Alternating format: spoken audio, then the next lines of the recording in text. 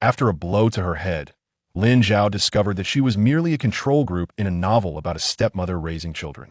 She was supposed to have died today, but instead, she found herself awakened.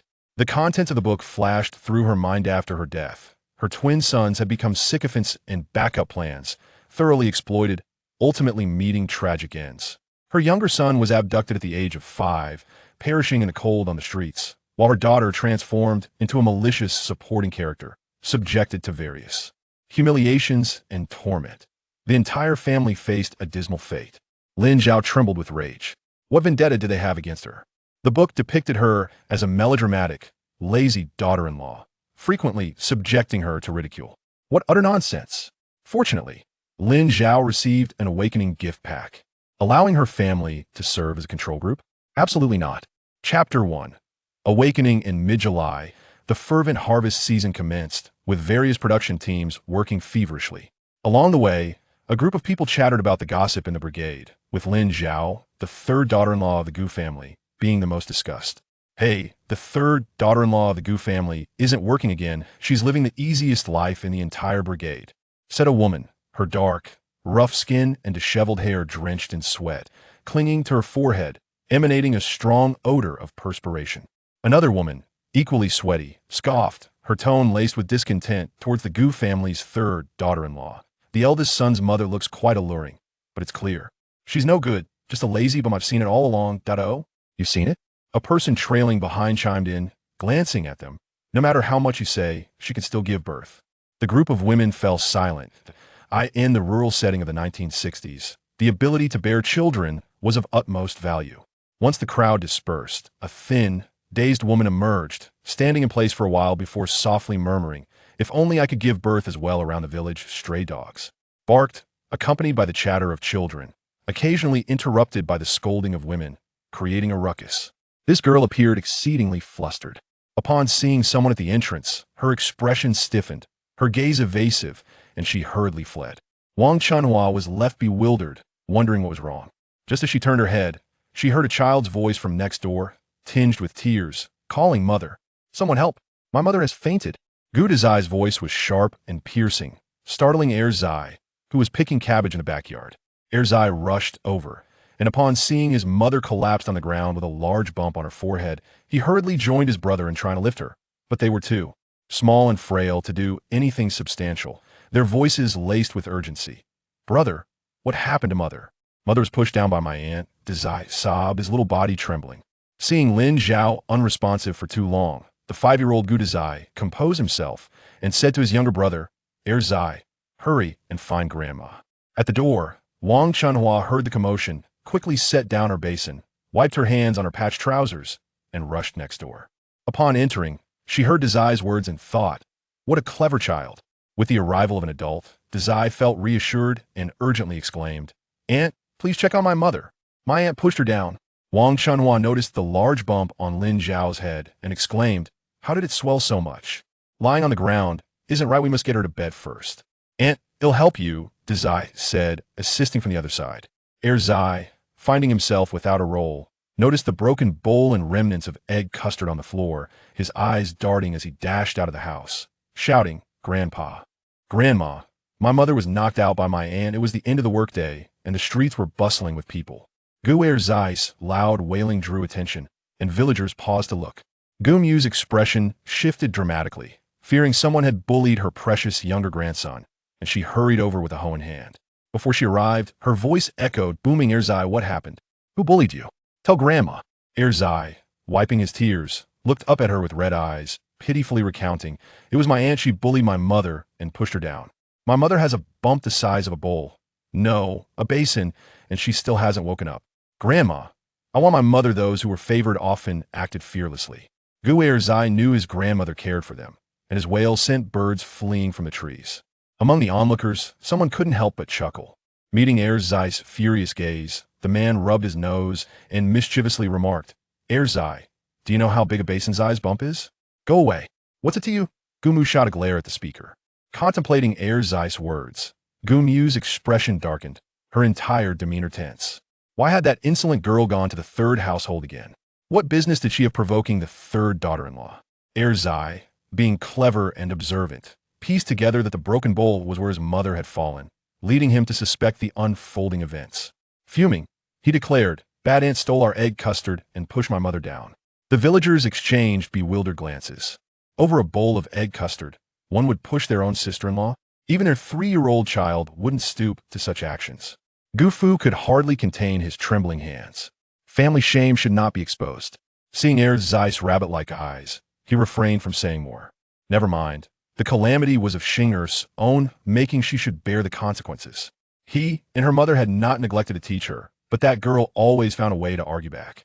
Gumu hurried to Dazai's home, her heart racing, nearly leaping from her chest. Leaning against the doorframe to enter, she saw the third daughter-in-law lying on the bed, eyes open, and sighed in relief. "It's good that you're okay. It's good that you're okay." She rubbed her chest, having been thoroughly frightened on the way. "Grandma." Dazai had stopped crying, but his eyes were still red. "Ah, Dazai must have been terrified," Gumu noted, seeing Dazai's eyes redder than Zeiss, her heart aching as she stroked his head. She turned to Wang Chunhua, expressing her gratitude. "Thank you for your help." Wang Chunhua waved her hand dismissively. "It's nothing. I saw Dazai was fine. Just that bump looks alarming. There's no issue with her brain." After speaking, remembering her stove was still burning at home, she informed Gumu and left. Gu Dazai escorted her to the door. Wang Chunhua felt a mix of emotions, thinking what a good child Dazai was, and wondered why the Chung family didn't cherish him.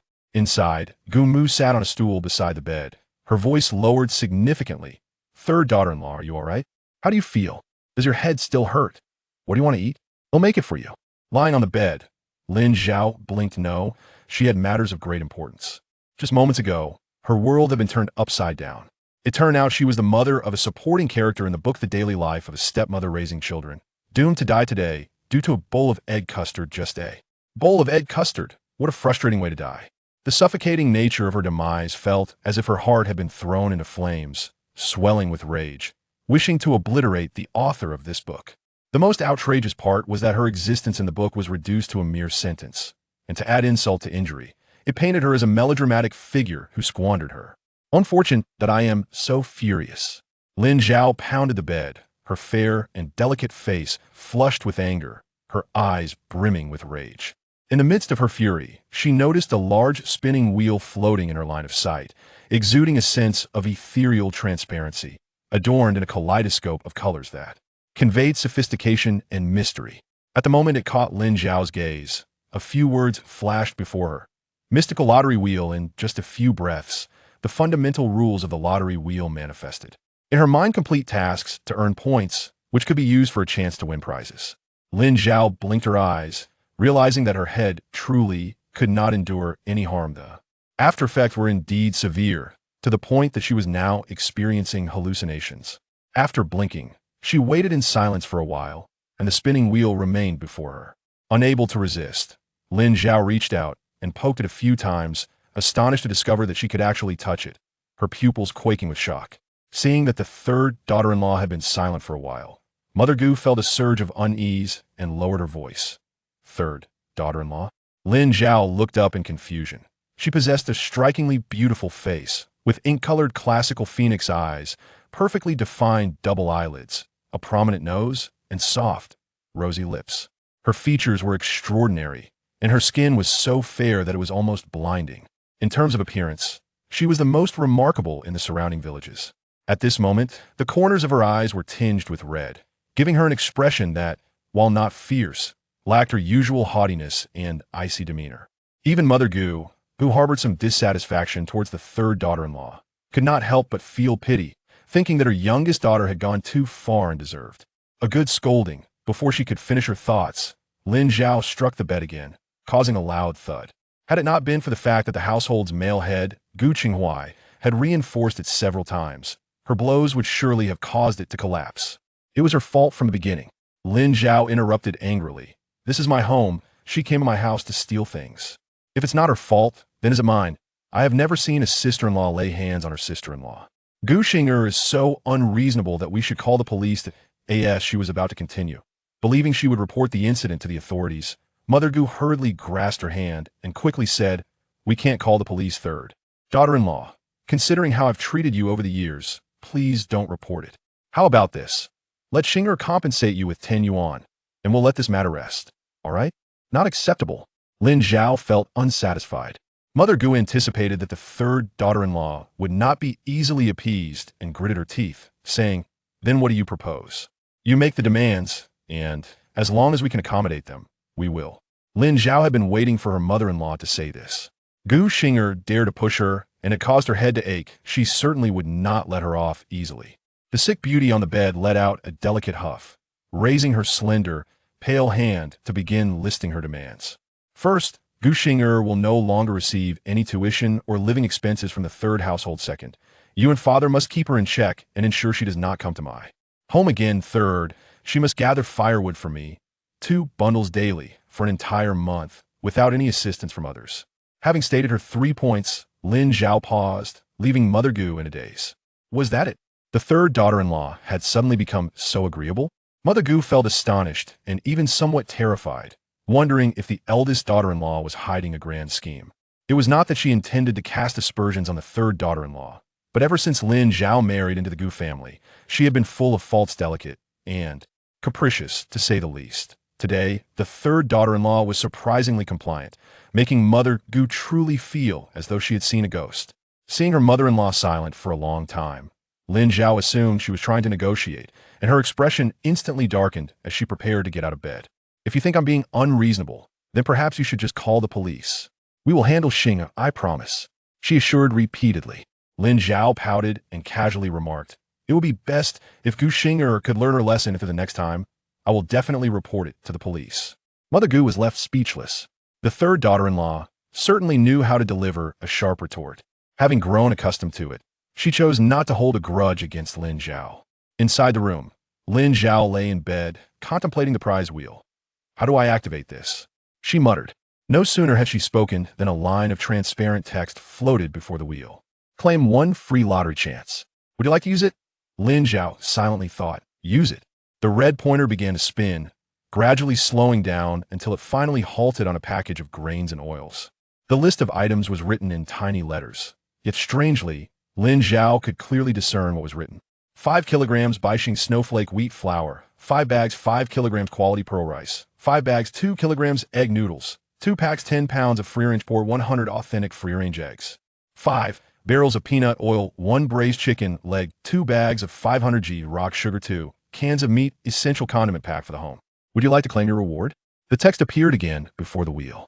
In a daze, Lin Zhao replied, "Claim that I." In the next instant, the empty space in the room was filled with supplies. Lin Zhao was left gaping in astonishment. The commotion in the room was audible outside, where a small voice called out, "Mother?" Dazai had taken a small stool and sat at the door of Lin Zhao's room, keeping watch over her. Hearing noise from inside, he cautiously called out, "Point 2 pregnancies had yielded 4 treasures." Chapter 2. It feels like a ghost has possessed me. "Mother, does your head hurt?"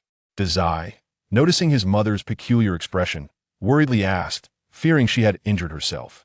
At just over 5 years old, he had a slender face, with barely any flesh on his small frame.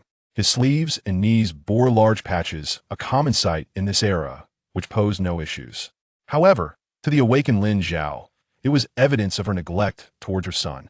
Lin Zhao felt that before her awakening, she must have been bewitched, clutching Gu Chenghuai's bankbook while receiving a substantial allowance every month, yet was too frugal to spend it. Allowing her child to grow up in such circumstances, she felt utterly guilty. Moreover, the house was perpetually dusty, devoid of anything valuable aside from being windproof. Even thieves would be disinterested. Before giving birth, she was not one to shy away from spending money. How could she have become so miserly after having children? Lin Zhao was nearly fed up with herself. At this moment, her maternal instincts surged, and she found every aspect of her child to be wonderful, gently stroking Dazai's bony face. "I'm fine, mother's all right." What a splendid child. In this lifetime, she was determined to ensure her children were happy and had a beautiful childhood, becoming the brightest gems of the commune. Dazai widened his eyes, surprised that his mother had touched his face. Did that mean she liked him? The little one blushed with joy, glancing at Lin Zhao with a sly smile, reminiscent of a kitten that had stolen a fish treat. Suppressing his shyness, Dazai asked, "Mother, are you hungry?" Lin Zhao had a headache and lacked an appetite, shaking her head. "I'm all right." "What about Erzai?" "Erzai is taking care of the younger siblings," he replied, not sensing anything amiss. Lin Zhao felt a pang of embarrassment. She truly was not a qualified mother. The pre-awakening version of herself must have been possessed by some strange entity. Come, let's go check out the Zai looked puzzled, but he was delighted that his mother was concerned about his younger siblings.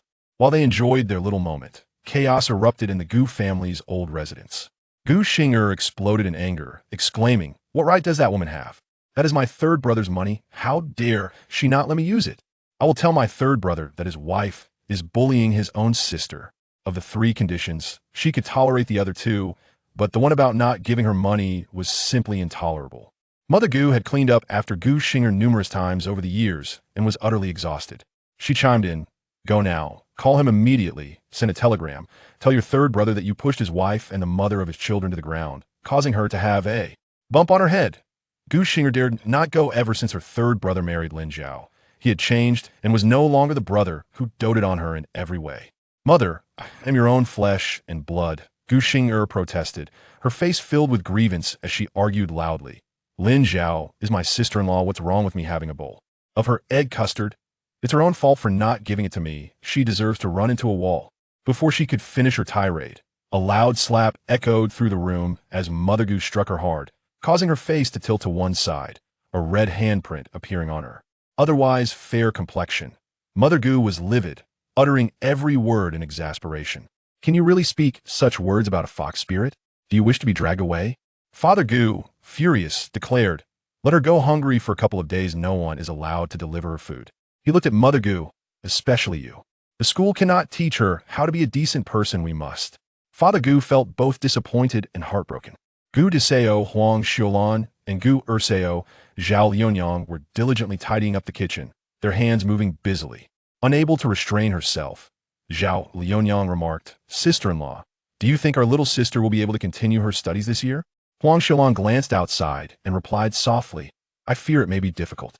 Zhao Lianyang chuckled with a hint of schadenfreude, genuinely believing that their little sister was rather foolish.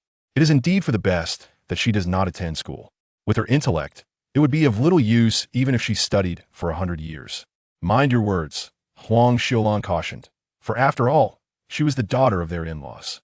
The elderly couple might speak freely, but they could not afford to do so. Zhao Lianyang fell silent, scrubbing the dishes with ashes, humming a cheerful tune, her mood quite elevated. In the Gu family's earthen house, Lin Zhao entered the children's room. As her right foot crossed the threshold, dust cascaded from above, landing squarely on her head. In utter disbelief, Lin Zhao brushed the dust from her hair, reaffirming her suspicion that prior to her awakening, she must have been possessed by a ghost. Even in her impoverished upbringing, she would have implored her father to tidy up their home. She would never have allowed such untidiness. These past few years felt truly dreamlike.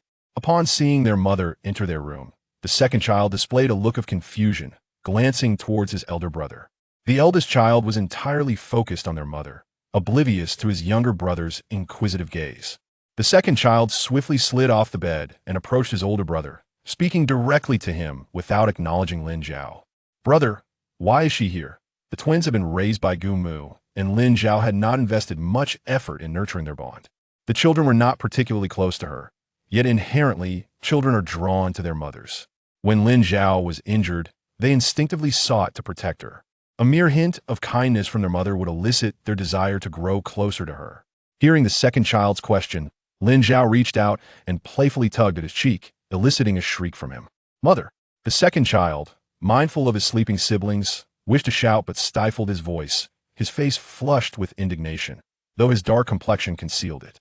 "What secretive talk is this, whispering behind my back?" Lin Zhao bent slightly, smiling as she inquired. In that fleeting moment when she released her grip, the second child, annoyed, pushed her away. Remembering that his mother had been injured today, he restrained his strength, huffing in frustration before darting out of the room. The eldest child, concerned for Lin Zhao's feelings, hurried to explain, "Mother, please don't be angry with the second child. He didn't mean it." Lin Zhao waved her hand, still smiling. The flustered second child is truly adorable. The eldest child stood frozen, realizing that their mother was praising the second child for being cute. A pang of disappointment struck his heart. She had never complimented him in such a manner. Unaware of the eldest child's emotions, Lin Zhao approached the wooden bed where the bedding appeared grimy. The twins were covered with a patchwork of brightly colored blankets, now marred with yellowish stains. The third and fourth children are on the verge of stinking, she remarked. The second child, who had just retrieved 2 sweet potatoes from the kitchen, glared at Lin Zhao with indignation, his eyes glistening with vulnerability. He shouted, "Grandma is working and has no time to help us wash. You cannot disregard us," and then complain. After venting his anger, he felt a wave of regret, defiantly meeting her gaze, his eyes reddening in confrontation. Chapter 3 Mother has changed Guerzai, Lin Zhao exclaimed. As soon as Mother raised her voice, Erzai found it hard to maintain his anger, his resolve dissipating. He cast a sideways glance at Lin Zhao and asked, "What do you want me to do?" His tone was noticeably lacking in confidence. "From now on, I will take care of you, but you must listen to me. Can you do that?"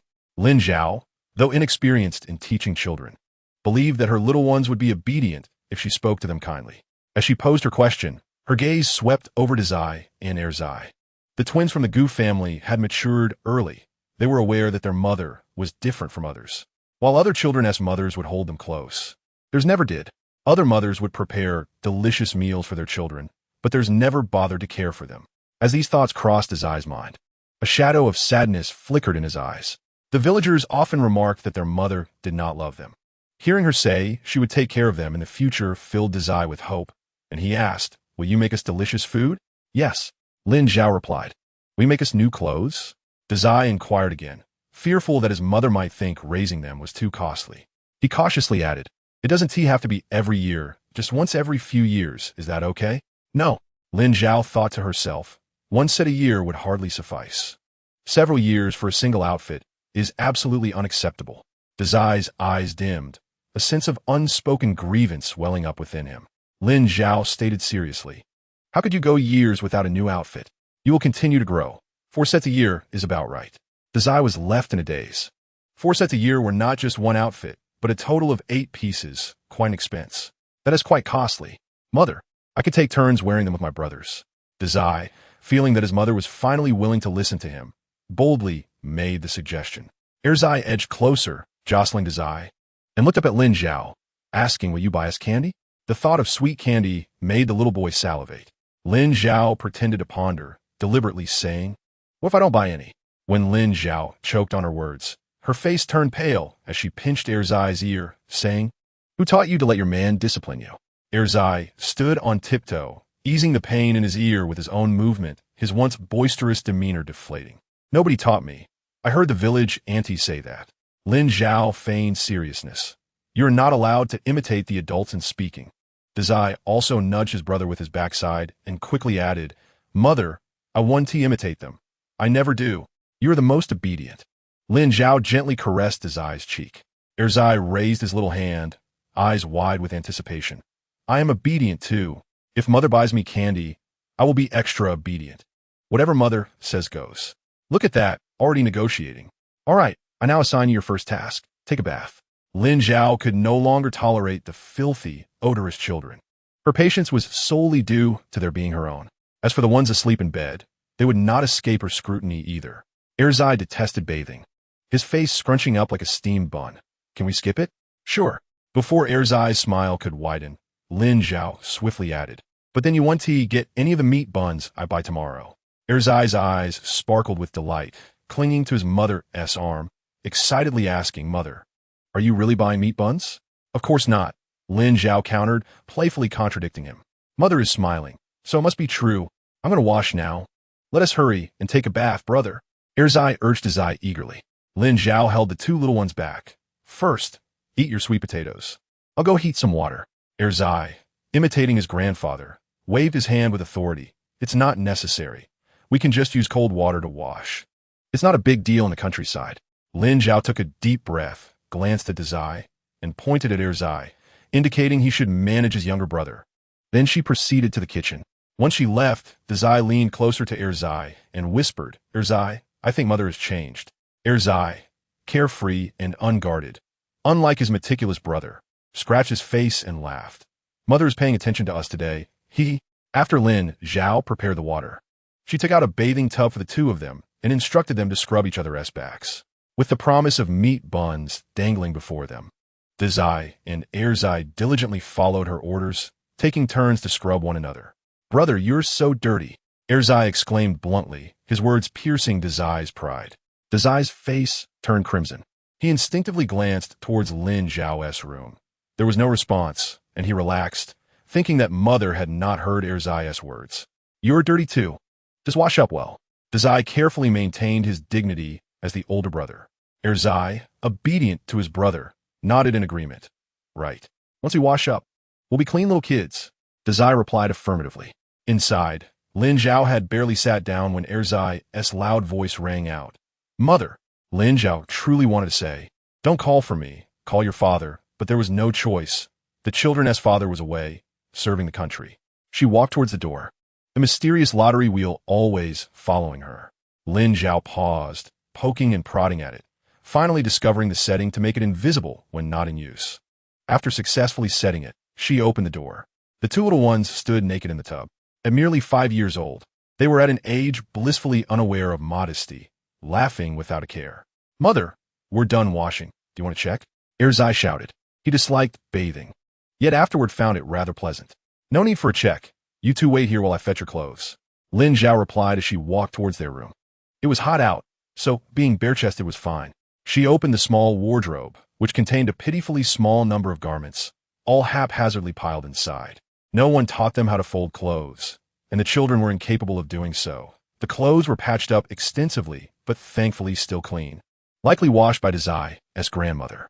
Lin Zhao took out 2 shirts and 2 pairs of shorts, but could not find any underwear. She planned to sew a few pairs for the children tomorrow.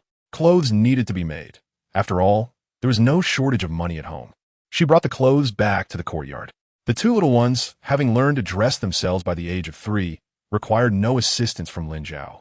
Once Dazai donned his clothes, smoothing down the hems, he looked up at Lin Zhao with a shy, expectant smile.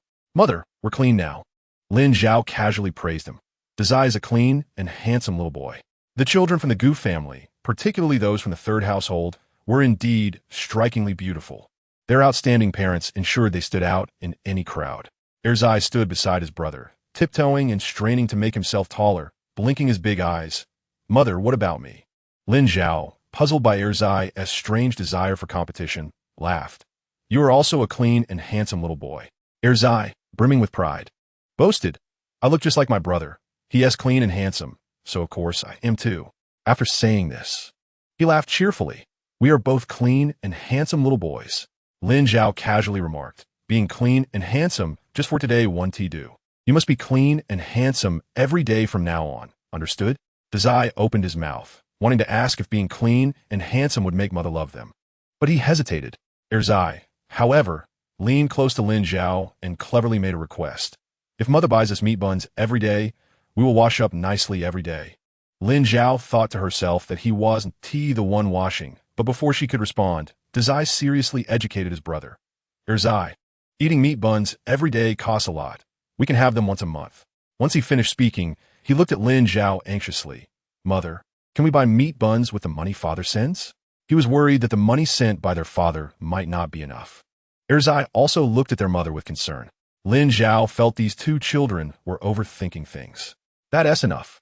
To prevent the little ones from spreading rumors, she refrained from mentioning that the family had enough money for good food. The 2 little ones relaxed, their eyes sparkling with joy. The whistle signaling the start of work rang out, growing louder as it approached. Dazai and Erzai were diligent little boys, although still young. They did not share their mother's penchant for laziness. They busily collected firewood, foraged for wild vegetables, and searched for wild fruits each day. Previously, Lin Zhao had not been attentive to the twins, so the brothers had taken their younger siblings around. And the children from the Gu family's old home would also help watch over the 2 youngest. "Brother, I will go call Sanzai and see Zai. You go fetch the basket." Erzai hurriedly rushed into the room, addressing to Zai. Moments later, 2 small voices filled with tears could be heard. Bad pot." Erzai chuckled triumphantly. "Who told you both not to get up? Hurry, or I shall leave." As he spoke, he feigned turning away. The twins, still learning to walk, spoke haltingly, struggling to express themselves. Seeing their brother about to depart, they became anxious, sliding off the bed. Their heads bumped together, seemingly dazed, and they looked at one another, touching the sore spots on their heads and babbling incomprehensibly, leaving Erzai puzzled. He picked up the twins. Help San Zai and Si Zai put on their little shoes and led them out of the house. The Zai found a basket belonging to him and his brother. Just then, Gumu approached and, noticing Lin Zhao in the yard, asked with concern, "Does her head still hurt?" "A little," Lin Zhao replied honestly, as she indeed had a large bump on her head. Gumu advised, "If it hurts, lie it down more. Don't stand too much." "MHM," Lin Zhao responded. Gumu had little to say to her, exchanged a few simple words, and took the twins out of the house. The third daughter-in-law had bumped her head and needed rest, so she dared not let her watch the children. Naturally, Lin Zhao was not inclined to tend to the kids either. Zai, seeing that his grandmother had left, urged his Zai, "Brother, let us go." The Zai, concerned for Lin Zhao, walked a few steps towards the door but hesitated, turning to his mother and saying, "Mother, if your head hurts too much, call me and Zai. We'll bring you a doctor." Zai, thinking of meat buns, did not forget to be helpful. Yes. Call us if you need anything." Lin Zhao was deeply touched by the pure and precious love from her two sons, a warm emotion swelling within her heart. She stepped forward and suddenly said, "Close your eyes." The Zai and Zai were puzzled, but today their mother was in a good mood, and they were willing to heed her words. So the two little ones closed their eyes. Zai grinned, "Mother, I've closed them." The Zai chimed in, "Mother, I have too." "Good." Lin Zhao, as if performing a magic trick, produced 2 pieces of rock candy and placed them in the mouths of the 2 boys. The Zai and Zai felt something sweet slip into their mouths. They sucked, realizing it was candy. Zai opened his eyes wide. Brighter than the stars on a summer night. "Mother, it's candy." The children did not concern themselves with where the candy came from. To them, having something to eat was enough. The Zai also opened his eyes in shock, remembering that his mother hadn't said it was all right to open them. Hurriedly covering his eyes with his little hands. "Mother, I didn't open my eyes." A performance of pretending to be unaware. Lin Zhao laughed softly. "You may open them now." The Zai lowered his hands, looking at her with bright eyes. "Mother, the candy is so sweet. Mother is so good." The village aunties were wrong. His mother loved them. If adults didn't like children, they wouldn't give them candy. His mother gave him and his brother candy, which meant she must love them. With this thought, the Zai felt a sweetness in his heart, sweeter than eating a whole bag of candy. Does mother have candy? The Zai worried she might not have any left. "Yes," Lin Zhao replied, popping a piece in her mouth, savoring the sweetness. Zai's eyes twinkled as he mischievously leaned closer. "Mother, can I have another piece?" Seeing his sweet smile, Lin Zhao gave each of the brothers another piece. "You must brush your teeth tonight." Zai tucked the candy into his little pocket, pressing down a few times to ensure it wouldn't fall out. Then turned to his mother. "Brother, and I don't have toothbrushes." Mother said little children don't need to brush their teeth, Zai echoed. The 2 little ones suddenly felt like they were wearing wind-blown jackets. Zai remembered the twins and reminded his mother. "Don't forget San Zai, and Si Zai needs some too."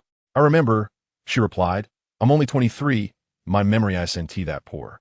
Lin Zhao had married Gu Qinghua the year before she turned 18. At that time, she had just graduated from high school, with no connections or money, struggling to find even a labor job, especially as that year the harvest was poor and the family was on the brink of starvation. She had always been resourceful, planning to marry to change her fate. Outside the door, faint footsteps passed by now and then, accompanied by voices.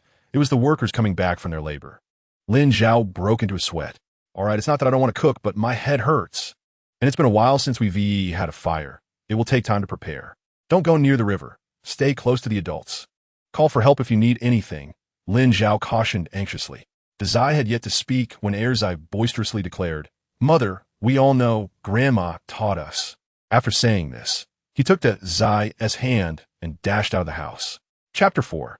To write a letter, let us wait until tomorrow to discuss it. Convincing herself, Lin Zhao lay down and closed her eyes. When she awoke again, the sky had darkened, and outside she heard Zai's voice. "Brother, why hasn't mother woken up? Is she fainting?" The Zai had quietly entered to check on Lin Zhao and, knowing she was unwell, scolded Zai. "Zai, your voice is too loud. What if you wake mother? Grandma said that someone who has bumped their head needs to rest more. You shouldn't talk." Zai, always obedient to his brother, fell silent. After the sun set, the room grew dim, but it was not yet necessary to light a lamp. Standing still, the Zai asked, "Mother, does your head still hurt?" Lin Zhao leaned closer to the Zai, gently patting his head, smiling. "I feel much better after sleeping." seeing his mother unchanged.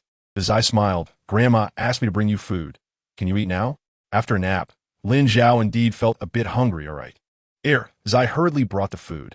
Zai felt a twinge of disappointment as his opportunity was snatched by his brother, but when he saw his mother smile at him, his lips curled into a small arc. Lin Zhao received the food from Zai, a cornmeal porridge with cabbage, the only meat being the fried egg on top of the rice. Without needing the children to say anything, she knew that the egg was meant to nourish her. Courtesy of Gumu. Thank you, Zai and Zai. No need to thank us. Zai blushed shyly, fetching a stool for Lin Zhao to sit and eat. It was midsummer, and the countryside was rife with mosquitoes. Their bites left large, itchy welts. Lin Zhao had several red bumps on her legs from the bites. Building a house and acquiring mosquito nets had become imperative. Zai, I plan to build a new house for us. Do you have any opinions? Zai's eyes widened. Build a house. Can we have a brick house? Zai exclaimed excitedly. Zai gestured for his brother to lower his voice so as not to disturb the twins, who had been lulled to sleep early by their brothers after a day of play. Zai covered his mouth, gazing at Lin Zhao with eager eyes. His voice lowered several decibels, but infused with a playful lilt. Mother, I like brick houses. Strangely enough, the way he spoke was quite adorable. All right. Lin Zhao recalled the zeros on the passbook submitted by their father and nodded decisively. A brick house is clean, so we shall build a brick house. Later, we can install mosquito nets, and at night we won't be awakened by mosquito bites. However, bricks are a bit troublesome. It's fine. I'll write a letter to your father tonight and let him think of a solution. Far away in the army camp, Gu Qinghai thought, thank you for remembering me. Seeing Zai silent, Lin Zhao softened her tone. Why isn't Zai speaking? The house we build will be our home. Every family member can express their opinions. Mother, do we have money? Zai asked hesitantly. Lin Zhao felt a pang in her heart. Zai sometimes seemed more mature than his age. Children are forced to grow up due to their parents' inaction. She smiled at Zai and softly replied, yes.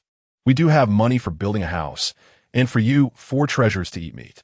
Zai beamed, his smile bright and eyes sparkling. Lin Zhao ate her meal heartily, showing no disdain for Gumu's cooking skills, despite appearing delicate and fair now. She was once a country girl who had also endured hardships. Her parents and brothers treated her well, but they all relied on farming for a living. Struggling to fill their stomachs, cornmeal porridge was a luxury. She was able to attend school thanks to her uncle in the city who worked as a laborer. Reflecting on the past few years, where she inexplicably lost contact with her uncle, Lin Zhao felt like an ungrateful wolf. Mother, can I share a room with Zai? Zai made his request. Zai nodded vigorously, proclaiming, yes, I want to share a room with my elder brother. Lin Zhao chuckled and inquired, what about Zai and Zai? Without a moment's hesitation, Zai responded, well, let us all 4 share a room. He had never contemplated entrusting his younger siblings to their mother's care. Indeed, Zai had no objections, as he always complied with his elder brother's wishes. Today had been quite taxing for her, and Lin Zhao felt utterly aggrieved, recalling her portrayal in that wretched book as a pitiful supporting character, laden with flaws, possessing no virtues beyond her ability to bear children. The more she pondered, the more her frustration grew. So what if she had borne 4 treasures for Gu Qinghai?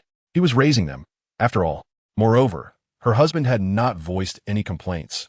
Why should that detestable book malign her? Lin Zhao retrieved a long-neglected sheet of stationery and a fountain pen, realizing she had not written to the military district since discovering she was expecting twins. The ink in the pen had dried up, a gift from Gu Qinghai that had cost him a good sum. She opened the drawer, extracted some ink, and filled the pen. After wiping away the excess ink from the nib, she began to write fervently, filling several pages, losing track of her thoughts as her wrist grew sore. She was a girl whose anger flared quickly but dissipated just as fast. Once she finished her letter and vented her frustrations, the tension that had lodged in her chest eased significantly. Remembering there was a marinated chicken leg in the cupboard, Lin Zhao stood to retrieve it. Upon unwrapping the oily paper, a rich, savory aroma wafted towards her, causing her to involuntarily swallow. It was not mere gluttony. Her stomach craved sustenance. With only 1 chicken leg available, it seemed inappropriate to share it with any of the children, particularly at this late hour when such marinated delicacies were not suitable for them. Thus, she decided to indulge herself. Lin Zhao licked her lips and began to eat. savoring the delightful flavor of the marinade. Each bite hastened her pace, and within 2 minutes, she had devoured the entire leg. The bone would not go to waste. She planned to feed it to the stray dogs tomorrow. The strays of Fengshuo Dui had once served a purpose, and in times of hardship, no one had thought to slaughter dogs to fill their bellies. Hearing a commotion from her room, Dazai hurried over and gently knocked on the door. "Is that you?" "Dazai." "Come in," Lin Zhao called.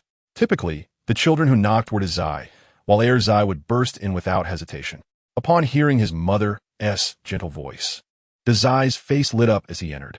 "Mother, does your head still hurt?" he asked immediately, glancing at the bump on her forehead. Noticing the swelling had diminished, he exclaimed, "Mother, your bump has shrunk." "Yes, I've noticed that too," Lin Zhao smiled. Just then, Zai rushed in, his eyes sparkling, and asked, "Mother, will you go to the county town to buy meat buns?" Lin Zhao affectionately ruffled Zai's messy hair and replied, "As soon as I wash my face and brush my teeth." Zai's smile widened, his mouth nearly reaching his ears. He did not rush her. He merely wanted to confirm that she would indeed go. Receiving the affirmative, he buzzed around like a diligent little bee, bringing Lin Zhao water for washing her face, fetching towels, and gathering her toothbrush and toothpaste, eager even to brush her teeth for her. Lin Zhao quickly stopped him, saying, "No need to fuss over me. You go about your business." She could hardly tolerate being treated like a delicate flower. "Little glutton," Lin Zhao teased, though her eyes sparkled with laughter. Unfazed, Zai grinned like a simpleton. "Yes, I'm a little glutton." He leaned closer to Lin Zhao, raising his head with a smile, asking, "Can you buy 2 meat buns for your little glutton?" He held up 2 fingers. Lin Zhao pushed aside his adorable face, refusing. "No, that won't do." "Fine then," Zai said, turning away with a nonchalant attitude and headed towards the Zai. Lin Zhao noted another admirable trait in Zai. He was perceptive enough to know when to concede and did so without hesitation. Sanzai and Sizai were also awake, playing in the yard, and both wanted their mother to hold them. Dazai, taking care of his younger siblings, was already quite fatigued, and with Zai's assistance, it was somewhat manageable. After finishing her morning routine, Lin Zhao sent the children to their grandmother's house and set off alone towards the county town. Without a bicycle at home, she considered borrowing one from the team leader, but the team leader's wife was known for her penny-pinching ways. Borrowing her bicycle would come with unwelcome conditions and nagging. Walking seemed the better option. As Lin Zhao made her way to the town, the gossipy women of the village began to chatter about her again. "Isn't Zai's mother going to the county town? Isn't it too soon for her to go? What business does she have there?"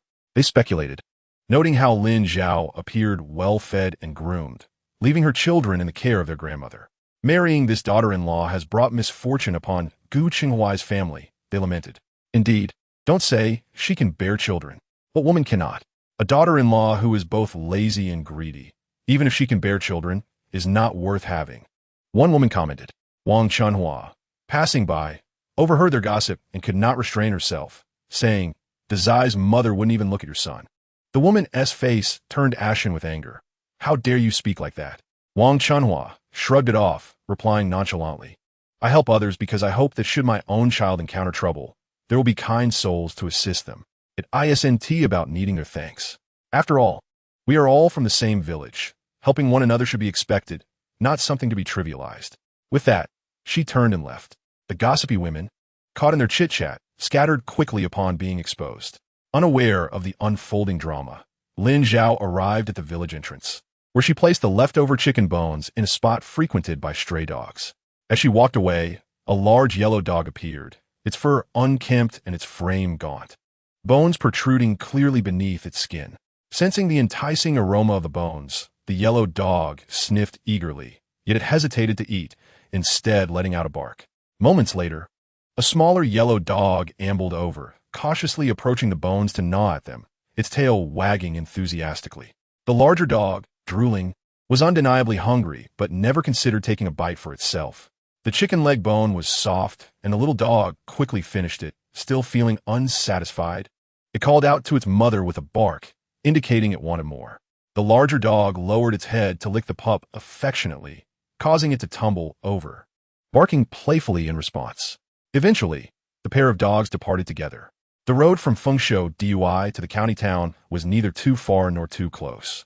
Riding a bicycle would certainly shorten the journey, but walking made it feel quite long. Lin Zhao arrived in the county town just before 11 o'clock. Exhausted after 2 hours of walking, she first visited the post office, ensuring her letter was sent. Watching as the postal worker affixed the stamp and placed it among the stack of letters before feeling satisfied. "Do you not trust me to handle your affairs?" teased a round-faced girl with 2 short braids at the counter. Her name was Liang, who had worked at the post office for several years and was acquainted with Lin Zhao. Lin Zhao chuckled. "It has been a while since I last sent a letter, and your swift movements caught my attention." Flattered, Liang Yi's face brightened, but upon noticing Lin Zhao's forehead, slightly swollen and reddened, she inquired with concern. "What happened to your head?" "I bumped into something," Lin Zhao replied casually. "Be careful. Head injuries are no trivial matter," Liang Yi cautioned. "Indeed," Lin Zhao nodded. Noticing new customers arriving at the counter, she waved goodbye and exited the post office. After mailing her letter, she proceeded to the supply and marketing cooperative.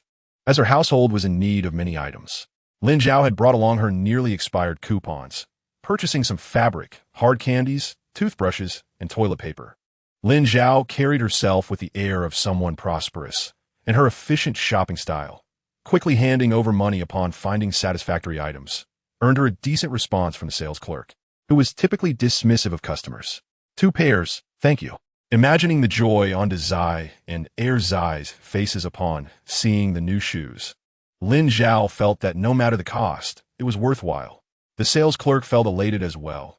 Clearing out the backlog of items was rewarding, and although there were no monetary incentives, the manager would verbally commend her, aiding her advancement. Indeed, the 2 pairs of shoes cost 7 yuan, nearly equivalent to half a month's wages for an average worker, a rather steep price. Lin Zhao held the shoes in her hands, gesturing as she mentally assessed their size, feeling that they were a perfect fit, and decisively reached for her money. The sales assistant, who had been on the job for half a year, had never encountered a customer so unbothered about spending money, and couldn't help but feel a twinge of envy. Remembering that she still had 2 blankets in stock, she proactively inquired, "Would you like some blankets?" "Yes." Lin Zhao's eyes sparkled with excitement. The sales assistant crouched down and retrieved 2 blankets from beneath the counter. The red ones appeared somewhat gaudy, yet their quality was commendable. "I'll take them all," Lin Zhao declared. "Blankets require industrial coupons. Do you have any?" the sales assistant asked. "I do," Lin Zhao replied, pulling several industrial coupons from her bag. After procuring her desired items, she left amidst the envious gazes of several sales assistants. Older individuals might deem her extravagant, but what young girl wouldn't envy her the abundance of money to spend? After departing from the supply and marketing cooperative, Lin Zhao proceeded to the state-run restaurant to buy meat buns. Fortune smiled upon her as she arrived just in time to find 12 buns remaining, which she promptly purchased in their entirety. As she made her way halfway back, she heard someone calling her name from behind. It was her first encounter with Su Yuxian, the stepmother of the protagonist from a book after her awakening. Su Yuxian served as a contrasting figure to Lin Zhao. Although Lin Zhao understood that Su Yuxian was not to be blamed, seeing her stirred an unusual sentiment within as the contents of the book flashed through her mind, making it difficult to dismiss the past as if nothing had occurred. She was the contrasting figure. After all, a figure who had met a tragic end and was now being resurrected to face the consequences. In her heart, Lin Zhao silently pleaded, "Please don't come any closer." Unfortunately, she could not prevent Su Yuxian from approaching. "Lin Zhao, you're in county town too? Come on up. I'll give you a ride," Su Yuxian said, dismounting her bicycle and swaying the net bag hanging from the handlebars. Lin Zhao merely wished to distance herself from the main character of the original story, to fade further away. "No, I have too much to carry. I'll walk slowly." Upon hearing this, Su Yuxian casually glanced at the numerous bags Lin Zhao was holding, and the smile in her eyes dimmed slightly. Yet, Lin Zhao considered her foolish. Someone who neglected her own child was bound to face a grim fate, possibly ending up destitute on the streets. "Very well, I shall take my leave then." "You walk slowly," Su Yuxian said. "All right," Lin Zhao replied.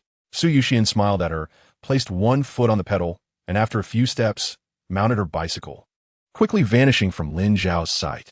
Lin Zhao felt that fleeting moment of sympathy in Su Yuxian's gaze. Sympathy? Given their current circumstances, that made little sense. Perhaps she had misinterpreted it. Lin Zhao shook off the thought, wishing not to dwell on the plot of the original story. She simply desired to raise her children well and ensure their family's safety. in the Fengsho Brigade at the village entrance. The second child eagerly awaited the path leading to the county town, saying to the eldest, "Brother, why isn't T-mother here yet? She is so slow. Mother must be carrying something, so she is bound to walk slowly," the elder replied, his eyes fixed on the road to the county town. He had never been there and wondered if mother would take him the next time she visited. The second child found his brother's reasoning sound and sighed, squatting on the ground to play with a stick. After a short while, he heard his brother calling out for mother, and when he looked up, his brother had already dashed away toward the distant figure. "Brother, wait for me." The second child sprang to his feet, as if propelled by the wind, running swiftly. From a distance, Lin Zhao spotted the two little ones rushing towards her and called out loudly, "Slow down. Don't fall." The elder heeded his mother's words and slowed down, but the second child was resolute in his determination to reach the meat buns, quickly overtaking his brother. Seeing his younger sibling pass him, the elder accelerated again. Lin Zhao watched as the second child reached her, looking up with eager anticipation. "Mother, do we have meat buns?" The mere mention of meat made his mouth water.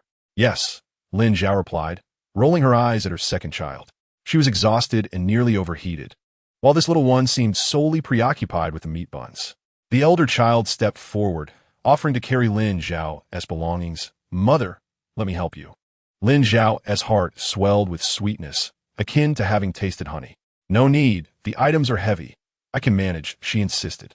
Yet the elder child remained resolute, his small face determined. "I can help mother. I can help mother too." The second child chimed in, seizing any opportunity to assert his presence, eager to assist like his brother. Seeing their insistence, Lin Zhao relented slightly, handing them both lighter items, and remarked, "Well, it's thoughtful of you too. You made it worth my while to buy you new shoes." The second child's eyes widened with excitement. "New shoes? Did you buy them for us?" The elder child looked at her with equal anticipation. "Could I possibly deceive you?" The second child boldly called her out. "Mother used to trick me and brother all the time." Lin Zhao denied it. "No, I did not." The second child replied, "Mother used to sneak cookies and told us she hadn't eaten any." Feeling a pang of embarrassment, Lin Zhao cleared her throat and said softly, "I did it for your own good. Those cookies aren't suitable for children. I was afraid you'd be tempted, so I ate them secretly." The second child laughed heartily. "Mother is lying. Brother and I are not little kids anymore. We won't fall for that."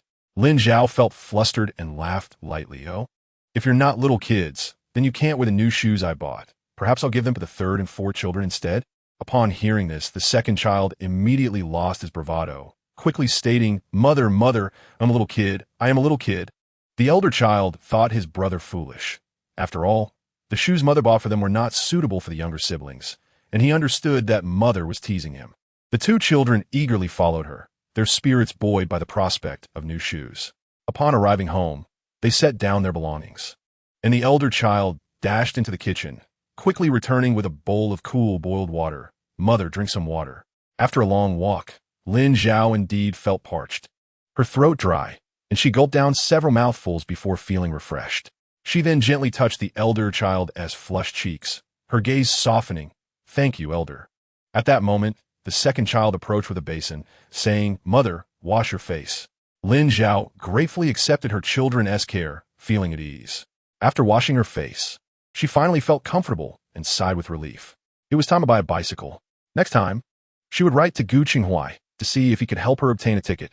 The elder child hesitated and asked, "Mother, is the county town fun?" He wanted to inquire if mother could take him there someday, but the words lingered on his lips unspoken. "Mother, can you take me and brother to the county town?" The second child cheerfully asked Lin Zhao.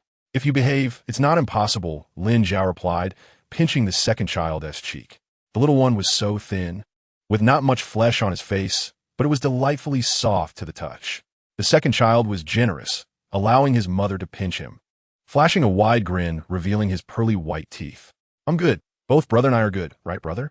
He looked at his elder, eager to bolster his own position.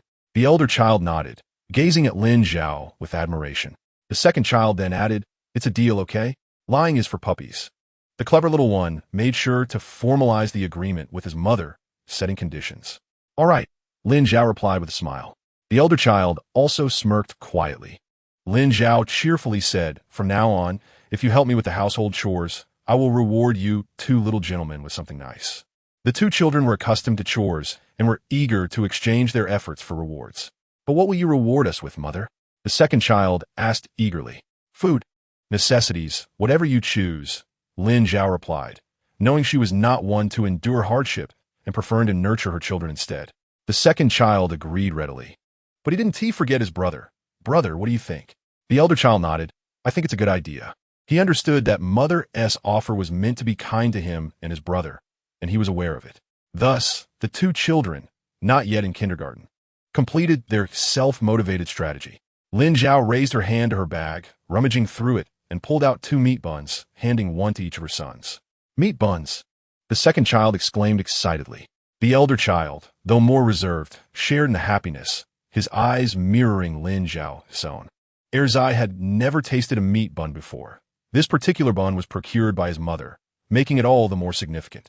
Contemplating the villagers' whispers that their mother did not care for them, he turned to Zai and exclaimed, Brother, let us venture outside. Zai, being his twin, understood immediately, for when Erzai's bottom jutted out, he knew what his brother was about to release. He too yearned to prove to everyone that their mother cherished them. Thus, after informing Lin Zhao, they dashed out of the house, heading straight to the grand banyan tree in the village. This majestic tree, 2 centuries old, stood tall and robust, its roots and branches flourishing. Beneath its boughs, a group of children crouched, playfully catching cicadas. With great pride, Erzai approached, clutching the meat bun in one hand while mimicking his grandfather's posture with the other. He refrained from leaping into the throng of children, took a gentle bite of the bun, and called out to his brother, Brother, this meat bun is truly delicious.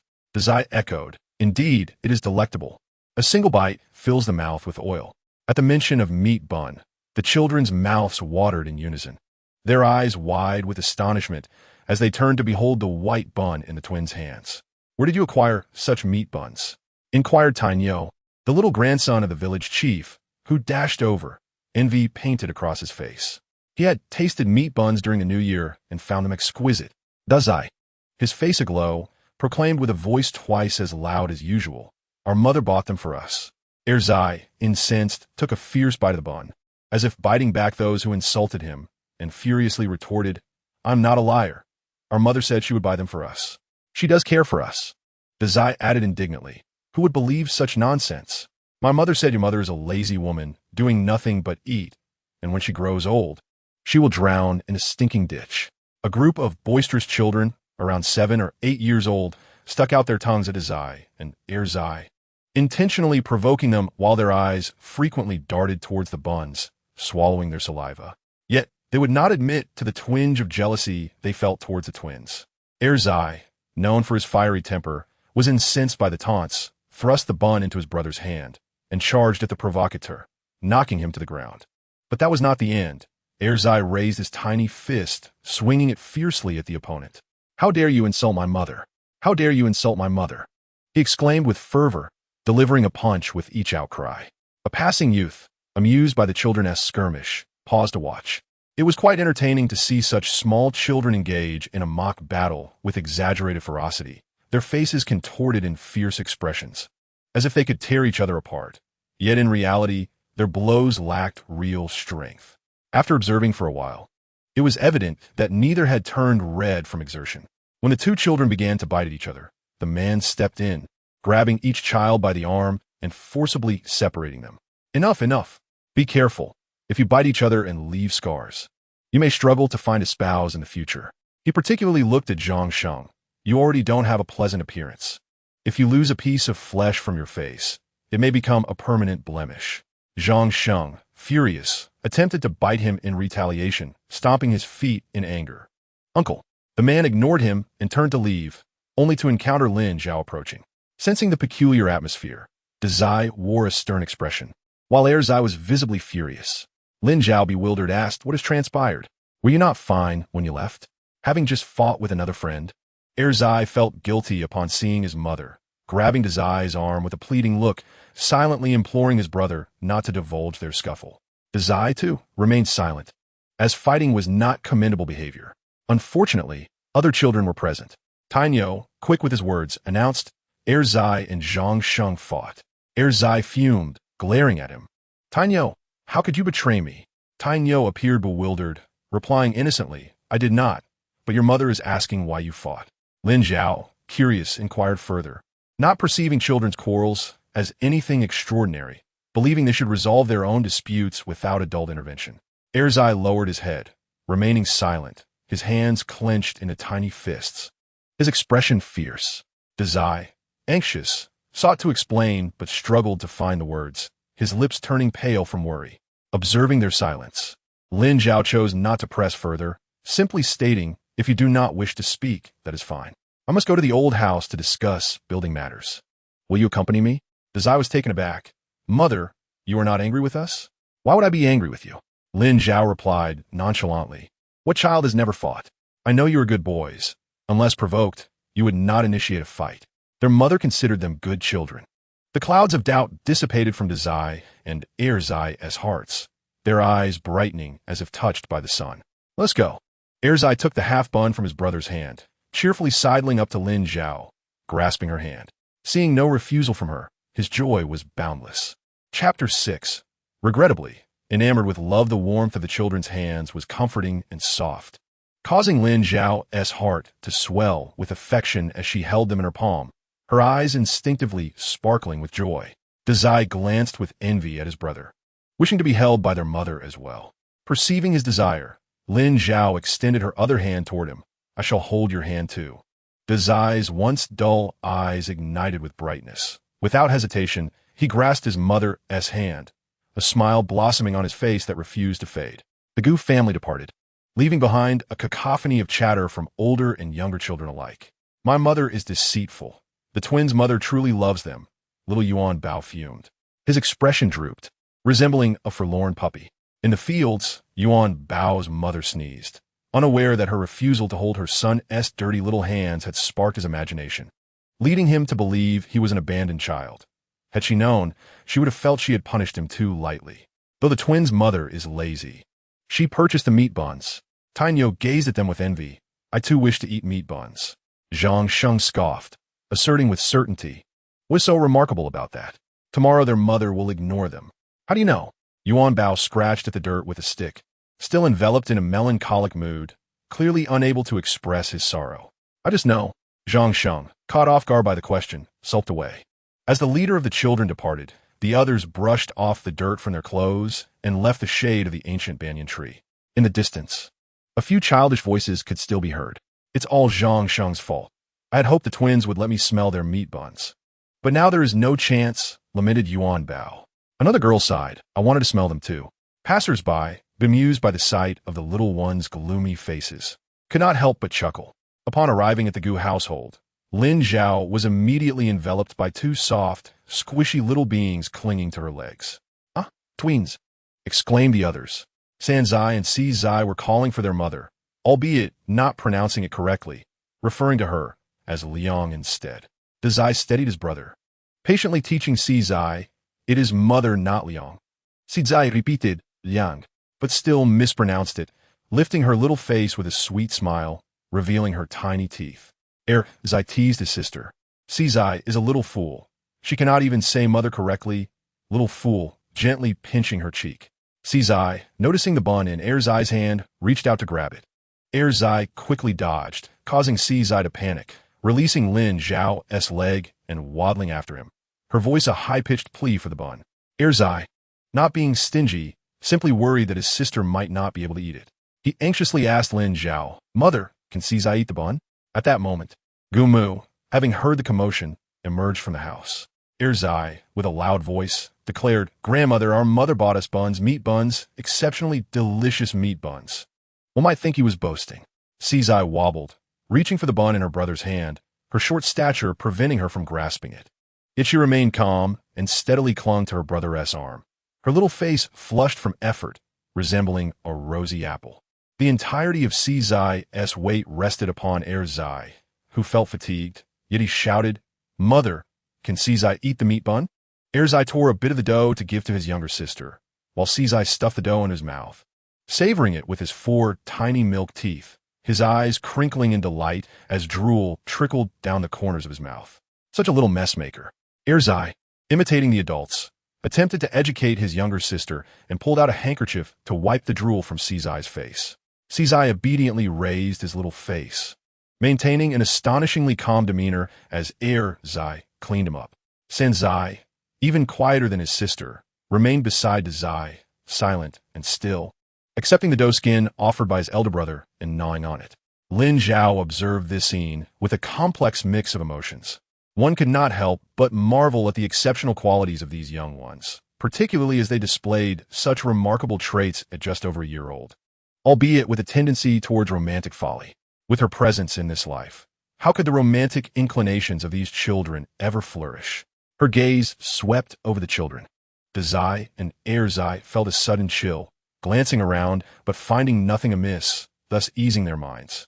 Gumu, taken aback, received the paper package thrust into her hands by Sanzai's wife, momentarily at a loss. What was happening? Rather than feeling joy, Gumu felt an unsettling panic. Her thoughts a chaotic jumble. What was Zai's mother planning? Looking for your father? What on earth? Before Lin Zhao could speak, the chattering Zai proclaimed loudly, "My mother wants to build a house." Build a house. Gumu's voice rose slightly, laced with confusion. What had prompted this sudden desire? Etsai, Unshula, followed his grandmother's gaze towards Lin Zhao. That earthen house was perpetually dusty, no matter how much one swept. Lin Zhao's expression turned disdainful. Gumu faltered, her lips twitching. You've never seen you sweep it. Moreover, she had previously suggested building a brick house, only to be met with a firm refusal from Sanzai's wife, who had grumbled about the lack of funds, claiming it was easy for her to speak without experiencing the hardships. Now, just a few years later, she was backtracking, displaying her distaste.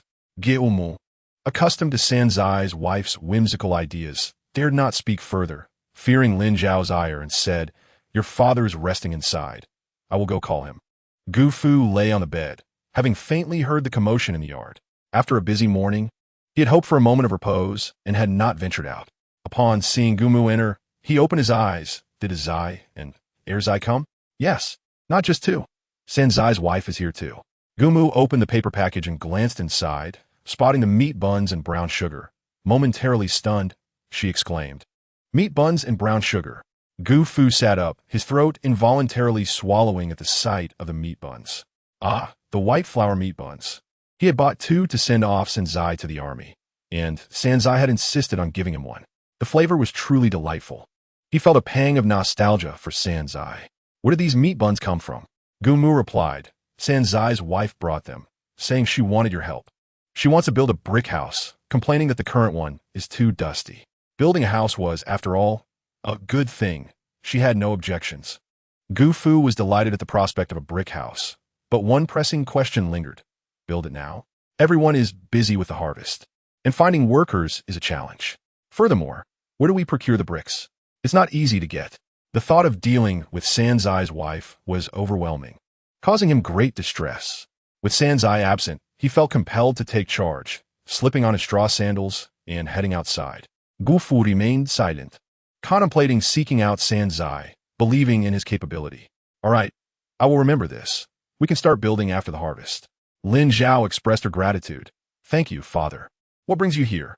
Gu Xing'er glared at Lin Zhao with a face full of disdain.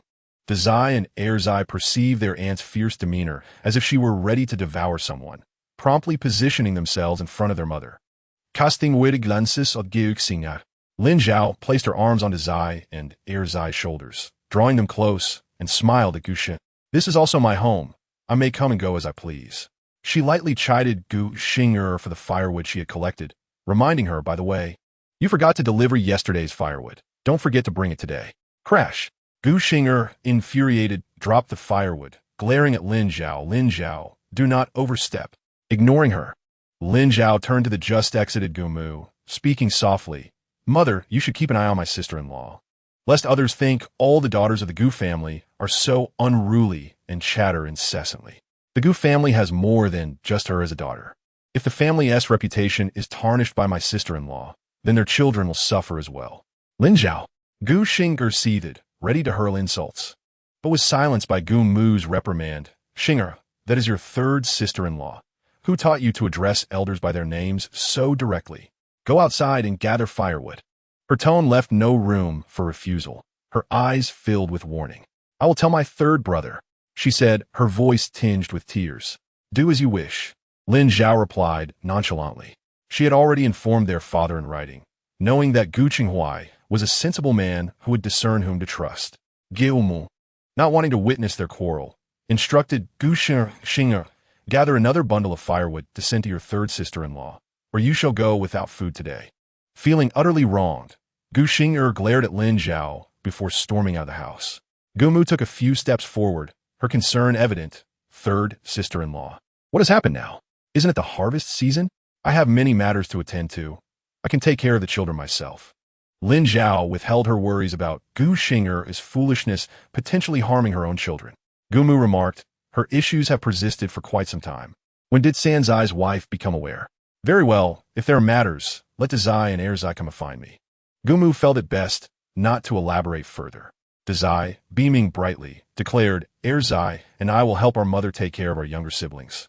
Erzai nodded in agreement. As Lin Zhao led the children away from the old house, just outside, she caught sight of the spinning prize wheel on the right, which suddenly lit up with fireworks. It read, the children's wish for meat buns has been fulfilled. You have successfully completed the task, earning 2 points. Gather 8 more points to enter the lottery. Let us go. Lin Zhao was aware of the taskbar, but had been too lazy to pay attention to it, dreading the thought of undertaking any tasks. Who would have known it could be so effortless? If it were this simple, the task was certainly feasible. Mother? Dazai called out, noticing Lin Zhao lost in thought, his expression puzzled. What do you want to eat this afternoon? Erzai, being quite expressive, rushed over at the sound of his mother's voice, exclaiming, Mother, I want to eat meat. As soon as he mentioned meat, the twins echoed, Meat, meat. Lin Zhao chuckled, glancing down to see 2 sweet faces grinning up at her. It was the twins, Sanzai and Sizai, calling for meat. What are you two saying? How much can you eat? Lin Zhao laughed. The twins, oblivious to her words, continued to smile, showcasing their tiny, tender teeth. Seeing that his mother was in a good mood, Erzai pulled his younger siblings into his camp. Mother, Sanzai, and Sizai also want to eat meat. Lin Zhao pinched his cheek. Is it you who wants to eat the most? Erzai beamed, pulling in his eye. My brother also wants to eat meat, right, brother? Dazai nodded emphatically, yes. Do you want to eat dumplings? Lin Zhao asked. Dazai, having eaten dumplings during the New Year made by his grandmother, was curious and replied, I want to eat. The twins, unable to comprehend their conversation, simply joined in the excitement. Is everything all right at Chenghuai's house? A village woman remarked, surprised to see Lin Zhao managing the children. The first woman to speak felt her comment might be taken poorly, realizing she had spoken too hastily. Do not slander the family of a soldier. That could land you in prison. Mind your words. The gossiping woman felt a pang of anxiety. Cautiously scanning her surroundings before relaxing, I was just speaking casually. Do not spread it around. The other woman, a calmer presence, advised I am not one to gossip. But do be careful. None in the Gu family are to be trifled with. If Chenghuai's mother learns you are spreading tales about her daughter-in-law, she might come looking for you with a hoe. The gossiping woman chastised herself, quickly saying, I will not speak of it again. Lin Zhao remained unaware of the unfolding drama. As they approached home, they encountered the village's boisterous children once more. Tainyo called out to Dazai and Erzai, inviting them to play. Erzai wished to join in, yet his desire for dumplings was stronger. He replied, Not today, I'm afraid.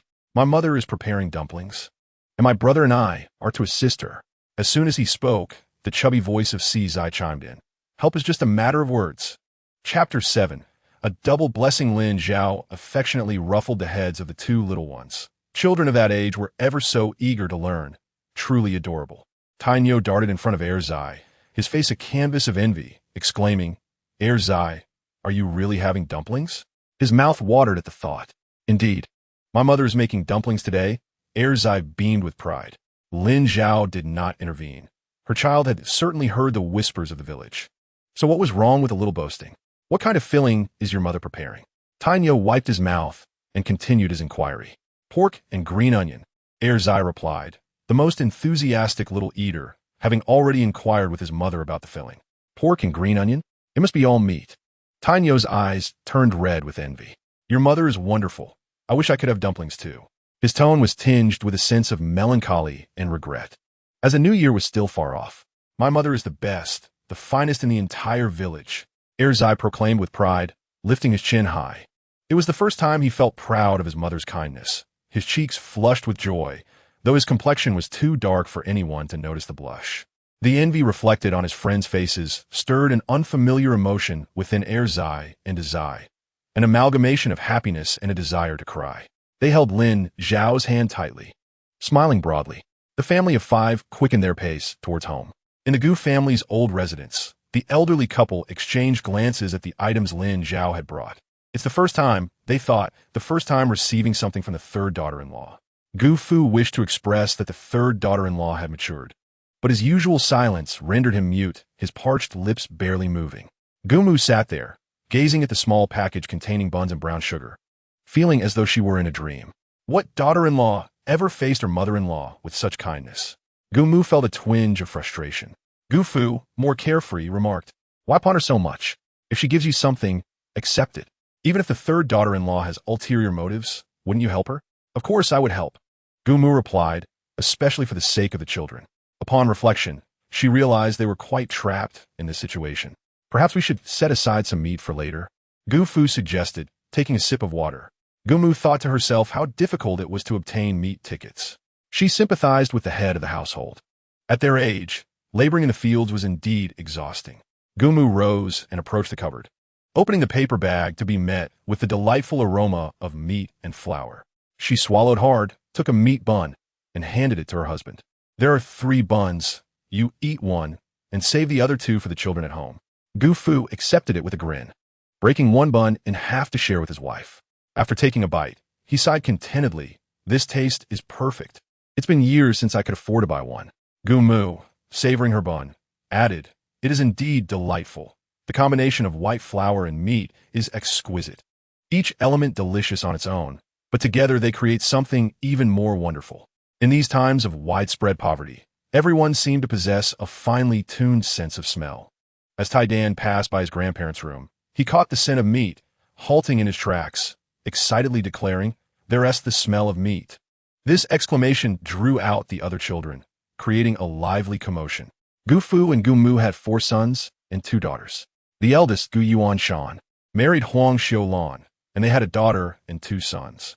Their daughter, Gulan, was 12, while the sons Tai Dan and Tai Chue were 7 and 5 respectively. The second son, Gu Yucheng, wed Zhao Lunyang, and they had 2 sons and 1 daughter, named Bang Bang, Lai Mei, and Yu Yu. The third, Gu Degu, Gu Chan, was already married. The fourth, Gu Chenghuai, married Lin Zhao and had 3 sons and 1 daughter. The 5th and 6th were twins, Gu Qingzhou and Gu Xing still attending school. Tai Dan's voice was not soft, and little Tai Chue rushed forward, standing at the doorway as if rooted there, gazing longingly. "Milk, meat, is there meat outside?" The 2-year-old Yu Yu chimed in with a small voice. Gu Mu maintained a stern expression, addressing the horde at her door. "Let us share with the children." The heads of the family felt a pang of sympathy for their grandchildren. "All right, let us share," Gu Mu said with a hint of reluctance, taking the remaining 2 buns and moving outside while muttering, "With so many mouths at home, no good food lasts until the next day." As she stepped out, she was bombarded with the excited chatter of her grandchildren, a cacophony that was almost painful to her ears. "Milk, what do you have in your hand? Is it meat? I can smell it," queried Tai Dan. "It's fragrant," exclaimed Tai Chue. 11-year-old Bang Bang remained silent, yet could not help but gaze at her grandmother's hands, imagining the taste of meat, swallowing hard. Lai Mei, the most spirited of the Gu family, approached Gu Mu eagerly. "Milk, my grandson wants to eat." Even the 2-year-old Yu Yu understood that her grandmother had something delightful, tugging at Gu Mu's trousers with all her might. Gu Mu hurried into the kitchen, dividing the 2 buns among the children. Each bun was split into several portions, knowing well that each child would only receive a couple of bites. Nevertheless, the Gu children were entirely satisfied, understanding enough to offer their parents a taste, while the less discerning devoured their portions hungrily. Gu Desau was fortunate. Her sons, Tai Dan and Tai Chue, were thoughtful. After savoring the buns, she cheerfully asked Gu Mu, "Where did these buns come from?" Gu Ersaw, intrigued, also turned to Gu Mu. "They were sent by the Zai's mother," Gu Mu replied. "Gu Zhao and Gu Ersaw Jan Gelang." A moment of silence passing between them. "Lin Zhao, how did she send buns over?" Their initial reactions mirrored anxiety and surprise, a jolt of realization coursing through them. Gu Ersaw's mind was filled with questions, turning to Gu Mu for clarification. Gu Mu explained. She mentioned wanting to build a house, and came asking your father for help, bringing 3 meat buns and half a pound of brown sugar as a token of gratitude. Huang Xiulan and Zhao Lunyang were almost ready to reassess their opinions of Lin Zhao, but were quickly reminded of Dazai's mother's challenging nature, prompting them to shake their heads and remain grounded. Building a house? What has prompted this sudden desire? Guda são inquired curiously. She finds the earthen house too dusty. Gua sao mocked in astonishment. Does she intend to build a brick house? Not at all, Gumu replied. She wouldn't seek your father's help for that. She had long discerned that the third daughter-in-law only visited with intentions, and whenever she came knocking, there was always a purpose behind it. Fortunately, today's visit bore good tidings. Gumu was not the kind of mother-in-law who would undermine her daughter-in-law. Yet it did not deter Gu Desaw and Gu Ersaw from feeling envious of Lin Zhao's independence, being able to manage her own household and make her own decisions, free from the constraints of a mother-in-law. Regrettably, their envy was futile, with no younger brothers married and no sisters wed. It would take at least 3 to 5 years before they could hope to establish their own households. This realization left Huang Xiulan and Zhao Lunyang feeling melancholic, prompting them to set aside their thoughts. We must not dwell on it. Overthinking will only lead us astray. Before bed, Lin Zhao noticed that the taskbar on the right side of the lottery will have been updated. After informing the children that they would have dumplings for lunch, a new task appeared. A childhood without delicious dumplings is an imperfect childhood. Please prepare a meal of dumplings for the children. Upon completion, you will earn 4 points. Go for it. Thus, Lin Zhao concluded that the tasks issued by the lottery wheel were all related to raising children, even connected to the topics they discussed. The points varied, likely gauged by the difficulty of the tasks. This revelation made things significantly easier. While caring for the children, she could also earn points, a true win-win situation. After their afternoon nap, Lin Zhao washed her face with cool water and busied herself in the kitchen. Dazai and Erzai were in the backyard gathering cabbage, while the 1-year-old twins were creating mischief. The younger siblings gazed up at their older brothers with innocent and clear eyes, appearing quite docile. As their brothers busied themselves, the little ones began to rummage around. Sanzai, do not lead Sizai astray, admonished Erzai, his face stern as he lectured his younger brother. Being a girl, Sizai received more leniency from him, and he seldom scolded her unless there was a compelling reason. Ignoring his brother's words, Sanzai delightedly dug into the soil of the vegetable garden with his delicate little hands. Seeing him disregard his warning, Erzai, in a fit of anger, raised his hand and escalated his tone. Sanzai, if you don't listen, I will hit you. Just then, Lin Zhao appeared in the backyard, calling out, Who are you trying to hit? The little ones are still young.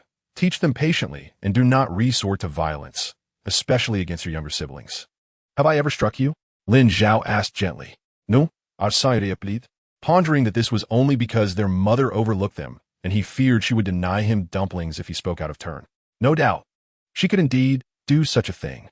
Pull me a few scallions, Lin Zhao requested, not lingering on the earlier matter as she let the children resolve their own issues, only intervening if the overall direction seemed amiss. In the garden, Dazai swiftly pulled up 5 scallions, waving the green stalks in the air as he stood up and asked, Mother, is this enough? A few more, please, Lin Zhao replied, taking them from him.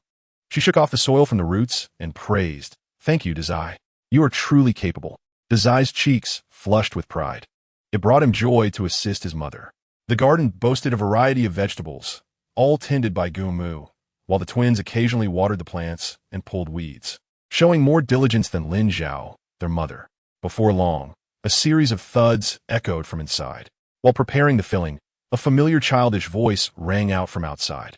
It was Gu Jia Defang's youngest son, Tai Chue, who grew up alongside Dazai and Erzai, forming a close friendship among the three.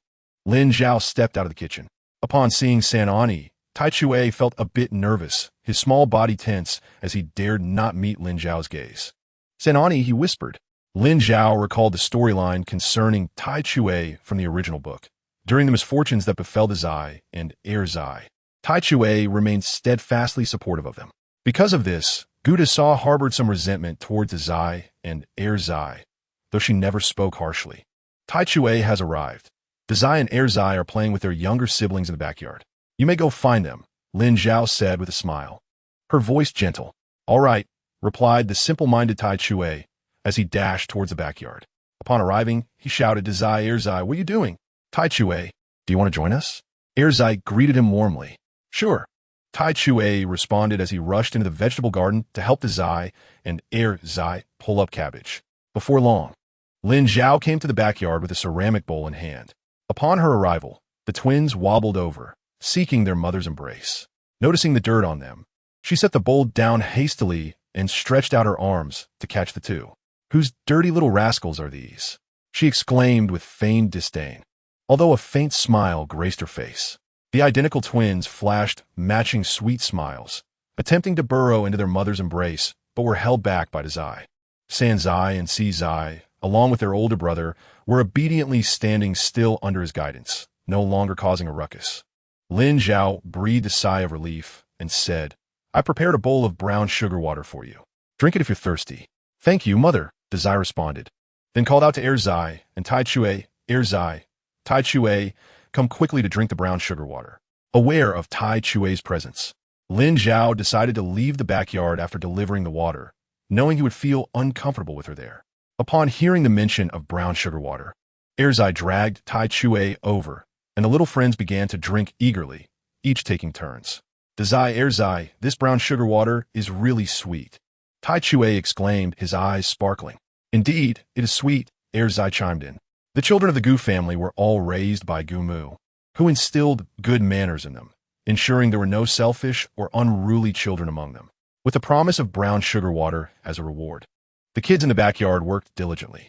As time passed and the scorching sun began to set, Erzai asked excitedly, Mother, are the dumplings ready? They smell so good. Lin Zhao smiled and replied, Are you hungry? If you are, I will start cooking the dumplings right away. Just wait a few minutes.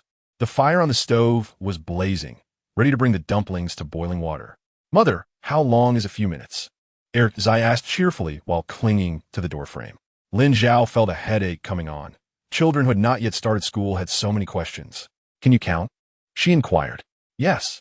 Erzai beamed with pride. I can count to 100. So can my brother, Zai added, swelling with pride at the mention of his sibling. That's impressive, Lin Zhao praised, continuing her work while seeking an opportunity to ask, Who taught you? My oncle, Zai replied. His uncle, Gu Qingzhou, was in middle school. Gu Qingzhou was a quiet and diligent youth, respectful to elders and kind to his nieces and nephews, contrasting sharply with Gu Xing'er's personality. Lin Zhao caught a glimpse of Tai Chue washing his hands alongside his eye and smiled, saying, Tai Chue, stay and eat with us. The children, lacking any understanding of manners, were thrilled to see San Ani smiling warmly. I will go tell my mother, Tai Chue said, rushing outside. Erzai, I will join you, he called out.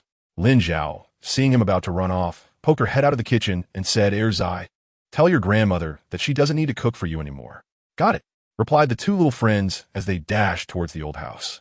Upon reaching the old house, before they even entered, Erzai's voice boomed, Grandma, my mother says Tai Chue can eat at our house.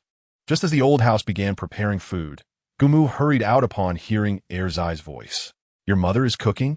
She exclaimed in surprise. My mother is making dumplings today, Erzai replied joyfully, calling out to everyone in the house. Dumplings? Tai Dan exclaimed, his mouth watering with envy. What kind of dumplings? Pork and scallion, Erzai answered, having never tasted his mother's dumplings but already believing them to be the best in the world. Oh, and my mother also said she won't have to cook for us anymore. Unfortunately, not long after, she became pregnant with Zai and Erzai, and she never returned to the kitchen. All right, I understand, Gumu replied, though she added with concern, if you don't feel full, come find me. Upon hearing this, Gu Saw and Gu Saw smiles froze on their faces, not having seen anyone so actively inviting trouble. Without hesitation, Erzai responded, okay. After he spoke, Tai Chue chimed in, Grandma. Senani said I could eat at her place. Gu Saw's expression brightened instantly. The other children of the Gu family were envious. Why weren't they the same age as Zai and Erzai? The two greedy little friends quickened their pace and rushed into the house. Mother, are the dumplings ready? Erzai asked eagerly. Lin Zhao noticed his excitement, but ignored it, focusing on ladling the dumplings into bowls. On the stove, there were 5 bowls, each filled with 8 dumplings for the 5-year-olds, and 2 for the twins to taste. They were still too small and would be better off drinking malt milk. The dumplings are ready. Everyone come, she began to say, but then remembered that Zai and Erzai had not washed their hands. She caught Erzai's hand as he reached for the bowl and asked, "Had you washed your hands?"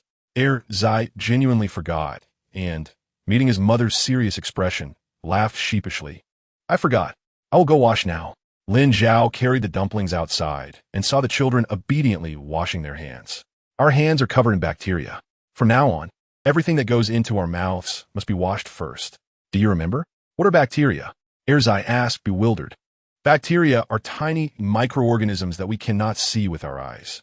If we ingest them, our stomachs can develop worms, Lin Zhao explained gently. Erzai suddenly looked up at Lin Zhao in shock, exclaiming, "Worms in my stomach? Is that why Yuan Bao had worms?" The image flashed in her mind, and Lin Zhao wanted to stop Erzai's chatter. Just when they were about to eat, he was blurting out all sorts of things. Unfortunately, Erzai was quite talkative.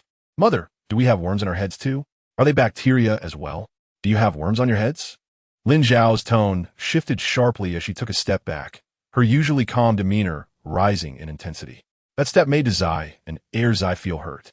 Their identical faces displayed the same look of distress. Erzai complained, "Mother is disgusted with us. Disdain may not be present, yet a shiver runs down my spine." Lin Zhao deftly shifts the subject. "Dumplings, let's not delay any longer." Internally resolved, she decides that when the barber returns, she will have both children shaved bald. The eldest and second child, feeling the coolness on their foreheads, hurriedly focus on the dumplings, blissfully unaware of their mother's successful diversion. Dumplings are ready. The second child gleefully settles down. The twins, too, feeling famished, reach out towards the food. Tai Chue encircles his younger siblings with his arms, as they strive towards the dumplings, emitting fervent sounds of effort. Tai Chue, do not worry about the third and fourth siblings. Let them feed themselves. Lin Zhao crushes the dumplings in the two small bowls with her chopsticks and beckons the twins. Simultaneously, Tai Chue releases his grip. The twins, wobbling, approach Lin Zhao, eagerly extending their clean hands towards the bowls, stuffing dumplings into their mouths upon grasping them. In a brief moment, the second child has devoured half a dumpling, his eyes shining like the sun. "Delicious. So much meat. Mother, brother, Tai Chue, hurry and eat." Observing his rapid consumption, Lin Zhao, filled with concern, cautions, "Do not rush. Eat slowly, be careful not to choke. If you enjoy them, I will make more for you in a few days." The second child, with a mouthful of dumpling, manages to mumble, "All right, mother, I love dumplings." Lin Zhao glances at the twins, their faces smeared with food, realizing the necessity of crafting a few fabric pouches for them. Otherwise, laundry would drive her to despair. "My dear second child, is there anything you dislike?" Children often relish the role of adults.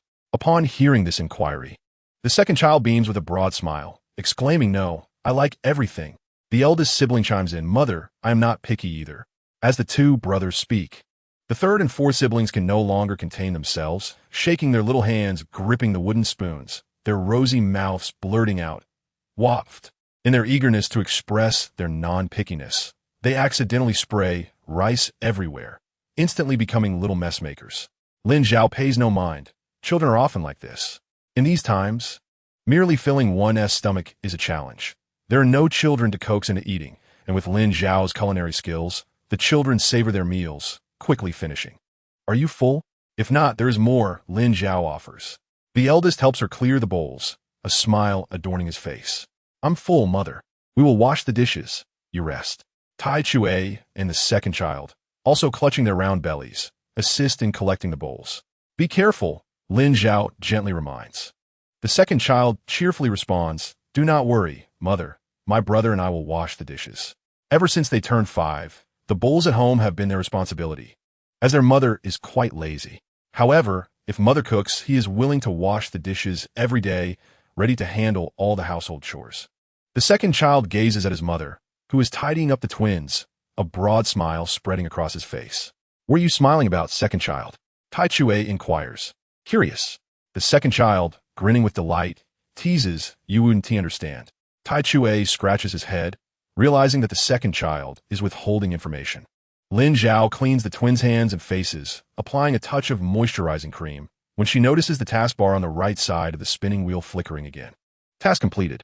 The little ones have enjoyed delicious dumplings, achieving both physical and psychological satisfaction. Congratulations on successfully completing the task and earning 5 points. 5. Wasn't this a 4-point task? A glance at the task list reveals Tai Chue's name added in parentheses. It turns out the points are calculated per person. Had she known, she would have invited more children. Lin Zhao feels a pang of regret. Just as she finishes applying cream on the twins, the second child, small, dark face, appears before her. "Mother," he calls, his voice winding in a melodic tone. "What is it?" "I have not had any cream." The second child does not directly request the cream, but laments in a roundabout way. The eldest sibling also looks at Lin Zhao, his eyes filled with anticipation. Though he says nothing, Lin Zhao, feeling a mix of helplessness and heartache, instructs, "Go wash up." No sooner has she spoken than the taskbar on the spinning wheel updates again. Summer is sweltering, and skin tends to be dry. Quickly apply some moisturizer on the little ones to complete the task and earn 5 points. It seems the task automatically includes Tai Chue. Tai Chue can join too, Lin Zhao says. Tai Chue, surprised by this inclusion, thanks her before being led by the second child to wash his hands and face. Once they finish washing, the children line up in front of Lin Zhao. "Mother, I'm ready. Please apply some on me first," the second child cheerfully states, his eyes fixed on the cream on the table. Lin Zhao scoops a small amount of cream and evenly spreads it across the second child's face, not neglecting his tiny hands. "Thank you, mother. It smells wonderful." The second child, enchanted by the fragrance on his hands, pushes past the twins to sit beside his mother. The twins, thinking the second child is playing with them, nudge him from either side with their little bottoms, giggling joyfully. It is now the eldest child's turn. He is both excited and bashful, his ears tinged with pink, his eyes sparkling like gems as he gazes at Lin Zhao. "Thank you, mother," he says shyly. Once he finishes, he quickly steps aside. In a corner unnoticed by Lin Zhao, he raises his hand to gently sniff. It is fragrant. Tai Chue's face turns even redder than the eldest's, and after Lin Zhao applies cream on him, the children leave in unison. At that moment, congratulations on completing the task, earning 5 points. A total of 12 points now. Lin Zhao does not rush to draw. There should be a sense of ceremony to a lottery, so she decides to do it before bed. Just then, Gu Xinger arrives, carrying 2 bundles of firewood. Upon catching the enticing aroma wafting through the courtyard, her heart sinks, filled with resentment and envy. Having gone without food since yesterday, her stomach empty and limbs weak, she throws down the firewood with a grimace and storms out. The second child grimaces, remarking, "And is quite careless. She didn't even stack it neatly." As he speaks, he moves closer, dragging the firewood to the corner. The eldest and Tai Chue assist him. The twins, eager to join in the excitement, are swiftly embraced by Lin Zhao, who chuckles, "You two should refrain from causing more trouble."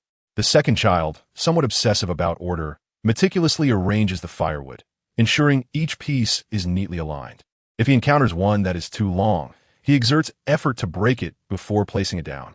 In this year of 1966, there is little in the way of entertainment during the day and none at night. As they are about to enter the house, Lin Zhao suddenly declares, "The third and fourth children will sleep with me."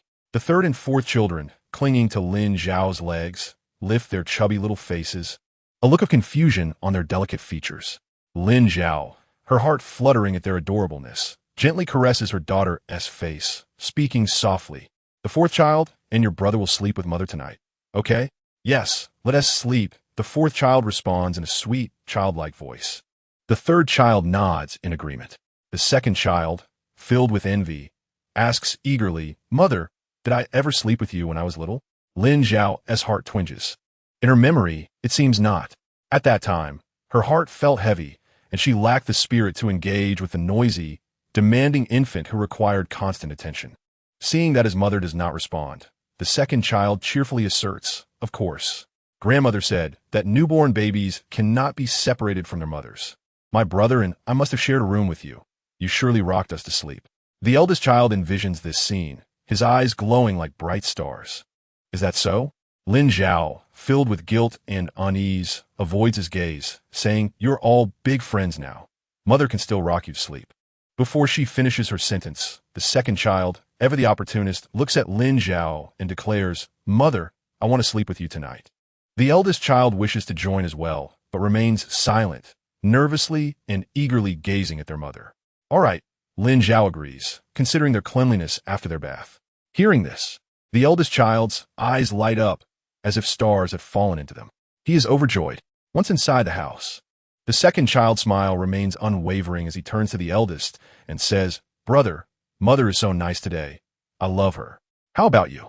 The little one, Dazai, with his dark, fan-like eyelashes gently trembling, looked shyly, pursed his lips, and after a long while finally spoke, "I like it too." "Hee, I knew you would," came the joyful response. Upon hearing his brother's laughter, Dazai's already warm ears turned even redder. The Fengsho Brigade was without electricity, and every household relied on kerosene lamps. Candles were too precious to purchase. The dim light within the houses cast a soft glow on the people, creating an exceptionally warm atmosphere. Lin Zhao was busy making the bed. The mattress was hard, having been washed and dried outside, and the cotton inside needed to be refilled. Otherwise, winter would be quite difficult to endure.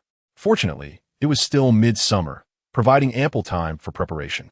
By then, the new house should be completed, with 2 kangs arranged, making the space cozy for the little ones, along with some new clothes to brighten their lives. Chapter 9. Imagining Mother Zai and Heir Zai brought over a small pillow, crafted by Gumu. The fabric was old, with heavy stitching marks, yet it was still a commendable creation. After all, villagers often lacked a source of income, and fabric coupons were scarce, whose clothes were not layered with patches. Many people didn't even have pillows. The 2 of them were fortunate to have this due to their grandmother's affection.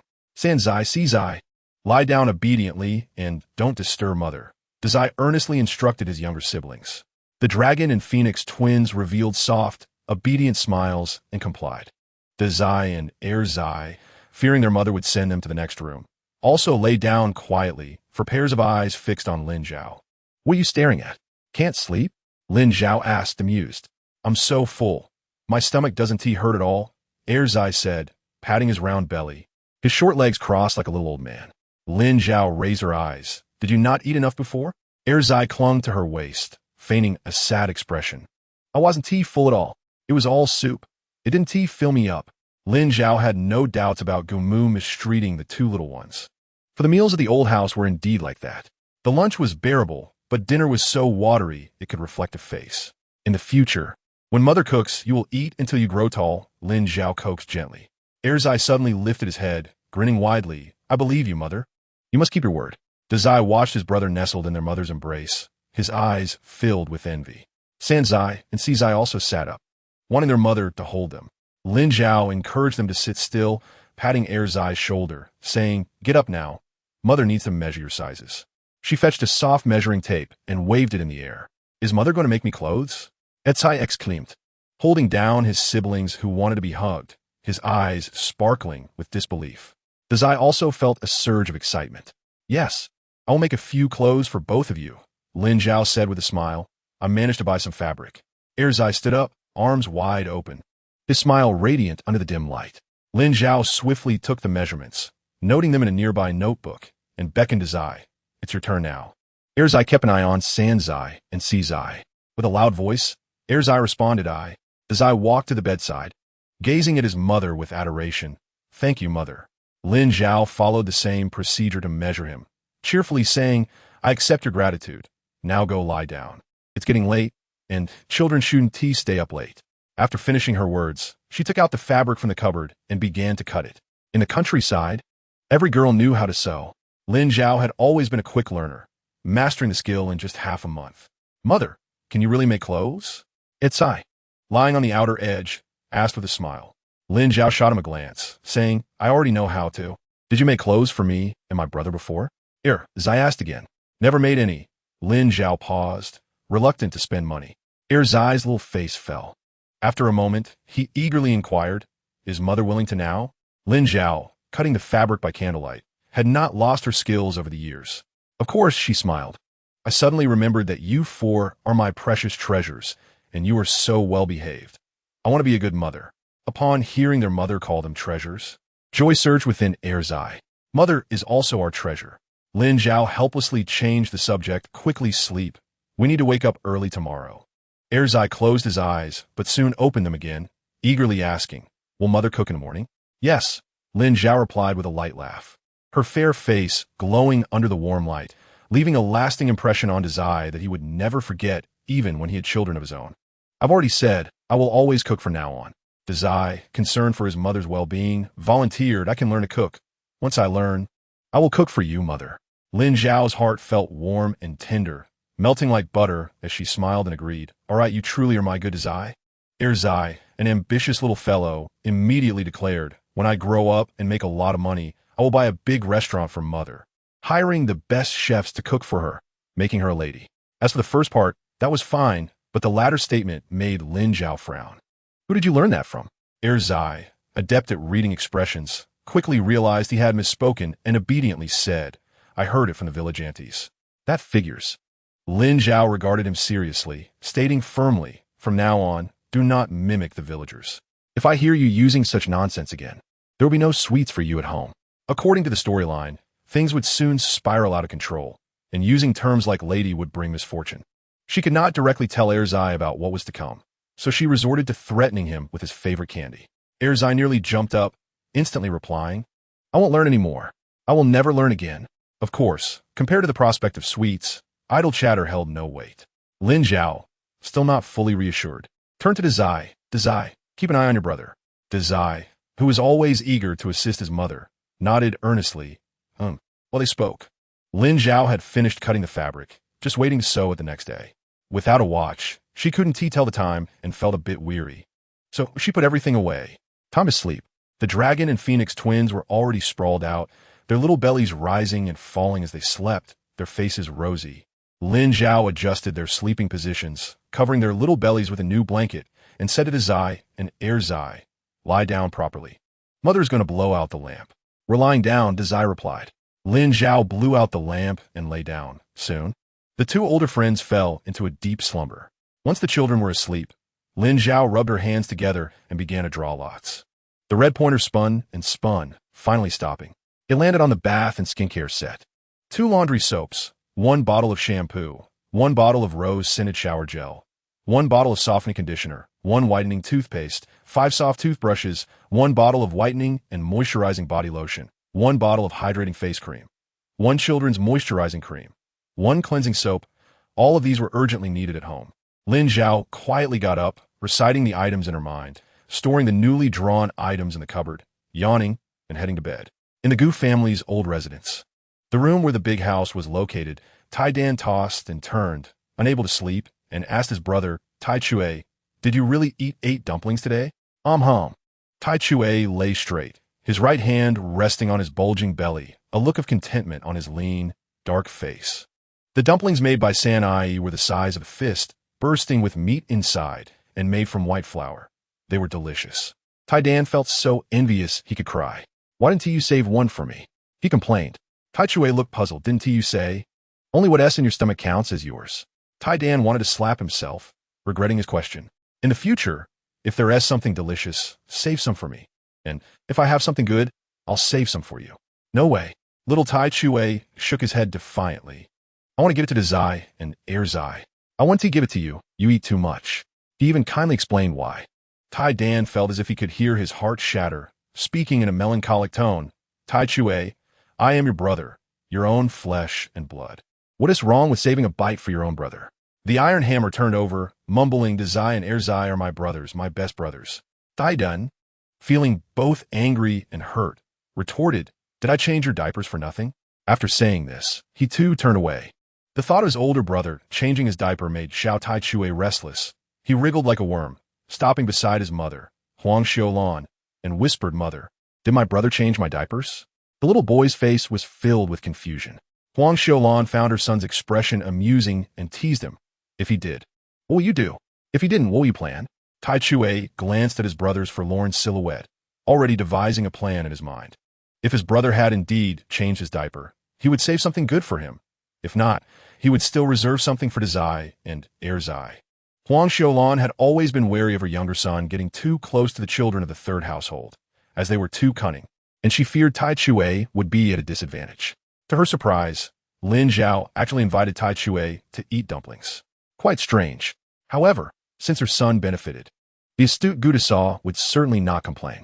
Tai Chue poked Huang Xiulan's arm, earnestly asking, Mother, did my brother really change my diaper?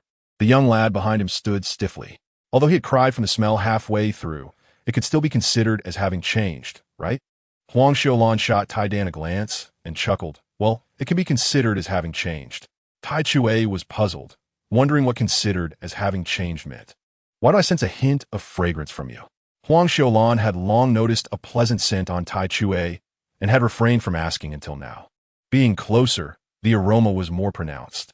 Tai Chue grinned foolishly. Senani applied some snowflower cream on me, and I, along with the Zai, Air Zai, and the Dragon Phoenix twins, are all fragrant little friends. Huang Xiaolan was taken aback by the significant change in Lin Zhao, her mind filled with uncertainties. The next day, Lin Zhao awoke groggily, feeling hot and breathless. Upon opening her eyes, she discovered the Dragon Phoenix twins sleeping on her, in peculiar positions. The Zai and Air Zai were also squeezed beside her. She lifted the twins and placed them beside her, sitting up and fanning herself with her hand, still half asleep. It was unbearably hot. The Zai and Air Zai were also roused by the heat, their slightly longer hair damp, and their faces marked with impressions from the cool mat. Flushed from the heat. Mother, the Zai's steady voice revealed a childlike innocence at that moment. Lin Zhao spoke softly, still drowsy, asking if they were tired and suggesting that if so, they could sleep a little longer. Where's Mother? The Zai rubbed his eyes, becoming a bit more alert. I'm not tired anymore. It's just too hot. I'm going out to wash up and prepare breakfast for you. What would you like to eat? Lin Zhao inquired. Anything you make is delicious, the Zai replied, recalling the dumplings from the previous day and swallowing hard. Lin Zhao was thrilled by the compliment and, after a moment of contemplation, said, I will make you steamed egg custard. The twins can eat it too. Is that okay? Good, the Zai replied joyfully. The mother and son quietly got out of bed and made their way to the yard. Outside, there was a breeze, and the temperature was still bearable in the early morning, much more comfortable than inside. Lin Zhao opened the window to let fresh air circulate. Zai, let's wash up first. She took out the facial soap and 4 soft toothbrushes, introducing them to Zai one by one. This is facial soap. You and your siblings can also use it to wash your hands. These are the toothbrushes I bought for you. When Air Zai and the others wake up, you are responsible for distributing them. It was the Zai's first time brushing his teeth, and he found it quite novel. Mimicking his mother, he brushed left and right, up and down, occasionally meeting Lin Zhao's smiling gaze, which made him smile back. Lin Zhao spat out the mouthwash, reminding her son, don't swallow the toothpaste, spit it out. The Zai's cheeks were puffed up, and his mouth was frothy with white bubbles as he nodded. Lin Zhao attempted to wash her face with the soap she had drawn. The fragrance was delightful, and it felt refreshing, not at all drying. Her skin felt soft and comfortable, but she was accustomed to applying some snowflower cream after washing her face. Back in the room, recalling the cream she had drawn the night before, she decided to use that instead of the snowflower cream. Outside, Zai, using the facial soap for the first time, was tempted to bite the soap due to its pleasant aroma. Lin Zhao leaned halfway out of the window, calling him softly, Zai, come in after washing. I'll apply some lotion on you. Hearing this, Zai rinsed off the bubbles on his face, dried it with a towel, and hurriedly ran inside. Instinctively tiptoeing once he crossed the threshold, Lin Zhao's expression softened as she applied lotion to Zai's face. Isn't it fragrant? She asked. Lin Zhao was not the least bit shy. Arching an eyebrow, you wouldn't understand. Women enjoy various skincare products, and this is just the beginning. Zai's eyes lit up with realization as he said, when I grow up and become a worker, I will buy you lots of snowflower cream. Regardless of whether this was true or not, it was heartwarming. All right, I'm looking forward to it, Lin Zhao replied, pointing to the jar of children's cream. This is for little ones. Remember to apply it after you and your siblings wash your faces. Zai asked, will I be as fair as Mother if I apply it? Lin Zhao nearly burst into laughter. You want to become fair? Zai looked up at her, shyly smiling. I want to be like Mother. Lin Zhao was puzzled. However, Zai lowered his eyes and did not answer. The villagers had commented that they were darker than their mother. Zai perked up, seriously stating, I will remind my siblings to apply it. Lin Zhao hugged her son's slender shoulders, leading him outside. Let us go. I'll steam egg custard for you. Besides egg custard, is there anything else you would like? That works. Anyway, it won't be long before lunch, she said. They began to busily prepare in the kitchen. Zai sat on a small stool, helping to watch the fire, occasionally glancing at his mother, with a smile that never faded from his lips. Before long, an enticing aroma wafted from the pot. Mother, it smells so good. Sitting on his stool, Dazai twitched his nose, inhaling deeply, almost entranced by the fragrance. Mother used 4 eggs. Chapter 10. Are you jealous that my mother has money to spend? Okay, go call Zai and the others to wake up, Lin Zhao instructed. Dazai wiped the sweat off his forehead and was about to rush out of the kitchen to wake his siblings when Zai happened to dash in. Seeing his brother, Zai complained unhappily, "Brother, you didn't wake me up. We used to wake up together." Dazai felt guilty. He was so happy, engrossed in conversation with his mother and helping her, that he had forgotten about Zai. Lin Zhao noticed her elder son's flustered expression and intervened. Zai, your brother saw you sleeping like a little pig, and he wanted to let you sleep a bit longer. Why are you so fierce? With those words, Zai's anger dissipated, replaced by a smile as he looked at his brother and said, "Brother, I wasn't fierce with you." Dazai was a magnanimous little boy, not angry with his younger brother. What about Sanzai and Sizai? Call them. Mother has steamed egg custard for us, Dazai said. Zai's eyes widened in shock, his tone rising. Egg custard? Yes, Dazai whispered into his younger brother's ear. Mother used 4 eggs. Wow, Zai exclaimed, rushing into the room to call the Dragon Phoenix twins, eager to eat the egg custard. Sanzai and Sizai were also forcibly awakened, their little faces contorted in sleepiness, but they obediently followed Zai's lead. Upon seeing this, Lin Zhao felt that her children were truly easy to manage. Sisai hugged her leg, pointing at Arsai, and in a babyish voice declared, "Bad, Guagua." Lin Zhao kissed her daughter's fair little face and playfully said, "Then I'll punish your brother Guagua by not letting him eat egg custard. Is that all right?" Dazai and Zai exchanged glances with envy at their mother and sister. Sizai, in a hurry, exclaimed "Guagua rice," implying that she wanted to feed her brother. Lin Zhao gently tapped her daughter's nose, smiling. "All right, I'll let your brother eat." Sizai beamed, revealing 4 tiny teeth. Her brother was deeply moved, feeling that his little sister was so wonderful. "Dazai, you take your siblings to eat egg custard. I'll go next door for a moment." Lin Zhao grabbed the gift she had prepared that morning and headed next door. Entrusted with an important task, Dazai solemnly agreed to first help his siblings wash their faces. Zai, Sanzai, Sizai, you wash your faces and brush your teeth first. I'll teach you. He squeezed toothpaste for his siblings. Zai extended his tongue and gently licked brother's sweet. Upon witnessing his action, the fraternal twins imitated him.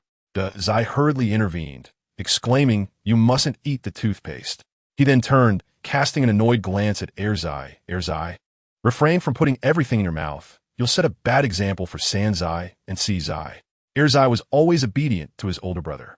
When Dazai scolded him, he would dutifully brush his teeth, even foregoing the urge to smell the facial soap. Observing his younger siblings cleansing their faces, Dazai retrieved a tube of children's cream from the house, applying it to Zai and the twins. "It smells nice," Sizai uttered. Sanzai, who had been calm during infancy, spoke little after learning to talk, merely nodding in agreement. "Brother, I'm hungry. Can we eat now? If we wait any longer, it will get cold." Zai was indifferent to the facial cream. All he desired was to savor the steamed egg custard. How blissful it was to have such a treat awaiting him. Dazai concurred. As for the fraternal twins, their faces were already inclined into their small bowls, their little legs swinging as they ate, their smiles sweet. Lin Zhao carried half a bag of brown sugar and a handful of hard candies as she approached her neighbor's door, knocking briskly. "Who is it?" "Gumin." "No need to knock." A lively female voice echoed from inside. Lin Zhao pushed the door open, and Wang Chunhua was taken aback. Dazai's mother? Having lived next to each other for so long, she had never seen Dazai's mother visit. As a guest, she quickly recovered from her surprise, beckoning her granddaughter to fetch a stool and pour water for the neighbor.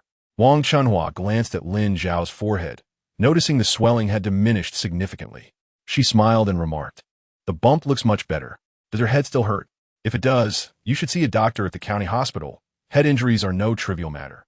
"It's much better, thanks to you, Auntie," Lin Zhao smiled in response. While conversing, she placed the items she brought on the table, as she preferred not to engage in unnecessary formalities. "I truly troubled you yesterday. These candies are for the children to enjoy." The children of the Wang family beamed with joy, their eyes fixated on the candies on the table, swallowing eagerly but not demanding to eat. Clearly having been well taught by their family, there is no need for such formality. Wang Chunhua attempted to pass the items back to Lin Zhao, but Lin Zhao gently held her hand down.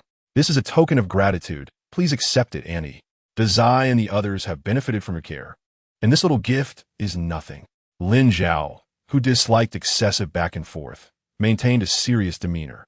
When she smiled, her entire presence radiated sweetness. However, when her expression turned cold, it resembled a white plum blossom hanging on a winter branch, exuding an air of aloofness that deterred others from approaching. Wang Chunhua stood momentarily stunned, about to say something when she caught sight of Lin Zhao's swiftly departing figure. The mention of Zai's mother made her hasten her steps. Wang Chunhua found the situation both amusing and exasperating, pondering the peculiar ways of the Cheng Hui family, a style unmatched in the entire village. "Grandma, I want candy." The youngest grandson of the Wang family tugged at his grandmother's clothes. Wang Chunhua swatted his hand away, cautioning, "Be gentle. You'll ruin my clothes. If you tear them, I'll spank you." The mischievous child quickly released his grip, aware that his grandmother meant business. "Grandma, candy," he pleaded, his eyes wide with longing. Wang Chunhua hesitated, knowing how rare candy was, decided to save it for the new year. Go on, you don't need candy right now." The little boy clung to her leg, wailing, "Grandma, I want candy." The other children remained still, their gazes fixated on the sweets with eager anticipation. Wang Chunhua, overwhelmed by the persistent requests, eventually relented and extracted a piece of candy for her oldest grandson, instructing him to dissolve it in water. With a parting remark, she hurried into the house to hide the remaining sweets. News of Lin Zhao bringing treats to the Wang household spread swiftly throughout the village. A group of gossiping aunties gathered, their chatter erupting like a fountain as they exchanged remarks. "I heard that Cheng Hui's family brought something to the Wang family. Do you know what it was?" The most inquisitive woman in the village lowered her voice conspiratorially. "Who knows? Cheng and T flaunt it. And no one dares to ask the Zai's mother," replied another gossip. At that moment, Zhangsheng's mother scoffed disdainfully, expressing her opinion. "Everyone knows she is stingy. She wouldn't even spare a few clothes for her own child. So what good could she possibly give to the Wang family? I bet it's just a few rotten sweet potatoes." Yuan Bao's mother, surprised, responded, "Haven't you heard?" "Heard what?" Zhang Sheng's mother inquired, puzzled. "Lin Zhao bought meat buns for Zai and Zai and even made them dumplings yesterday. Oh, and Tai Chue also ate at the Gu family's third house." Yuan Bao's mother recounted. Before she could elaborate further, she spotted Zai and Zai approaching with the fraternal twins. The two older friends walked at a leisurely pace, unlike their usual exuberant antics, appearing quite composed. Yuan Bao's mother immediately noticed the new shoes adorning Zai and Zai's feet. Rising in astonishment, Zai, "Did your mother buy you new shoes?" The onlookers subtly shifted their attention to Zhang Sheng's mother, eager to witness her expression change. The villagers' eyes sparkled with curiosity as they approached Zai and Zai to examine their footwear.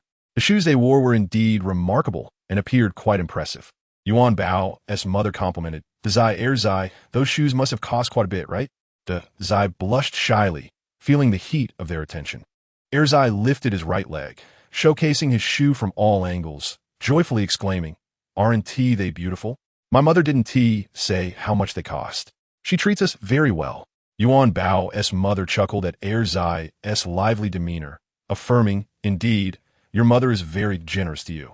Buying 2 pairs of shoes for a few coins was certainly a generous act. Zhang Sheng's mother muttered enviously, "They really don't know how to live frugally. Buying shoes for children like money grows on trees. What a waste." The frugal women nodded in agreement. Indeed, what a waste. Yet, there were those who saw things more clearly. Gu's third son, Yu, received a stipend and hadn't seen Lin Zhao wastefully spend on anything in years. She must have saved quite a bit. So what was wrong with buying her children a pair of shoes? "If I had money, I'd buy shoes for my child too," Yuan Bao's mother retorted. While she felt envy, she did not begrudge Lin Zhao. Other women, who shared a good rapport with Yuan Bao's mother, chimed in, "Exactly, if one has the means. Who would want to buy something nice?" Zhang Sheng's mother scoffed dismissively. "Who doesn't talk big? Where does the money come from? What's the point of buying?" Due to the allure of their new shoes, the Zai and Zai became the most admired children in the village, energetically darting about.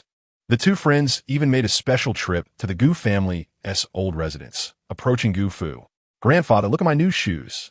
My mother bought them for me and my brother. Aren't they nice?" Erzai boasted proudly, resembling a peacock displaying its plumage. Gufu nodded with a smile. They're nice. Dazai also approached his grandfather, basking in the praise he received, feeling utterly content. Upon hearing Erzai's loud voice mentioning new shoes, the children of the Gu family rushed out. Upon seeing Dazai and Erzai's shoes, there was no envious bitterness. Instead, Erzai nodded vigorously, his eyes sparkling with joy. My mother bought them for me and my brother. Lin Zhao merely purchased a pair of shoes for her children. Yet the children's perception of her transformed entirely. With a beaming smile, Erzai declared, "My mother is the most generous and best mother in the whole village." He leaned closer, asking, "Bang Bang, do you smell my face? Is it fragrant?" "Bang Bang e nyan deeply, kating sticky sweet thoma." "Yes, what is it? Is it snow cream?" Erzai clarified, "It's not snow cream. It's the children's cream my mother bought specifically for me, my brother, and Sanzai and Sizai." Bang Bang remarked wistfully, "Your aunt is really generous towards you. My mother won tea buy me anything." The 11-year-old boy felt a pang of envy. "Erzai, can I touch your shoes?" Erzai promptly removed one shoe, saying, "Sure, go ahead." Bang Bang patted his pants before taking the shoe, exclaiming, "This feels different. It's so comfortable. How does it feel to wear? Tell your brother." An 8-year-old girl mimicked her brother, feeling the shoe and remarking, "It's different." Dazai and Erzai, "How could you bear wear them? If they were mine, I would want to wear them at all." Dazai recalled Lin Zhao's words, a smile illuminating his face. "I said the same thing, but my mother insists that shoes are meant to be worn. She also said that once they wear out, she'll buy us new ones." Erzai added. Bang Bang and Lai Mei, their eyes filled with envy, turned red. Erzai, being close with Tai Chue, noticed him gazing longingly and beckoned him over. "Tai Chue, would you like to give them a try?" Tai Chue, taken aback by the attention, innocently asked, "Is that all right? What could possibly be wrong? We are good brothers." Erzai replied as he slipped off his shoes and stood barefoot on the ground. Dazai frowned. "Erzai, your feet are dirty. You'll need to wash them before putting your shoes back on." "I know, brother." Erzai waved dismissively, unconcerned. He would take great care of his new shoes. As Tai Chue slipped into Erzai's new shoes, he felt as if his feet barely touched the ground, his limbs feeling weightless. Huang Xiaolan observed the smile on her son's face, her heart aching. She too wished to buy her son a new pair of shoes, but with no means to do so, her household remained undivided, leaving her with no money at hand. In that moment, Huang Xiaolan felt a pang of envy towards Lin Zhao. A strong-willed disposition and a penchant for mischief might not be entirely detrimental. Gu'er saw Zhao Lunyang shared a similar sentiment. When would they finally separate their households? Her gaze fell upon the new shoes beneath their feet, and she sneered, "To flaunt with my third brother's money, and then come here to show off? Is this how your mother raised you?" Her words instantly chilled the atmosphere. Erzai, sitting on a wooden bench, looked up at Gu Xing'er and earnestly said, "Your third brother is also my father. My brother and I are his sons, and it's only right that he supports us. Why is my little aunt so angry? Is it because she is jealous that my mother has money to spend?" Gu Xing'er was momentarily taken aback, her chest tightening with indignation. Bang! She threw the bundle of firewood straight towards the direction of Dazai and Erzai, precisely where Gu Xing'er was situated. Chapter 11. The Foundation of Confidence. Lin Ergu cast a cold glance at her, his sharp eyes scanning the two nephews. "Dazai, Erzai, are you both all right?" Erzai, spotting his second uncle, was filled with excitement. "Erjia, what brings you here?" Lin Shisheng ruffled Erzai's hair, his hand damp with his nephew's sweat. "I heard your mother bumped her head, so I came with your grandmother to check on her." After saying that, he took hold of his brother's wrist and hurried back home. The Lin family treated the Gu family's 4 children kindly, and the little ones were fond of their grandmother's kin. Lin Shisheng was in no rush to leave. He turned to Gu Xing, who was being helped up by Gu Saw and Gu'er Saw, and coldly warned her, "Our Lin family is not without strength. Next time you provoke my sister, think carefully about the consequences you can bear." Gu Xing'er winced from the pain of being struck, feeling both wronged and fearful. She sat there sobbing softly. Lin Shisheng showed no signs of sympathy as he left expressionlessly. Seeing Gu Xing'er wipe her tears incessantly, Gu Mu asked, perplexed, "What has happened?" Gu Xing'er rolled up her pant leg, revealing the bruises from being hit, and exclaimed, "What else could it be? It's all your fault. What kind of wife did you choose for my third brother? She bullies me every day. It's one thing to make me fetch firewood, But she even called her brother to come and bully me. This never ends. Woe is me. Father, mother, elder brother, heir brother, look at my leg. It's all bruised from being struck by Lin Zhao's brother. Will it leave a scar? Well, I do if it does. The Lin family is a bunch of brutes. Huang Xiaolan and Zhao Lunyang exchanged glances, suppressing their smirks. The little aunt certainly had a way with words, completely neglecting to mention how she had thrown firewood at the Zai and heir Zai. The Gu family sisters, constrained by certain reasons, refrained from speaking openly. Yet the children carried none of those reservations. Wretched little aunt. Tai Chue exposed Gu Xinger's theatrics, reporting to Gu Fu and Gu Mu, grandfather, grandmother. The little aunt threw that bundle of firewood at the Zai and heir Zai. Gu Fu and Gu Mu's expressions shifted dramatically, their gazes towards Gu Xinger becoming unfamiliar. Is this true? Gu Mu's eyes swept through the household, finally landing on Bang Bang. Bang Bang, you tell us. Being older and more articulate. Bang Bang recounted the events in detail. Tai Chue isn't wrong. The little aunt threw firewood at Zai and heir Zai, and just as their second uncle arrived, he kicked the bundle away, which then struck the little aunt. Gu Xinger averted her gaze, shielding her eyes with her arm, quietly scrutinizing Gu Mu's expression. Gu Mu remained silent, a flicker of disappointment crossing her features as she held her breath, instructing the other family members, "Don't linger here, go about your own business." Gu Xinger, taken aback, called out, "Mother, what should I do? I'm still hurt." No one paid her any mind. In the main house, Gu was unable to quell his anxiety. Peering through the window, he quietly asked his wife, "What has happened? Why did Xinger throw firewood at Zai and heir Zai?" "Humph," Huang Xiaolan scoffed, pulling out a tattered piece of clothing to mend, saying, "What else? It's because your third brother's allowance wasn't spent on her. She's envious. Your sister truly leaves one speechless. She bears no resemblance to anyone in your family." Gu chose to ignore the disdain in her words, turning to her. "How does this relate to the third brother's allowance? You know heir Zai is not one to be bullied." He can talk back, so he said, "Little aunt, are you perhaps jealous that my mother has money to spend?" That set her off, and in her rage, she resorted to violence. If it weren't for the third brother's wife and her second brother intervening, she left the thought unfinished. Those who understood would grasp the meaning. Gu frowned deeply, realizing that Xinger was becoming increasingly unreasonable. "Isn't it because you all indulge her?" Huang Xiaolan expressed her dissatisfaction with her lazy little aunt, her heart brimming with grievances. Lin Zhao had separated, and even if she remained lazy, it was a matter for the third household. Gu Xinger, however, sacrificed the well-being of herself and Lunyang. As her elder sister-in-law, she could not remain unbothered. 16 and still so immature? Huang Xiaolan mocked. "When I was 16, I was already being courted. I handled all the household affairs. Just because your daughter is precious, you think you can indulge her? If you want to coddle her, do it yourself. It's unreasonable to expect us, the daughters-in-law, to bear the burden." Gu, seeing his wife in a foul mood, had no inclination to deal with his thoughtless sister. He moved a small stool over, nudging her leg with his knee, and spoke soothingly. "I didn't mean to imply that you should indulge her. Why are you still angry?" "Humph," Huang Xiaolan replied, coolly, managing a brief smile. "You'd better not let your little aunt discover that the third brother's wife bought Zai a special snowflower cream for children. She'd surely become even more envious." She was well aware that Gu Xinger's box of snowflower cream was nearly empty, and she longed for a new one. Zai and his companions easily obtained what she desired. How could Gu Xinger not stir up trouble? Gu found himself at a loss for words. His wife's observations were far from exaggerated. Noticing his silence, Huang Xiaolan continued, "Let me remind you, Alan, Tai Dan, and Tai Chue are growing up. Our family has many financial needs.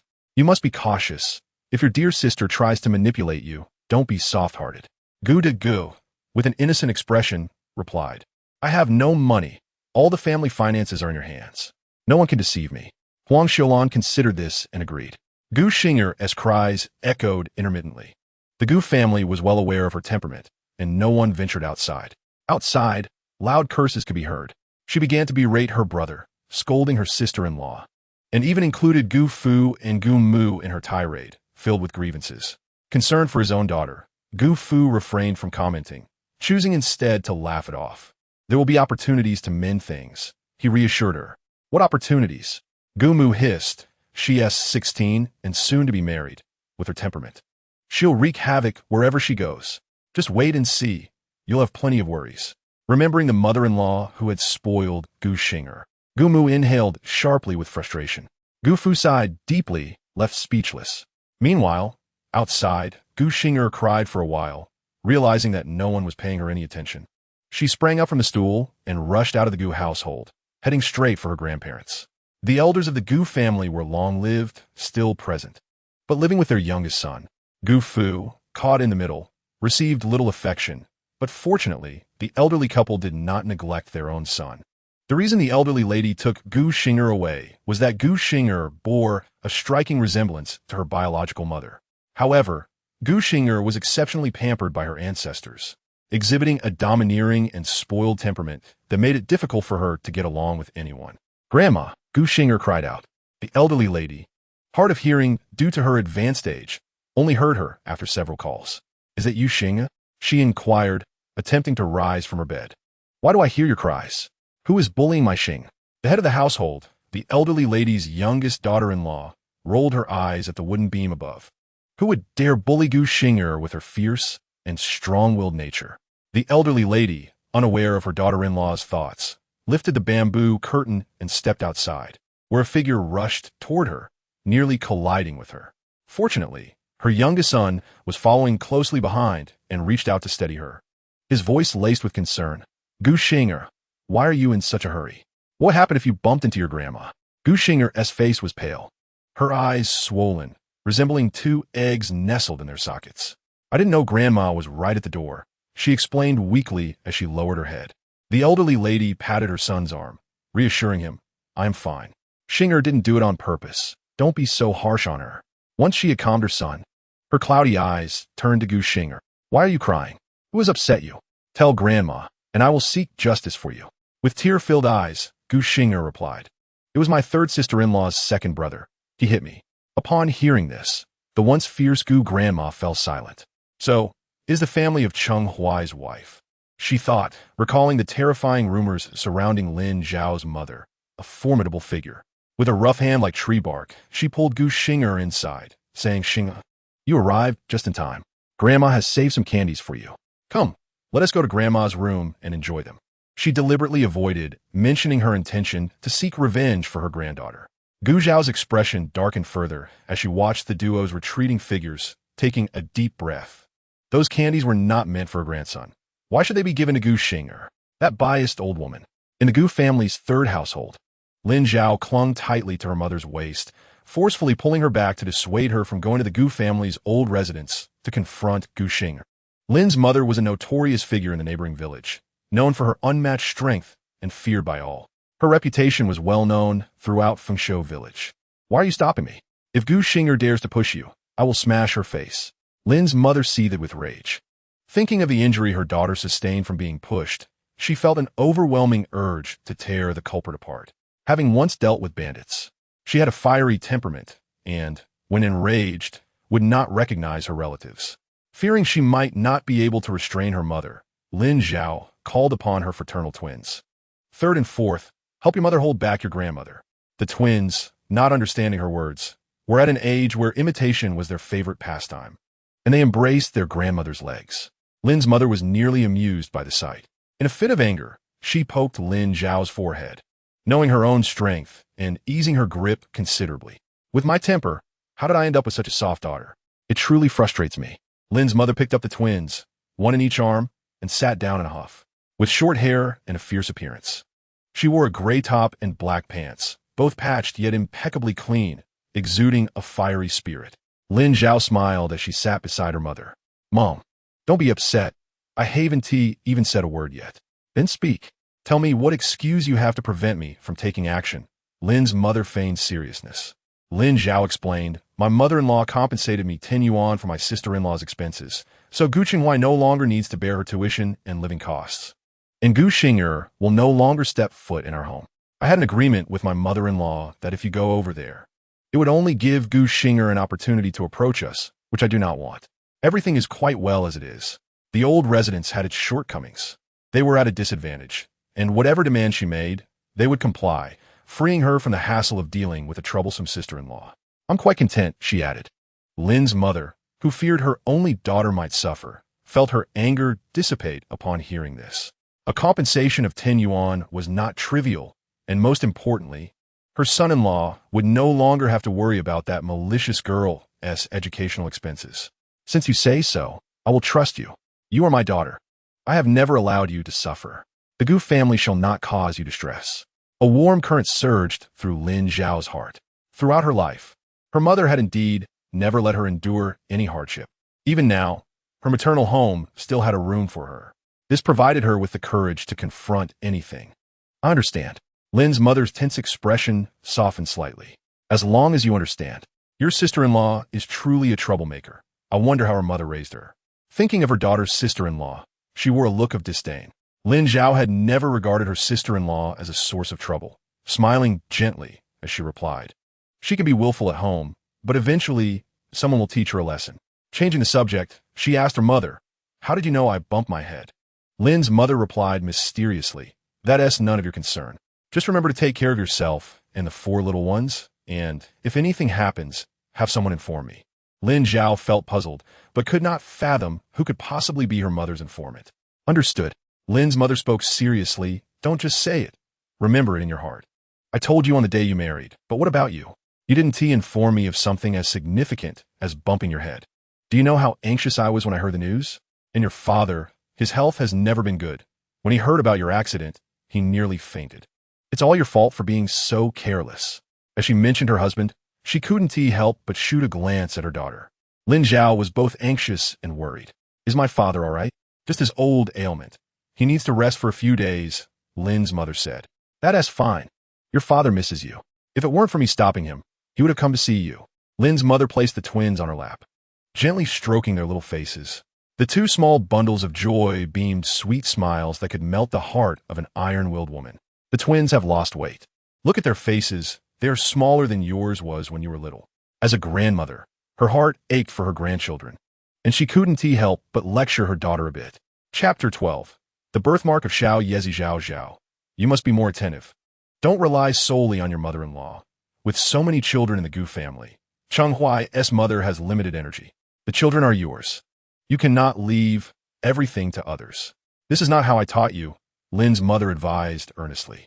She was aware of her daughter's circumstances over the past few years, and, knowing how difficult it had been for her, did not wish to say much more. Time had passed, and Lin's mother worried that as her grandchildren grew, they would drift away from her daughter. Each time they met, she would offer her counsel. I know, Lin Zhao began to explain, but her words were interrupted by the entrance of her eldest and second children. Grandma, the second child exclaimed like a little son. Following closely, the eldest child joyfully called out Grandma. Lin's mother smiled widely, waving at her 2 grandsons. Oh, my dear eldest and second grandsons. Come let Grandma see how much you've grown. The 2 boys stood before her, straight as little white poplars. The second child, brimming with excitement, proclaimed, Grandma, look at me first. I ate a whole bowl yesterday. 8 meat dumplings. I must have grown taller. Did you eat dumplings yesterday? Lin's mother asked in surprise. Yes, my mother made them, and they were so delicious with lots of meat. The second child bragged. Lin's mother was even more astonished. Your mother made them? She is also going to make us clothes. The eldest child added. Lin Zhao, realizing the implications, felt a rush of understanding. Mom, I have come to a realization, she said, looking at her mother with determination. All 4 children are my responsibility. I cannot neglect them. The 2 little ones grinned widely, their mouths curving like fishing hooks. That's the right mindset, Lin's mother said, her eyes filled with pride. You've grown wise. In recent years, she and Lin Zhao's father had often felt regret, believing they had hastily agreed to their daughter's marriage. Zhao Zhao is still a child who has yet to mature. Marriage, motherhood, and the absence of her husband have rendered her days less than satisfactory, which has inevitably affected her temperament. Her father often advises her to be patient, suggesting that she will grow up eventually, and lo and behold, she has suddenly become more sensible. Lin Mu and Lin Fu, having married at a young age, have spent decades without quarrels and have never separated, their bond remaining strong as they constantly think of one another. Lin Zhao has grown accustomed to this. Very well, Lin Mu replied with vigor. Just as her words fell, Lin Shisheng entered. Second brother, Lin Zhao greeted with a light tone. Lin Sheng responded from now on. Let Zai and Zai visit the Gu family's old residence less frequently. Lin Zhao, puzzled, inquired what is wrong. Lin Mu's expression darkened. Her sharp gaze fixed on Lin Sheng as she asked, did someone from the Gu family show our Zai and Zai's sour face? No sour faces were shown, but Zai and Zai nearly got hurt by their little aunt. Lin Sheng recounted, recalling an earlier scene with a grim expression. What? Lin Mu quickly checked on Zai and Zai, fearing that her two grandsons had suffered some misfortune without her noticing. Zai hurriedly resuscitated her grandma. Zai and I are fine. When our little aunt's firewood nearly fell on us, Gio came and kicked it away. Zai vigorously nodded in agreement.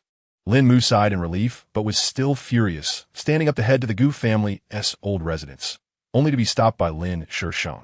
Mother, I've already dealt with it. Lin Mu paused her steps, asking, how did you deal with it? Zai's eyes sparkled with excitement as he animatedly recounted how their second uncle had avenged them. He was a child with a remarkable gift for language, clear thinking, and good memory, vividly portraying the earlier scene through his performance. Lin Zhao watched as Zai mimicked their little aunt, himself, and their second uncle, effortlessly recreating the moment. The imagery strong enough to transport one to the scene itself. Her expression softened, feeling proud of Zai and Zai as courageous hearts, despite their near miss with danger. The two little ones had forgotten it in less than half an hour. Thank you, second brother, for protecting Zai and Zai. Lin Zhao smiled at Lin Sheng. Lin Sheng, momentarily taken aback, replied with surprise, why so polite with second brother? He raised an eyebrow and chuckled. Is this really my sister? Lin Zhao's eyes flashed with helplessness.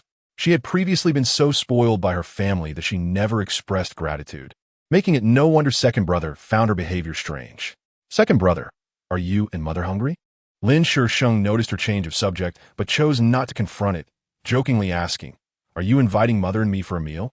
How about dumplings? Lin Zhao asked directly.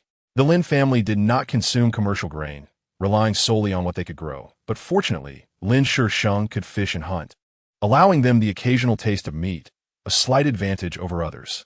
They hadn't had meat in over a month, let alone something as refined as dumplings. All right, Lin Sheng responded without reservation. Before he finished speaking, Lin Mu slapped him on the back, causing him to grimace in pain. Mother, he protested with a hint of melodrama, his playful demeanor eliciting laughter from Zai and Zai, the fraternal twins giggling despite not fully grasping the situation. What do you mean, all right? Is our home lacking your sustenance? Coming here to mooch off Zhao. Lin Mu scolded with a stern face. She gently touched her grandsons' thin faces, expressing, as long as you take good care of my grandsons, mother will be satisfied. Lin Zhao embraced Zai's shoulder, stating earnestly, these past few years, I've been foolish, neglecting my 4 children. I have now awakened to the need to care for them. Zai turned to meet his mother's gentle gaze, his eyes narrowing with a smile.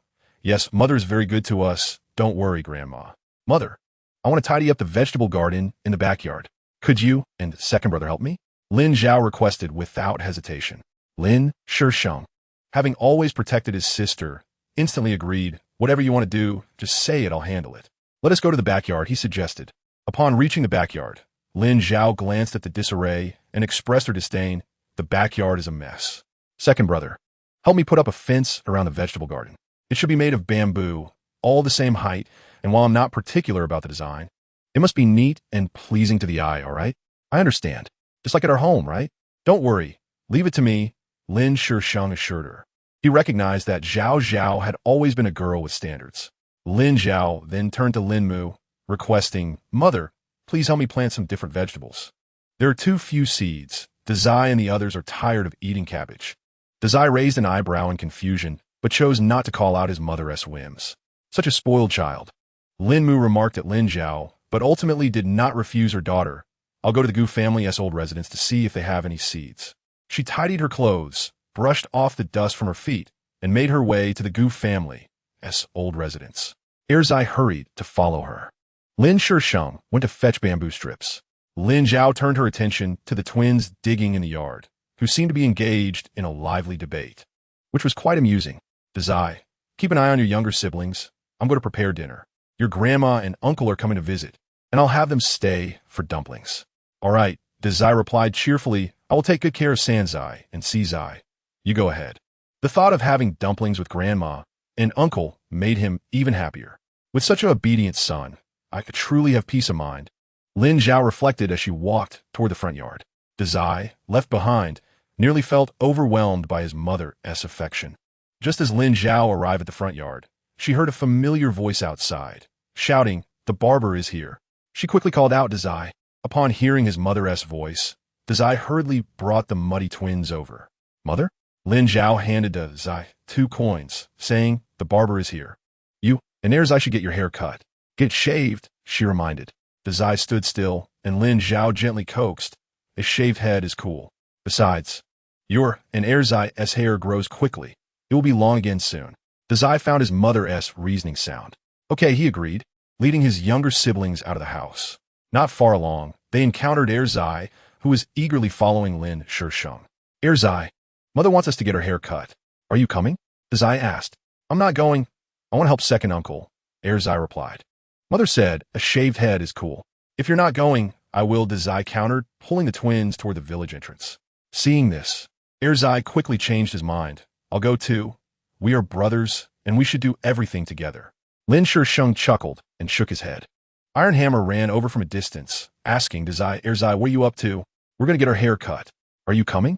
Erzai responded. Of course, the 3 brothers set off together. As they entered, Lin Zhao exclaimed, "What are you doing with all this flour? Are you living lavishly?" Upon closer inspection, the excessive flour in the beautifully decorated enamel basin was beyond saving, causing her heart to ache. "Just living," Lin Zhao smiled. Lin Mu retorted, "Who lives like you, with so much flour? This could feed Dazai and the others for a month. There is still more flour, Mother, don't worry. I want tea, let you go hungry." Lin Zhao replied calmly, "You and second brother came to see me. I can't even prepare one meal for you. How does that look?" Lin Mu remained unconvinced, still upset. "I've never seen you be so distant." Lin Zhao continued to smile. "I'm not the same as before." Having never received an education, Lin Mu didn't understand the nuances and earnestly advised, "Zhao Zhao, it's not easy for your husband to earn money. Be frugal. You still have to support Dazai and the others, and once they grow a bit more, they need to go to school and eventually marry. If you don't plan and calculate now, there will be hard days ahead." With Dazai as father around, Lin Zhao dismissed, her carefree nature untroubled by such worries. Lin Mu, frustrated, thought to scold her again. "Your husband can earn, but he is married to a wife who is as frivolous as you." Lin Zhao was unafraid. Throughout her life, her mother had rarely spoken harshly to her. Lin Mu, feeling a surge of frustration, chose to ignore her daughter and retreated to the backyard.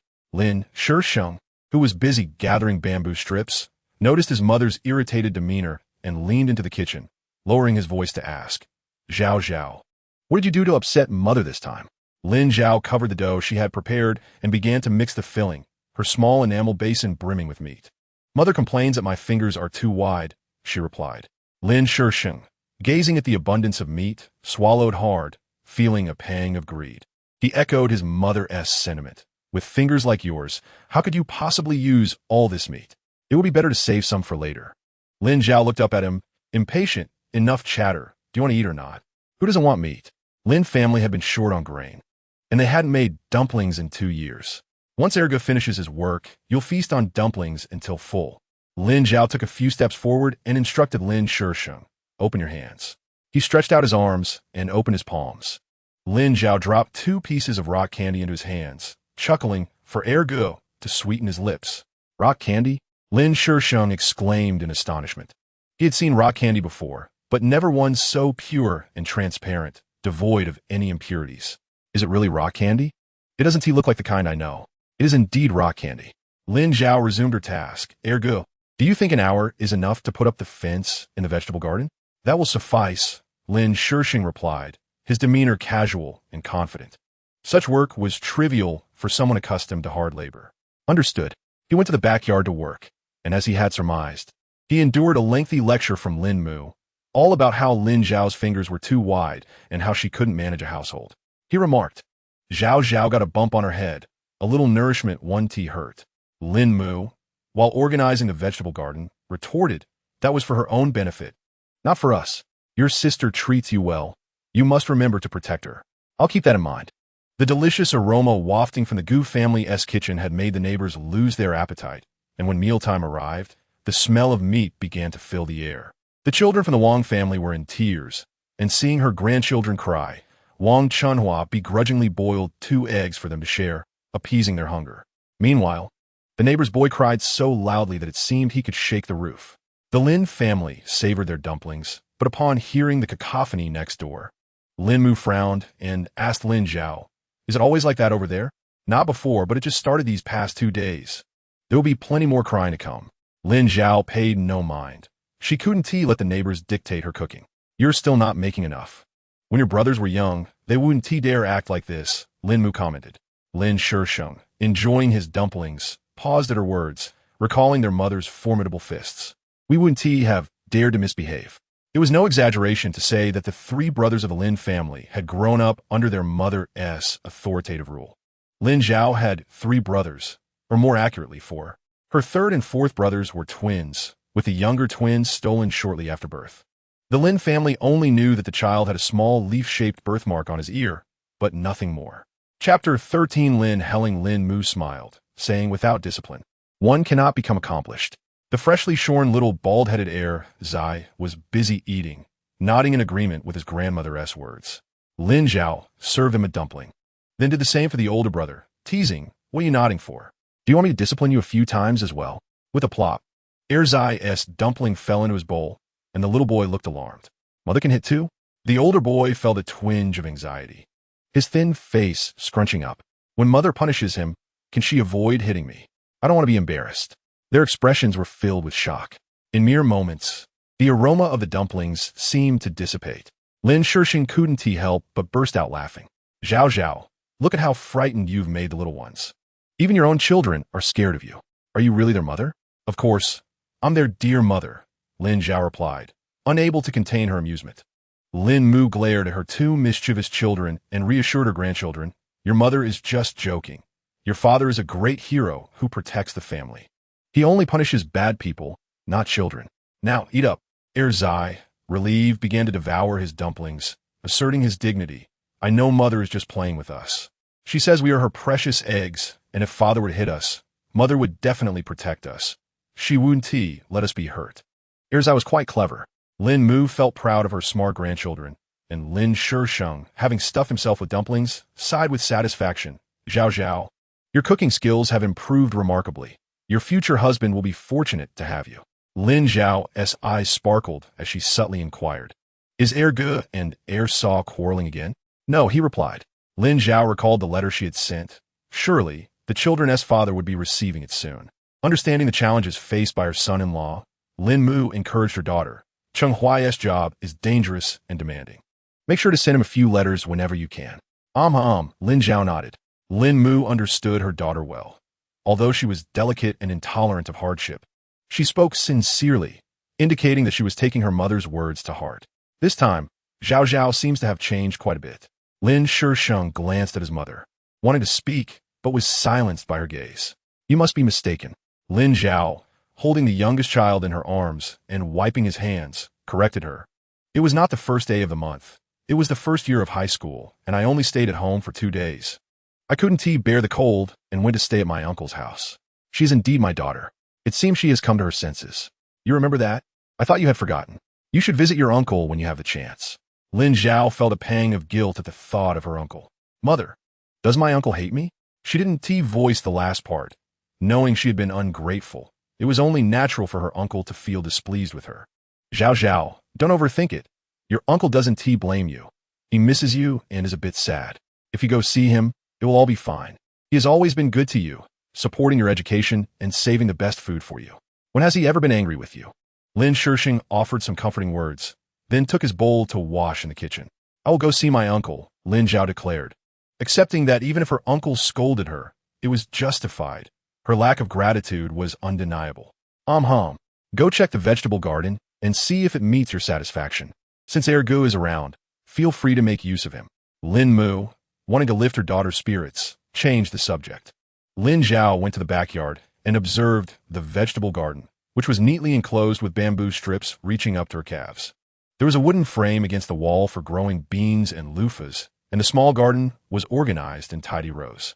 The garden had effectively alleviated Zhai's obsessive-compulsive tendencies. He exclaimed, Gio is amazing. Mother, our vegetable garden looks just like Grandma's. Lin Zhao was quite pleased as well. The older and younger brothers looked reluctant to leave, their eyes glistening with emotion. Lin Zhao patted their little bald heads, feeling their prickly hair, uncomfortable but grateful for having eradicated the lice's breeding ground. One of these days, I'll take you to Grandma's house. Zhai's face instantly lit up with excitement as he asked, When? I miss Grandpa. I miss him too. I love listening to the stories he tells. The older brother chimed in. Lin Zhao chuckled lightly. What a coincidence, I like them too. Her father had a mysterious past, having wandered here due to the ravages of war. He was only about 10 years old at the time, having suffered a head injury that muddled his memory. He couldn't recall where his home was, only that his surname was Lin and his name was Lin Helling. He was literate and could draw, filled with knowledge, capable of telling any story. He was also quite handsome. As Lin Zhao's grandmother would say, he looked like a nobleman from a play, strikingly good-looking in every way. This irritated Lin Mu. All those things were won through her luck in lotteries. She wished to repay her parents with kindness, and it had nothing to do with the Gu family. Yet her mother claimed she treated her poorly. Lin Zhao specifically pointed out that the dumplings were her way of honoring her father, making it impossible for Lin Mu to refuse. All right, mother accepts this. The daughter understands filial piety, and let your father be pleased as well. Lin Zhao's face bore no smile. Those items were my way of honoring both you and father. Why would you refuse to accept them? After all, you are the mother of 4 children. How can you still be so ungrateful? If I were to accept them, what reputation would you have? The villagers would gossip, saying you were secretly supporting your maternal family. Your father often says that public opinion is fearsome. You cannot foresee this. And mother cannot harm you. Lin spoke earnestly. But these items have nothing to do with the Gu family. This thought could not be openly expressed. Lin Zhao felt somewhat stifled. Without a job and lacking financial independence, she found herself unable to fulfill her filial duties. Mother knows you are dutiful. Our family may be poor, but we do not lack for food. Those good things should be left for the older children.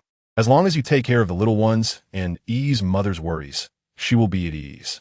Lin Mu smiled as she patted her daughter's hand and then reminded the older children of various matters before departing with Lin Shenshin. The members of the Fengshuo brigade encountered them. Why not stay a bit longer? Regardless of their thoughts, the members of the brigade maintained a friendly demeanor. After exchanging a few words, the 2 from the Lin family took their leave. The villagers at the entrance continued their chatter. The Qinghuai family is truly fortunate. Even after marriage, the daughter's family still cares for her. I saw her mother and brother bring a basket of eggs and a fat fish. The Lin family cherishes their daughter so much. Indeed, one rarely sees a family as devoted to their daughter as the Lin family. If it weren't for their indulgence, the Qinghuai daughter wouldn't be so lazy. They even spare fish. That is quite generous of the Lin family. I heard that the older son's maternal grandmother rushed over when she heard her granddaughter bumped her head. The Lin family is so protective. Did Xinger not receive a beating? A group of women gossiped animatedly like sparrows in a field. Those privy to the inside information glanced around, ensuring no one was approaching, and lowered their voices. Oh, she did get beaten, and she was wailing. It was the older son's maternal uncle who did it. One woman shifted to a more comfortable position, her eyes sparkling with excitement, and eagerly asked, Did the Gu family not intervene? Intervene? If it were you, would you? Replied the well-informed woman. This remark piqued everyone's interest. With all eyes on her, the woman, feeling quite pleased, shared what she had uncovered, speaking with fervor and splattering saliva. After her tale, someone remarked, I haven't heard that old Lady Gu went to the Gu family's 3rd branch to settle scores. The older son's maternal grandmother is a village tyrant, rumored to have killed before. No one who crossed her has fared well. How could Xing's grandmother dare to confront her? She still wants to live a few more years. Another woman speculated. What this person did not know was that, due to a series of misunderstandings, she had accurately guessed the thoughts of old Lady Gu. Xinger is also at fault. She has not seen her confront the mothers of Tai Dan and Bang Bang, but she has clashed with the older son's mother. What is that? They say familiarity breeds contempt. Is it so that they meet and bicker? One aunt, while mending a tear in her trousers, expressed her confusion. Among the group were individuals who understood the situation well. A woman in a blue shirt smiled slightly. Chenghuai's allowance increases year by year. Now that he is married, the amount he contributes is lessening, and Xing'er has fewer advantages to gain from it. Can she not feel resentment? TSK. Chenghuai cannot avoid marrying. He must establish a family. Xing'er's temperament has turned a bit domineering.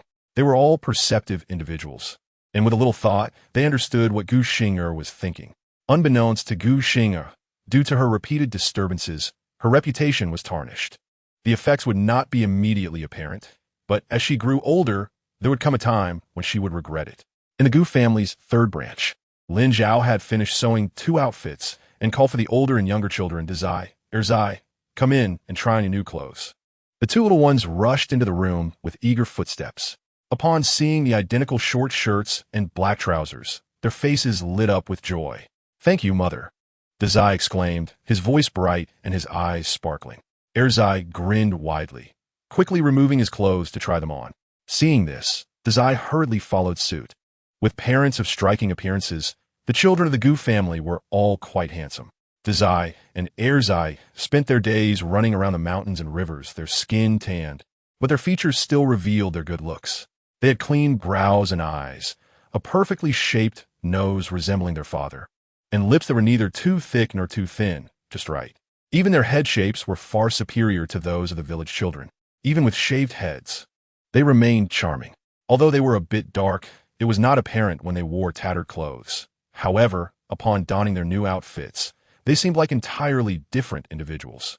Zai smoothed out the hem of his shirt and looked up at Lin Zhao, his eyes glimmering with hope. Mother? Lin Zhao met his bright, clear gaze, taking his hand and drawing him closer, examining him up and down while smiling and nodding. You look splendid, particularly handsome, just like your father. Under her praise, Zai's face grew increasingly flushed as he felt shy, his heart bubbling with happiness. Zai, being an ever-restless little one, also came over. Mother, what about me? He blinked his big eyes, confidently seeking compliments. You look good too. Lin Zhao chuckled at his expression. Is that all? He asked urgently. Am I just as handsome as father? Zai, thinking his brother was foolish, said, Zai, you look just like me. I am as handsome as father. So you must be just as handsome as father too. Zai laughed cheerfully. I forgot. Mother, can my brother and I go out? He inquired. Lin Zhao shot Zai a glance, knowing full well his intention to show off. Mother, Zai's voice was sweetly coaxing. Not yet. The clothes need to be rinsed before wearing. Lin Zhao gently explained. You both take them off for now. I will wash them for you shortly. It's hot today, and you can show off tomorrow morning. Zai felt that his mother worked hard to make their clothes, so while taking off his shirt, he remarked, Mother, we can wash them ourselves, right, Zai?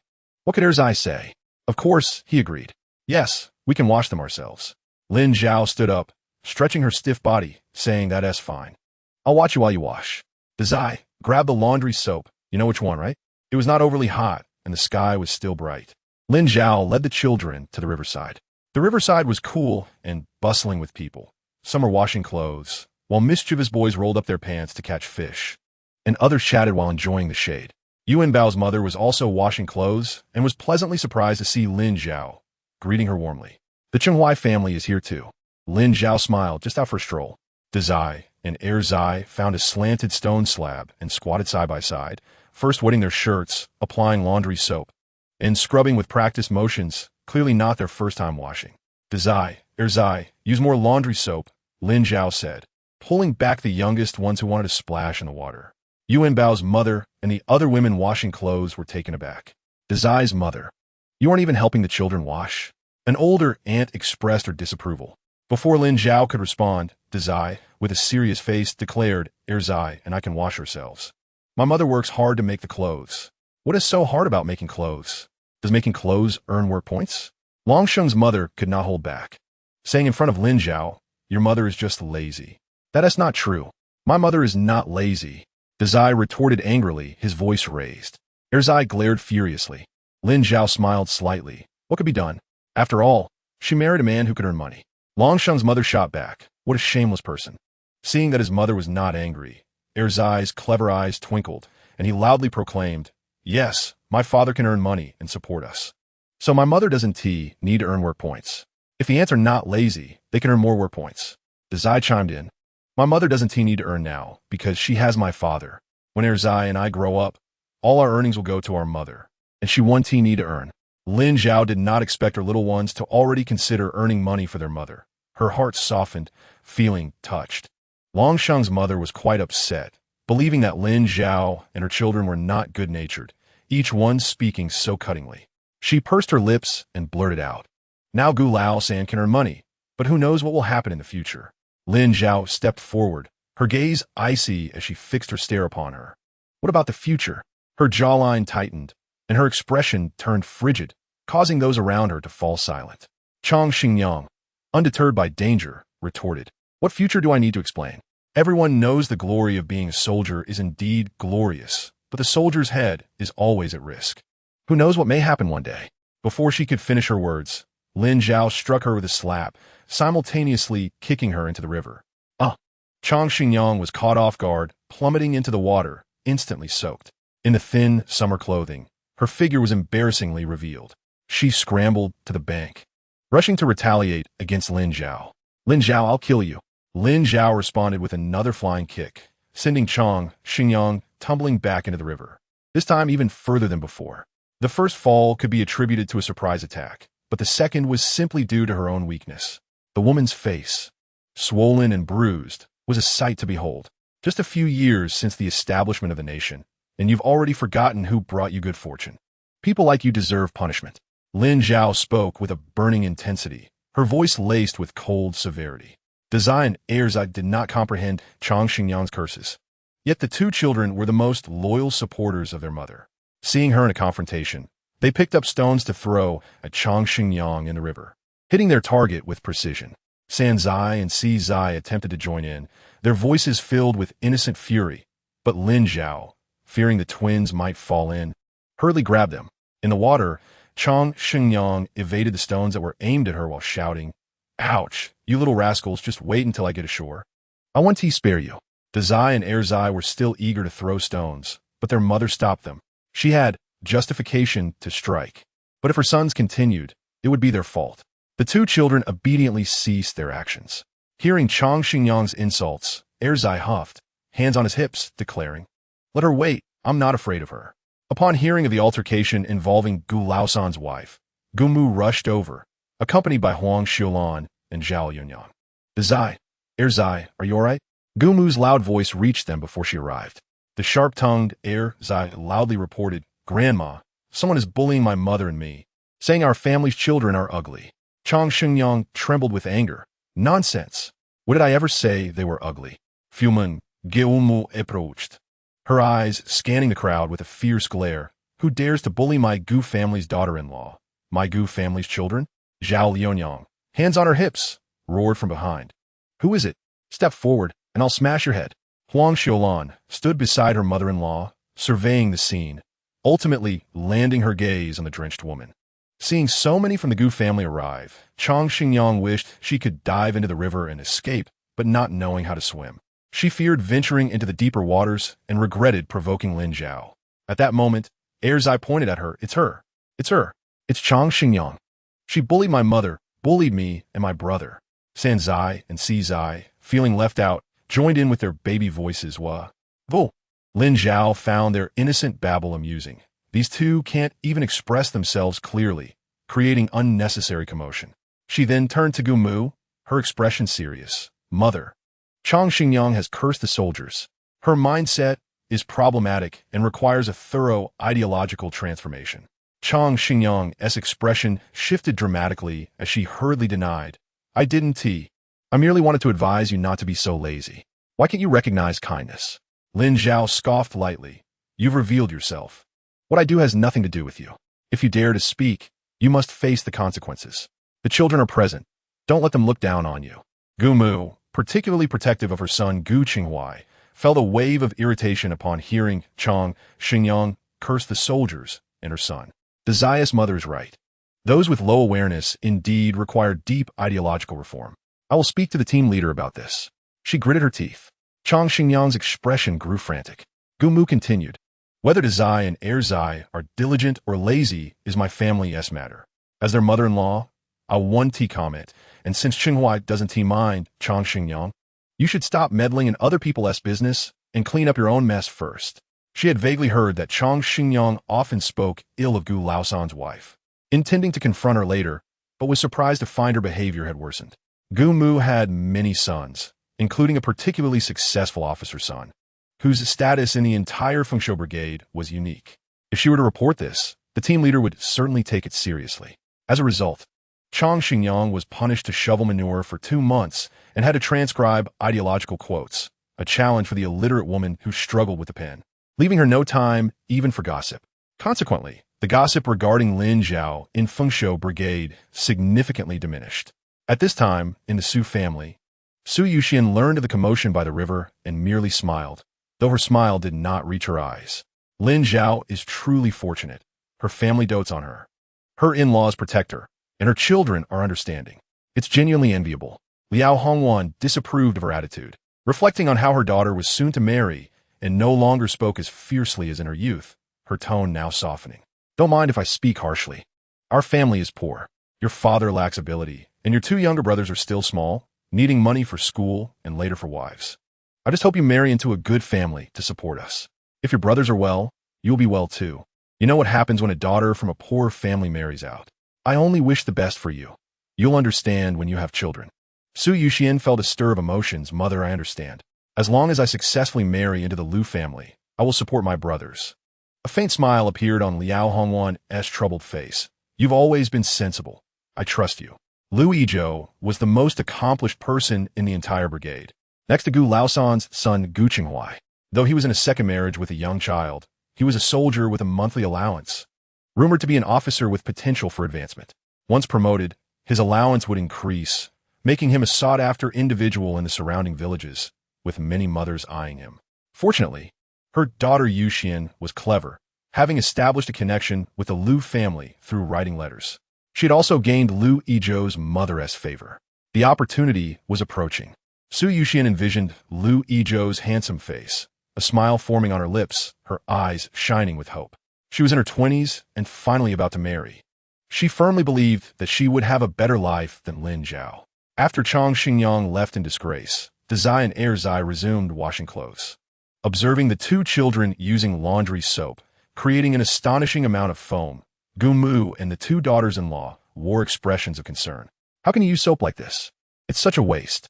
Gu Mu advised Dazai Erzai, use less soap, your clothes aren't even dirty. Huang Xiaolan stepped forward, suggesting, how about I wash it for you? You're wasting too much. All that foam could wash a lot of clothes. Erzai looked at his brother, but Dazai rejected the offer. No need, we'll finish quickly. Then I want tea either. Erzai echoed his brother's choice. Huang Xiaolan felt disappointed, but didn't he insist, her heart aching for them. Dazai and Erzai were quite capable, rinsing the foam from their clothes, wringing them out, and placing them in a wooden basin. The 2 of them carried the basin over, looking up at their mother. Mother, it's done. Dazai and Erzai were truly diligent, serving as the best example for their younger siblings and being the most worry-free sons for their mother. Lin Zhao's praise was heartfelt. The 2 children beamed with pride, their motivation further ignited. Witnessing Lin Zhao instilling wisdom into her grandchildren, Gu Mu felt a twitch at the corner of her mouth. Enough is enough with the Gu Laosan family. As a mother-in-law, she dared not speak too much. The trouble caused by her biological daughter had just calmed down, and Gu Mu feared Lin Zhao might stir up more trouble. She took the lead and walked forward. Mother, Lin Zhao called out. Upon hearing that voice, Gu Mu felt her entire body stiffen, her heartbeat slowing down. Laosan's daughter-in-law. I have already spoken to Xinger about her behavior. As someone older, it is indeed inappropriate for her to act out against her juniors. Your father and I will no longer indulge her. We will work to correct her temperament moving forward, so do not be upset. She hurriedly replied. Huang Xiaolan felt a pang of sympathy for her mother-in-law, who, at her age, still had to bow down to a daughter who brought her no peace. Guxing tuli lakit gatitude. Lin Zhao was momentarily taken aback and responded with an "oh" when this topic arose. She could not help but express her thoughts further. As long as mother and father understand, that is sufficient. Gu Xinger is no longer a child. Her antics tarnished the reputation of the Gu family. Gu Mu was well aware that Lin Zhao spoke the truth, yet it was a difficult situation. Fine. Gu Mu readily agreed without further discussion. In this regard, Gu Mu was superior to all the other mothers-in-law in the village. She personally cared for each daughter-in-law during their confinement and never shied away from taking care of the children. Thank you for your trouble, mother. Gu Mu was moved to hear Lin Zhao's gentle words, feeling a flood of emotions. What trouble could there be in looking after her own grandchildren? With so many people in the old residence, there was ample help. Although Gu Dajia and Gu Urji might harbor small grievances, they were not cruel individuals. Looking after children was a minor task, and since Lin Zhao provided rations, it was even less of an issue. Both women exchanged a few kind words. Rest assured, Sandy Mei, I will have Tai Dan keep an eye on the younger siblings, Huang Xiaolan said with a smile. As the eldest sister-in-law of the Gu family, she was generous and generally did not fuss over minor matters unless someone took advantage of her kindness. Zhao Lunyang also chimed in. Indeed, I will have Bang Bang lend a hand as well. Lin Zhao, now awakened to her circumstances, felt she had truly found a good family. Thank you. Elder sister-in-law and second sister-in-law. The remaining Mai Ru Jing was limited, so she decided to take it all with her, along with a large handful of orange candies from the supply store and 5 sesame cakes. That should suffice. Mother, you are so good to Sanzai and Sizai. The second child said enviously. He and his brother received nothing when they visited the old residence. The eldest child hung his head, looking like a small puppy without a home. Lin Zhao embraced both children, her voice tender. I will prepare for you in the future as well. The eldest child was particularly easy to comfort, nestling in his mother's arms, forgetting any feelings of disappointment, his little heart beating with joy. Mother smells so good. All right. The second child proactively hugged his mother and said, I like it when mother holds me. His voice was soft, innocent, and pure. Lin Zhao lowered her gaze, her tone gentle. Then in the future, mother will hold you more. The two children grinned widely. Lin Zhao entrusted the items to the eldest and second children, instructing, give a laundry soap to your grandmother. Just say it is a token of gratitude. Share the candies and sesame cakes with each other, and Tai Chue. The eldest child tried to suppress a smile, but could not contain it. Okay. The moment the two boys stepped out the door, Lin Zhao suddenly remembered something and called out, stay away from your little aunt. The second child raised his voice, my brother and I know. If little aunt bullies us, I will call for grandmother. Next door, Wang Chunhua couldn't help but laugh upon hearing the second child's words. What a clever little one. In the old Gu residence, upon hearing that Sandy Mei had sent a token of gratitude, Gu Mu glanced towards the setting sun, confirming it was indeed in the west. Did your mother send this? Her expression was complex. My mother said it is a token of gratitude for grandmother, the eldest child replied with certainty. The second child, who was distributing candies to his older siblings, nodded in agreement. My brother remembers correctly. That is what mother said. Bang Bang unwrapped a piece of candy, stuffed it into his mouth, and savored it, asking, did your mother tell you to share this with us? Yes. My mother said to share with my brother and you. The second child declared loudly. It was his first time sharing candy with his elder siblings since he had grown up, and seeing their happy expressions felt truly delightful. Bang Bang smiled and said, Senani is really generous. Tai Chue grinned foolishly. Senani is great. Huang Xiaolan and Zhao Lunyang stood under the eaves, watching this scene unfold, their hearts swirling with myriad emotions. Why do I feel like Sandy Mei has become a different person? Zhao Lunyang murmured. Chapter 15. The Divine Mother-in-Law. Is it better to change or to remain the same? Huang Xiaolan asked with a smile. Of course, it is better to change.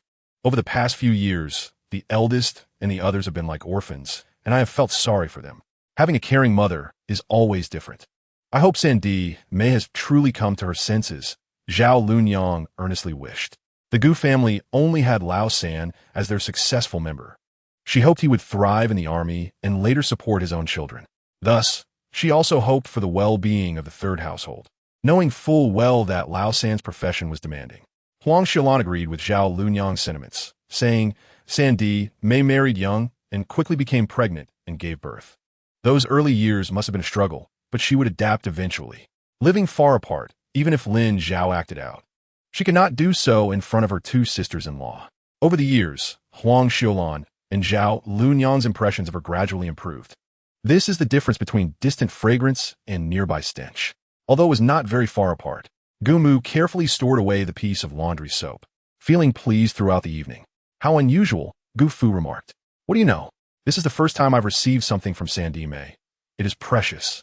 Gu Fu, Lin Zhao was making underwear for the eldest and second children, 2 pairs for each, working on the last pair. Mother, the eldest child called out joyfully, his tone filled with delight that tugged at the heartstrings. What is it?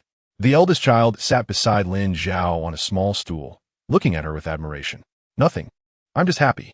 Lin Zhao smiled and replied, Really? I'm also happy. What makes mother happy? The second child asked curiously, propping his chin on his hand. Because you are well-behaved. When you are good, I am happy, Lin Zhao casually replied. The eldest child declared, Then we'll be good every day. So mother is happy every day. All right, I'll be a good mother and make you happy every day. Lin Zhao echoed her son's words. Mother is already a good mother. The eldest child shyly smiled, his eyes filled with sincerity. Grandmother says mother is like a young girl who doesn't know how to take care of children, but when she grows up, she will know how to care for them. Now that mother has grown up, she can take care of me and my younger siblings. And we will take care of mother too. Lin Zhao felt an indescribable emotion swell within her, asking, Did grandmother say that? The eldest child nodded. Lin Zhao remarked, What a divine mother-in-law. The eldest and second children did not resent her. They still regarded her as a close mother, partly thanks to their grandmother's efforts. We are missing a piece of laundry soap. How about making sauerkraut fish later? Is that all right? Lin Zhao asked the 2 children after finishing the last pair of small pants. What kind of fish is sauerkraut fish? The second child asked, his big eyes full of curiosity, as he had never tried it before. Sure, the eldest child replied. Mother's cooking is always delicious. Upon hearing his brother's words, the second child stopped asking and eagerly said, Sauerkraut fish is fine. Everything mother makes is delicious. I will go cook. You 2 rinse your little pants and hang them out to dry. You can wear them tomorrow. Lin Zhao handed the freshly made 4 pairs of small pants to the 2 little ones. The eldest child beamed with a bright smile, got it, and took his brother to wash the clothes. Lin Zhao entered the kitchen, beginning to prepare the grass carp sent by her mother and second brother. The fish weighed over 2 jin, with plenty of meat, perfect for making sauerkraut fish. However, the family lacked sauerkraut. Not a problem. Once the eldest and second children finished washing the small pants, they could ask for some from the old residents. Lin Zhao skillfully prepared the fish, and her good son returned after washing the clothes to help. The eldest child looked up. Mother, I will start the fire. Not yet. You and the second child go to the old residence and ask for some sauerkraut. The eldest child loved helping his mother, and he immediately took his brother to the old residence. They ran all the way, capturing the curiosity of the villagers. Upon arriving at the old residence, the eldest child called out, Grandmother. Typically, such a loud voice should belong to the second child, so when the eldest child shouted, Gumu thought something was wrong and quickly wiped her wet hands before heading out of the kitchen. What happened? Grandmother, my mother is making sauerkraut fish, and I came to ask for sauerkraut, the eldest child explained. Gumu breathed a sigh of relief, saying, You need sauerkraut? We have plenty at home. Grandmother will pack some for you. As she spoke, she turned and entered the kitchen, filling a bowl to the brim. Outside, Tai Dan licked his lips and leaned closer to the second child. Are you going to have fish to eat, little brother?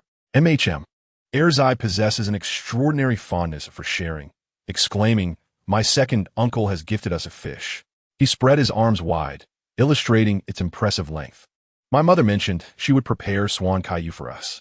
I have never tasted swan caillou, yet whatever my mother cooks is invariably delicious.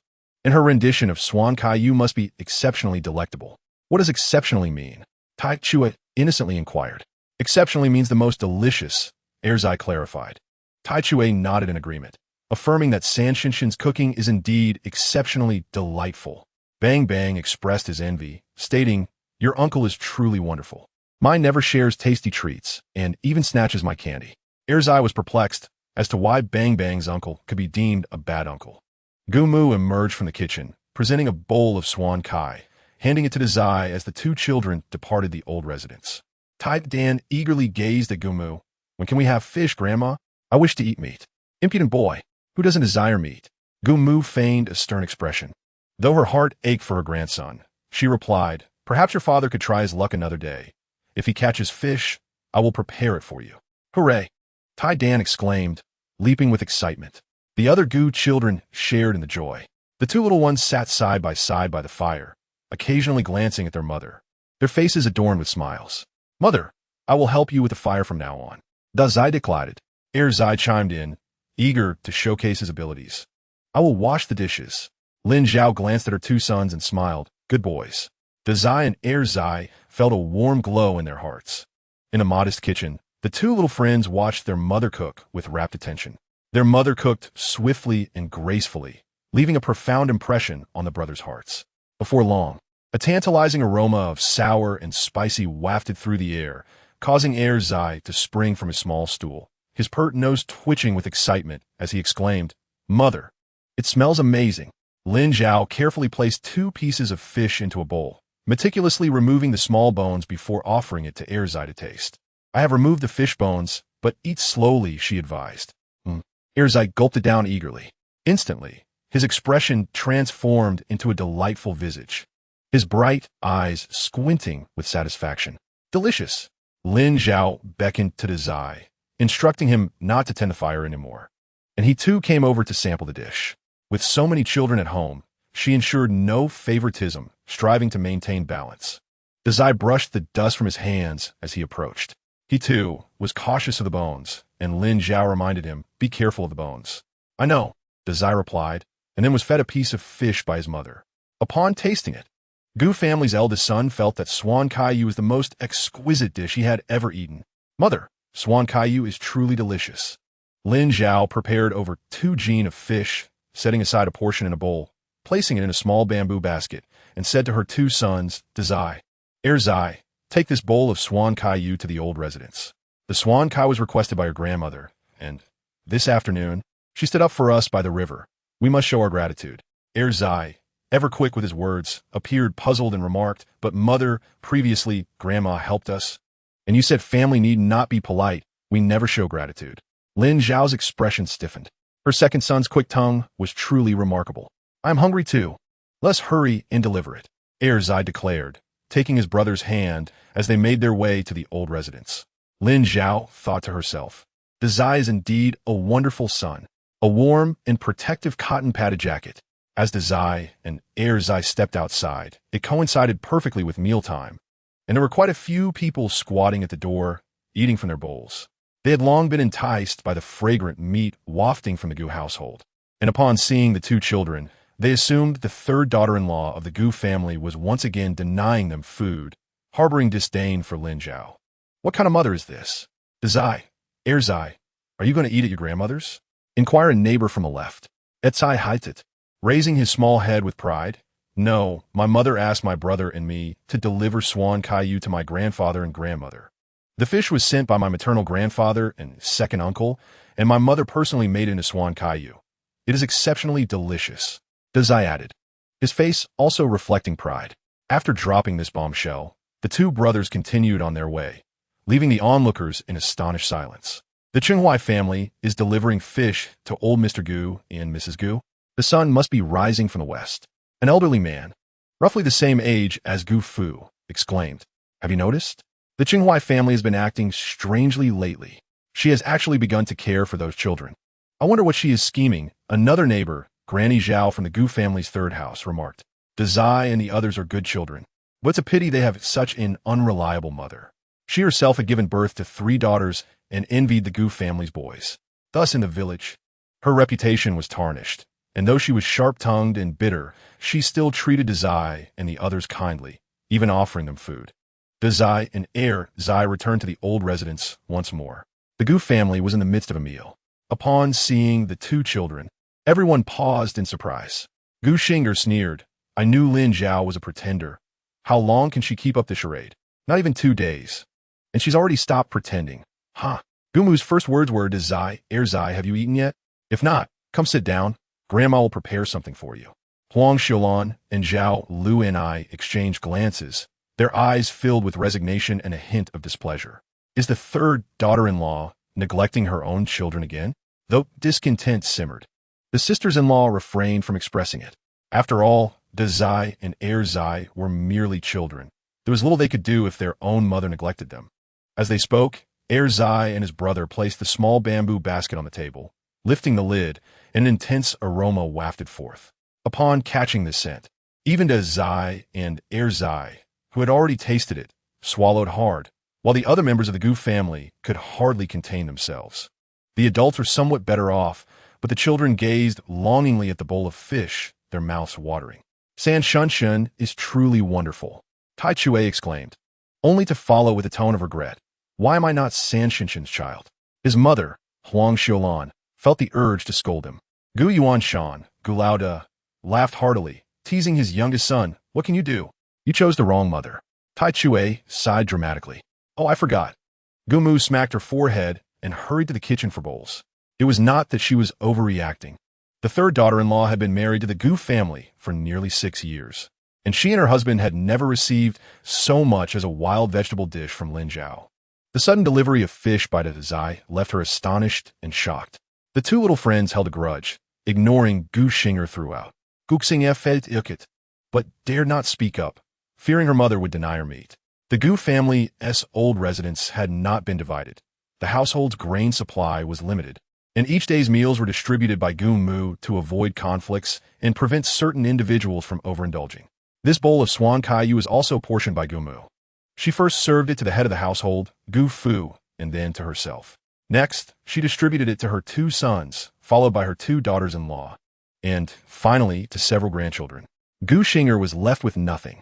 Seeing the bowl empty of meat, with only oily broth remaining, Gu Xinger felt quite dissatisfied and deeply wronged. She dare not cause a scene, merely stating, Mother, you didn't give me any. Gu Mu, resolute in her decision to discipline Gu Xing, did not even glance at her, saying, There is none for you. Why not? Gu Xinger trembled with anger, her voice sharp. The younger members of the Gu family instinctively covered their ears, thinking their aunt was too loud. Why not, you ask? The swan kaiyu was sent by the Zai and Air Zai's mother. How can you expect to partake in something made by their mother when you treat them as if they are invisible? What audacity! Gu Mu thought her sister-in-law had been raised without any shame, utterly detestable. She was determined to rectify this annoying disposition. Gu Xinger was left speechless. Gu Mu continued. The fish was sent by the Zai and Air Zai's very own uncle, which has even less to do with you. With that, she chose to ignore her ungrateful daughter, lowering her head to savor the exceptional culinary skills of the third daughter-in-law. The swan kai paired with the fish was delightful, its sour and spicy flavors tantalizing the palate. It took Gu Mu a lifetime of cooking to realize that fish and swan kai could be beautifully combined. Gu Xingye, witnessing that the rest of the family enjoyed meat while she did not, angrily pushed her bowl away, rising abruptly, the wooden stool creaking loudly. I won't eat anymore. Chapter 16. What a wonderful life. As Gu Xinger departed, the atmosphere at the dining table brightened considerably. Huang Xiulan took the initiative to break the lingering silence, expressing her delight at the delicious fish made with pickled vegetables, remarking on how well the third sister-in-law cooked.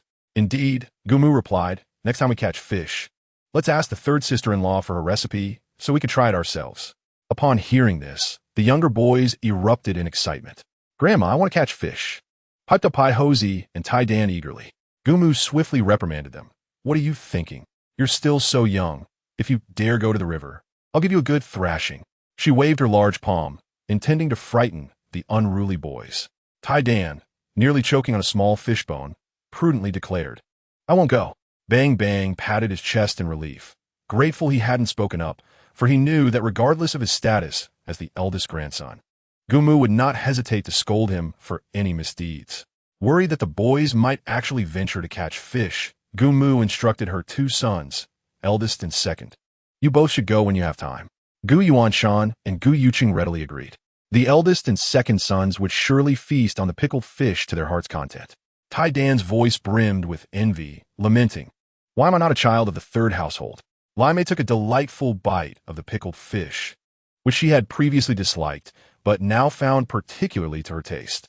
Of course, she chimed in, I heard that the eldest son and their second uncle brought them the big fish, and the third aunt is very generous. They're definitely enjoying a meat feast. Zhao Lunyang shot her son an annoyed glance. What? Am I not generous? To which Lai Mei replied bluntly, Not generous at all, mother. You're quite stingy. Zhao Lunyang chose to ignore her impudent son, muttering, What a troublesome child. In the old couple's room, Gu Mu was mending the worn cuffs of her husband's clothing, saying, The third sister-in-law has changed quite a bit these days. I don't expect much, but I just hope she treats the eldest son and the others well. Even if she spends lavishly, it's no big deal. don't you think? Gu Fu, who lay on the bed and could easily doze off, replied, "What can he say?" He mumbled in agreement. Moments later, the sound of snoring resonated through the room. That evening, Lin Zhao continued her lottery draws. She had accomplished numerous tasks that day, including hosting her maternal relatives for 10 points, making new clothes for the children for 10 points, sharing the pickled fish with her in-laws, and receiving compliments for 10 points, and tidying up the backyard for 50 points. With the 10-point draws, she could participate 8 times, but the prizes were mostly everyday items. To win higher-level rewards, such as various skills, she would need at least 500 points. After some contemplation, Lin Zhao decided to go for the 10-point draws. It seemed that her luck had run out after the first 2 draws, as she did not win any substantial prizes that evening. The items she received were modest yet practical. Corduroy fabric, 10 yards, medical sanitary pads, 5 packs, fine wool yarn, 5 pounds, soda, 10 bottles, high elastic hair ties, 3 pieces, salted duck egg, 1, high-quality granulated sugar, 1, rice cake, 3 pieces. Though these rewards paled in comparison to her previous draws, Lin Zhao felt content, as they were all free gifts. After finishing her lottery, Lin Zhao embraced her sweet, soft little daughter and closed her eyes to sleep. The next day, Song Shiwei, also known as Lin Mu, remarked, "I told you not to talk all night if you couldn't sleep. Now that you're speaking, it's no different." Lin Mu's original name was Song Meihua. After marrying her husband, she felt her name was unappealing and insisted that Lin Helling give her a new one, which he changed to Song Shiwei. Despite her current age, she had once been a beauty, a fierce flower, with a whip-like demeanor that exuded vitality and allure. Lin Helling had aged gracefully, retaining his handsome features from youth into old age. He possessed no unpleasant odors and always appeared fresh and clean. Standing tall, with a straight posture, he exuded an air of superiority over his contemporaries. If not for the patches on his clothing, one might mistake him for a prominent city leader. He chuckled. Zhao Zhao's room needs tidying. She is so lazy that she just wants to lie around when she gets home. Lin Mu couldn't help but laugh. You'd prefer if your daughter hadn't married, wouldn't you? At the Gu household, it wasn't long before the eldest and second sons were roused by the enticing aroma. The 2 brothers, clad in new clothes, clung to the kitchen door, their eyes peering inside. The second son cheerfully exclaimed, "Mother, what are you cooking? It smells so good. I was dreaming, but woke up the moment I caught a whiff." That morning, they would be having noodles with soda, and Lin Zhao smiled warmly. "Soda?" The eldest son's eyes sparkled with excitement, his voice rising. "Is it the soda sold at the supply and marketing cooperative?" He eagerly inquired. "Soda?" The second son echoed, his voice ringing like his grandmother's. "Yes," Lin Zhao replied gently, reminding the 2 eager children, whose eyes scanned the kitchen for the soda's location. "Hurry and wash your faces and brush your teeth with soap. Don't forget to apply baby cream on your faces." "Okay." The eldest son pulled the second son along to wash up. Neither of them had ever eaten noodles or drunk soda before, and they were filled with anticipation. Lin Zhao served 3 bowls of clear noodle soup adorned with fresh greens and finely chopped scallions, topped with glistening fried eggs. Just as she placed the bowls on the stone table in the yard, the 2 freshly creamed boys dashed outside. "Wow, more eggs!" The second son exclaimed with delight, pulling his brother to sit down. At that moment, Lin Zhao emerged with 3 bottles of soda, urging them, "Eat quickly, or the noodles will clump together." The eyes of the 2 boys lit up with joy, and they did not rush to use their chopsticks until their mother sat down and picked up her own. The second son took a delightful bite of the fried egg and exclaimed, "Mother, this egg is delicious." The eldest son nodded in agreement, his mouth smeared with oil. Lin Zhao tasted a noodle herself, finding it perfectly seasoned. The fried egg, cooked in oil, was indeed delectable. "Mother, I love fried eggs. Can we have them again tomorrow?" The second son asked unabashedly. "Of course, if you want them, just say so. We have plenty of oil at home," Lin Zhao reassured them. In these times, both adults and children lacked sufficient oil in their diets, and the 2 boys had hearty appetites. They finished their bowls and even drank the broth. "Are you full?" Lin Zhao queried, recalling the saying that half-grown boys could drain their parents' finances. "Yes." The eldest son wiped the fine sweat from his forehead, smiling. "Eating noodle soup in the hot summer is really steamy." The 2 boys glanced at the soda on the table, but did not rush to drink. They voluntarily went to wash the dishes. After washing the dishes, they returned eagerly to Lin Zhao. The second son asked, "Mother, can we drink soda now?" "Yes." As long as you don't overindulge, Lin Zhao replied. The second son thought his brother's idea was splendid and readily agreed. All right. Respecting their decision, Lin Zhao opened a bottle and poured it for the two boys. Second son, you go first, the eldest son encouraged. The second son took a small sip, his eyes curving into crescent moons. Brother, you should drink too. The soda is so delicious. It tickles my tongue and is sweet. After savoring the taste, he eagerly handed the bottle to his brother, urging him to drink. The eldest son also took a sip, his dark eyes sparkling with joy. It's really good. He wholeheartedly agreed with his brother's sentiments. Lin Zhao watched the two brothers, who were so graciously yielding to one another, and a smile crept onto her lips. What wonderful, angelic children they were, coming to express their gratitude, completely self-sufficient and with their own ideas. The eldest son noticed the smile on his mother's face and felt a sudden shyness, quietly asking, Mother, what are you smiling about? I'm smiling at how fortunate I am. Lin Zhao replied. The second son chuckled, having heard this phrase many times, as villagers often said their mother was blessed. Grinning widely, he added, My brother and I are fortunate too. As they spoke, he took the soda that his brother offered him and savored a delightful sip, dramatically sighing as if he were an adult. Lin Zhao couldn't help but laugh, recognizing that he must have learned this from his grandfather. Drink slowly, you two. I need to tidy up before we head out. The second son suddenly remembered something and called out, Mother, can I bring my candy? His expression was earnest. My brother, and I want to share candy with the Dan Gu and the others. The Dan was Lin Dage's son, who had a twin brother, Dan, age 10. And the two had an 8-year-old sister named Lin Shibao. How generous of you. But if you give it all away, you won't have any left for yourselves. Lin Zhao teased her two sons with a smile. The eldest son replied, The Dan and Dan shared their eggs with us. And they even shared candy during the New Year.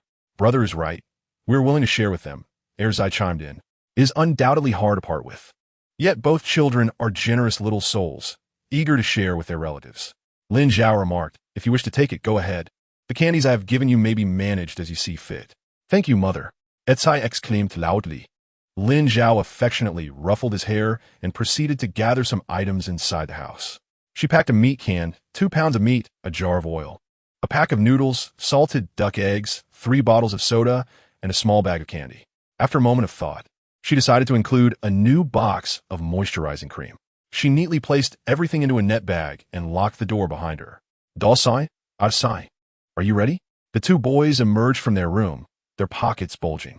Ready, Zai said, pressing his hand against his pocket to prevent the candies from falling.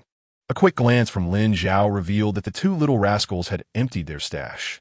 Truly, they are her sons, so generous. Let's set off, Lin Zhao declared. Something struck Zai's funny bone, and he burst into a fit of giggles, his laughter ringing sweetly. The spirited young boy showed no sign of fatigue on their journey. His back resembled that of a bird set free from its cage. Will you? Lin Zhao asked. Will you? Zai shook his head. I cannot. What about Zai? Can he? Lin Zhao did not forget her eldest son. Zai held his mother's hand and replied, I cannot either. Lin Zhao recalled that there was a cinema in the county and a new film titled Di Daozhan had just been released, so she inquired, Would you like to watch a movie? The young boys' faces brightened with joy. Yes. When Lin Zhao saw the anticipation on her sons' faces, she painted a grand picture of the experience. Zai cheered, his laughter startling the sparrows resting in the trees. Watch a movie. Watch a movie. He chattered excitedly, his mouth never ceasing. As Lin Zhao observed her two sons reveling in joy, a smile spread across her face.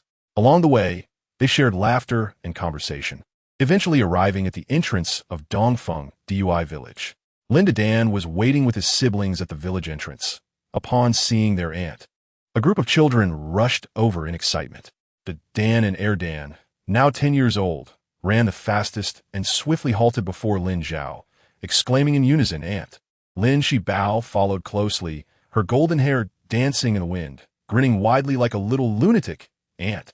Behind them were the two daughters of Lin Ergo, Lin Xian and Lin Zheng, aged 9 and 7, respectively. Aunt, I missed you so much, Shibao said, wrapping her arms around Lin Zhao's waist. Her smile brighter than the sun. Lin Zhao, carrying her belongings, raised her hand to prevent bumping in her niece. Slow down, slow down. Did your grandmother ask you to wait at the village entrance? How long have you been waiting? She noticed several delightful items in sight. perceiving her eldest nephew's gaze. Lin Zhao handed him the items. What are you staring at? If you don't help, my hands will grow weary. Linda dan happily accepted, chuckling. I was afraid you would disapprove of me. What? Do you treat me like a stranger? Lin Zhao pretended to be angry. Upon hearing this, she quickened her pace. Linda Dan and Lin Dan flanked their beloved aunt, escorting her homeward. What? You want to know what I brought? Look, this entire net bag is full of it. My aunt is truly filial, you know? Of course. My grandmother says that my aunt is the most devoted daughter among all the villages. Lin Zhao, who had been silent throughout, listened intently. Chapter 17. Not in good health. Lin Dan did not explain further, vaguely stating, my brother simply talks too much. In truth, after Lin Mu and Lin Sheng visited Lin Zhao with gifts, gossip began to circulate in the village, suggesting that Lin Mu was favoring her married daughter, withholding meat and eggs from her own sons and grandchildren. The remarks were rather harsh. The children of the Lin family overheard this and felt a surge of indignation. As for Da Zai and Zai, they were preoccupied with distributing candies to their elder siblings.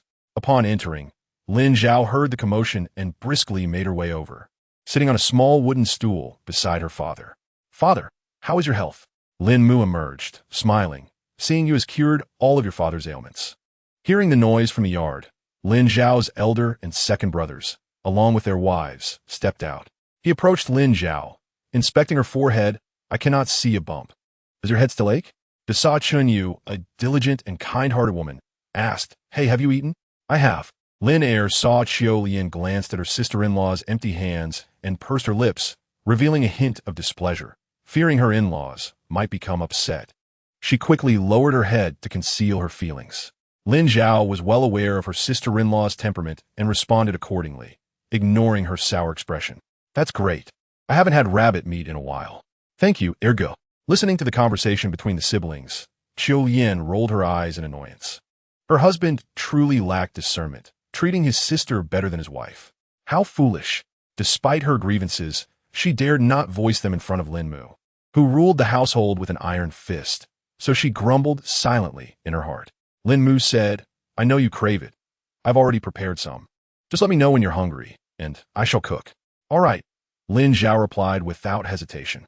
Where are Zai and Zai? Did you not bring them? I did. They're playing with the Dan and the others. Just as Lin Zhao finished speaking, a swarm of children burst into the house, instantly filling the yard with lively chatter. Mother, Zai gave me 2 candies. They are so sweet. I saved one for you, she Bao said to her mother. Chun Yu's eyes widened in surprise as she glanced at Lin Zhao, noting her sister-in-law's composed demeanor, indicating that she was aware of Zai distributing candies. Relieved, she turned back to her daughter, softly saying, Keep it for yourself. Mother won't eat it. Shi Bao's eyes sparkled with delight. One is enough for me. You should have one too, Mother, since you have a baby in your belly. Upon hearing this, Lin Zhao's expression brightened. Sister-in-law, you were expecting again? Chun Yu shot her daughter a reproachful glance, then shyly admitted to Lin Zhao. It's been over 2 months. Lin Zhao exclaimed, Congratulations, De Ge and De Sa. Once the baby arrives, I shall bring you a pig trotter. Such grand promises. Lin Mu gently tapped her daughter's forehead, fearing that the eldest daughter-in-law might have overly high expectations. She interjected, Just do your best. If it doesn't work out, it's all right. Your brother will find a way. Lin Zhao did not elaborate. Time would tell if she could succeed. After all, her education in the county was not in vain. She had built quite a network. I understand. As the elders concluded their conversation, the Dan placed a net bag filled with items onto the table and addressed Lin Fu and Lin Mu, Grandfather, Grandmother. These are the items my aunt brought. Upon placing it down, the contents of the net bag were immediately apparent. Lin Mu furrowed her brows. Zhao Zhao. Why did you bring so much? She untied the bag and began to pull out its contents, explaining as she went, This is a meat can. Here are 2 pounds of meat. This is the noodles. You often cook these for your father and yourself, soft and pleasant, unlike coarse grains that scrape the throat. Even the clear broth is delicious. A small jar of oil. This oil is fragrant and perfect for cooking. And lastly, these salted duck eggs, when punctured, ooze oil, making them a perfect accompaniment for porridge. Lastly, soda. I bought quite a bit for you to try too. The Lin family stared at the items on the table, momentarily speechless. Each of these items would be a significant effort to procure. Where did Zhao manage to acquire them? Lin Mu grasped Lin Zhao's wrist and led her into the house, away from everyone, her expression grave, locking her gaze on her daughter, and sternly asked, "Did you go to the black market?" Lin Zhao shook her head, earnestly replying, "Of course not. I wouldn't even know which way the black market opens." Then where did these items come from? Lin Mu remained unconvinced, fearing her daughter might be risking her safety. "I already told you from my classmates." Lin Zhao feigned a proud demeanor, declaring, "Surely, you don't think I wasted my high school education? Many of my classmates work at the grain and oil station, some at the meat processing plant, and others at the supply and marketing cooperative. It's not a challenge for me to purchase things from them. Rest assured, mother, I'm not foolish enough to go to the black market." She truly had never been there, hence her firm denial. "That's good to hear," Lin Mu said, "but you must not go in the future. The black market is heavily monitored for speculation and hoarding.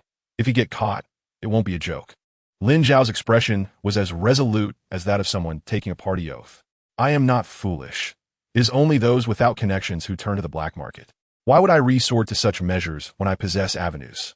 She refrained from visiting the black market, yet her mother, Lin Mu, admonished her for over 10 minutes.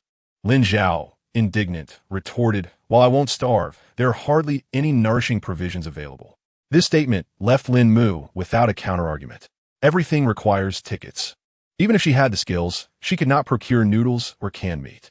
The state of the world had become increasingly incomprehensible. Lin Mu sighed heavily. Turning to her, Lin Zhao's beautiful eyes reflected earnestness. "I mean it," Lin Zhao insisted, her voice soft yet her demeanor firm. Her father had perished during their escape, and though her mother appeared robust, she was actually overworked. In the original story, her father passed away the year after her death, not long after her father's demise. Her mother followed suit, the interval barely half a year.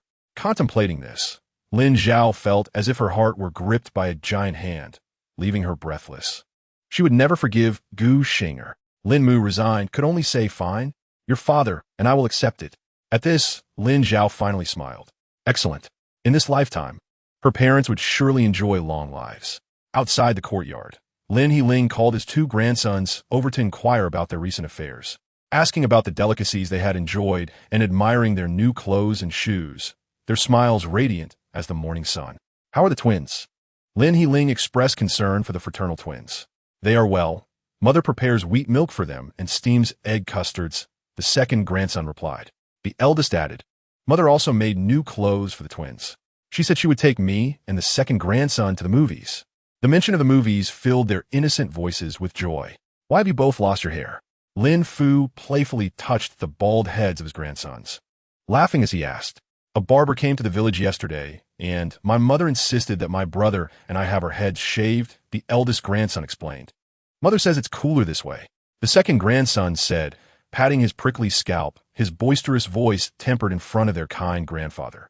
Lin Heling did not believe his daughter's claims about the coolness, suspecting that perhaps Lin Zhao wanted to prevent the twins from attracting some terrible affliction and was taking precautions by shaving their heads. "Bald heads suit you. They make your heads look even rounder," he remarked, feeling pleased that his daughter was maturing, his eyes brimming with warmth. His gentle nature and soft-spoken demeanor seemed out of place in the village, yet the children adored him and enjoyed listening to his stories. The eldest and second grandsons were particularly fond of their grandfather, clinging to him and begging for tales. Lin Heling, not one to refuse, began recounting a story. The children, enticed by the meat and candy brought by their aunt, were soon distracted and sat in a line, listening intently. After her conversation with her mother, Lin Zhao stepped outside and spotted her father telling a story. She quickly approached and settled into the wooden rocking chair beside him. The chair swayed slightly, causing Lin Fu to feel dizzy as he steadied himself.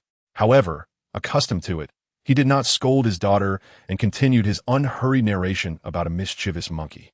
Lin Zhao, having heard it since childhood, never grew weary of it. Sometimes she could even complete her father's sentences. After nearly an hour of storytelling, Lin Mu noticed Lin Heling's voice becoming hoarse and interrupted. "That will be enough for today. Dadan and Erdan, take your siblings outside to play."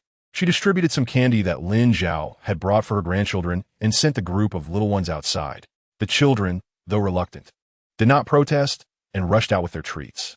The eldest and second grandsons raced after their cousins like fledgling birds. The three daughters of the Lin family, Lin Shibao, Lin Xian, and Lin Zheng, stayed inside. Lin Zhao asked, "Why aren't you going out to play?"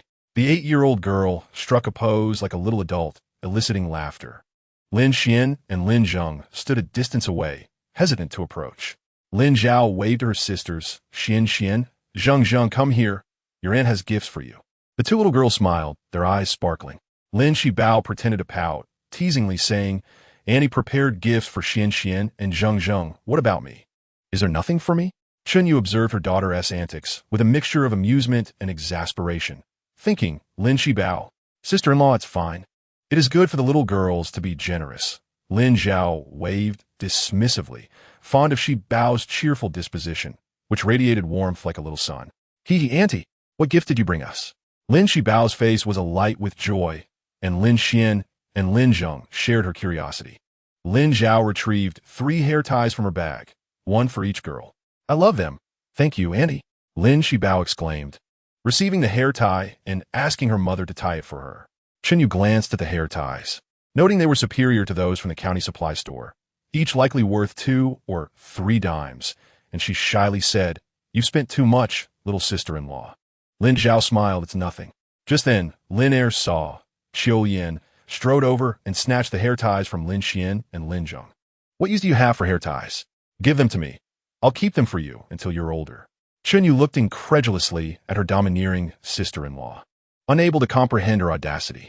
Is she not even pretending anymore? Lin Zhao was equally taken aback. What is happening? The smiles on Lin Xian and Lin Zheng's faces vanished, leaving them feeling wronged. Those were given to us by Auntie. Qiu Yin, embarrassed and enraged, poked Lin Zheng's head, her long nails leaving a red mark on the little girl's forehead as she scolded angrily. What nonsense are you spouting? I am keeping your things safe. Who gave them to your cousin? Have you learned to complain? Lin Zheng indignantly replied, Mother is lying. My sister and I both saw it. You gave the fabric for our clothes to cousin. I didn't complain. You did give it.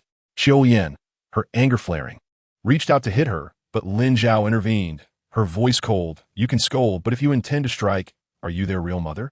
Not wishing to quarrel with her sister-in-law in front of her 2 nieces, Lin Zhao turned away from Qiu Yin and led the 3 girls to her own room.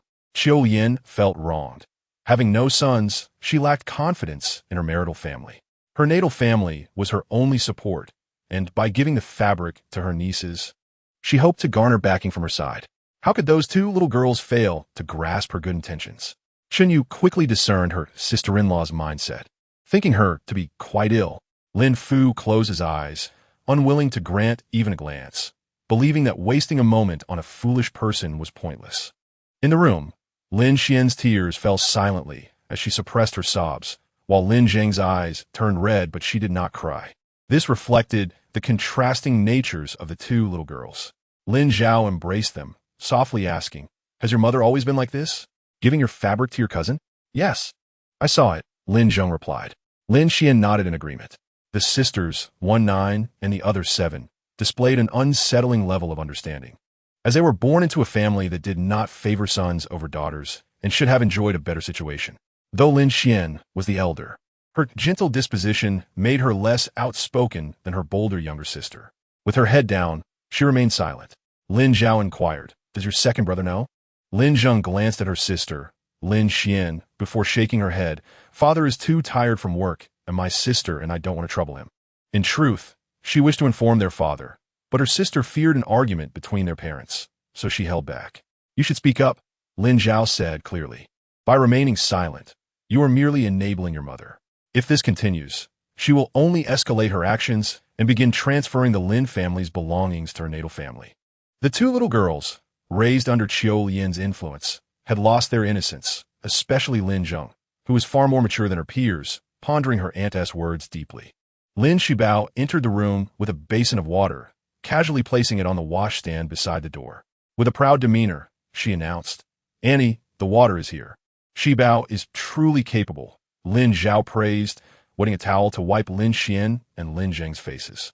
With a flourish, she produced the snowflake cream she had brought, applying it to her 2 nieces' faces. Look at your faces, tanned to a deep shade. Little girls should avoid the sun on hot days. A sunburn would not be flattering. Shibao gazed enviously as her aunt applied the cream to Xian Xian and Zheng Zheng. Hearing her words, she whispered, Annie, it's not Xian Xian and Zheng Zheng who go out in the heat, it's second aunt. She one tea let them rest, sending them to collect firewood, forage for wild vegetables, and gather mushrooms in the scorching sun. My mother advised second aunt against it, but she replied with a tone reminiscent of Qilian, sister-in-law. Unlike you, I have only 2 daughters. If they do not work hard, who can I rely on? Besides, would they really suffer from a little sun exposure? Lin Zhao's lips twitched. I did not teach you to surpass me. Such a little actress you are. Does your second uncle know? Shibao shook her head vigorously. No. Second aunt behaves well in front of him. She is especially two-faced. Lin Zhao, initially angered by her sister-in-law's behavior, nearly laughed at the term two-faced. Who taught you that? A blush crept onto Shibao's face as she replied, I heard it from an educated youth sister. The educated youth movement had been ongoing for several years, with both Dongfeng Brigade and Fengshou Brigade involved. How are the educated youths behaving? Have there been any disturbances? Lin Zhao inquired curiously. Yes, quite a lot. Shibao exclaimed with excitement. The educated youths are always causing a ruckus, complaining about the food, the accommodations, making a scene. The brigade leader says they are a bunch of troublemakers. Now everyone avoids them. She went to watch the commotion every day, knowing everything. You go to watch the commotion every day, don't you? Lin Zhao chuckled. Huh. Shibao wondered, how does Annie know? Of course, Lin Zhao knew, as Shibao had always been drawn to any commotion since she was a toddler. Wherever there was activity, her curious eyes would be watching. And if she missed out on something, she would certainly cry. Shibao glanced at Lin Xian, who had previously stopped her from calling out. The little girl frowned, looking troubled. Although Lin Zheng was younger, she understood that her aunt was considering her and her sister's well-being, and seriously said, Thank you, Annie. If mother takes anything from home again, I will tell grandma. Lin Xian struggled internally. Brainwashed by Qilian, she was too timid to resist. However, seeing her sister's sparkling eyes, she refrained from saying anything that would upset her. Lin Zhao noticed Xuan's unease and sighed inwardly, wishing it was not too late to strengthen her character. She decided to keep the 3 little girls indoors until mealtime before she went out for a stroll. After finding Lin Shisheng, she shared a few words with him. Upon hearing that Qilian was secretly emotionally abusing his daughter, Lin Er's expression darkened. Lin Zhao did not blame her 2 young nieces, as they were still innocent and influenced by the adults around them. Thinking of her sister-in-law's actions, a cold glint flashed in her eyes, suspecting that Qilian had said something to them. Understanding children often hold their grievances within, she surmised the 2 girls might not dare to speak out. Lin Shisheng furrowed his brow. I understand. I will pay attention, he replied. Lin Zhao knew her brother was resolute and would surely find a way. After informing Lin Shisheng, she did not dwell on it further. She held no fondness for Qilian and her family. Several years later in the original story, Qilian became involved with a widower from her hometown and accidentally became pregnant, hoping to make her second brother a cuckold. When her second brother discovered this, he dealt with the scoundrel and divorced the woman. The Lin family remained unperturbed, yet Qilian felt her husband had disregarded their marital bond, trampling on her dignity and suggesting that the scoundrel accuse her second brother of intentional harm. That scoundrel utilized connections to have her second brother imprisoned for 2 years. And upon his release, Qilian caused further troubles for him through Lin Xian and Lin Zheng. The book mentioned that the Lin family had grown somewhat callous. After all, Qilian had married into the family for several years, bearing children for Lin Shisheng and wasting her youth, so it was only right that Lin Shisheng provided her with support. This was a direct quote from the book. Lin Zhao felt nauseous. What a bizarre worldview. Not having the cuckoldry inflicted upon oneself. One could hardly comprehend the discomfort it brings. Watching her sister leave in a huff, Lin Shisheng's angry gaze softened into a smile. Yet upon thinking of Qilian and her family, his expression darkened again. While Lin Zhao fanned the flames within the Lin family, Gu Qinghuai received a letter from his wife. Qinghuai, your letter. Gu Qinghuai raised his brows in surprise, wondering who would send him a letter. Upon taking the letter, he caught sight of the familiar handwriting on the envelope, and his pupils constricted. It was his wife's writing. That she would think to write to him was quite remarkable. Thank you. After expressing gratitude to his comrade, Gu Qinghuai sat on the edge of the bed, tore open the envelope, and began to read. Gu Qinghuai, I am about to explode with anger. This was the opening line, which piqued Gu Qinghuai's interest immediately. The young officer, handsome as a pine on a cliff, felt his focus sharpen. His comrades watched curiously, eager to discern what was written in the letter that had transformed his usual stoic demeanor. Your sister pushed me to the ground, and I bumped my head, resulting in a huge bump the size of a bowl. I nearly died. This was the second line. Gu Qinghuai's heart raced. His brow furrowed tightly as an impulse surged within him to call Lin Zhao and inquire about her injuries. However, he suddenly remembered that making calls back home was inconvenient, and he suppressed the urge to continue reading the letter. Your sister claims I rely on you for sustenance, that I am living off your labor. Gu Qinghuai, have I been living off you? Have I been leeching off you? You tell me right now. At this point, Gu Qinghuai could vividly envision his wife's fiery eyes, and a smile flickered in his deep, dark gaze. The tension that usually surrounded him dissipated. I will say it. A true man should support his wife and children. What is this nonsense about living off someone? It is all absurd. This was Gu Qinghuai's silent reflection. His wife took care of 4 children, which was no small feat. Sun Yeli had been stealing glances at Gu Qinghuai, and upon witnessing this scene, his curiosity intensified. Gu Qinghuai, let me tell you, I want to find a job. I want to work. I want to earn my own money. Once I have money, I will spend it however I wish. Working? Gu Qinghuai's mind raced. He had comrades who had transitioned to civilian life back home, and he could inquire about job opportunities. Though challenging to find, a suitable position could be secured over time. He did not mind whether Zhao Zhao worked or not, as his monthly allowance was 85 yuan, along with task bonuses sufficient for the family's needs. However, if his wife wished to work, he would not oppose it. Gu Qinghuai continued reading the letter. Next, Lin Zhao insisted that he no longer cover the tuition and living expenses for her sister, Gu Xing'er. The young officer remained unfazed and had no objections. With parents around, Gu Xing'er's educational expenses should not fall on her.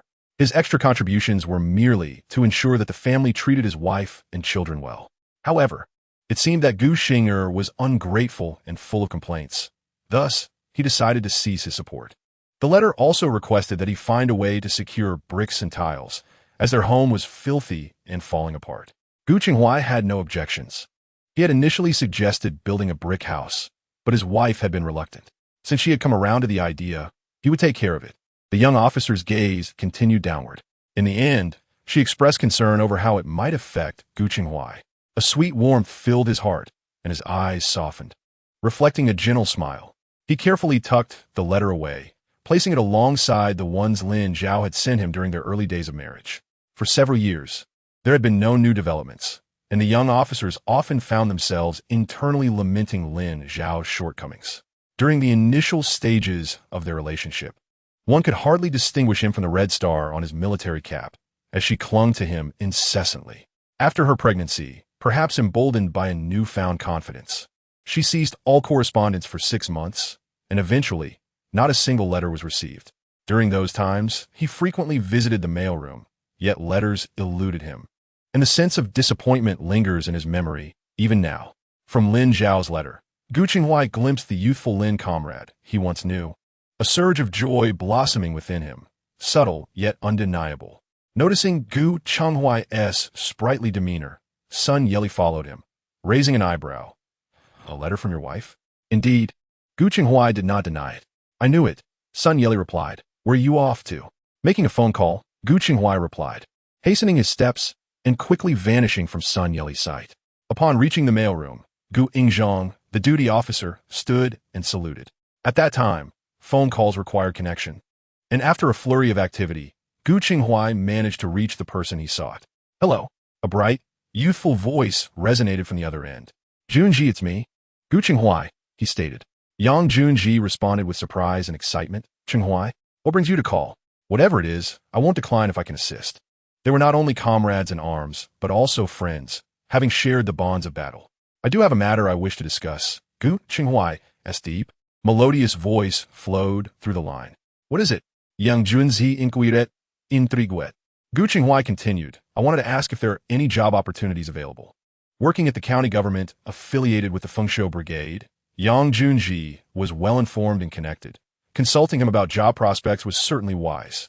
Reflecting on Lin Zhao's letter, his previously stern expression softened. My wife feels restless at home and wishes to find something to occupy herself. I thought of you. Money isn't an issue, so please keep an eye out. A trivial matter, Yang Junji chuckled. You're asking at just the right time. The supply and marketing cooperative is looking to hire 2 salespeople. It's light work and respectable. I believe your sister-in-law is a high school graduate. She could give it a try. It was indeed fortuitous. The county's supply and marketing cooperative was expanding and needed additional counters, requiring just 2 personnel. Usually, they would handle it internally, and the examination was merely a formality.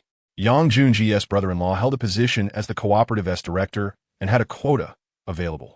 Originally intended for sale, but since a comrade had requested it, he would naturally prioritize him. All right, consider it a favor owed to you. Just tell me how much you need, and I will transfer it. Gu Qinghuai remarked, finding the position of salesperson quite agreeable, as it involved simply selling goods while seated.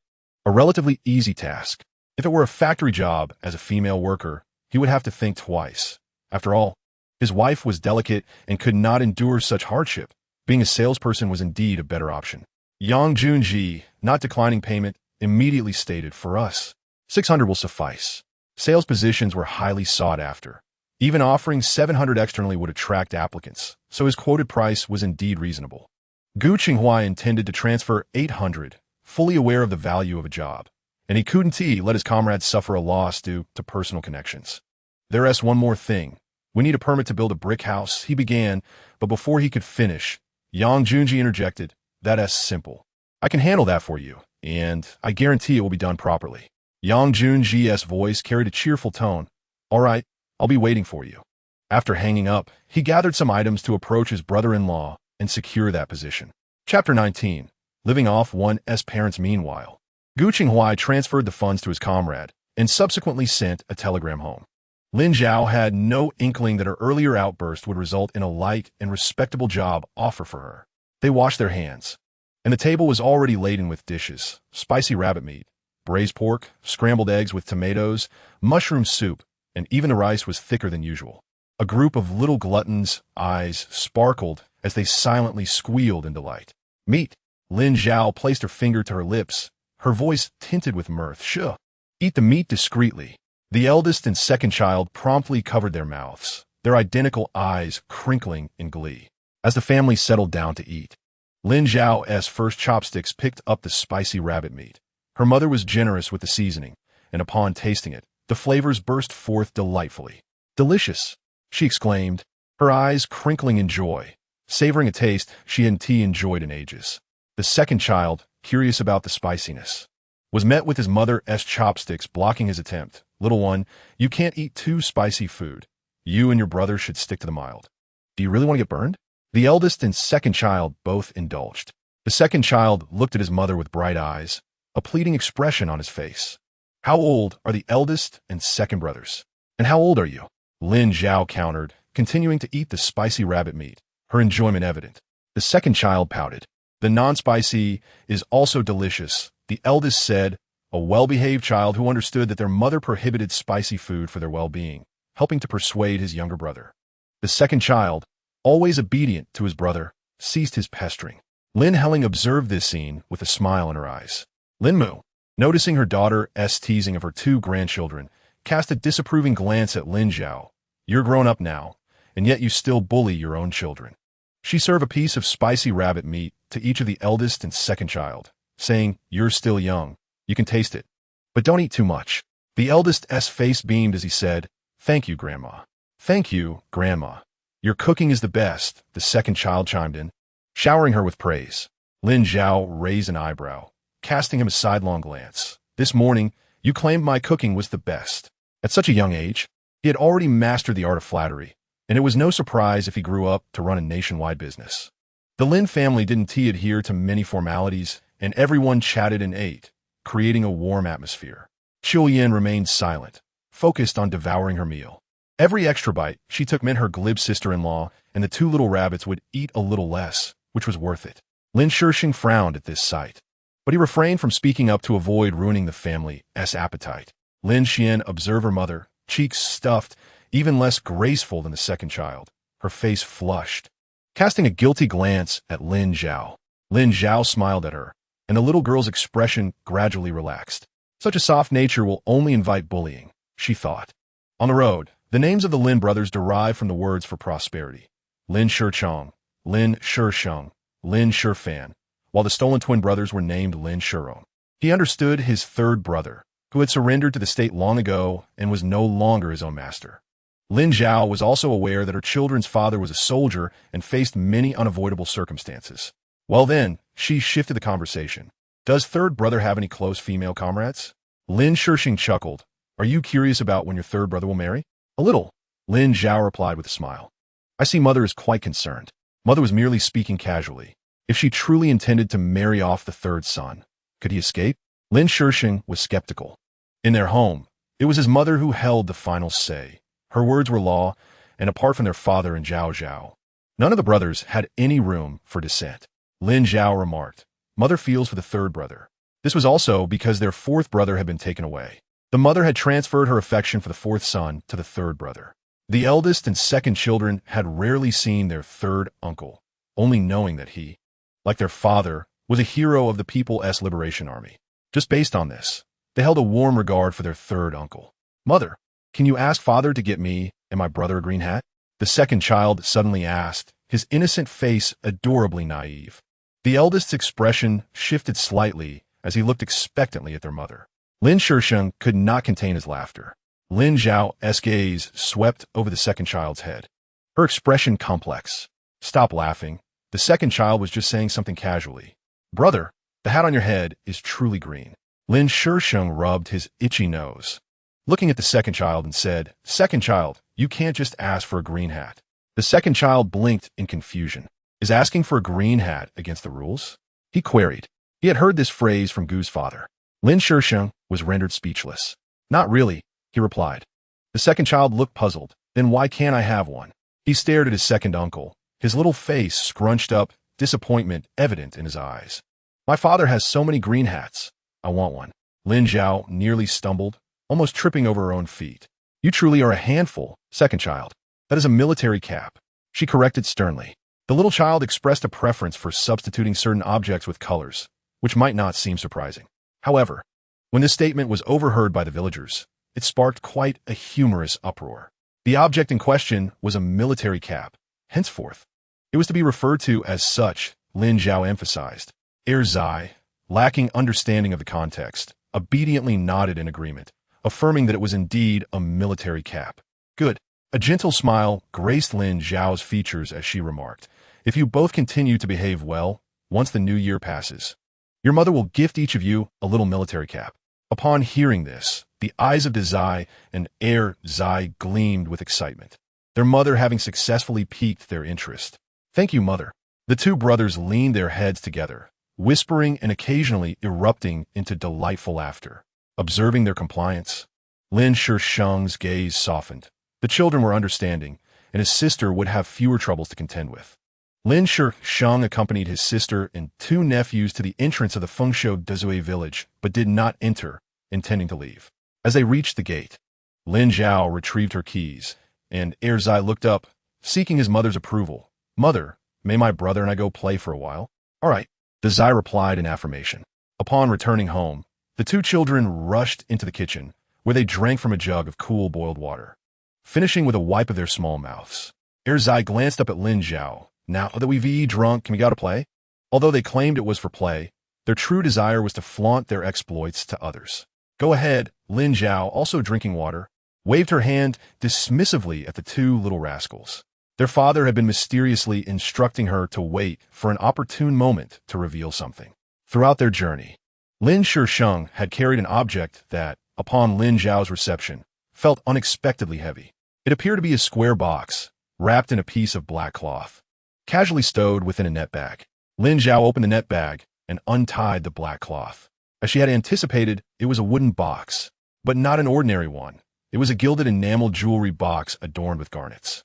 Holding the exquisite box in her hands, Lin Zhao examined it closely, noting the intricate carvings on the lid, a sight to behold. How could her father possess such a treasure? She was filled with curiosity. Upon opening the jewelry box, the contents nearly blinded her with their brilliance. 5 gold bars, an emerald necklace, a large red bracelet, 2 translucent jade bangles, a pair of jade earrings, a pair of gold floral pattern earrings, and a set of gold rings featuring twin dragons playing with pearls. No wonder it was heavy. It was filled with such valuable items. She realized it could purchase an entire courtyard. This was the first thought that crossed Lin Zhao's mind. To her astonishment, even after marrying and having children, she still had the opportunity to rely on her parents. Lin Zhao bubbled with joy, feeling grateful for her parents' love and support. She vowed to be dutiful and filial to them throughout her life. After repacking the jewelry box and hiding it at the bottom of the cabinet, securing it with a large lock, Lin Zhao went to fetch the twins. Upon seeing their mother, the twins, with their identical cherubic faces, momentarily paused before bursting into loud cries. They staggered towards Lin Zhao, wailing and calling out, "Mother!" As the little sister cried, Sanzai joined in with a loud wail, his voice echoing. Lin Zhao was momentarily bewildered by their tears. Previously, even after a full day apart while she was in the county, the twins would not cry. Yet today, after only half a day, they were sobbing so much that they had tears and snot running down their faces. "Why are you crying?" Lin Zhao quickly attempted to soothe them. As Sanzai was about to reach her, he suddenly twisted his little body, sitting on the doorframe with his back to her. His little head tilted back as he cried, "Mother, you didn't take us, woo woo woo." So tiny and adorable, yet so pitiful. Sanzai sat beside his sister, joining in the wailing, though no tears fell. He even cautiously glanced at Lin Zhao with a sly expression, clearly more astute than a child of just over 1 year. The siblings' cries were so loud that family members emerged to see what was amiss. Lin Zhao felt quite embarrassed. Clearing her throat, she squatted down in front of the twins, offering them some big white rabbit milk candies to entice them. Stop crying. I will take you next time." The twins, though young, were not easily swayed. Sanzai's cries paused momentarily, his big, tear-streaked eyes filled with seriousness as he pouted adorably, demanding take, indicating his desire to be included. Lin Zhao hurriedly responded, "Of course. I will take you." Sanzai was overjoyed, reaching for the candy in her hand, his chubby little fingers clumsily unwrapping the candy wrapper, while Sanzai leaned in to assist him. As Lin Zhao watched her children, she inquired of Huang Xiulan about what had caused the twins' distress today. Just as she was speaking, she caught sight of Tai Dan using his brother Tai Chue as a shield, sneakily rubbing against the wall towards home. Huang Xiulan's head nearly exploded, emitting a sharp reprimand. "Gu Tai Dan." Tai Dan immediately stood upright, covering his backside in embarrassment. "Mother." Huang Xiulan quickly approached, gripping his ear and leading him to Lin Zhao, where she admonished him, "What do you need to say to your third aunt?" Tai Dan obediently apologized. "I'm sorry. Third aunt, it was not intentional. I was just teasing Sanzai and Sanzai, and I didn't mean to make them cry. I understand my mistake." He was terrified, not daring to look Lin Zhao in the eye, well aware of how formidable she could be. Despite her recent amiable demeanor, her previous temper had left an indelible impression on the children of the Gu family. Lin Zhao brushed it off. "As long as you recognize your mistake, I will forgive you this time." Tai Dan's tense body relaxed instantly, and he grasped Huang Xiulan's hand. "Mother, please let go of me."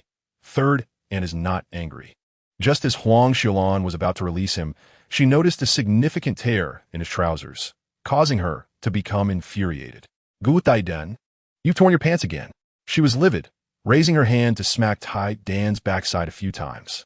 For a mischievous child, it might not hurt, but it was certainly embarrassing, especially in front of his younger brother. "Mother, please stop. If you must punish me, do it inside, not out here," Tai Dan wailed, covering his face.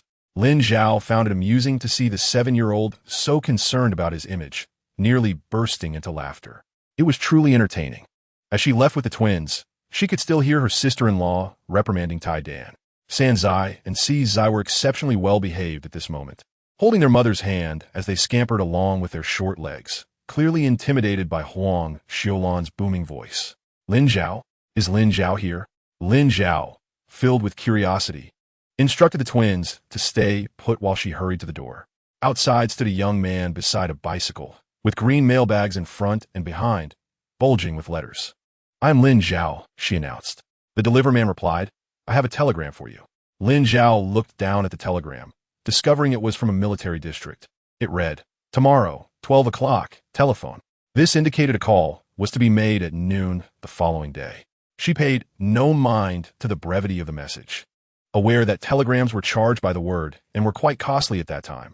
As a mother, she felt no disdain, cheerfully saying, "Children, soon we will be moving into a new house. Aren't you excited?" Sanzai grinned widely, revealing a few tiny teeth, responding brightly, excited. Zai clapped his hands in delight, his words coming out adorably, house, house, house. Lin Zhao was utterly charmed and gave her daughter's cheek another affectionate kiss, believing that if they were to fall in love in the future, they would need to be disciplined as well. As soon as Zai and Zai entered, they spotted their mother kissing their younger siblings. "Mother, what are you doing?" Zai inquired, his muddy little face lit with anticipation. "What mischief have you two been up to? How did you get dirt on your faces?" Lin Zhao countered with a question, scrutinizing the two little mess makers. Feeling the weight of having mischievous children, Zai wiped his face with the back of his hand and chuckled. "My brother and I want to play with mud." "Mud play? No wonder they smelled of urine." Lin Zhao discreetly stepped back a bit and said, "Go wash up." The two little ones, sensing their mother's disapproval, chuckled and hurried off to wash their hands and faces. Zai poured water while Zai fetched the soap, the two working together harmoniously. Meanwhile, Lin Zhao busied herself bathing the twins. The little ones, just over a year old, delighted in splashing water, giggling with glee. The obedient Zai mimicked his sister's splashing. Laughing along, Lin Zhao, feeling overwhelmed, declared, "No splashing," in a mock stern tone. The twin siblings, Long Feng Tai, possess an uncanny ability to discern the moods of their mother. Lin Zhao, sensing her displeasure, they ceased their playful antics. The chubby little head of the fourth child leans close to Lin Zhao, his tiny voice sweetly inquiring, "Mama?"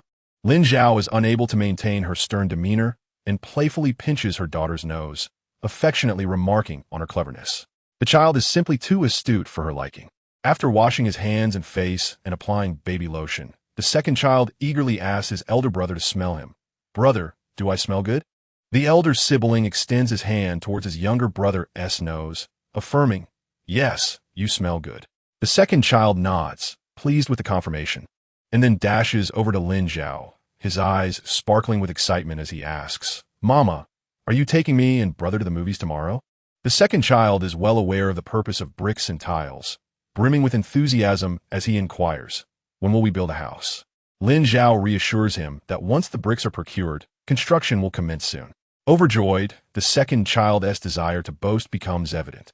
However, Lin Zhao's smile fades slightly as she adopts a more serious tone, advising second child, refrain from discussing our family matters outside. "Why?" he retorts, visibly upset. Other children in the village flaunt their treats of meat and candy before him, and he questions why he cannot boast as well.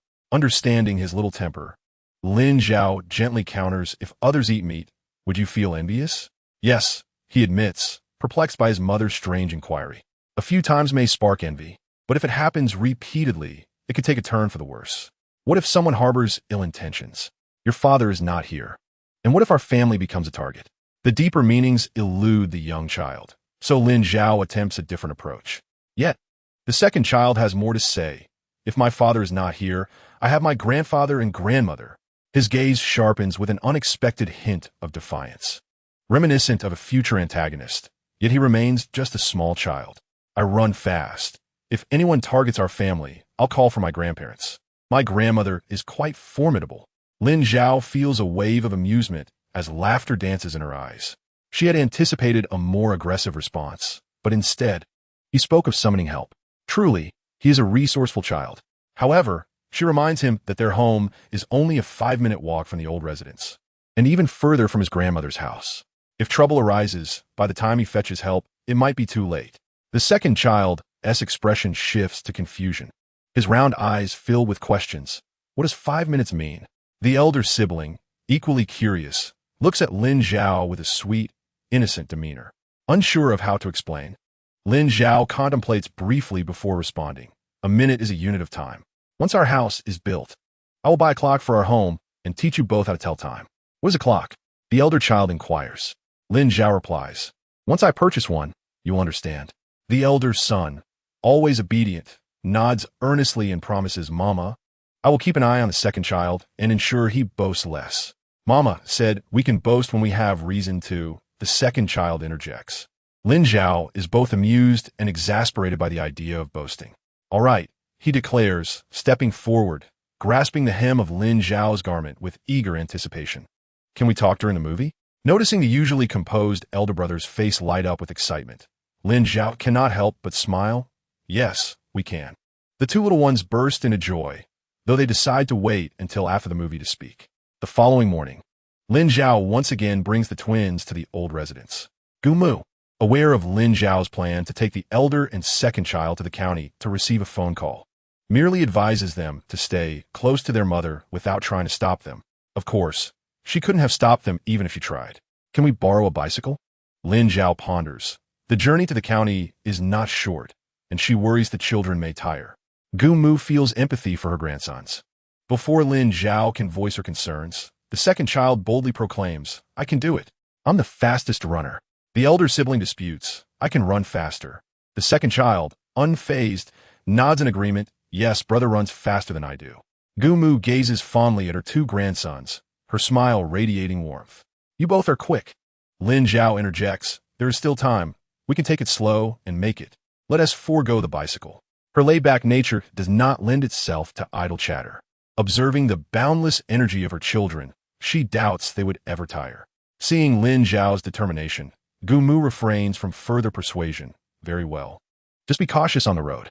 To prevent the twins from causing a ruckus, Lin Zhao discreetly signals to the elder and second child, and the three of them quietly slip out of the old residence. Lin Zhao takes the twins by the hand, leading them toward the county. Along the way, they are not permitted to complain of fatigue. Any child who does so will have to wait until a bicycle is acquired for the next trip. The second child quickly catches the essence of this rule. "Mama, are we buying a bicycle? Is this the main point?" Lin Zhao chuckles lightly, "Not yet. We will discuss it later. Let's ask my father," the elder child suggests, his mind racing at the thought of talking to his father today. "You truly are your father's good son," Lin Zhao remarks, playfully ruffling her elder son's prickly little head, eliciting a grin from him. The second child, standing on his tiptoes, interjects eagerly, Me, I am father's good second son." "Indeed, you are your father's good second son," Lin Zhao responds, encouraging him now. "Walk carefully. We must reach the county before noon." The second child settles down, holding hands with his elder brother as they stride confidently forward. The villagers of Fengshuo Brigade exchange glances, puzzled by Lin Zhao's intentions for taking her two sons to the county. Surely she isn't planning to sell them? One elderly woman imagines, her expression shifting to concern. Another woman, Wang Chunhua, swiftly clarifies the elder child's father sent a telegram, instructing her to go to the county to receive a phone call. "I see. Then I was mistaken," the first woman acknowledges. "Chunhua, please do not mention this to anyone. Rest assured, I'm not one to gossip," Wang Chunhua assures her. "Indeed, you are not," the other woman replies, eager to appease. With the lingering worries of the villagers in mind, Lin Zhao continues on her path. Meanwhile, in the Su household, Liao Hongwan advises her daughter, Su Yuxian, with gravity. "Do not let anyone take away the man you desire. Lu Yizhou, I understand. I will go to fetch him and discuss marriage upon his arrival," Su Yuxian resolves, her gaze steely. "Make sure to leave early," Liao Hongwan urges, handing her daughter a small packet of hard red sugar for the journey. "It is a long road. Perhaps borrow a bicycle." Touched by her mother's gesture, Su Yuxian expresses her gratitude. "Thank you, Mama." Liao Hongwan, knowing precisely how to navigate her daughter, offers a gentle smile. "Off you go." With determination, Su Yuxian sets off to the station to meet Lu Yizhou, the elder and second child. Enthused by the prospect of making a phone call, remain blissfully unaware of fatigue as they walk briskly. Lin Zhao, initially concerned that the children might tire and demand to be carried, finds herself surprised as they energetically explore their surroundings. She quickens her pace to match theirs. The trio chatters cheerfully, arriving at the county without incident. Here, the buildings are few, with the tallest reaching merely 5 stories, and brick houses are more prevalent than in the village. To the children, who have never ventured beyond their familiar surroundings, the county is a realm of wonder. Initially unaware of their fear of the unfamiliar, the lively twins grasp their mother's hands tightly, their palms moist with apprehension. Lin Zhao recalls her own first visit to the county for schooling, when she too felt the anxiety of making a mistake and becoming the subject of ridicule. She softly reassures them, "It seems I'm not the only one who feels afraid." The second child, intrigued, inquires, "Mama is afraid? Afraid of what?" Momentarily taken aback, Lin Zhao's heart softens. "Not anymore, for with you two by my side, I feel no fear at all." Upon hearing this, the twins are filled with renewed vigor. standing tall with an emerging sense of responsibility. Their initial trepidation fades, replaced by the confidence they had possessed moments before. Should we wait for a call at the post office or go for a meal? Lin Zhao inquired. The little foodie, Zai, promptly asked, is there meat? I don't know. Whatever is available. We can't be picky, Lin Zhao replied candidly. Sometimes there is meat, and sometimes there isn't. Haven't you eaten enough meat over the past few days? Zai looked up at his mother with a knowing gaze, as if to say, how can one ever get enough of meat?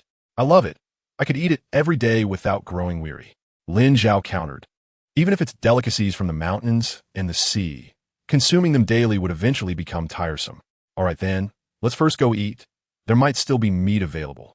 Zai cheered joyfully. Lin Zhao took her 2 children to the state-run restaurant, where she sought out a waiter to place their order. The waiter hardly acknowledged them, lazily listing the day's offerings: spicy stir-fried meat, pork braised with vermicelli, radish stew with bones, meat noodle soup, and large steamed buns. What do you wish to eat? Zai and Zai. Lin Zhao encouraged them to speak freely. With confidence, Zai declared, I want the pork braised with vermicelli. Zai followed suit, saying, I want the radish stew with bones. Lin Zhao nodded and instructed the waiter, we'll have what my sons have chosen, and please add 1 portion of meat noodle soup. Zai surveyed the room and chose an empty table, beckoning Lin Zhao and Zai to join him. Mom, brother, let's sit here. Lin Zhao led Zai over. The 2 little ones were thrilled to be dining out for the first time, squirming in their seats and looking around with excitement. What are you looking at? Lin Zhao asked with a smile. All right, look around as much as you like, she encouraged. Zai nodded absent-mindedly, suddenly letting out a sigh. Why the sigh? Lin Zhao teased, ruffling his bald head. With a tone of regret, Zai said, it's a pity I can't draw. Otherwise, I could illustrate what our county looks like for Tai Chue. He had heard about drawing from Lin Shibao. Lin Zhao, aware of the bond between her sons and Tai Chue, was not surprised and asked, do you want to learn how to draw? Yes. Zai's eyes lit up. Take your time to think about it. It's a matter of luck. Finding a good drawing teacher is quite difficult, even after several years of schooling in the county. I've never heard of anyone who can teach drawing, Lin Zhao casually remarked. Why is it hard to find? Zai inquired. Because learning to draw costs money. Here, it's hard enough to fill our stomachs, let alone afford drawing lessons. Upon hearing that drawing was expensive, Zai immediately said, then I won't learn. Lin Zhao chuckled. I knew you would lose interest in 2 seconds. But you don't need to learn drawing to capture images. A camera can do that too. Zai, intrigued by this new term, asked, Mom, what is a camera? It's a device that can take photographs, Lin Zhao patiently explained. Zai's eyes widened in surprise. Is it expensive? This was his primary concern. Of course, it's quite pricey, several hundred. Undeterred, Zai confidently declared, when I grow up, I'll earn a lot of money and buy a camera. Zai, feeling conflicted, asked, why not make one yourself? Zai found his brother's suggestion reasonable, frowning as if troubled. But how? I don't know how to make one. Zai also lacked the knowledge, casting a questioning gaze at Lin Zhao. She smiled politely. Don't look at me. I can't make one either. Seeing his brother turn to their mother, Zai's eyes sparkled with admiration. Mom can? Recalling what Gumu had said about his mother being exceptionally bright and a high school student, he was left in awe. Mom is a high school student. She must know how. Lin Zhao felt the weight of their trusting and adoring gazes, nearly breaking into a sweat. Even a high school student can't build a camera. I certainly can't. Zai and Zai were taken aback, mouths slightly agape, staring blankly at their mother. Chapter 21. Zhao Zhao. Let us be reasonable, Mom can't? Zai's face was filled with disbelief, as if something had shattered. Lin Zhao calmly nodded, I really can't. She pinched Zai's cheek gently. Not many high school students know how to make a camera. They don't teach that in high school. Zai's expression grew serious. Then what should we do? Study hard, get into university, and learn from great teachers, Lin Zhao encouraged. Thus, Zai found his first life ambition. The 5-year-old grinned widely, exclaiming, I want to go to university, build a camera, and give one to Mom, to brother, to Grandpa and Grandma, to Tai Chue, one for each of us. Lin Zhao paused for a moment before saying, You go for it. Yes. Zai nodded vigorously. Seeing his younger brother set a goal while he had none, Zai frowned. His expression was easily readable. You're still a child. There's no need to think too much. You will understand once you start school, Lin Zhao reassured as she fondled Zai's prickly head. Zai was a sensitive child, but he listened well. Upon hearing his mother's words, He ceased his overthinking and relaxed. Just then, the waiter called for Lin Zhao to collect their food. She instructed her two sons to hold their seats while she fetched their meal. The food at the state-run restaurant was not exceptionally delicious, but it was generous in portion. The three of them shared a bowl of meat noodle soup. But after only a few bites of the other two dishes, they felt stuffed. Fortunately, Lin Zhao had come prepared with containers, packing the untouched pork braised with vermicelli into one and the radish stew with bones into another, leading her two sons out. Zai volunteered to carry the containers, sweetly saying, "Cooking is tiring. Mom should take a break today." Lin Zhao was touched. What was it like to have two little sweethearts? Warm. So warm. They were like two thick little cotton-padded jackets. Well then, you two little gentlemen, thank you for your hard work. Zai was delighted to help his mother, saying, "I'm not tired. I like helping Mom." Truly, a good son of his mother. Lin Zhao took Zai's hand. He looked at the hand held by his mother, his smile growing brighter. "Mom's hand is so soft. I love being held by her." Seeing this, Zai walked to Lin Zhao's other side, grasping her other hand, his smile pure and bright. Lin Zhao glanced at the sun, estimating the time, and decided it was nearly time to head to the post office. It was noon. Gu Qinghuai's call came as expected. Lin Zhao answered the phone, her slender fingers curling slightly as she heard a deep, pleasant male voice say, "Comrade Lin." The familiar voice flowed through the line, slightly strange yet fascinating. This was Lin Zhao's first phone conversation with Gu Qinghuai. "It's me, Comrade Gu," she imitated earnestly. Gu Qinghuai's deep black eyes revealed a barely perceptible smile. "Let's get straight to the point. There is a salesperson position at the supply and marketing cooperative that is basically set. You just need to go through the process." Before he could finish, Lin Zhao interrupted in astonishment. "A job? A salesperson at the supply and marketing cooperative?" It felt as if a pancake had struck her on the head. Upon hearing the confusion in his wife's tone, Gu Qinghuai quickly guessed that she had forgotten what she had written in her letter, a hint of helplessness flashing his eyes as he explained. "Didn't you say you wanted to work? Or have you changed your mind?" As he spoke, his tense body relaxed, leaning against the counter. "I do want to. Gu Xinger said I'm living off you, that I'm a burden. I want to work so I can support myself and the 4 children." Gu Qinghuai's refined brows furrowed slightly as he asked, "Then what do you need me for?" Lin Zhao pouted and fell silent. "Please don't misinterpret my words," Gu Qinghuai said, a hint of resignation in his voice. Lin Zhao tightened her grip on the phone, displeased. "But she is your sister. She came from the same mother."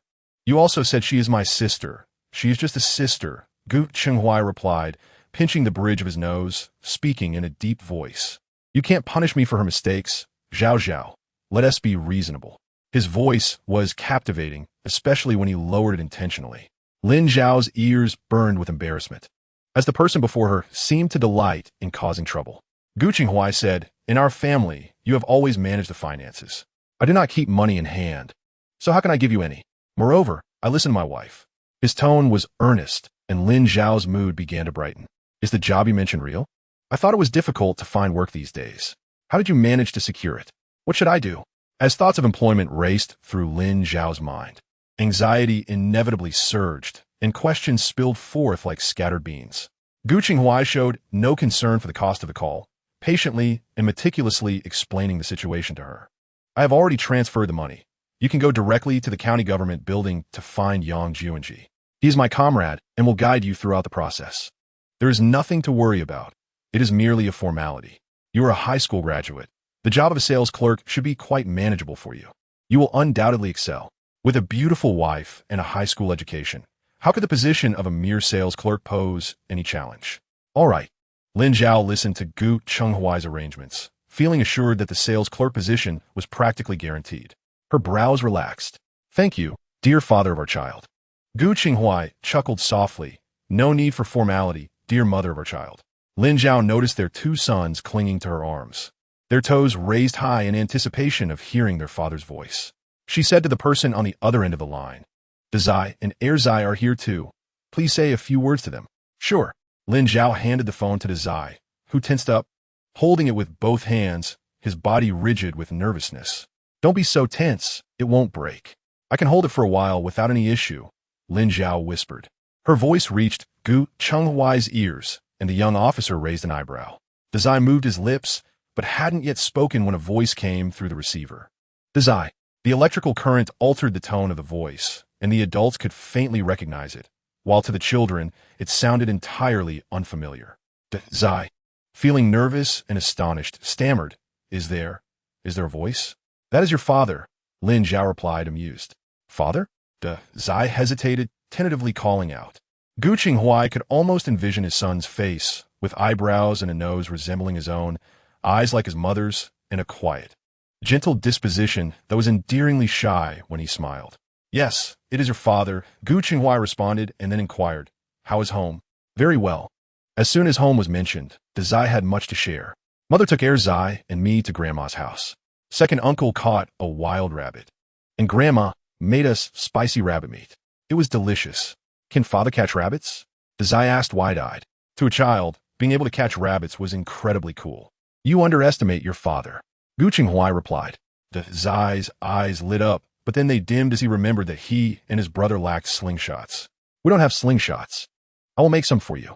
In just a few exchanges, the father and son grew closer, and as Zai gradually relaxed, his eyes sparkling with joy. Thank you, father. Father, mother said she wants to build a brick house. Have you secured the bricks? Gu Qinghuai's voice softened. Yes, I have. Zai looked up at Lin Zhao, his eyes dancing with excitement. Mother, father said he has secured the bricks. I heard that, Lin Zhao replied warmly. At this moment, Asai kissed eagerly at Asai. His voice tinged with a touch of longing. Brother, is it my turn now? Zai appeared reluctant to relinquish the phone, but told his father.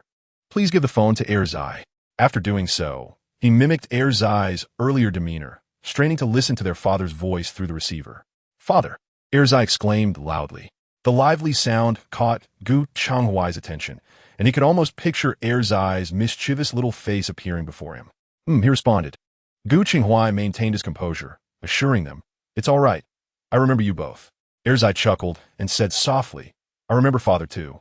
Mother showed us your photo last night. Gu Qinghuai suspected that the photo in question was from their marriage certificate. Zai continued excitedly. That's right. Mother made new clothes for me and brother. We want to wear them for a photo. I also want to wear my little military hat. He added with enthusiasm. Remembering that their father was unaware they were soon to receive little military hats, Zai added, Mother said that when the new year comes, she will get a little military hat for each of us. A smile crept onto Gu Qinghuai's lips. Is that so? Your mother is quite generous to you both. He reflected that she had never even sent him a pair of socks. Indeed, Zai replied, glancing at Lin Zhao with a broad smile. Mother is super nice to us. Even Tai Chu-A is envious. He dropped gold beans and wondered why he isn't her son. Gu Qinghuai listened patiently. Your mother is kind to you, so you both must listen to her. Yes, I heard Grandma say that my brother and I are the most obedient. We help mother care for San Zai and Si Zai, collect firewood, and even do the laundry. Zai exclaimed proudly, his spirit soaring. Gu Qinghuai's eyes brimmed with laughter. He believed Zai was obedient, while Zai was quite the little rascal, though he followed Zai's lead. Excellent. Your mother works hard, and you and your brother must support her. While I am away, you two are the only men in our family, so you must protect your mother. If there is any trouble, go to the old house for help. He felt helpless from afar, unable to aid them. Because of this, Gu Qinghuai held no grudge against Lin Zhao, even if she had neglected the children in previous years. Zai, like a schoolboy receiving a reward, was exuberant, declaring loudly, I know, I am a man, and I will protect mother. I will too. Zai chimed in with a rosy face. Gu Qinghuai chuckled lightly. Zai, give the phone to your mother. Lin Zhao took the phone, asking, What is it? Gu Qinghuai replied, I asked Yang Juanji to help with the materials needed for the bricks. You should find him at the county government building. He will hand them over to you. Transporting the bricks is troublesome, so let me and your elder brothers assist. All right. After acknowledging, Lin Zhao suddenly found herself at a loss for words, so she said, I have noted everything you mentioned. Is there anything else? If not, I will hang up and write to you. Yes, do so. Gu Qinghuai only managed to respond with a brief acknowledgement, but before he could finish, there was a clatter, followed by the sound of a dial tone. The call had ended. Well, consider a surprise. Just as Gu Qinghuai exited the mailroom, Sun Yeli appeared, catching sight of a hint of a smile at the corner of his mouth. Curiously, he asked, I see that you and your wife have a good relationship. Have you considered bringing your wife and children over? You aren't getting too accustomed to the mess hall food, are you? You've been married for several years. Why not bring them over? It would be quite strange if you didn't tea. Gu Qinghuai paused, his deep black eyes resting on Sun Yeli. A look of confusion crossing his features. What do you mean? Did you not hear anything at all? Sun Yeli glanced around, lowering his voice. People have been gossiping about your wife in the family quarters. Gu Qinghuai frowned, his expression darkening. What gossip? Sun Yeli detected the coldness in his tone and quickly divulged. It's no wonder you Haven T heard anything since you haven't lived in the family quarters. Many people are saying that you and your wife are childhood sweethearts with no real feelings for each other. Some even claim that your wife comes from the countryside, lacking both education and beauty, and that you will eventually divorce her. Nonsense. Gu Qinghuai couldn't help but curse aloud. I fell in love with Zhao Zhao at first sight, and we were discussing marriage by the second meeting. My wife is still in high school. Who says she lacks education? Gu Qinghuai found the rumors utterly absurd. Sun Yeli stared in shock. After a prolonged silence, the usually courageous soldier stammered. Why you fell in love at first sight? Gu Qinghuai's eyes flickered with discomfort, though his expression remained unchanged. What of it? And nothing really, just that it seems unlike you. Sun Yeli scratched his head. Gu Qinghuai was known for being a hard-hearted man, not one to easily fall for a girl at first sight. Such a notion was simply unimaginable. Gu Qinghuai's brow furrowed in confusion. Isn't my wife beautiful? He couldn't suppress his curiosity. Sun Yeli's confusion quickly dissipated, and he shot him a glare. You are a steadfast and honorable soldier. How can you judge someone by their appearance? How shallow. Is that judging by appearance? Before Sun Yeli could retort, Gu Qinghuai's expression turned serious as he asked, Do you know who is spreading rumors about my wife? I don't know. I live in the dormitory too. Then how do you know? Gu Qinghuai inquired again. I am not like you. I possess my own sources of information, Sun Yeli declared with pride, lifting his chin. Gu Qinghuai is the youngest battalion commander in the military district, distinguished in every aspect. However, his strikingly handsome features and minimal expressions create an aura that renders him somewhat unapproachable, which is why no one dares to gossip in his presence, ensuring that news seldom reaches his ears. Is this the reason you constantly urge me to bring my wife and children to the military district? Sun Yeli retorted. And why not? Am I just idly wasting time?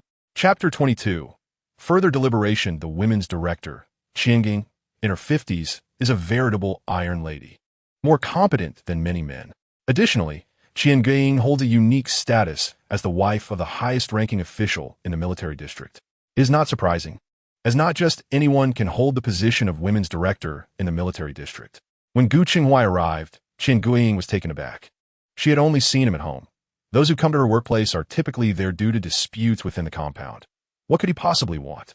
Military personnel value efficiency. After a brief exchange of pleasantries, Gu Qinghuai conveyed the matter he had just learned. The smile on Qianging's face vanished instantly. Is that so? I was unaware of this. Her expression turned grave. We will investigate.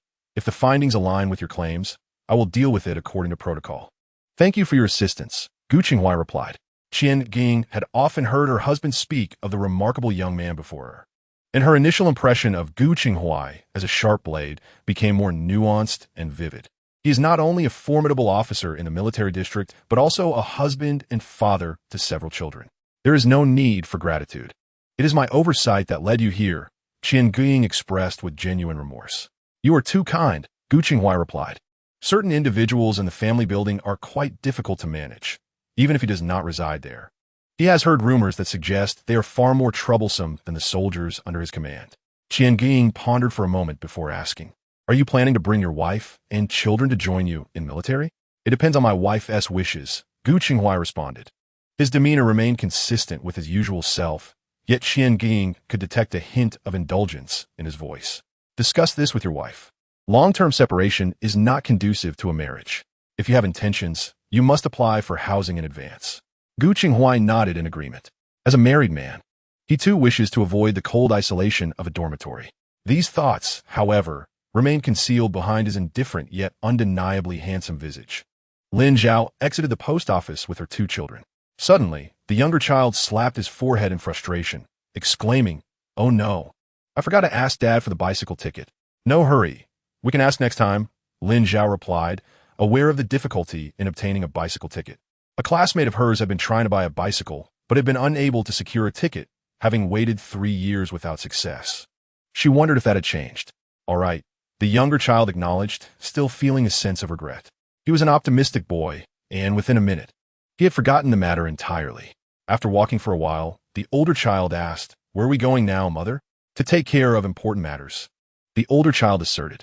The younger child recalled their father's words and turned to Lin Zhao, his eyes shining with eagerness. "Are you going to inquire about work?" "Yes," Lin Zhao replied, feeling a sweetness in her heart. "Your father is helping." Heaven knows how angry she had been at that time, scribbling down her thoughts without any expectations. She understood better than anyone how challenging it was to find work, especially the kind she desired, decent and easy. She did not want to work in a workshop, having heard that it was noisy, like a steam room in summer and stifling in winter. She could not endure such hardship. Unexpectedly, her husband had found her such a wonderful job as a sales clerk. "He truly is remarkable." "You're going to be a sales clerk?" the older child asked excitedly. In the countryside, every child understood the significance of being a worker. Lin Zhao was equally thrilled, striving to maintain her composure, though her smile betrayed her excitement. She was not entirely certain, but it was likely. A sales clerk position was something she had never dared to dream of before. The older child could not comprehend the latter part of her sentence, but understood the first part. This meant mother was not yet certain. "Mother will surely become a sales clerk," he asserted earnestly. The younger child nodded vigorously, recalling their father's words, stating that an excellent soldier and brave warrior does not speak untruths. If Dad said it, it must be true. Lin Zhao believed it as well. It was a moment of dazed disbelief. Perhaps the first reaction to a dream coming true is indeed bewilderment. "Thank you for your good wishes." The trio walked briskly, soon arriving at the county government building. Though referred to as a building, it was merely a 3-story red brick structure. In later times, it would not attract attention, but in the present, it stood out distinctly. Lin Zhao informed the security guard of whom she was seeking, and the guard went to call for them. Upon learning of their arrival, Yang Juanji immediately guessed who it was and rushed downstairs without delay. Upon seeing Lin Zhao and her children, he paused momentarily. "Has Chenghuai's son grown so big? Is this Director Yang?" "I am Lin Zhao, Gu Chenghuai's wife," she introduced herself. The older and younger children greeted him sweetly, calling him Uncle Yang. Both recognized him as their father's comrade-in-arms. In the minds of young children, comrades are akin to brothers, much like themselves and Tai Chue. "I know you both," the older and younger child, Yang Junji acknowledged. The younger child's eyes widened, grinning, and asked, "Did my dad mention me?" "Yes. He said he has a clever younger child and a mature older child for your age." This compliment brought joyous smiles to both children. Yang Juanji led them to his office, poured tea, and presented some candies to the older and younger children, saying, "Here, have some candy." The boys did not take it immediately, but looked to Lin Zhao for approval. Once she nodded, they accepted the sweets, smiling and expressing their thanks. "Thank you, Uncle Yang." Yang Juanji was also married and childless, feeling envious of others' children. Seeing the two children's cleverness made him like them even more. "How considerate they are," he remarked, hoping his future child would be as well-behaved as they were. "Sister-in-law, Chenghuai has informed you about the supply and marketing cooperative matter." Yang Juanji turned his gaze to Lin Zhao. "Yes, he has. I appreciate your help." Lin Zhao expressed her gratitude. "Sister-in-law, you are too polite. My long-standing friendship with Chenghuai has afforded me this opportunity. Otherwise, I would not dare to guarantee anything. Moreover, I am not at a loss. I will actually earn 100 yuan from this." To avoid any misunderstandings, Yang Juanji joked, ensuring that his comrade had consulted with his wife, giving himself extra funds. The surplus money was given to Lin Zhao's brother-in-law, requesting him to look after his comrade's wife. It is only right. Such an opportunity should not be wasted, Lin Zhao sincerely stated. Yang Juanji could see her genuine intentions and felt that his comrade had made an excellent choice. No wonder he did not pay attention to the female soldiers of the artistic troupe introduced by the military leadership. It turned out he preferred someone like her, complimentary and suitable, destined for a harmonious future. "Sister-in-law, the job matter is essentially settled. Tomorrow morning, I will wait for you at the supply and marketing cooperative, and you can bring the introduction letter from the brigade. I know you might be anxious about the exam," he added, trying to ease her worries. "The exam is merely a formality. You are a high school graduate, so there is no need for concern. Once we complete the procedures, I will assist you in transferring your grain connection, and that will finalize the matter." Lin Zhao's eyes brightened with a deepening smile upon receiving the confirmation. "Thank you." Yang Juanji recalled another matter his comrade had mentioned and said, by the way, I have also secured the tiles. Given the quantity, it would be challenging for you to manage alone. So I have contacted a transportation team friend to assist with the delivery. With such connections, Lin Zhao was naturally not going to refuse. Yang Juanji was not one to be polite either. After discussing important matters, he escorted Lin Zhao and her children downstairs. Once outside the county government building, Lin Zhao could no longer contain her excitement and exclaimed to her children, older child, younger child, Mother is about to have a job as a sales clerk at the supply and marketing cooperative. Back in school, I envied the sales clerks standing at the counters, considering it the best job in the world. How wonderful it is that I will have it now. The older and younger children rejoice for their mother. If I start working, you two will have to go to the old house for meals. Is that all right? Lin Zhao inquired once more. The two young brothers had only recently developed a close bond with their mother, a time characterized by their attachment, making it difficult for them to refuse her requests. The elder brother spoke first, saying, that's fine. Upon hearing his brother's agreement, the younger brother nodded enthusiastically, adding, if brother can, then I can too. He did not forget to make a request. Mother, you must prepare things for me and brother, just like you do for Sanzai and Sazai. Of course. Lin Zhao replied gently. You will have lunch, but in the afternoon, you'll still eat at home. She continued to paint a picture of future outings, saying, we can come to the county on a day off. With her mother's coaxing, the elder and younger brothers felt reassured that their mother's work would not keep them apart, as they would see her in the evening. All right, Mother, can we go watch a movie now? The younger brother inquired. Yes, she affirmed, and the three of them headed to the cinema. Lin Zhao had been taken to the movies by Gu Qinghuai before and was somewhat familiar with the cinema in the county. The ticket counter was located on the street-facing wall, elevated over a meter off the ground, requiring them to ascend 3 steps to reach it. The window was square, measuring about 2 feet on each side, with double doors secured by steel bars. Movie tickets were typically sold starting at 2 p.m., and although it was just past 1 p.m., a long queue had already formed at the ticket counter. So many people, the younger brother remarked. The elder brother furrowed his brow in concern, asking, Mother, will we be able to buy tickets? Let's go take a look, Lin Zhao replied. Concerned about the crowds, she held tightly to her son's hands as they approached the ticket booth. Upon raising her eyes, she spotted a familiar face. The ticket clerk also recognized her and exclaimed with delight, Zhao, Zhao. It's been a long time. Are you here for a movie? Yes. I want to take my sons to see a film, but I'm unsure if we can get tickets. There are quite a few people, Lin Zhao explained. She had underestimated the public's enthusiasm for films on such a hot day. The ticket clerk winked at Lin Zhao and, as she turned her head, her small braid swayed gently against her collarbone. You'll definitely be able to buy tickets, she assured, implying she would hold some for them. Lin Zhao smiled, responding, I appreciate your kind words. Noticing it was too sunny outside, the clerk advised, Zhao Zhao, find a shady spot to wait. We wouldn't want the children to suffer from heat stroke. All right, Lin Zhao acknowledged, leading her 2 sons away from the ticket window. Mother, who was that? The younger brother asked, his curiosity piqued. He recalled that she was an excellent student, kind-hearted, and beautiful, with many friends among the girls in her class. Although several years had passed since they last met, he didn't think she would deny them tickets. My uncle is also in middle school, the elder brother noted. Yes. Only after middle school do you move on to high school, Lin Zhao explained, imparting this trivial knowledge to her sons. The elder brother immediately declared, I want to go to middle school and then high school. Lin Zhao responded, there's also university after high school.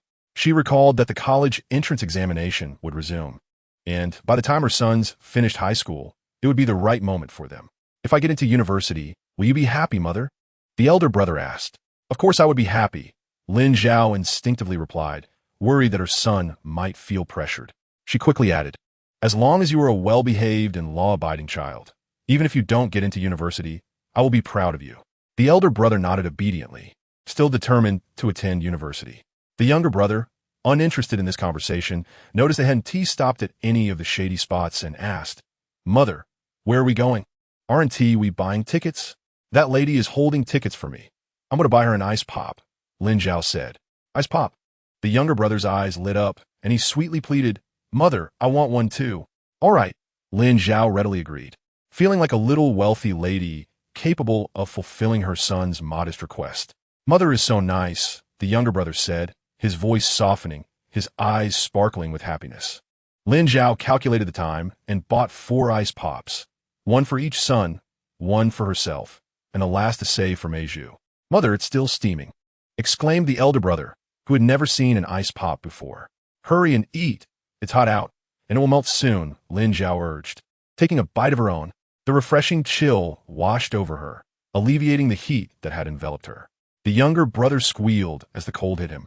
It's cool. So sweet. Mother, this ice pop is delicious. Yes, it's best in summer. Lin Zhao reminisced about her first ice pop, which her uncle had bought for her. She thought about visiting her uncle once she settled into her job, concerned that the ice pops might melt. Lin Zhao quickened her pace with her two sons towards the cinema ticket counter. In the brief time they had been gone, the line had vanished. The ticket clerk, Guo Meiju, emerged after finishing her tasks. Lin Zhao handed her the ice pop, smiling. This is for you. Thank you, Guo Meiju replied, accepting it with a smile and handing over 2 tickets. Here's one for you and one for each of the little ones. Typically, children of the elder and younger brother's age did not need tickets if they sat with their mother. But seeing Lin Zhao with her 2 children, she decided to provide extra tickets to avoid crowding. You are so thoughtful. Thank you, Lin Zhao said as she handed over the money. Guo Meiju, not one to shy away from acceptance, graciously took it and added with a smile, you treated me to an ice pop, so I owe you one next time. It's nothing. If it weren't for you, I would have had to break my promise to the little ones. You've helped me, so treating you to a meal is the least I can do, Lin Zhao replied, sharing a laugh. Chapter 23. A good thing in the making it was still early, and Lin Zhao took the opportunity to chat with her old classmate a bit longer. With the refreshing ice pops and standing in the shade, they could bear the heat. You've changed a lot since the past, Lin Zhao observed appreciatively, her tone light and uplifting.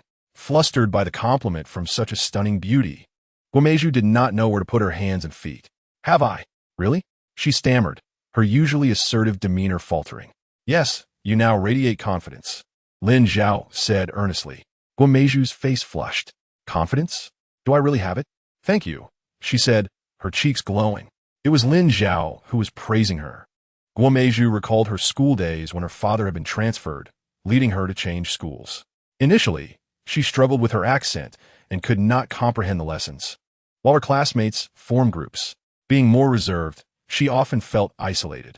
In contrast, Lin Zhao, though a country girl, was beautiful, academically gifted, and friendly, easily engaging with others, making her a shining presence.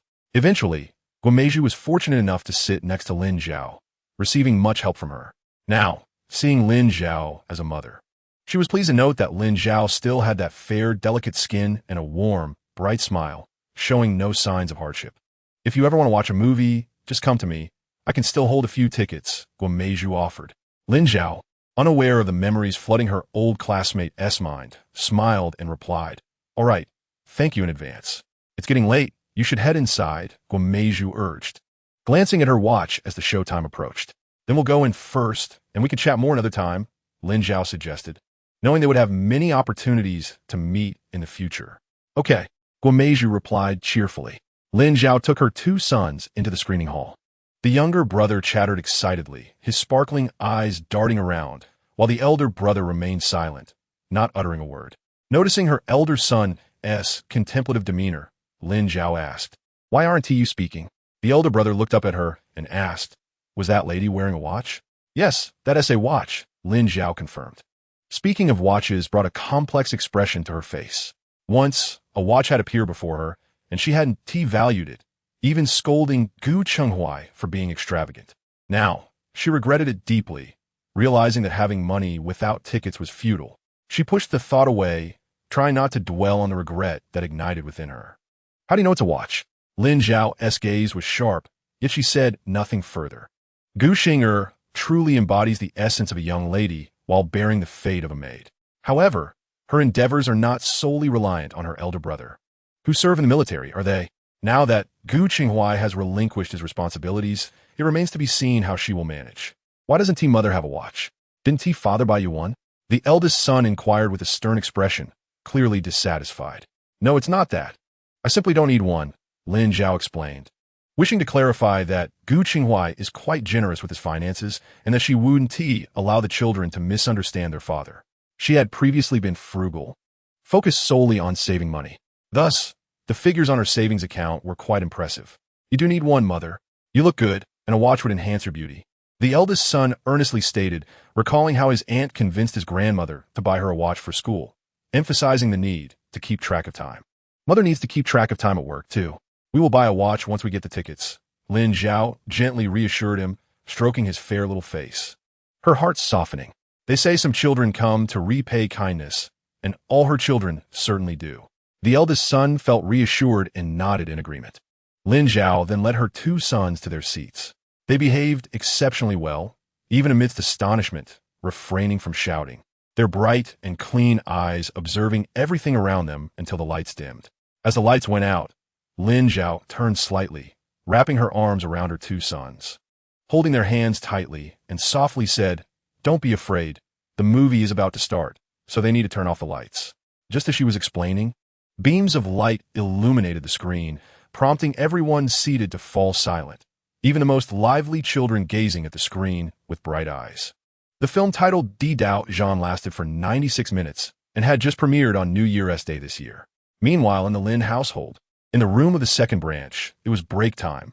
Lin Shisheng, instead of lying down, sat by the bed, observing the woman mending clothes, and remarked, "I see that Xian and Zhongjing's clothes are in tatters.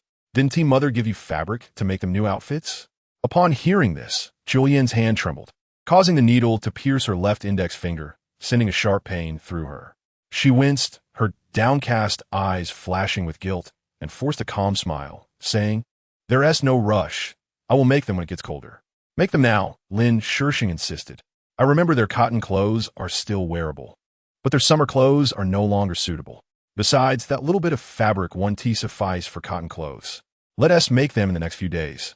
"Mother wants to see them," he stated firmly. Julian's face turned pale. She had given the fabric to her niece in her maternal family. What could she use to make the clothes? The thought of her mother-in-law wanting to see them sent her heart racing, and she shivered despite the summer heat. "Is there a problem?" Lin Shisheng's eyes glinted coldly as he pressed on. No, I will do it," Julian hurriedly replied. Time passed swiftly. Once the film concluded, the audience gradually stood to leave. Lin Zhao, however, took her time with her two children, waiting until most had exited before guiding her sons out of the cinema. They were so adorable, resembling her own state after watching her first film, somewhat dazed. The second son, his eyes sparkling, softly whined, "Mother, I didn't watch enough. Can we see it again tomorrow?" "No." Before Lin Zhao could respond, the eldest son firmly dismissed his brother's request, stating, "Mother has things to do tomorrow. Your mother's work is important. You mustn't cause trouble." The second son recalled that Mother indeed had plans for the next day and decided not to make a fuss about watching it again. He looked up with his sweet little face and pleaded, "Mother, when you have time, could you take me and brother to see it again? I didn't watch enough." This was a trivial matter. Lin Zhao, being a doting mother, would certainly not refuse. "All right, I will bring you both back when I have time. Don't rush. There will be many good films, and as long as you behave and don't cause any trouble, I will take you to see the new releases as soon as they come out." The second son joyfully hugged his mother, exclaiming, "Mother is wonderful. She is the best mother in the entire brigade." His voice lifted with excitement. The eldest son also wanted to embrace their mother, but felt shy, his ears turning red, ultimately not managing to do so. At the village entrance, several aunts were animatedly discussing something, each one animated and unaware of the gossip they were sharing. Upon spotting Lin Zhao and her two sons, the conversation paused, and they greeted them with smiles. "Eldest son, second son, did you have fun in the county? You must have seen many places in a whole day. Did your mother take you to that state-run restaurant for a meal?" The two boys from the Lin family's third branch, now clad in new clothes, looked handsome, resembling their father. Although Fengshuo Brigade was not far from the county, it was not close either. A trip took up most of the day, and few ventured there unless they needed something and sought help from acquaintances. People are inherently curious, and they were fascinated by everything in the county. The eldest son added, "We even spoke to father on the phone. We talked about so much." As for what was said during the call, Lin Zhao had reminded her sons not to disclose anything, and they naturally heeded their mother's advice. "Mother even bought us popsicles. Do you know what popsicles are?" He gestured with his hands, indicating the size, saying, "They were this big, and when we first got them, they were steaming. They were icy and cool in the mouth, instantly alleviating the heat." Lin Zhao felt a sense of helplessness. The second son loved to show off.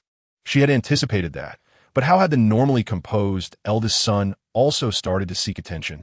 Among the gossiping crowd, a woman in a patched gray coat exclaimed in surprise, "Your mother actually took you to a state-run restaurant for a meal and to watch a movie. That must have cost a fortune." The second son, ever eager to speak, boldly declared, "Father said that a man must be able to support his wife and children. He can take care of us." At this, a string of question marks appeared in Lin Zhao's mind. Did her father actually say that? She glanced at her eldest son, who was nodding earnestly with a serious expression, wondering if she had missed something. How could such a fine young man from their brigade allow an outsider to take the lead? The group of aunts regretted not having introduced their own daughters to the third son of the Gu family sooner. Lin Zhao, anxious to see her twins, paid no attention to her show-off sons and headed straight towards the old residence. Halfway along the path, she encountered Su Yuxian. Su Yuxian walked briskly, her lips curved in a smile, her cheeks flushed, her eyes shining brighter than ever, radiating excitement. Lin Zhao had never seen her like this. It seemed she was about to reach a significant milestone with the male lead. Su Yuxian looked up and noticed Lin Zhao, approaching with a smile and a calm voice. "Lin Zhao." "Yes," Lin Zhao replied. As if recalling something, Su Yuxian shyly smiled and said, "I'm getting married soon." Lin Zhao was taken aback.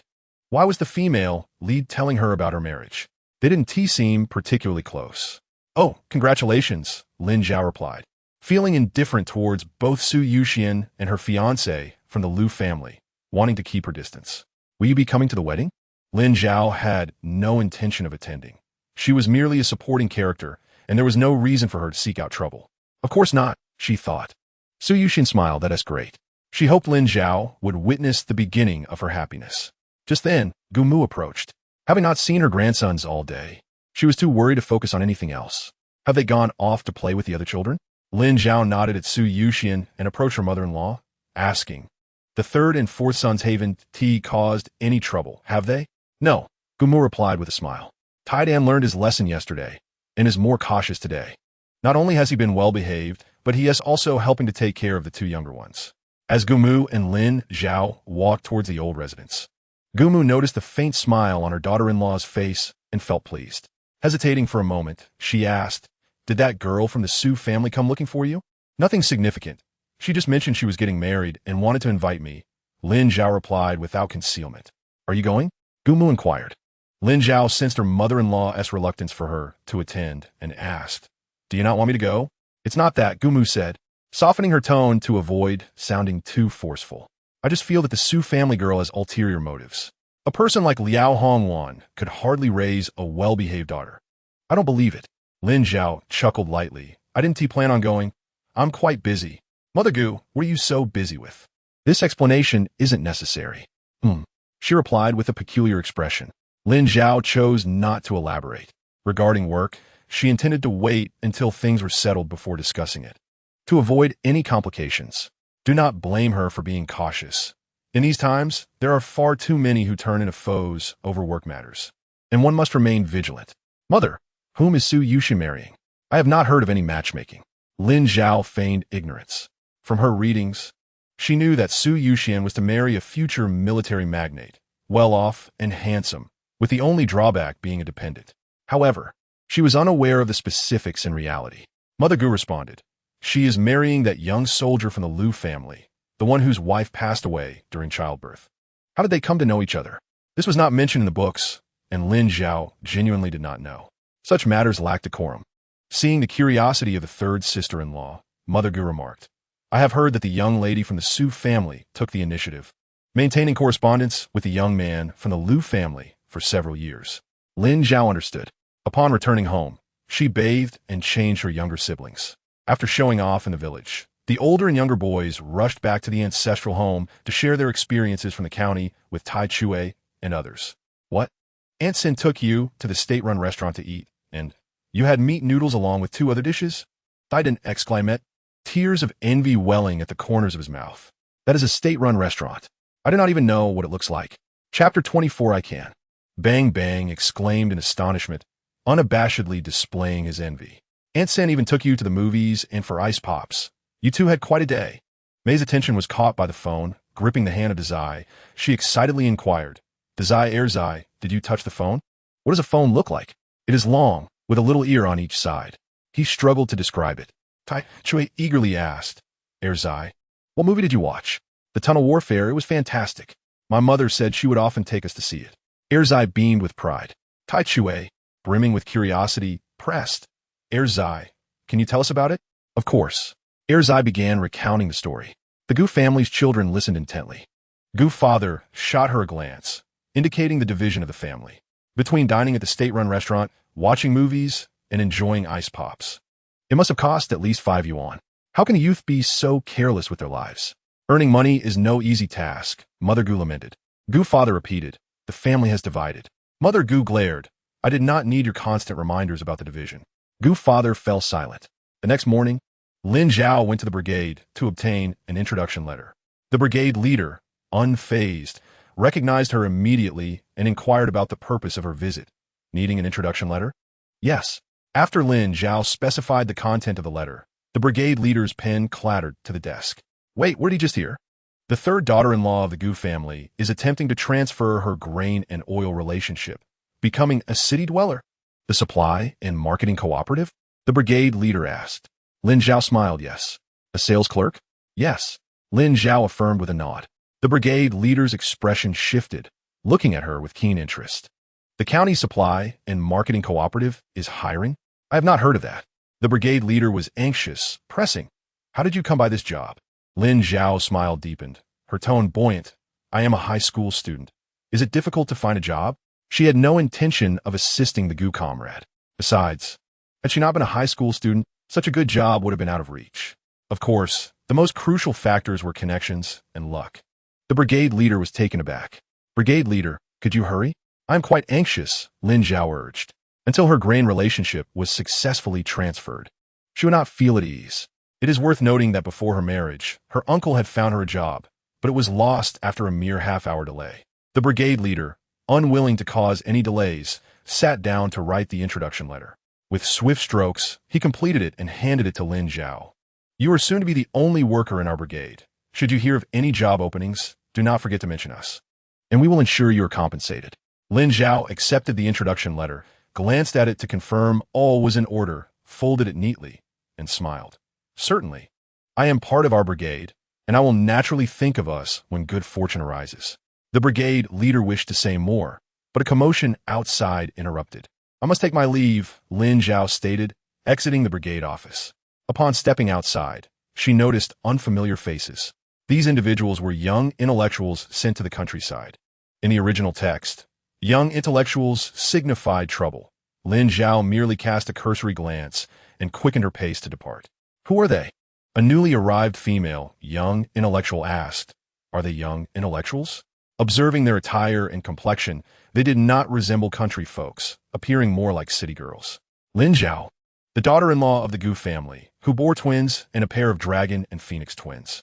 Those familiar with Lin Zhao clarified that she was the family member, possessing a proud and difficult temperament, and advised others to steer clear of her. The new female young intellectual remained skeptical, thinking she did not appear so. When the brigade leader emerged and saw the young intellectuals waiting for him, a deep furrow formed on his brow. What is it this time?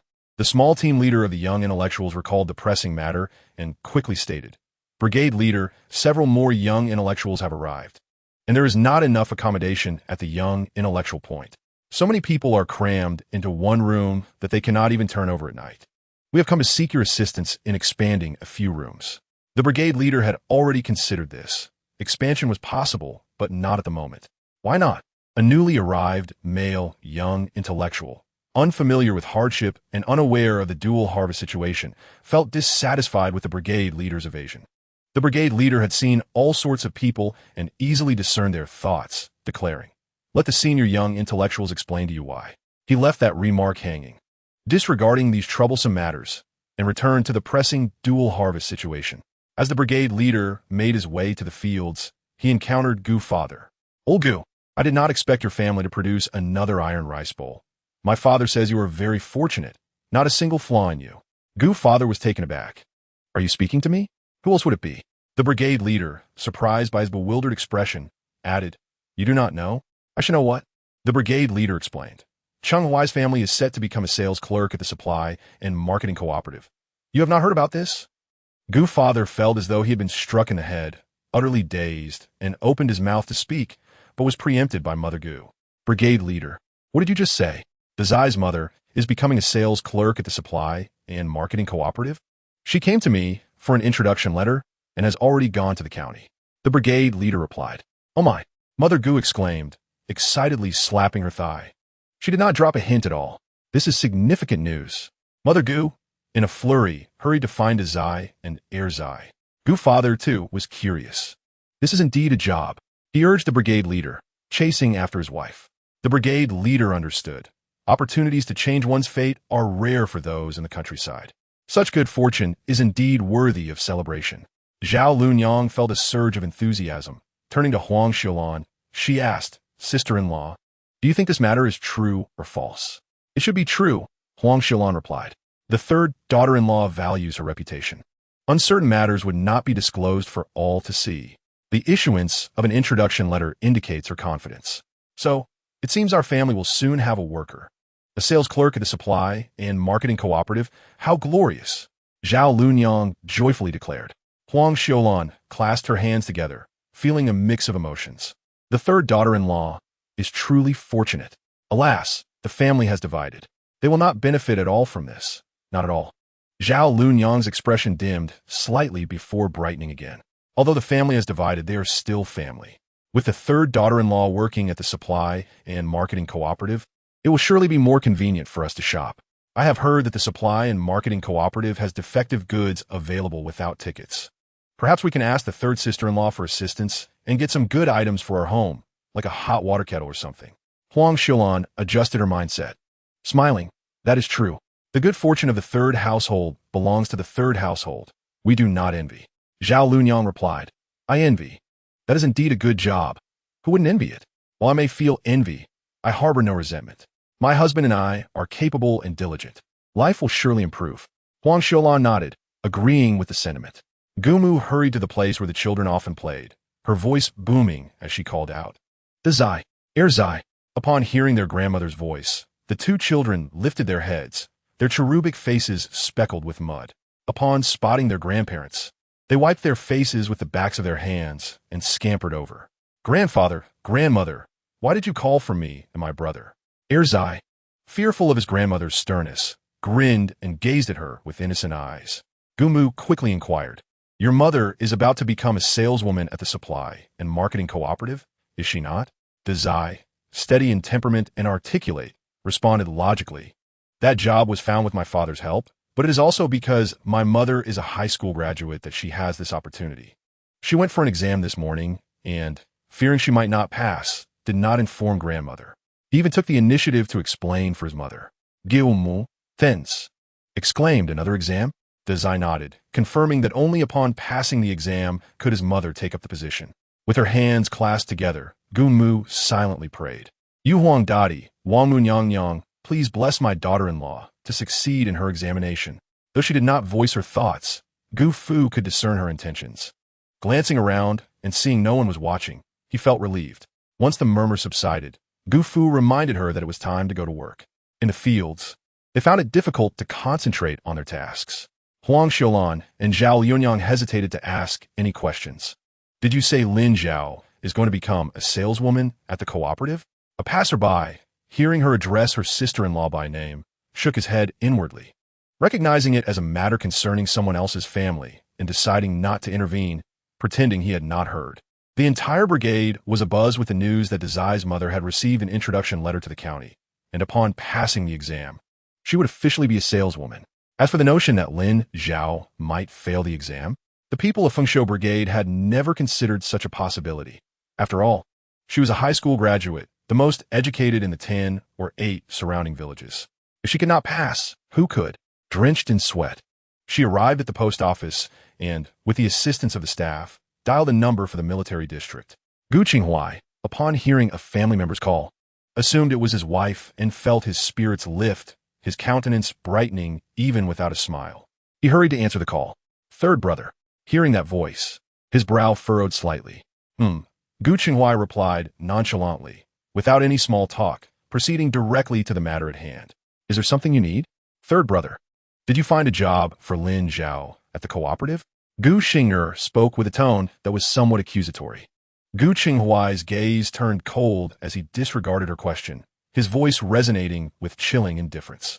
While I am away, is this how you treat my wife? Calling her by her name, you truly are my dear sister. The disappointment in his voice traveled clearly through the phone line to Gu Xing'er's ears. I have paid for your tuition, your living expenses, and have never neglected you. Yet, you cannot even tolerate my wife and her children. Instantly, Gu Xing'er lost her desire to question him, her face paling as she stammered, Third brother, I did not mean that. I do not harbor any ill will towards them. Whether you do or not, you know best. Gu Qinghuai interrupted her feeble defense, stating calmly, the third room has been divided. As a son, I have a responsibility to care for my parents, but I am not obligated to support my sister. How you proceed from here on is for our parents to manage. I will no longer intervene to spare you from discontent. Gu Xing'er's expression shifted as she pleaded earnestly, Third brother, I am your biological sister. You cannot treat me this way. I can, Gu Qinghuai replied coldly. With that, he hung up the phone. When he married, he had promised Zhao Zhao that he would protect her as fiercely as he would defend his homeland. Being a military spouse was already challenging enough. Gu Xing'er's audacity to bully others was pushing his patience. As he walked towards the dormitory, thoughts of his wife being mistreated and crying in their home churned within him, fueling his growing dissatisfaction with his sister. Lin Zhao, crying? She only knew how to make others weep. His curiosity piqued at the mention of his sister-in-law's call. After 3 years in the military, he had seen enough to know the complexities of relationships. How old is your sister? Gu Qinghuai inquired, eyeing him with a puzzled expression. Clearing his throat, Sun Yeli smoothed his clothes, putting on a facade of eagerness and flattery. What do you think of me? Am I worthy to be your sister-in-law? Gu Qinghuai regarded him with disdain. You have had your share of good fortune. Sun Yeli, not a fool, detected the implications in his words and calmly reclined, shutting his eyes. Why is it so difficult to marry a wife? Gu Qinghuai kicked his foot. Can you get a bicycle ticket? You want one? Sun Yeli asked. Of course, came the reply. Then why not ask? Sun Yeli retorted. Isn't that what a mouth is for, to speak and eat? I'll inquire. I should be able to procure it. With a network of acquaintances, Sun Yeli was confident he could secure any ticket needed. Observing his confidence, Gu Qinghuai contemplated and added, I also need a watch ticket. Sun Yeli clenched his teeth. Fine. At the post office, Gu Xing'er, hearing the beeping sound on the other end of the line, panicked and shouted, Third brother. Seeing her distressed demeanor, the staff stepped in, taking over the phone and gently reminding her, the other side has hung up. After paying, Gu Xing'er, dazed, found herself at the entrance of the supply and marketing cooperative. The thought that Lin Zhao was about to become a respectable saleswoman filled her with resentment, and flames of anger surged within her. Surely, the connections of her third brother should benefit her. Chapter 25.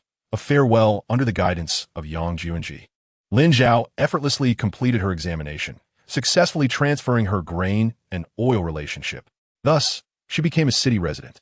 Thank you. I appreciate your help, Lin Zhao beamed. Genuinely grateful to Yang Junzi. He felt she was being overly courteous and chuckled. There is no need for such formality. I and Qinghuai are comrades who would cover each other's backs. This is a small matter. Lin Zhao, not naive to social niceties, handed him the large cloth bag and took a few steps back. Before Yang Junji could react, she turned on her heel and ran. The military ethos emphasized not accepting even a thread from the public. Even retired soldiers remained steadfast in this belief. Lin Zhao, averse to evasion, could only stuff it and flee. After all, someone had helped her significantly, and not offering a token of gratitude would reflect poorly on her character. Yang Junzi, left helpless, found himself unable to keep up with her pace. She seemed to have grown 4 legs and vanished from sight. He hurried after her, fearing Lin Zhao might run recklessly and get into trouble. His wife worked night shifts, resting during the day, and upon waking to see him with an unfamiliar bag, she inquired curiously, What do you have there? He would never conceal anything from his wife. She was aware he had helped a comrade's wife find work. Is she really that courteous? Jiang Huijiao paused, clearly surprised that Lin Zhao would offer a gift of thanks. Having once been a military spouse herself, she understood the struggles involved. When Yang Juanji mentioned the job was for military wives, She had agreed without hesitation, never considering any benefits, but given Lin Zhao's thoughtfulness, she felt pleased. Jiang Huijiao settled onto the sofa and opened the bag. Wow, so many wonderful items. She suddenly looked up at her husband, her expression touched, fearing he might think she had brought all the good things from home. In an instant, a picture of a simple and sincere rural woman appeared before her eyes. Deeply moving, Yang Juanji glanced over, noticing a chicken, a fish akin to milk powder, a box of cigarettes, and a bag of sugar, gifts that would be considered substantial anywhere. No need to send everything. Chenghuai's allowance is quite sufficient to support our family. Jiang Huijiao hesitated. Should we accept it? Of course, Yang Juanji replied. Given his impression of Lin Zhao, accepting her gift would be more comfortable. Fine. Since she will be working in the county, we will have ample opportunities to meet in the future. Jiang Huijiao graciously accepted the gesture. Noticing the chicken and fish were substantial, Yang Juanji promptly suggested, let us take the chicken and fish to my parents' place. We can eat together. As they were not yet parents, they belonged to a category where 2 full plates satisfied the whole family, and sometimes, when too busy to cook, they would head to her father-in-law's house for a meal, bringing along some meat to share. Sounds good. Due to this, Brother Jiang, the director of the Supply and Marketing Cooperative, held Lin Zhao in high regard. From being a hardworking military spouse, she had transformed into someone well-versed in human affairs. Design Yang, I heard you found a job in the county at the Supply and Marketing Cooperative, right? Wang Chunhua inquired. Yes. The grain and oil connection was just transferred this morning, Lin Zhao replied with a smile. Oh, that's wonderful news. Congratulations. Wang Chunhua exclaimed, genuinely pleased for her, and even more delighted that she would now have access to defective products. If there are any defective items at the cooperative, please set them aside for us, she said, feeling comfortable enough with Lin Zhao to be direct. Lin Zhao nodded, of course. Before she could finish her sentence, Gumu rushed over with gleaming eyes, her excitement palpable. Is it confirmed, the job for the 3rd daughter-in-law? Yes, I start work in a couple of days. The new counter at the cooperative isn't ready yet. Gumu was overjoyed, repeating good 3 times. This is great. Shall we go to the old house for dinner today, to celebrate? Sure, Lin Zhao agreed, willing to indulge the elderly lady's happiness. Soon, Lin Zhao's new role as a salesperson at the county supply and marketing cooperative became common knowledge throughout the entire brigade.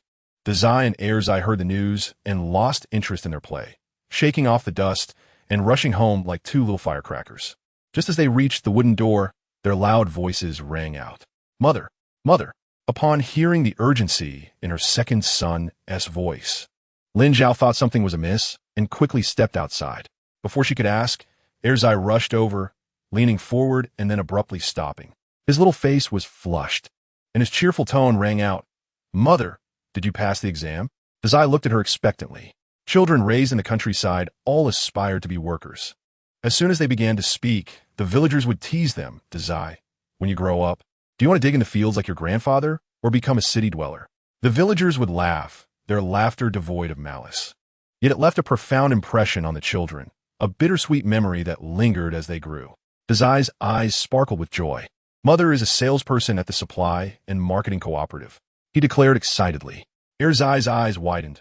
Mother, are you a city dweller now? Lin Zhao nodded. One could say that. She would be eating commodity grain from now on. What about me and my brother? Erzai looked up with eager eyes. Zai filled in the gaps of his brother's question. And what about Sanzai and Sizai? Yes, what about Sanzai and Sizai, mother? Are we city dwellers too? Erzai continued to ask. At that time, the household registration system was quite strict, and here, the children's registrations followed their mother. Erzai jumped up, exclaiming joyfully, we are city dwellers too. Zai recalled their mother's admonition not to show off. Wrapping his arms around Erzai's neck and covering his mouth. Erzai, keep your voice down. Lin Zhao gently patted Zai's bald head. The little boy's hair was growing quickly, a layer of black already sprouting in just a few days. It's all right. Everyone knows about the household registration policy. In fact, the villagers were already discussing the very matter that Zai and Erzai were speaking of. Hey, do you think with Cheng Huai's wife becoming a city dweller, her children will also become city dwellers? It seems so. I heard that children's registrations follow the mother. Oh my. Then Zai and the others will also be able to eat commodity grain. The Gu family is truly fortunate. The latter part of the statement was left unsaid, for fear of being labeled superstitious, replaced instead by a sigh filled with envy. At that moment, Gu Xing'er passed by with a sullen face, silent.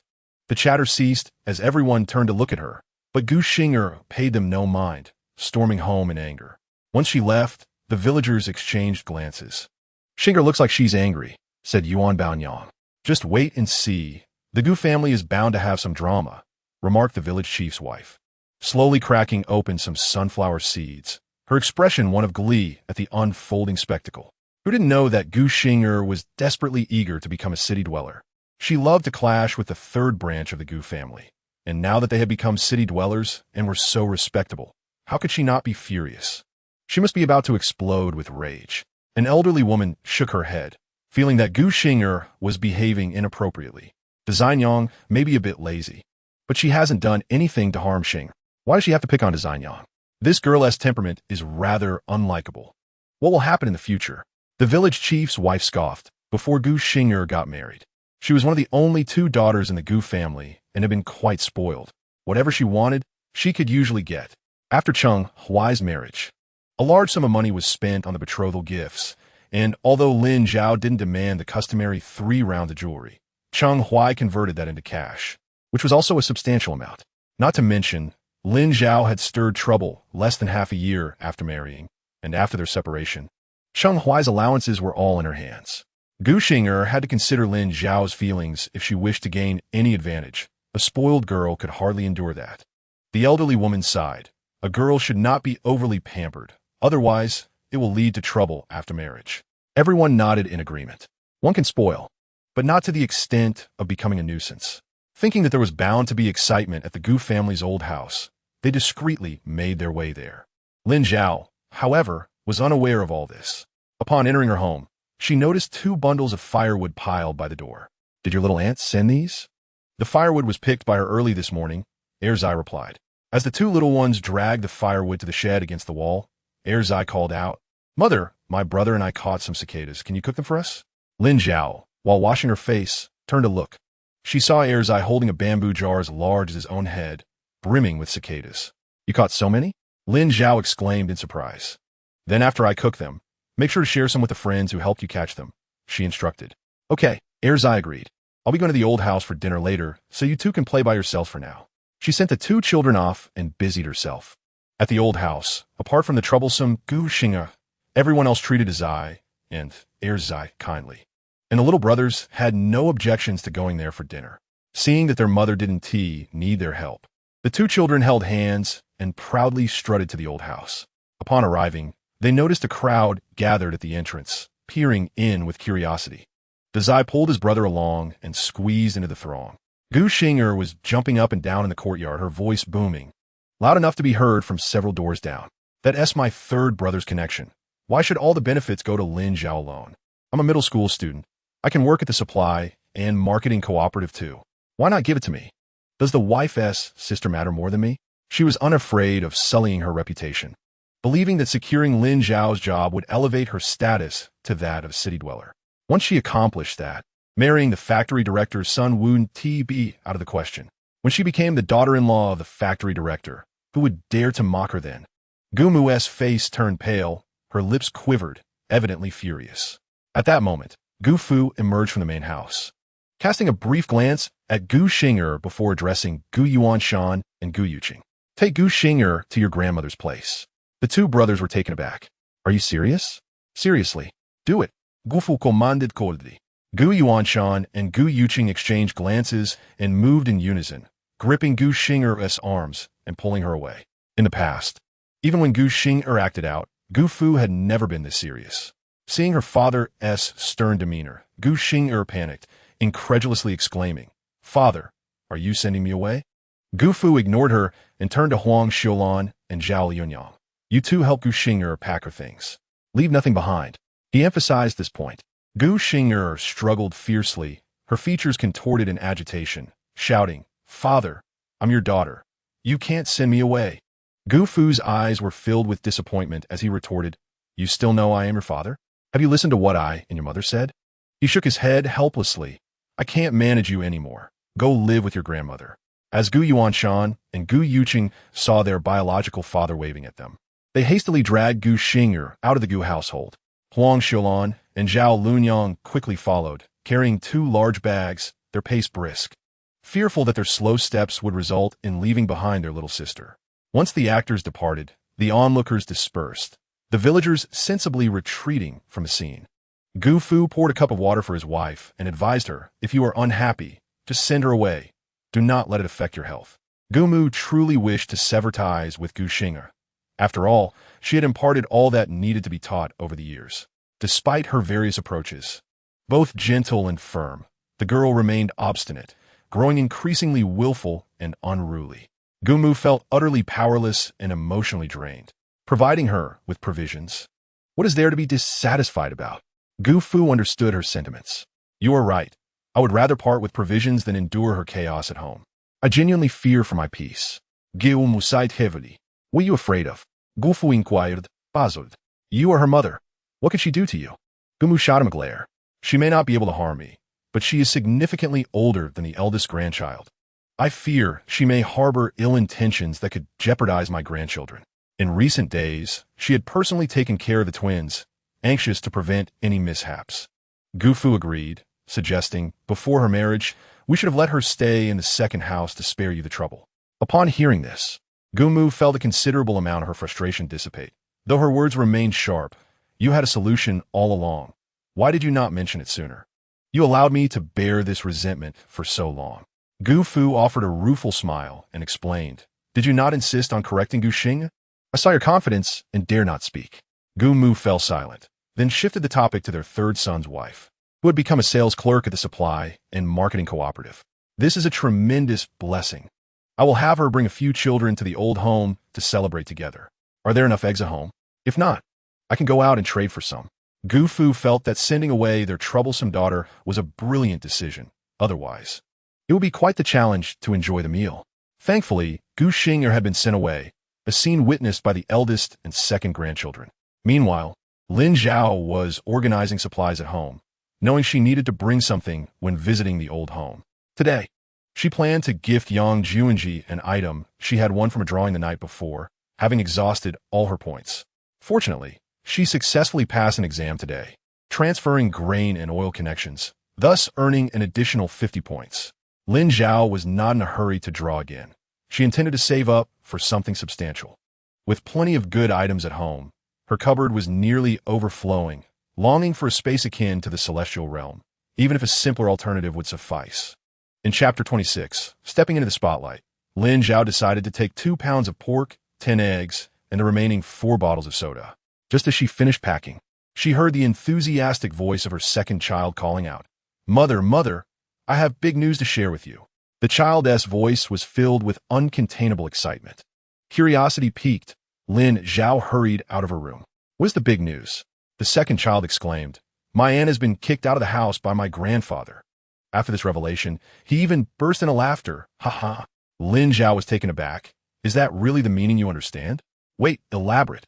Seeing his mother's bewilderment, the second child exchanged a knowing glance with his older brother. The eldest child caught the cue and quickly adopted a serious expression. The 2 boys then began to act out the scene. "Mother, I am the aunt," said the second child first. "Then I will take the roles of grandfather, uncle, second uncle, and their wives." The eldest child chimed in, listing off the characters. Lin Zhao remarked, there were quite a few actors in the old home drama. The second child began his performance, his youthful face contorting into a display of deep grievance, eyes wide with indignation as he shouted, "That was my third brother's connection. Why should she get all the benefits?" Here, he cleverly altered the lines, knowing Lin Zhao was his mother's name. Hence he substituted it. Once he finished, the eldest child took his turn. Mimicking the grandfather's demeanor, he gazed solemnly into the distance, as if 2 figures stood there. Furrowing his brow, he commanded, "Send Gu Xing'er to your grandmother's." At this point, he paused, as if awaiting a response from the imaginary figures. Then with a cold tone, he added, "Why are you not moving?" The second child squirmed, as if someone was pulling him, stretching out his arm and crying out, "Father, I am your daughter. You cannot drive me away." Following this, they exchanged dialogues, their tones remarkably similar. Lin Zhao needed no prompting to discern whom they were imitating. In the end, the second child acted out being dragged away, stumbling toward the front door. Lin Zhao felt her lips twitching. What little actors they were.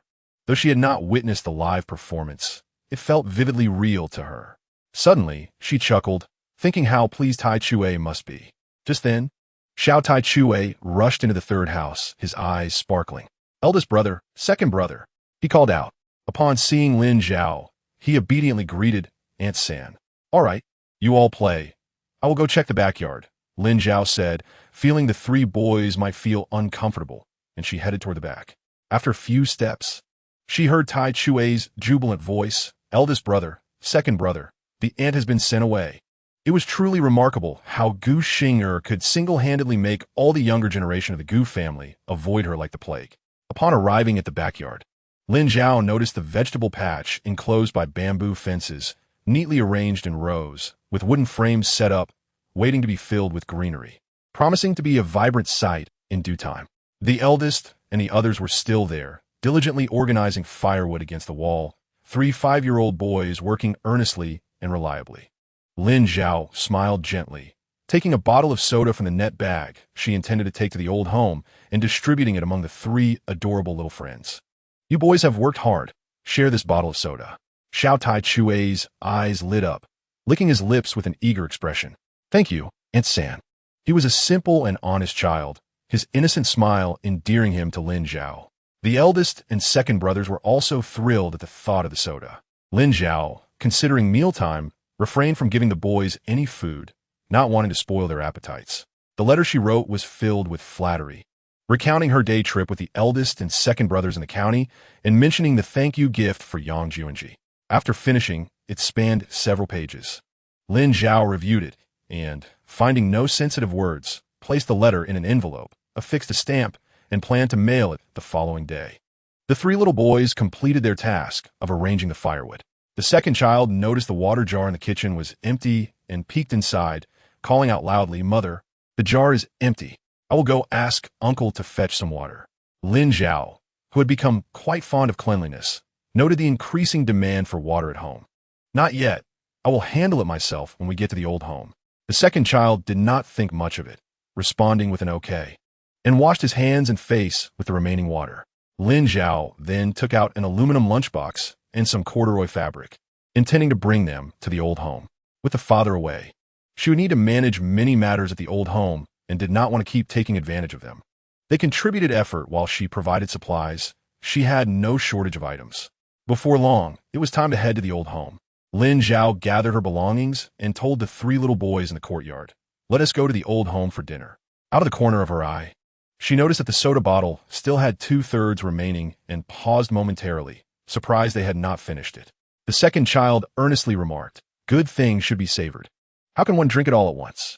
The eldest and Tai Chue nodded in approval, clearly agreeing with the second child's wisdom. Lin Zhao playfully shook her items, teasing the boys, What do you think this is? The eldest child's eyes widened. Meat, eggs, and soda. Tai Chue licked his lips, nearly drooling at the sight of the raw meat, his voice rising above the eldest. It's fatty pork? The second child took the items from Lin Zhao, his clear eyes gazing at her. Mother, do we have to bring these? Yes, there are 5 mouths in our family. We cannot eat for free, Lin Zhao replied. The second child chuckled mischievously, pointing out the inconsistency in his mother's words. My brother and I have been eating for free for years. Lin Zhao calmly stated, The past is the past, and the future is the future. Just as Erzai intended to say something further, Dazai shot him a glare, instantly silencing him. After reprimanding his younger brother, Dazai attempted to take another small bag from Lin Zhao's hands, only to be met with her refusal. This is for your aunt and second aunt. I can carry it myself. You and Erzai can manage that one, all right? Oh, he, Dazai obediently replied. Tai Chue curiously glanced at the small bag in San Ani's hands, unable to discern its contents. Lin Zhao led the 3 children to the ancestral home. Erzai held a piece of meat that appeared to weigh around 2 jin, while Dazai carried a net bag filled with eggs and soda. This scene was quite the spectacle. Villagers couldn't help but cast lingering glances at the items they were carrying. Meat was appealing to adults, but even more so to children. Tainyo, spotting the meat in Erzai's hands from a distance, rushed over, saliva escaping his mouth. Erzai, you have so much meat, he exclaimed, yearning for the crispy bits. Erzai, feeling quite proud, declared loudly, "My mother works at the county supply and marketing cooperative. My grandma asked us to go to the ancestral home for a meal to celebrate. My mother said we have 5 mouths to feed at home, so we can't eat for free. This is all prepared by my mother for my grandparents." The villagers heard this, and, in an instant, their impression of Lin Zhao transformed. She went from being perceived as lazy and capricious to being recognized as filial, generous, and cultured. Dazai, worried that people couldn't see what he was holding, raised his hand and shook it, proclaiming, "And there's soda. Soda." Little Tainyo, having never tasted soda, stared longingly at the orange liquid in the net bag, nearly on the verge of tears. "Is it sweeter than brown sugar water?" "Much better than brown sugar water." Tai Chue wore a proud expression, clearly resembling the other 2 children. Tainyo, the grandson of the brigade leader, was the first child in the entire brigade to have tasted meat buns from a state-run restaurant. Now, all the food and drink that Dazai and Erzai enjoyed were things he had never even tasted, making him feel quite wronged. "I want soda too." Seeing his friend on the verge of tears, Dazai turned to his mother and asked, "Mom, can we let Tainyo try some of the soda we saved?" Lin Zhao smiled and replied, "I've already said, the things your mother gives you can be shared with whomever you choose. You are the little masters of the house." "You have that right." Dazai loved hearing his mother say they were the little masters, and his heart bubbled with joy. He looked at Erzai and Tai Chue, asking earnestly, "Are you willing to share with Tainyo?" He even stated the reason for sharing. "Tainyo shared bird eggs with us before." Erzai, who had been somewhat stingy and protective of his food, was willing to share upon realizing his mother cared for him. "All right, I'm willing to share," he announced loudly. Tai Chue, always following Dazai and Erzai's lead, nodded in agreement. "I'm willing to share too." Erzai grinned, saying to Tainyo, "I still have half a bottle of soda at home. We could drink it together this afternoon." Tainyo, who had been sobbing, now laughed through his tears, his eyelashes glistening. "I'll share my sweet wild fruits with you too." The 2 little friends, short and dressed in patched clothing, engaged in their earnest conversation, which was utterly adorable. In a short span of time, news of Lin Zhao bringing meat to her in-laws spread throughout the village. Human nature is complex. When a bad person does a good deed, it is akin to a bright light cutting through the dark night, and people are pleasantly surprised to discover that he is not beyond redemption.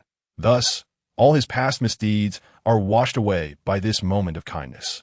Conversely, when a good person commits a wrongdoing, it is like a stain on pristine paper, glaringly impossible to ignore, and all his virtuous actions are obliterated by this one error. Lin Zhao was not a bad person, but belonged to the former category. Thanks to Dazai and Erzai's enthusiastic promotion, her previous ill reputation was instantly transformed. Indeed, a daughter-in-law who generously brings meat, eggs, and soda to her in-laws is rare in the entire brigade. What does it matter if she is lazy? She is filial. Because of 2 gene of meat, coupled with the eloquence of Dazai and Erzai, the few minutes' journey to the Gu family ancestral home felt exceptionally long. Upon arrival, Lin Zhao let out a sigh of relief. However, Dazai and Erzai wore expressions of longing, their faces reflecting disbelief that they had already arrived. Lin Zhao was left speechless. These 2 boys simply loved to show off. As their mother internally grumbled, Dazai and Erzai strutted into the Gu family home. "Grandpa, Grandma, we're here. We brought meat and soda." Erzai's voice rang out, as vibrant as ever. In the kitchen, Gu Mu and 2 daughters-in-law emerged. Upon seeing the piece of meat, they were both astonished and delighted. "What is the occasion today?" The 3rd daughter-in-law actually brought meat over. Gu Mu inquired. "Isn't this a busy time? I just happened to buy a few gene of meat, so I brought it over for you all," Lin Zhao replied nonchalantly. Gu Mu was momentarily taken aback. Lin Zhao pulled out items from her cloth bag, handing an aluminum lunchbox to her sister-in-law, Huang Xiulan. "Sister-in-law, isn't Elan missing a lunchbox? This one hasn't been used much. I'll give it to her." Gu Lan, the eldest daughter of the main family, was 12 years old this year. Huang Xiulan beamed with joy, accepting it and exclaiming, "Oh, it looks almost new." "Thank you, 3rd sister-in-law." Lin Zhao acknowledged her gratitude and then presented the 5 feet of corduroy fabric to Zhao Yuanyang. "2nd sister-in-law, you have great skills. Here's 5 feet of corduroy fabric for you to make a fall outfit for mother. The remaining fabric, you can make some pants for you." Zhao Yuanyang's face lit up with joy as she eagerly responded, "All right, I know mother's measurements. I'll get to it tonight." Gu Mu was astonished beyond belief. You're making autumn clothes for me? Yes, it's for Mother, Lin Zhao affirmed. I need to go back to work in a few days, and the 4 children will still need Mother-esque care. This is a token of appreciation for her hard work. Gumu, being a traditional person, was reluctant to indulge in luxuries. When there was good food at home, it would be reserved for her grandchildren. When there was fabric, it was also saved for them. She hadn't acquired any new clothes in many years, and her garments bore the most patches in the entire family. Suddenly receiving such a blessing from her daughter-in-law, the elderly lady felt a lump in her throat, nearly moved to tears. She stroked the corduroy fabric, her words filled with disbelief. Such fine material. Why make it for me? At my age, what I need new clothes for? What does age matter? The older you are, the more you deserve new clothes. Lin Zhao countered disapprovingly. Gumu felt immensely comforted. The 3rd daughter-in-law was truly kind, and her previous behavior was likely due to her youth. Huang Xilan and Zhao Liunyang now understood why the 3rd daughter-in-law was bestowing benefits upon them.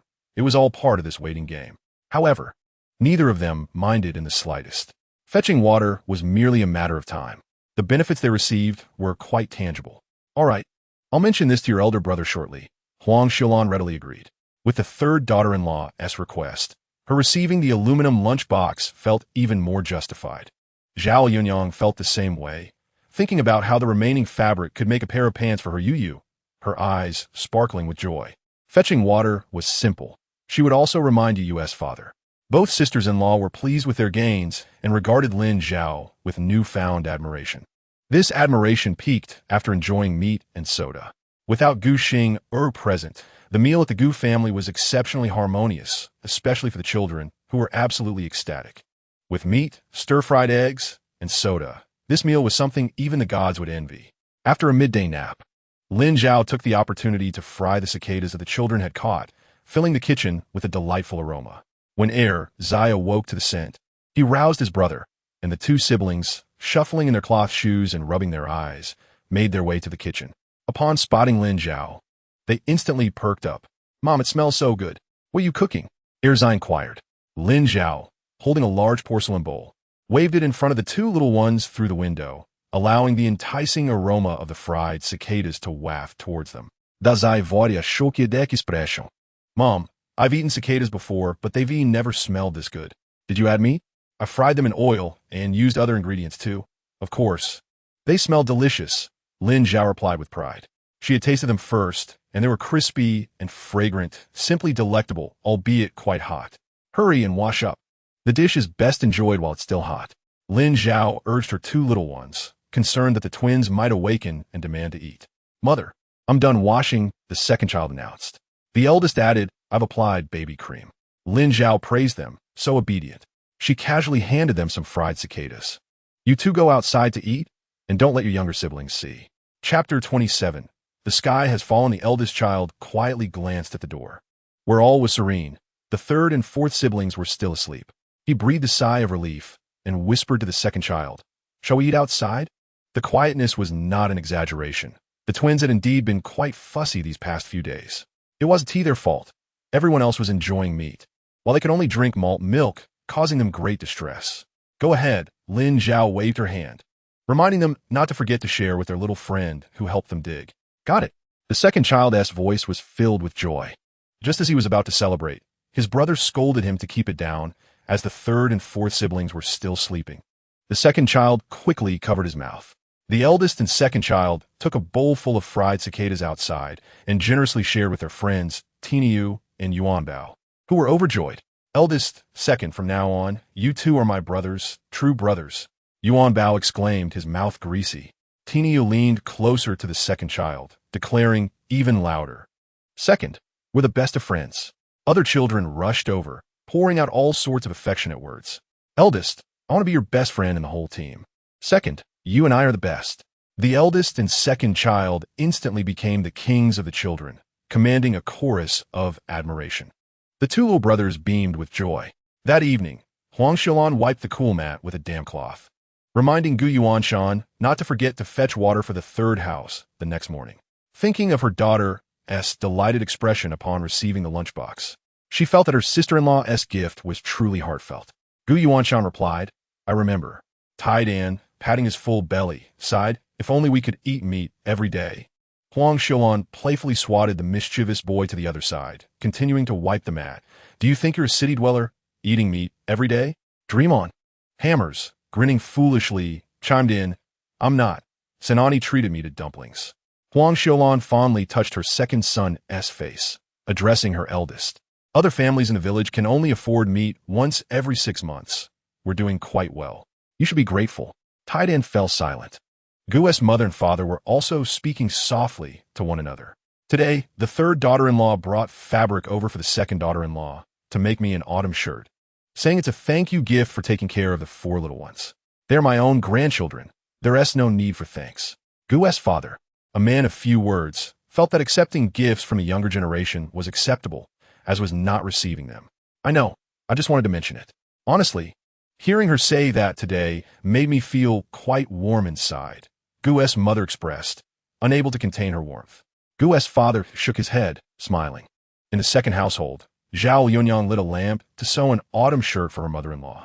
Gu Yuqing, concerned that his wife might strain her eyes, suggested she rest and finish it during the day, as there was no rush. "I'm not sleepy," Zhao Yunyang said without looking up, a smile gracing her lips. "If I finish this, the leftover fabric could make a pair of pants for you." Full of energy, she continued sewing. Gu Yuqing, feeling helpless, adjusted the light to be brighter and sat beside her. "What are you doing? You should sleep. We need to get up early tomorrow." "I'll sleep later," Zhao Liunyang insisted, looking at him disapprovingly. "I'm not sleepy either," Gu Yuqing chuckled. Zhao Liunyang shot him a glance, but a wave of sweetness surged within her, prompting her to sew faster. A good life is marked by a caring husband. While her husband may not earn as much as the third brother, he respects her, treats her well, and looks after the family, which leaves her quite content. Meanwhile, in another household, Guerani felt as if the sky had fallen and could no longer find joy. She glared furiously at her soundly sleeping husband, gritting her teeth in anger, wishing to kick him and, in the process, eliminate Gu Xing from the neighboring house. "What a bunch of useless people, always tormenting me." Guerani's resentment was so deep it could nurture 1,000 malevolent spirits. Guer uncle, feeling a chill, slowly opened his eyes to meet her furious gaze. "What's wrong? Did I offend you?" he asked, bewildered. "Offend? That is putting it mildly." Guerani pinched him hard, scolding, "And you asked what's wrong? Why did you agree to let Gu Xing stay?" Guer uncle saw no issue with it. "If she stays, then she stays," Yuan Shan Yuqing, and their wives all brought bedding over. "Am I supposed to chase her away?" Besides, mother agreed too. Guerani felt her anger rising, her head throbbing as she bit out, "She's occupying one of our rooms. It won't be for long. She'll be married off soon," Guer uncle replied. "She's just a troublemaker. You think letting her in means our lives are too good?" Guerani hissed, suppressing her voice. "Even her own parents don't want her, yet you're so kind-hearted, bringing everyone home. What is wrong with your brain?" Guer uncle frowned, saying, "Just speak your mind, don't insult me." "I'm not just going to insult you. I'll hit you too." As she spoke, she pinched him several more times. Guer uncle sidestepped, saying, "Now that she has moved in, if you pinch me to death, she'll still be here, so you might as well accept it.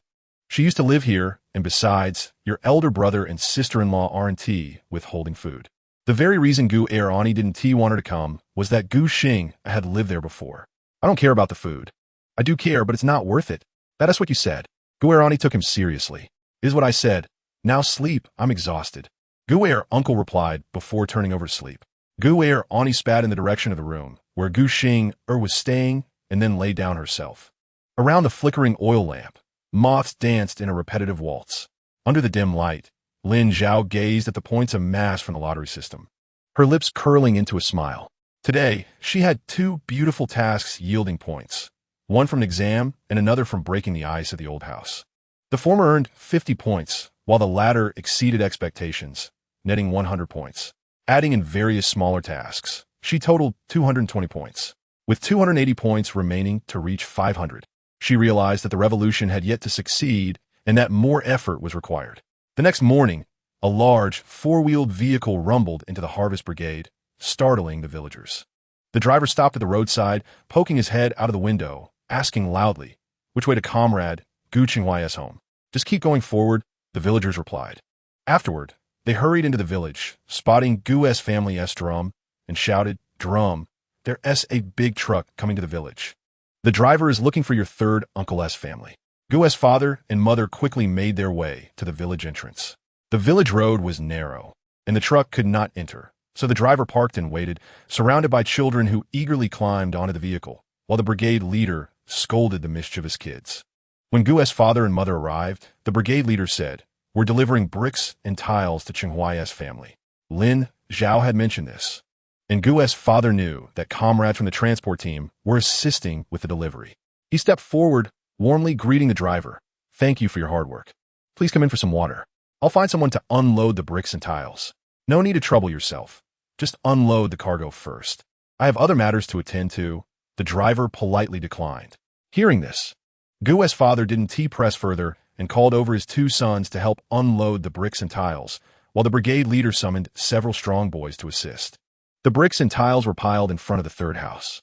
Just as the driver was about to leave, Lin Zhao appeared and tossed a cloth bag through the window.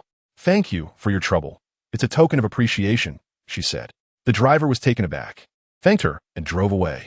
With the bricks and tiles now available, building the house could soon commence, contingent upon the conclusion of the dual harvest, which would free up labor. Before Lin Zhao could inquire, Gu's mother proactively said, "The dual harvest will conclude in about a week. We can start work once it's over." Lin Zhao eagerly anticipated the new home, thinking that by then she would likely be too busy to assist and would have to trouble her parents. Gumu waved her hand with a smile, saying, "No need to trouble yourselves. Building a house is a significant matter. A little labor is nothing to worry about." Gu Fu shared the same sentiment, remarking that even if it was tiring, it would only last for a maximum of 2 months. With the arrival of bricks and tiles, the construction of the house was set in motion, and Lin Zhao was eagerly anticipating the project, beginning to contemplate the design plans. Although she did not have formal training in architecture and could not draw professional blueprints, she was capable of creating simple sketches, thanks to her talented father. Being the only daughter of a Lin family, she had been taught alongside him since childhood. In Lin Zhao's vision, the front yard would feature an upgraded toilet, one equipped with running water, as she had grown weary of using the pit latrine. Additionally, the toilet would also include shower. She had a preliminary idea that would require a discussion with the construction workers. On the other side, she envisioned a kitchen that utilized a smokeless stove without the need for a bellows, with a brick-built stove to avoid the mess associated with mud construction. Lastly, there would be 4 living quarters, much like the current setup. While this may not provide each person with their own room, it was a temporary arrangement until the children grew up and likely moved away from the village. As for the backyard, no significant alterations were necessary. A stone path would suffice. Zai had no objections, saying, "Sure, I will listen to mother." However, Zai furrowed his little brows, appearing troubled and conflicted. Lin Zhao raised her eyebrows in surprise, encouraging him to speak openly, as they were not a family that kept secrets. Zai expressed, "For rooms are not enough." Lin Zhao inquired, "How is it insufficient?" With a smile, she explained, "You, your brother, and your younger brother will share one room, while your sister will have another. The last room can serve a different purpose. It fits perfectly." Zai, still frowning, unabashedly questioned, "Where will my wife live?" His remark was astonishing. Lin Zhao could only laugh, wondering if he was already thinking about a wife at such a young age. Zai joked, "Mother says every boy must marry when he grows up." Zai, with a serious expression, declared, "Mother, I do not want a wife. I just want you. When I grow up and earn money, it will all be for you." Lin Zhao patted Zai's head and replied to Zai, "Your father and I have done well to raise you. Do you expect us to prepare a bridal chamber for you? Dream on. Once you are of age and can earn your own living, do not think about relying on us." In the future, when she purchased a courtyard house, it would be for all 4 children. Zai, Zai, and Sanzai would need to earn their own way, and by the time they grew up, opportunities would abound. She would provide them with the capital to ensure they could thrive without worry. Of course, this was contingent upon her first laying a solid foundation. "From tomorrow, Zai and Zai, you two must learn to read and study mathematics," Lin Zhao instructed. Both boys had no objections to their mother's request. However, Zai pouted, looking at Lin Zhao, but other parents helped their sons find wives. He was only 5 years old, unable to read a single character, and had no understanding of the purpose of marriage. Yet, influenced by the village's chatter, He felt compelled to think about having a wife too. But other parents do not provide their children with meat and soda, Lin Zhao lightly countered.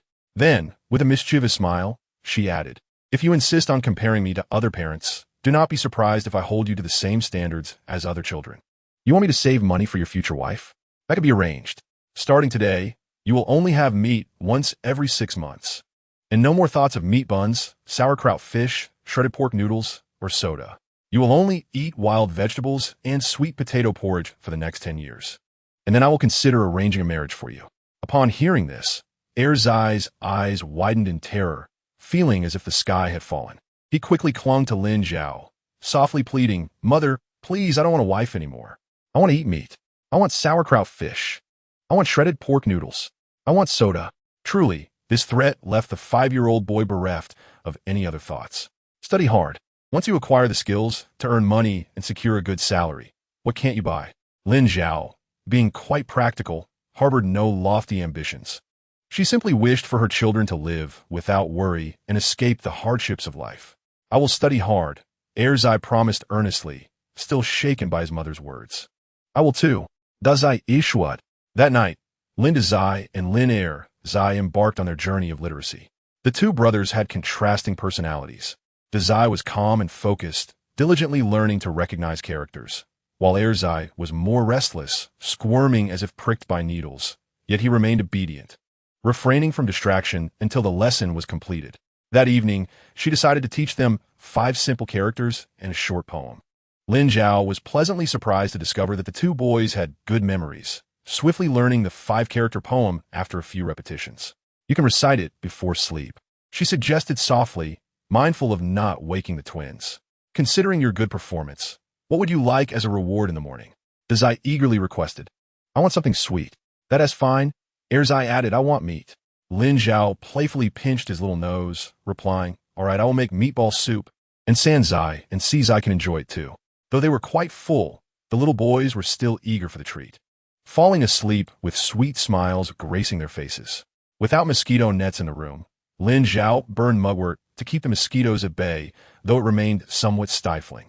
Unable to sleep for a while, she fanned her 4 children with a palm fan, one gentle stroke after another. Dazai opened his eyes briefly, but when he noticed his mother was distracted, he quickly shut them again, his long eyelashes fluttering delicately as he balled his little hands into fists.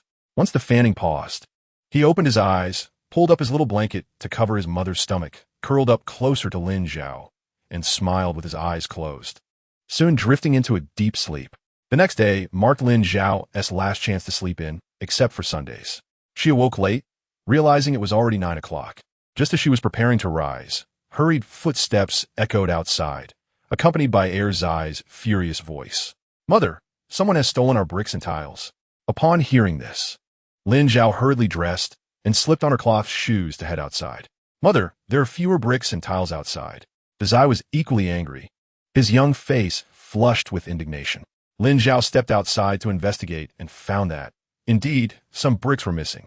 However, contrary to her children's claims, it was not a significant amount, just a corner's worth, around 10 pieces. Nevertheless, regardless of the quantity, the act of thievery was despicable. Upon learning that the bricks and tiles from the Sanfong had been stolen, Gumu rushed over, seething with anger upon confirming the theft. She offered a few words of comfort to Lin Zhao and the 2 boys, but her fury was uncontainable, as she ranted from one end of the village to the other. Which scoundrel dares to steal from my family's bricks and tiles? Are they so desperate that they've lost all sense of shame? Do they think they can build a doghouse or a grave for themselves with those few bricks? Her outburst spread throughout the village, and soon everyone knew that the bricks and tiles from the Gu family had been pilfered. Discussions erupted around the village. Stealing bricks and tiles? Who would be foolish enough to do that? You need money and connections to obtain bricks and tiles. What good would it do to steal them? The captain's wife chimed in, eager to participate. Who knows? Some people just can't resist taking advantage of others, Yuan Bao's mother scoffed. Dazai and Erzai had shared fried cicadas with Yuan Bao's family the previous day, bringing joy to the children, and thus, she felt inclined to defend Lin Zhao. In a corner, Chang Sheng's mother appeared somewhat uncomfortable, her expression shifting as she listened to the surrounding disdain. When the captain learned of the theft of the Gu family's bricks and tiles, he was equally furious, feeling that such petty thefts reflected poorly on his jurisdiction. Lin Zhao suggested, "Captain, this matter could escalate. Perhaps we should ask the members of the Community Security Committee to investigate." The Security Committee was a grassroots organization responsible for maintaining order, preventing theft, and patrolling the area, and during this era, it played a crucial role in local governance. The captain found Lin Zhao's suggestion reasonable and responded, "All right, I will discuss this with the committee shortly." Lin Zhao smiled and thanked the captain. The captain believed that Cheng Huai's wife was exceedingly courteous, which was to be expected.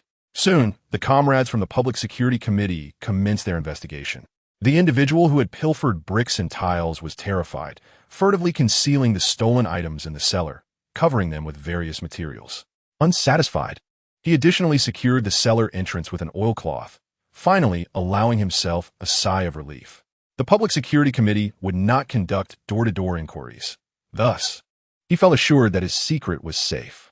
After the commotion, she was drenched in sweat, feeling a tumult of panic, anger, and regret.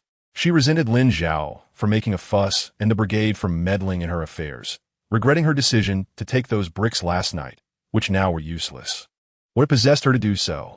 Gufu arrived with his 2 sons to relocate the bricks and tiles to the courtyard. Initially, she had intended to use them in a few days. The house needed repairs, and in the village, they should remain untouched. Who could have anticipated that some deranged individuals would steal anything? Once the bricks and tiles were moved, Gu Yuanshan filled the water jug for the 3rd room and departed with his family. Lin Zhao remained at home with her 4 children, feeling the absence of any man in the house. Gu Dage and Gu Urge came to assist, always accompanied by their wives or their own children. Never alone with the sister-in-law, wary of the village's gossip that could twist the truth. After the Gu family left, the 2 little ones were still fuming. Observing their brothers with puffed cheeks, the twins mirrored their expressions, resembling 2 adorable pufferfish. Lin Zhao could not help but chuckle. They were still upset, despite the bricks being moved indoors. "Do not fret over those few lost bricks. It will not hinder our house," she reassured them. The eldest, irate, exclaimed, "Mother said bricks are hard to come by. Those stolen bricks could have provided us a meal of meat." The second son nodded in agreement, echoing his sentiment. He ground his teeth in frustration, declaring that if he discovered who had stolen their bricks, he would summon his grandmother to settle the score. Though still young and unable to defend himself, he knew he could enlist help. Father says seeking assistance is not shameful. The youngest child, with a pale yellow ring around his mouth, clenched his fists and declared, "Let us settle the score." The 3rd child, sipping on a milk beverage, blinked his bright, dark eyes, appearing quiet and well-behaved. Noticing their distress, Lin Zhao devised a plan. "What if we got a dog?" The second child's eyes lit up instantly. "Can we have Xiao Huang's puppy? Has Xiao Huang given birth?" Lin Zhao, rarely involved in village matters, was unaware of this. The eldest nodded vigorously, his expression mirroring his brother's anticipation. "Mother, are we really getting a dog?" "Why not?" Lin Zhao smiled. "Mother, I will go find Xiao Huang," the second child exclaimed, dragging his brother out of the house. The youngest wanted to join, but was held back by Lin Zhao. "You should stay out of it," she said, lifting him into her arms and playfully rubbing her nose against his. Her eyes sparkled with joy. The adorable little one beamed, showcasing his pearly teeth, his smile utterly delightful. As she spoke, Lin Zhao noticed that the youngest had sprouted another tooth, exclaiming in delight, "Darling, you have a new tooth. In a few months, you will be able to eat meat." The youngest clapped his hands in excitement, chanting, "Meat, meat." Lin Zhao, holding the youngest, sat beside her 3rd son and said, "Be a good boy. Open your mouth so I can see if you have grown any teeth." He obediently complied, revealing that he too had grown. Lin Zhao caressed his cheeks, exclaiming, "Both of you have grown. Later, when I make meatballs, you can each have one." The youngest understood and was overjoyed. "Meat, meat." The 3rd child also smiled, sticking close to his mother, following her into the kitchen. Seeing her little ones behaving, Lin Zhao allowed them to stay as she prepared dinner. In Chapter 28, Amber, the 2 well-behaved children looked up at their mother, not causing any ruckus, instead playing quietly on the ground. Lin Zhao considered that the meat in the house had been consumed, leaving only eggs behind. She mused that a dog could not be fed the household's fine grains. If the villagers found out, they would ridicule her for life. Thus, she needed to devise a plan to procure some coarse grains. How to accomplish this? Naturally, she would rely on the lottery spin. She would never admit that her hands itched from not participating in the lottery for several days. She decided to spin 3 times, believing that if she was fortunate enough to win, she would not push her luck further. The first spin yielded decent results. She won food items. 1 bag of shrimp candy, 50 pieces, 1 bag of milk powder, 2 bottles of meat sauce, 3 portable mirrors, 2 pounds of ribs with that. Her 10 points were spent, but Lin Zhao felt satisfied. The second spin resulted in a summer package. 5 large watermelons, 1 pound of mung beans, 1 can of green tea, 2 lemons, still nothing suitable for the dog. Lin Zhao calculated that if she did not win in 3 spins, she could exchange for coarse grains at the old homestead. Finally, she prepared for the last spin, wishing fervently for coarse grains. Lin Zhao's extensive knowledge was derived from the original text, which did not mention dog food. After reciting her wishes, she spun the wheel. Luck was on her side, as she won a dog care package. 1 bottle of deodorizer, 1 box of internal and external deworming medication, 100 pounds of dog food, as the name suggests, was meant for dogs. 100 pounds would surely last a long time. Thrilled with her successful draw, Lin Zhao's points increased to 250, which she deemed worthwhile. Noticing that the twins were distracted, she quickly hid her new acquisitions in the cupboard, grateful for its ample space. Otherwise, it would have been full long ago. The second child cradled a scrawny little yellow puppy, while behind them, the mother dog stealthily followed at a distance. The thin yellow dog hesitated at the entrance, cautiously peeking inside, hoping for a home for her pup, yet worried about its acceptance. The second child gently set down the puppy and reached out to stroke its neck. The eldest joyfully proclaimed, "Mother, we found Xiao Huang. He and his mother were scavenging at the village entrance. He seems hungry. Do we have anything to feed him?" The little dog was indeed thin, its fur unkempt and dirty, its eyes glistening with intelligence, as it seemed to recognize Lin Zhao as the decision-maker. Wagging its tail like a propeller around her, Lin Zhao could almost see the fleas on its body. "I need to bath first," she stated. The eldest immediately asked, "Should we heat water?" "Not necessary in this hot weather," Lin Zhao replied. The second child, kneeling to play with the puppy, looked up and remarked, "Mother says we need hot water for bathing." Although the children did not comprehend the importance of sterilization, Lin Zhao simply said, "Who told you to be my sweethearts? Hot water is comfortable. I don't mind the trouble." The 2 little ones were charmed by their mother's words, their smiles lingering throughout the day. "Mother is so kind to us." The eldest and second child took the initiative, bringing the puppy to the water outlet in the courtyard. The eldest scooped water while the second rubbed the puppy's fur. The little dog showed no fear, allowing them to handle it, occasionally sticking out its tiny pink tongue to lick the hands of the 2 children, eliciting peals of laughter. As the brothers played, the twins also moved closer. But before they could reach the puppy, the eldest held them by their shoulders. "No touching. The unbathed dog is bacteria, right, Mother?" he asked Lin Zhao, who had just emerged from the house. "Indeed," she affirmed. "Eldest, keep your brother and sister at a distance," Lin Zhao instructed, with a serious demeanor. The eldest led his siblings to a corner. The twins, fond of their older brother, ceased their pleas for water play. Lin Zhao applied deodorizer and deworming medication to the puppy. "Mother, what is this?" the second child asked curiously. "Deodorizer and deworming medicine," Lin Zhao replied. "Where did you get it?" he inquired. However, before Lin Zhao could explain, the second child seemed to grasp the concept, nodding, "I know. It must have been bought in the county." Seizing this opportunity, his eyes sparkled with excitement as he grinned. "So Mother likes dogs too?" Lin Zhao conceded, "Fine. I suppose there is no need for excuses." "Yes, I have long wished to have a dog." The second child's eyes brightened even more, delighted to share the same affection as his mother. Lin Zhao gathered her hair into an elegant bun, donned her patched clothing, and knelt down to apply deodorant and pest repellent to Xiao Huang, whose fur had become hopelessly matted. "The dog's fur is quite tangled. Erzai, could you please fetch me some scissors?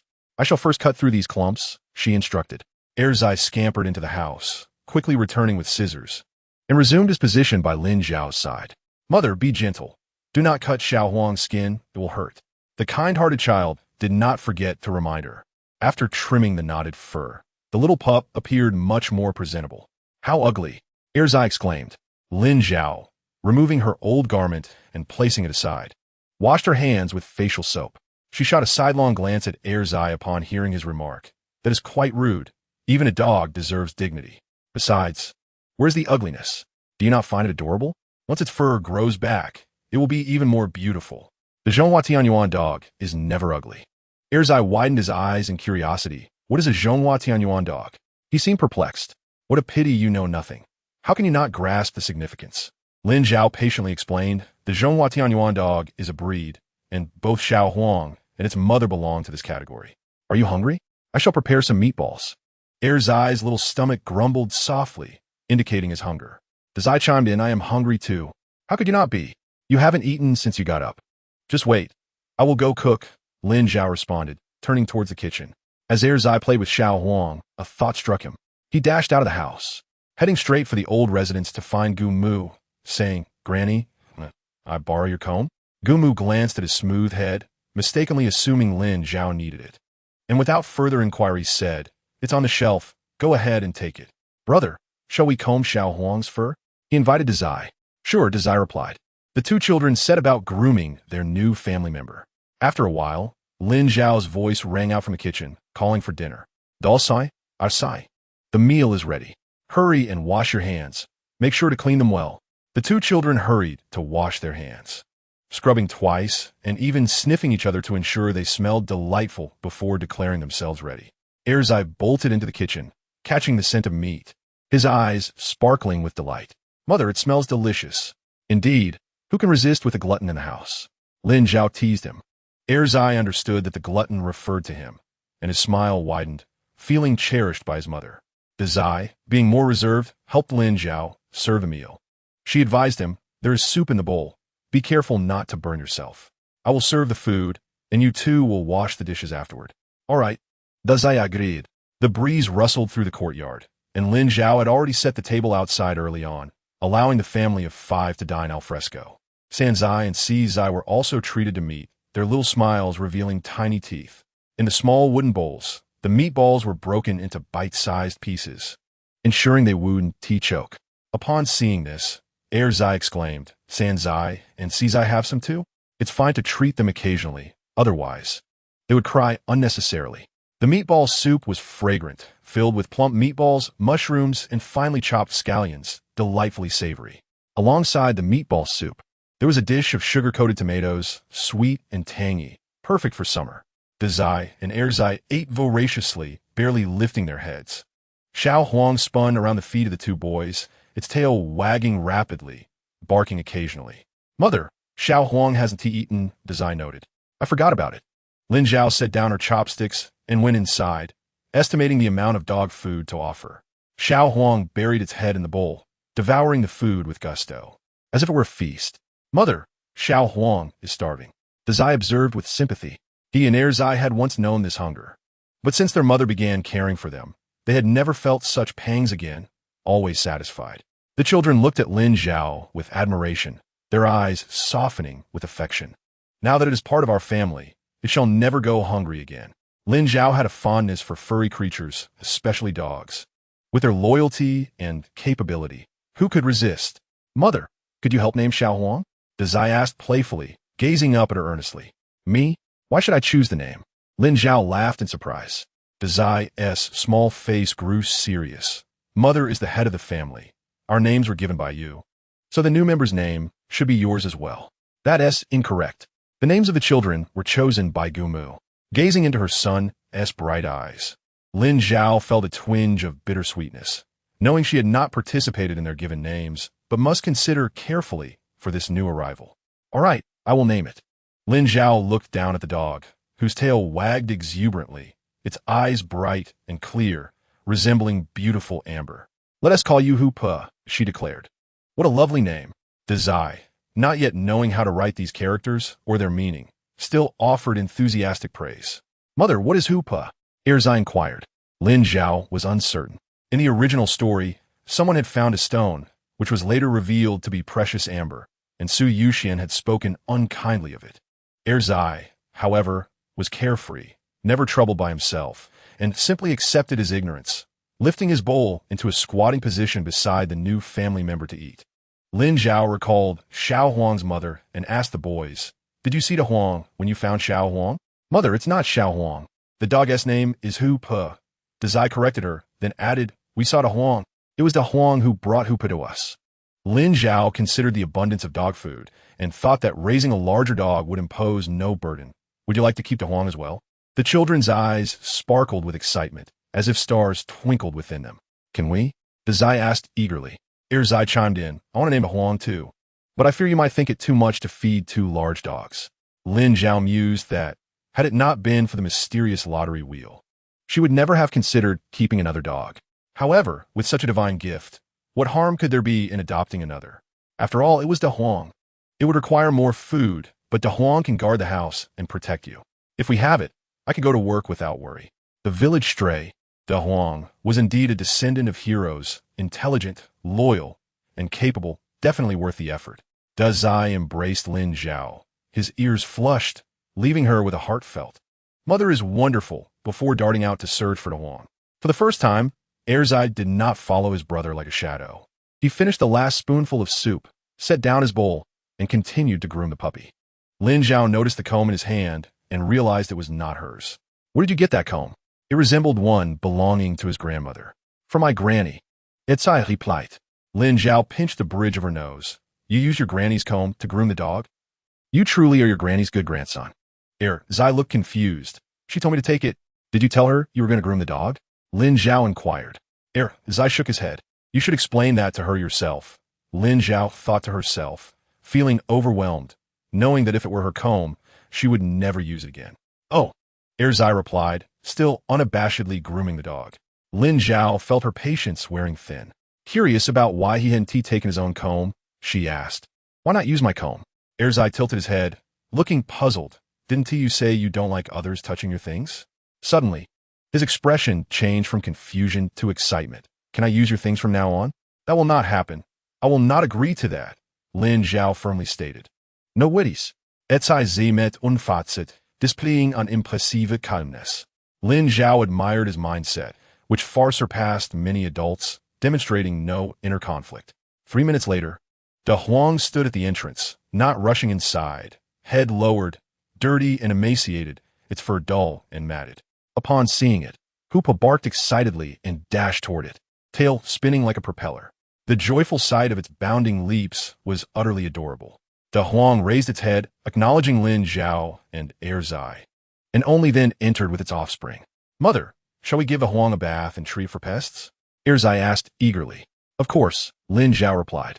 Da Huang requires more pest control and bathing than its offspring. The multitude of bugs on its body is certainly countless. The same routine ensues. Lin Zhao dons old clothes, applies deodorant and insecticide to Da Huang, and uses scissors to trim the matted fur. This large dog exhibits a remarkable sensitivity, seemingly aware that all her actions are for its benefit, cooperating splendidly without a single huff. How obedient! Lin Zhao finds herself genuinely fond of Da Huang. The dog does not rush to eat. Instead, it nudges the bowl towards Hoopa with its front paws. Little Hoopa takes a few bites, barks twice, as if to signal that once it is full, only then can the dog mother indulge in her meal. In these hard times, both humans and dogs suffer. Since birth, Da Huang has never had a full meal. In Chapter 29, how audacious! Lin Zhao places water beside Da Huang, and the dog glances at it, pauses its meal, rubs its large head against her leg, and sniffs her scent, the emotions in its eyes making her heart ache. It resumes eating, its tail wagging furiously. Da Zai, where did you find Da Huang? Da Zai squads nearby, watching Da Huang Gichi. Upon hearing his mother's question, he lifts his head and replies, right at the door. It was hiding behind a tree. As soon as he mentions the tree, Lin Zhao realizes its location, just diagonally across from her own home, quite close indeed. Da Huang cannot bear to leave its pups behind. What a clever dog it is. Upon hearing this, Zai moves closer, a peculiar competitive spirit igniting within him, and boldly asks, who is smarter, me or Da Huang? Comparing intelligence with a dog? How brazen! Lin Zhao's lips twitch imperceptibly. They are both clever. Surprisingly, Zai is not offended, petting Da Huang's head with a radiant smile. Da Huang, you are as smart as I am. You ought to be our family S-dog. The latter part of his statement is clearly a mimicry of his grandmother's words, even the tone identical. Lin Zhao is left speechless. Mother, should we make a nest for Da Huang and Hoopa? Da Zai and kitties. We can, but I cannot. Lin Zhao agrees with his suggestion, yet feels powerless. Zai's eyes sparkle as he declares, I will ask grandfather to do it. Brother, I will accompany you to the old house. I need to return grandmother's comb. Zai rises, cradling Hupo in his arms, having previously found the dog unappealing. Now he finds it quite delightful. Lin Zhao reminds him, don't forget to tell your grandmother that you used her comb to groom Hupo. Grandmother will certainly not blame me. Zai waves his hand and exits with his brother. Observing the audacity of these favored human offspring, how brazen indeed. Lin Zhao ceases to concern herself with the two boys, engaging with the twins in a game of sandbags, later allowing the two little ones to play independently while she watches nearby. With nothing much to do, she conjures the lottery wheel. Noticing several tasks checked off in the task sidebar, points accumulate rapidly.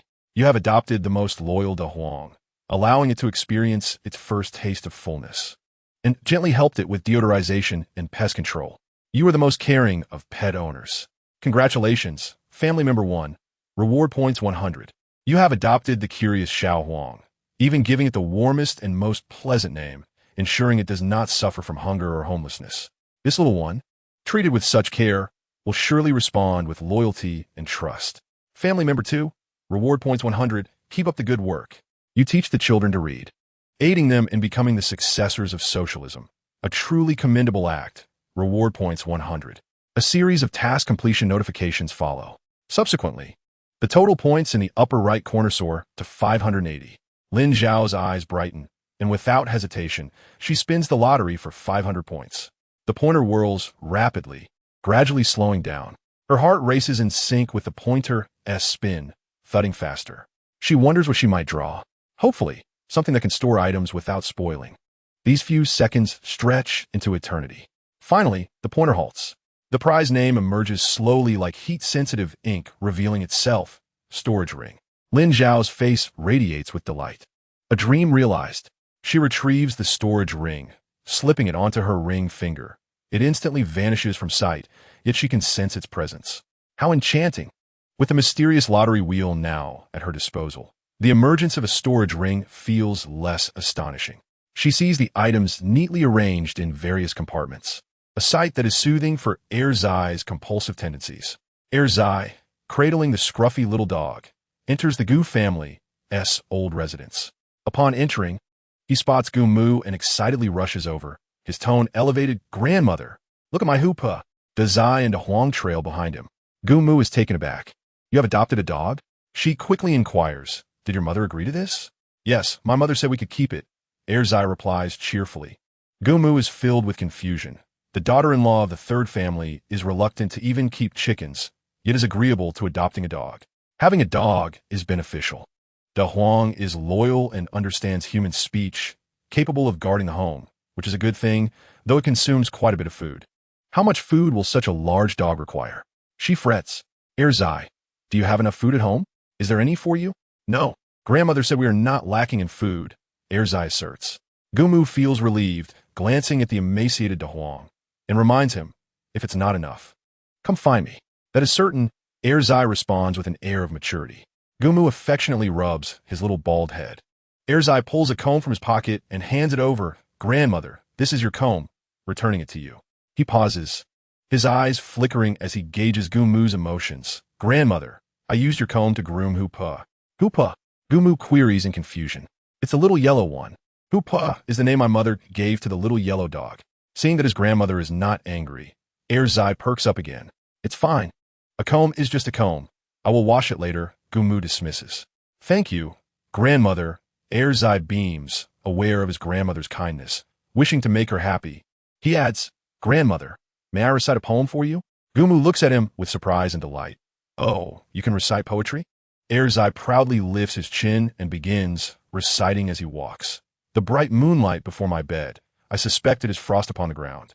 I raise my head to gaze at the bright moon, and lower it to think of my hometown. Upon finishing, his bright eyes gaze intently at Gu Mu, seeking praise. Good, so beautiful, Gu Mu exclaims, joyfully rubbing Zai's face, her affection evident. Oh my precious grandson, how clever you are! Just over 5 years old, and you can recite poetry, better than your father. Gu Qinghuai feels a peculiar itch in his nose, sensing someone is thinking of him. Zhao Zhao, the serious young officer thinks of his wife and child, a gentle smile gracing his lips. Captain Gu, the commander is looking for you. A young soldier rushes over with a message. Gu Qinghua wipes the smile from his face, stands at attention with feet together, heels touching, spine straight as a pine, and salutes. In the slanting sunlight, his figure departs. In the Gu family, Zai's face flushes with pride from his grandmother's praise, his eyes and brows alight with joy. Grandmother, I have learned to read 5 characters. He stretches out his hand. 5 characters? That surpasses the number I can read. Gumu asks. Not all. It was my mother. My mother taught me and my brother to read and count last night. Zai decides not to mention his mother's refusal to let them marry. He fears his grandmother will scold his mother, not wanting her to be upset. Gumu is even more astonished, her tone rising. Your mother taught you both to read? To count? She had thought it was his uncle who had educated them. Yes, indeed, Zai nods. Your mother is becoming increasingly attentive to you both, Gumu reflects. My mother treats us the best, Zai asserts. Even if she doesn't let them marry, she is still the best mother. At last, Zai seizes the opportunity to ask, Grandmother, where is grandfather? What do you need grandfather for? I want to ask him to help make a nest for the Huang, and Zai replies. Gumu thinks it is not a big deal and can be done quickly. She points to the room. Your grandfather is lying inside. Go call him. Zai rushes off to bother his grandfather. Possessed a modicum of carpentry skills. While not exceptionally proficient, he was competent enough to construct a doghouse. Upon hearing his grandson's request, he procured several planks and commenced his work. Zai squatted beside his grandfather, expressing his desires. Grandfather, it must be beautiful. Mother does not favor unsightly things.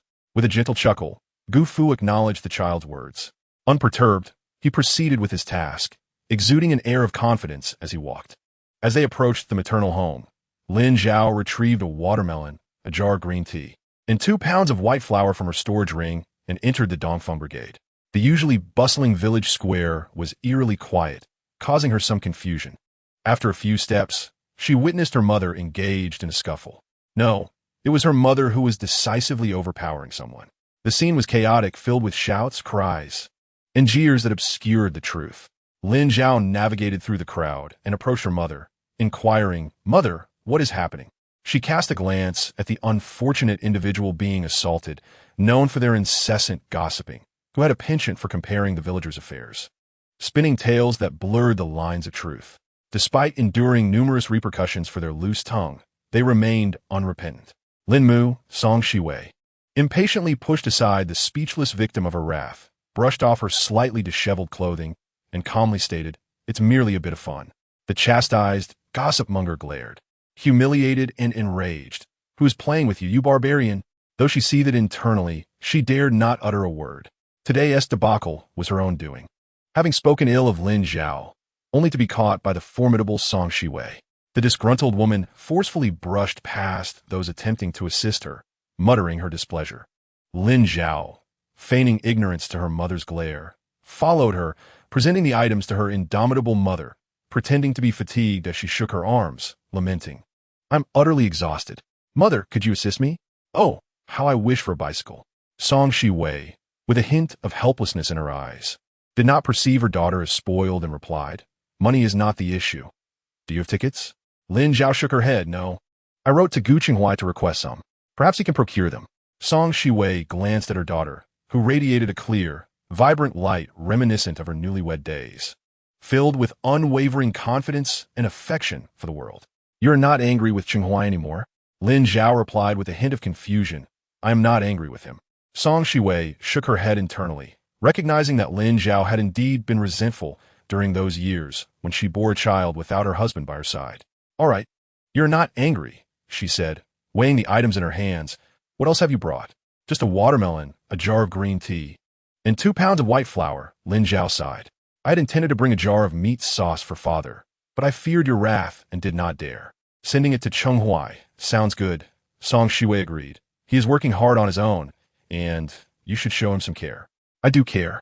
Writing to him every 3 days is quite diligent, is it not? Song Shiwei refrained from commenting further, merely observing, when you first married, you wrote to him daily. Lin Zhao had no retort, as it was indeed true. The mother and daughter departed hand in hand, causing the crowd that had gathered due to the altercation to swiftly disperse. Lin Zhao brought gifts for her parents. Yet she pondered the complexities of her situation. Could a married woman frequently bring items from her in-laws to her maternal home? It was only due to the separation of the Gu family that she could do so without fear of being scolded. A woman of the same age as Song Shiwei recalled her own daughter-in-law, who often pilfered items from their household for her maternal family, harboring resentment toward daughters-in-law who appeared disloyal to their husbands. Upon seeing Lin Zhao with her bundles, the woman felt a pang of bitterness. Mind your own affairs. Someone beside her cautioned, if you do not wish to attract the ire of that Song woman, refrain from speaking. Moreover, it was commendable for a daughter to honor her parents if she had married a capable husband. Why harbor envy? Lin Zhao was well aware of the whispers that circulated in the village. She could easily predict their content, recounting the idle gossip that mirrored the chatter of the Harvest Brigade.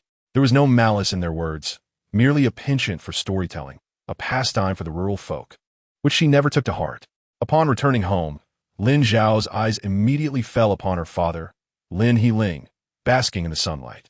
Father, Lin Heling, resting with his eyes closed, opened them upon hearing her familiar voice and smiled, waving her over. Lin Zhao, without hesitation, settled beside him, exclaiming, I am parched, nearly dying of thirst. I hurried here to share good news with you and mother, and now my throat is on fire.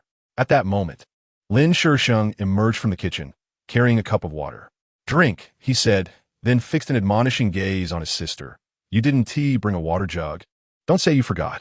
Noticing Lin Zhao without a hat, he frowned. You'll get sunburned and then complain. Lin Zhao gulped down the water, her eyes filled with reproach. I was simply eager to share good news with you both, and ergo criticize me. She only sulked for a moment before her spirits lifted once more. Ergo, can you guess what good news I have brought? Lin Shisheng found it amusing. How could I possibly guess? However, observing her jubilant demeanor, he noted, your expression suggests something joyous, more so than when you were accepted into high school. It must be a matter of great significance. His curiosity piqued. He wondered if it pertained to work. Yet, given Lin Zhao's painful experience upon her graduation, the family had since avoided discussing employment. Additionally, county positions were scarce, making such an opportunity unlikely. Just then, Chun Yu emerged from a room, interrupting their conversation. Lin Zhao greeted her with a smile, sister-in-law. Is there watermelon? Lin Heling suddenly felt a twinge of pain in his head, which quickly subsided, replaced by a flash of a familiar yet foreign memory. A boy in a small suit held a watermelon, standing beside a graceful girl in a dress. Sunlight danced through the camphor trees, illuminating their hair. They exchanged radiant smiles, only for those faces to vanish as swiftly as a scene from a film. Lin Heling appeared dazed. Song Shiwei immediately recognized his discomfort and inquired, what is wrong? He spoke of a fleeting image that vanished just as quickly, reminiscent of previous experiences. If you cannot recall, then do not force it. It may cause you pain, Song Shiwei advised with concern. Lin Heling sighed, I understand. Lin Zhao's eyes brimmed with worry. Father, are you all right? It's just an old ailment. I am fine, he reassured her. Everyone was aware of his plight. A man stripped of his memories, but they allowed him to maintain this facade for the sake of the family and the children. Lin Zhao understood her father's reticence and refrained from pressing further. Instead, she said, I have but one father in this lifetime. You must take care of yourself, or I will be very upset. Lin Heling gently patted her head, replying softly, of course, I am looking forward to you taking me to the capital. This was a dream Lin Zhao had painted for her parents since her middle school days. I remember, father, you must stay healthy, so I can take you there to witness the flag-raising ceremony, climb the Great Wall, visit People's Park, Yihiyuan, enjoy tea at a tea house, and attend the theater. I will even buy a Sihiyuan in the capital to bring you both there. Lin Zhao enumerated her dreams, her eyes sparkling with excitement. Chun Yu was invigorated by her words. What is a Sihiyuan? A courtyard? How expensive it must be to buy a courtyard beneath the royal city. Lin Zhao could not directly express that the future would be different, a society transformed, where wealth would abound. She could only vaguely suggest, perhaps one day, everyone will earn great fortunes. Time, she mused, was all that was needed. Lin Zhao believed her father to be exceptionally wise. Had the character in the book not met an untimely demise, she would undoubtedly have been among the wealthiest individuals, possessing everything one could desire and enjoying boundless blessings. Father, you are remarkable. I simply adore listening to you speak. Lin Heling's gentle, light-colored eyes twinkled with a subtle smile, appreciating her daughter's delightful words. Her eyes curved slightly, reflecting a hint of yearning for praise, as if her tail were about to wag with delight. Lin Helling, filled with joy for her daughter, inquired knowingly, "Did Chenghua help you find this?" "Yes." Lin Zhao nodded in affirmation. Song Shiwei set down the dustpan and pulled a stool to sit across from Lin Zhao, her expression inscrutable. "What kind of work is it? It sounds exhausting, requiring shifts. You cannot endure such hardships." This was the essence of a mother, perceiving her daughter's situation so clearly. "I'm capable of working as a sales clerk at the supply and marketing cooperative," Lin Zhao asserted. Song Shiwei recognized that her daughter had long admired those who worked as sales clerks, and this was a dream come true. "This job is excellent, easy and respectable. Whatever it costs, I will provide for you." Upon hearing this, Lin Zhao, Chan Yu felt a twinge of discomfort, though she did not reveal it. The notion that her mother-in-law would be using her and her husband as private funds, leaving her out of the equation, was unspoken. She could not voice any dissent. In the Lin family, the principle that daughters who had not been married were like spilled water held true. "I have money," Lin Zhao declared firmly, knowing she would not rely on her parents' finances. Her child's father was capable, and she was determined to start earning her own income. However, Song Shui worried that the Gu family might hold sway over Zhao Zhao. She still wished to show her parents respect. "Your mother will certainly not accept it. It doesn't matter. I will send rice, meat, and sugar. Whether they accept it or not, they will receive it. After all, your parents' health is of utmost importance. Should they need anything, they must speak up." Song Shiwei reiterated, "I can hunt. I save a good amount of money in recent years. During those special years, even money could not buy food, which is why Zhao Zhao developed such a desire to marry early, becoming a daughter-in-law of the Gu family. Afterwards, everything required ration tickets. Money is money, and tickets are tickets.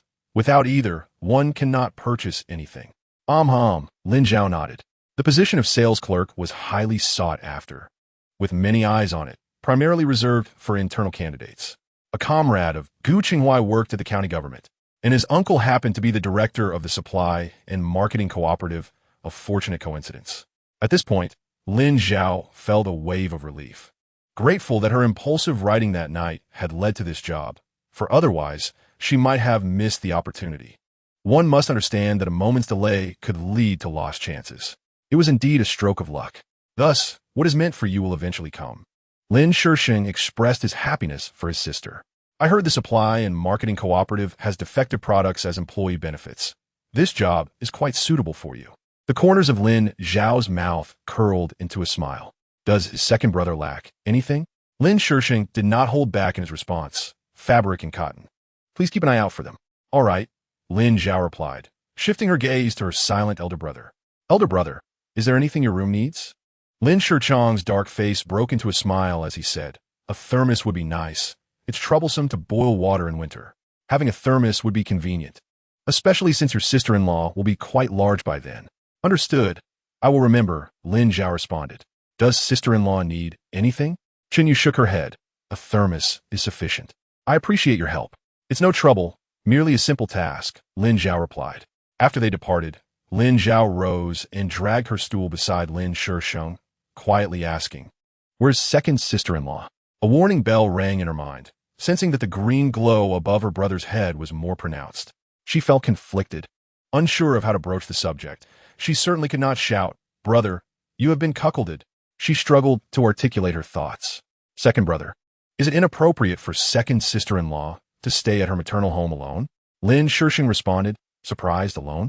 That is her maternal home, the place where she has lived since childhood." He smirked, a hint of sarcasm in his eyes. "Her close ties with her family allow her to stay as long as she wishes." Lin Zhao felt overwhelmed. Her brother did not understand her concerns. "That word brother still lingers on my tongue." Lin Shisheng interrupted her with a smile. "I am well aware." "Well aware of what?" "You are well aware that you are depicted as green in the book." Lin Zhao felt despondent, her spirit waning. Seeing her genuine unease, Lin Shisheng could only helplessly say, "I have someone keeping an eye on her. After all, she is my wife and the mother of Xian and Zhengzheng. I cannot ignore her. Alas, Zhao Zhao's heart is too kind. We must be vigilant henceforth." "Who are you keeping an eye on?" Lin Zhao asked nervously, her eyes wide like a cat sensing danger. Lin Shishing chuckled at her expression, playfully ruffling her hair, turning her braid into a disheveled mess. Second brother. Lin Zhao feigned anger. Lin Shishing quickly fled before she could retaliate. How childish. Lin Zhao laughed, her irritation dissipating, and then she recalled something, scrutinizing her father's expression. He appeared more spirited than a few days prior. Mother, have you been preparing delicious food for father these past few days? Would I neglect your father? Lin Mu responded, somewhat exasperated. He is my handsome old man. How could I not care? That may not be the case, Lin Zhao muttered softly. I fear you might be too reluctant. Lin Mu, ever perceptive, caught her words and remarked, when it comes to your father, when have I ever been reluctant? Lin Zhao was momentarily silenced, feeling full. Taking a sip of water, she shifted the topic. Father, mother, after the Double Ninth Festival, I plan to build a brick house. Lin Fu immediately inquired, is it feasible to procure bricks? I have contacted Gu Qinghuai. He has secured some for me. Lin Zhao replied with a smile. Then let it be built. Lin Fu supported her decision, his light gaze resting on her face, unable to suppress a smile. It has indeed been quite difficult for you to live in a house that sheds dust for so many years. When his daughter was home, the walls could not afford to be dusty, lest there be a commotion. He wondered how she had managed to endure during these years. Lin Zhao nodded in agreement, affirming, indeed, it has been quite challenging for me. I will have your brother assist you when the time comes. Lin Mu's remark kept Lin Shichong and Lin Shishing busy for a month. Of course, I will not neglect my brother, Lin Zhao assured. Lin Fu chuckled lightly, observing her demure demeanor. What do you mean by neglect? It is the duty of an elder brother to assist his sister. He did not concern himself with others' families. In his subconscious, he believed that girls required more care than boys. Lin Zhao was no longer the naive girl who knew nothing.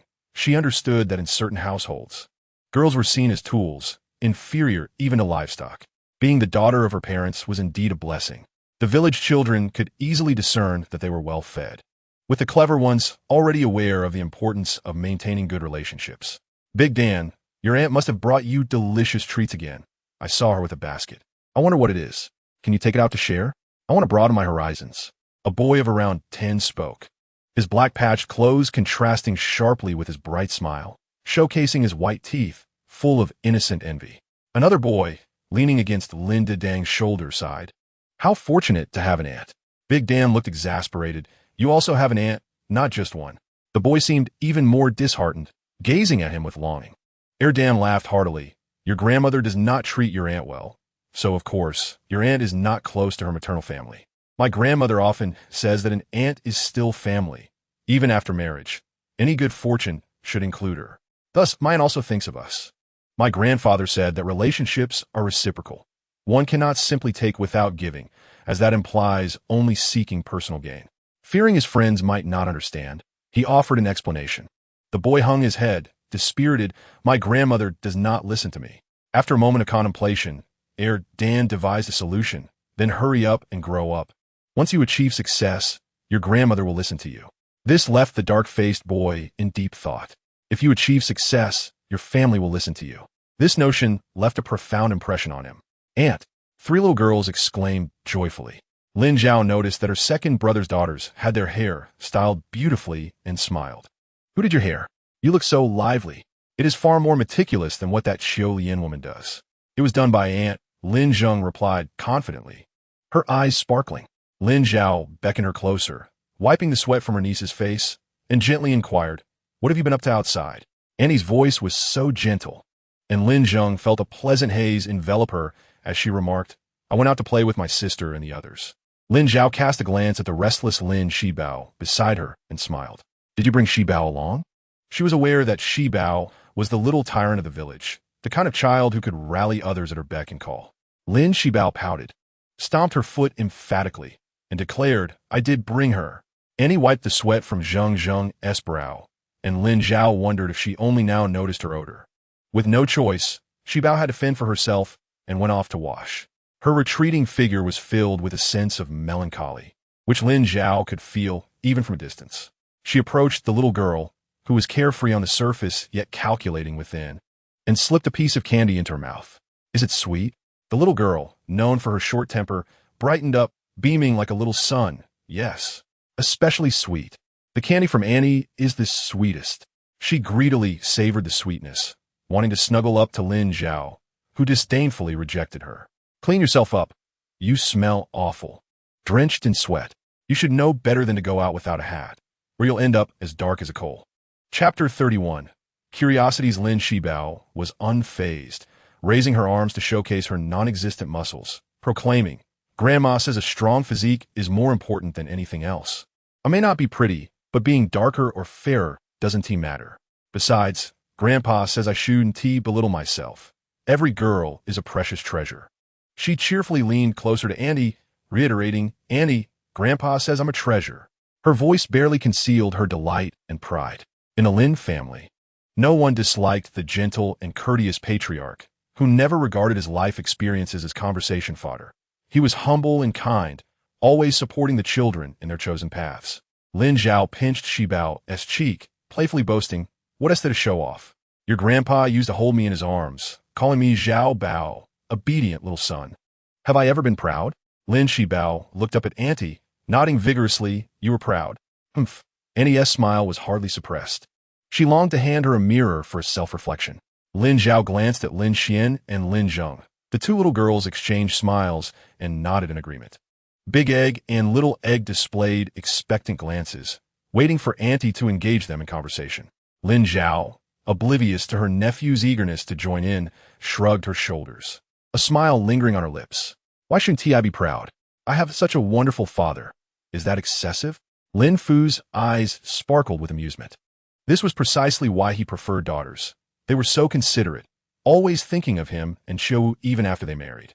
He inadvertently forgot how troublesome Lin Zhao had been in previous years, how much she had made them worry. Little Egg seized the opportunity to speak up. "That's not excessive." Big Egg glared at his younger brother for interrupting and quickly chimed in. "Not excessive at all. Not even a little. Come, have some candy." Auntie deftly shifted the topic as if she had committed a slight. Little Egg accepted the candy. His earlier grievances vanished, his face alight with joy. "Thank you, Auntie." "How polite." Lin Zhao also handed some candy to Big Egg. "Thank you, Auntie." Big Egg graciously expressed his gratitude before running off with Little Egg to discuss how to savor the candy for longer. Lin Zhao sought to engage Lin Xian and Lin Zhong in conversation, while Shibao quietly approached. "How have you two been these past few days?" she inquired. Lin Zhong, mature for her age, sensed the concern in Auntie's words, her heart warming. "It's been great. No one is watching us, so my sister and I can work all day, and Grandma even lets us go out to play. The kids in the village are willing to take us along. We are both very happy." Lin Xian was quieter, only nodding. What she didn't mention to anyone else was that with their mother away, she could sleep through the night without waking, having enjoyed 2 peaceful nights of sleep, which felt wonderful. Children should be innocent and carefree. Adulthood would bring enough labor. Lin Zhao expressed her life philosophy. Lin Mu, overhearing this, remained impassive. She was capable, a person brimming with vitality, able to toil, hunt, and mend clothes without feeling weary, even enjoying the busyness. However, she didn't impose her lifestyle on Zhao Zhao. Whatever life Zhao Zhao desired was her own choice. Enjoy reading? Then read. Want to marry? Then marry. Song Qiu was confident that no matter how Zhao Zhao lived her life, she would always support her. It was also for this reason that Lin Zhao lived with the fervor of a sunflower. Upon hearing Annie's words, Lin Xian suddenly looked up. "What's wrong? Did I say something incorrect?" Lin Zhao asked with a smile. Lin Xian hurriedly shook her head, blushing slightly, hesitating before saying, "It's just that what Annie says is different from what the villagers say." Lin Zhao understood how the villagers spoke. They merely remarked that the Lin family was peculiar, an anomaly unlike others. "We don't need to live like anyone else." She bent down, meeting Lin Xian's gaze with warmth, softly stating, "You are you, a unique existence in this world. Don't take others' words to heart. At your age, you should grow up joyfully." Lin Zhao felt that Xian was too burdened by thoughts and hoped she could open her heart, embracing the happiness that children should possess. In the book, Lin Xian's story was briefly mentioned. It was said that a girl named Lin Xian from the neighboring village had died on the tracks. A simple sentence caused Lin Zhao's heart to falter, a wave of tightness washing over her. Xian was most afraid of pain. "If there's anything you can't get past, come find Annie. Our home has an extra room prepared just for you. I will get a new bed, a new wardrobe, a new desk, and bright windows that let sunlight pour in." Lying on the bed will be very comfortable. You will always have an escape route. I will be your refuge, no matter what you encounter.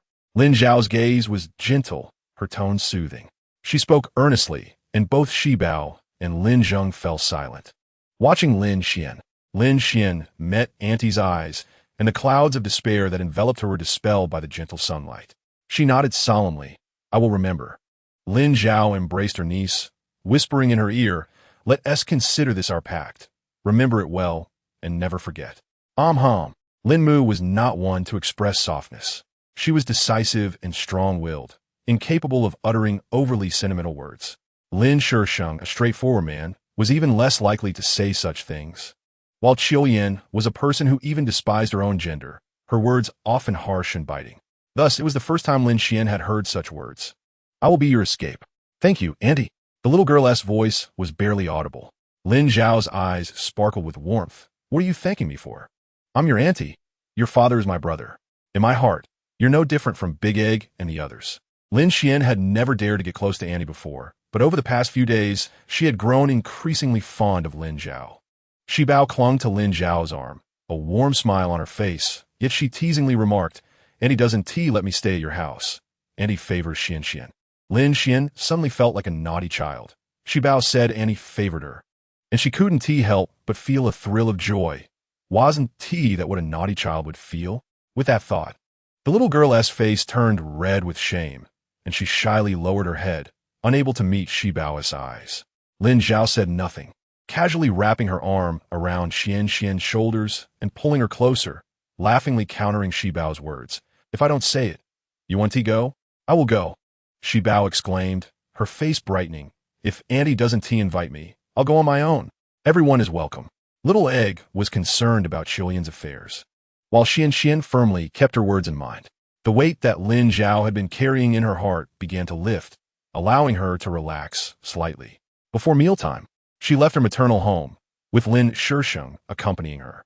Lin Zhao was accustomed to this. During her school days, she had never traveled to and from school alone. It was always her father who picked her up. As her brothers grew older, they took over that responsibility. The East Wind Brigade was not close to the Harvest Brigade. The area was overgrown with weeds, and few travelers passed by. Given Lin Zhao's stature, it was difficult for others to feel at ease. At that moment, the road was devoid of human voices, yet there were whispers of the wind, birds chirping, and insects buzzing, quiet yet full of life. Second brother, after the double robbery, we need to build a brick house. You and Big Brother are both assigned to help me. When the time comes, you can stay at my place. Lin Zhao recalled that Ergo was still unaware of this matter, so she decided to give him a reminder.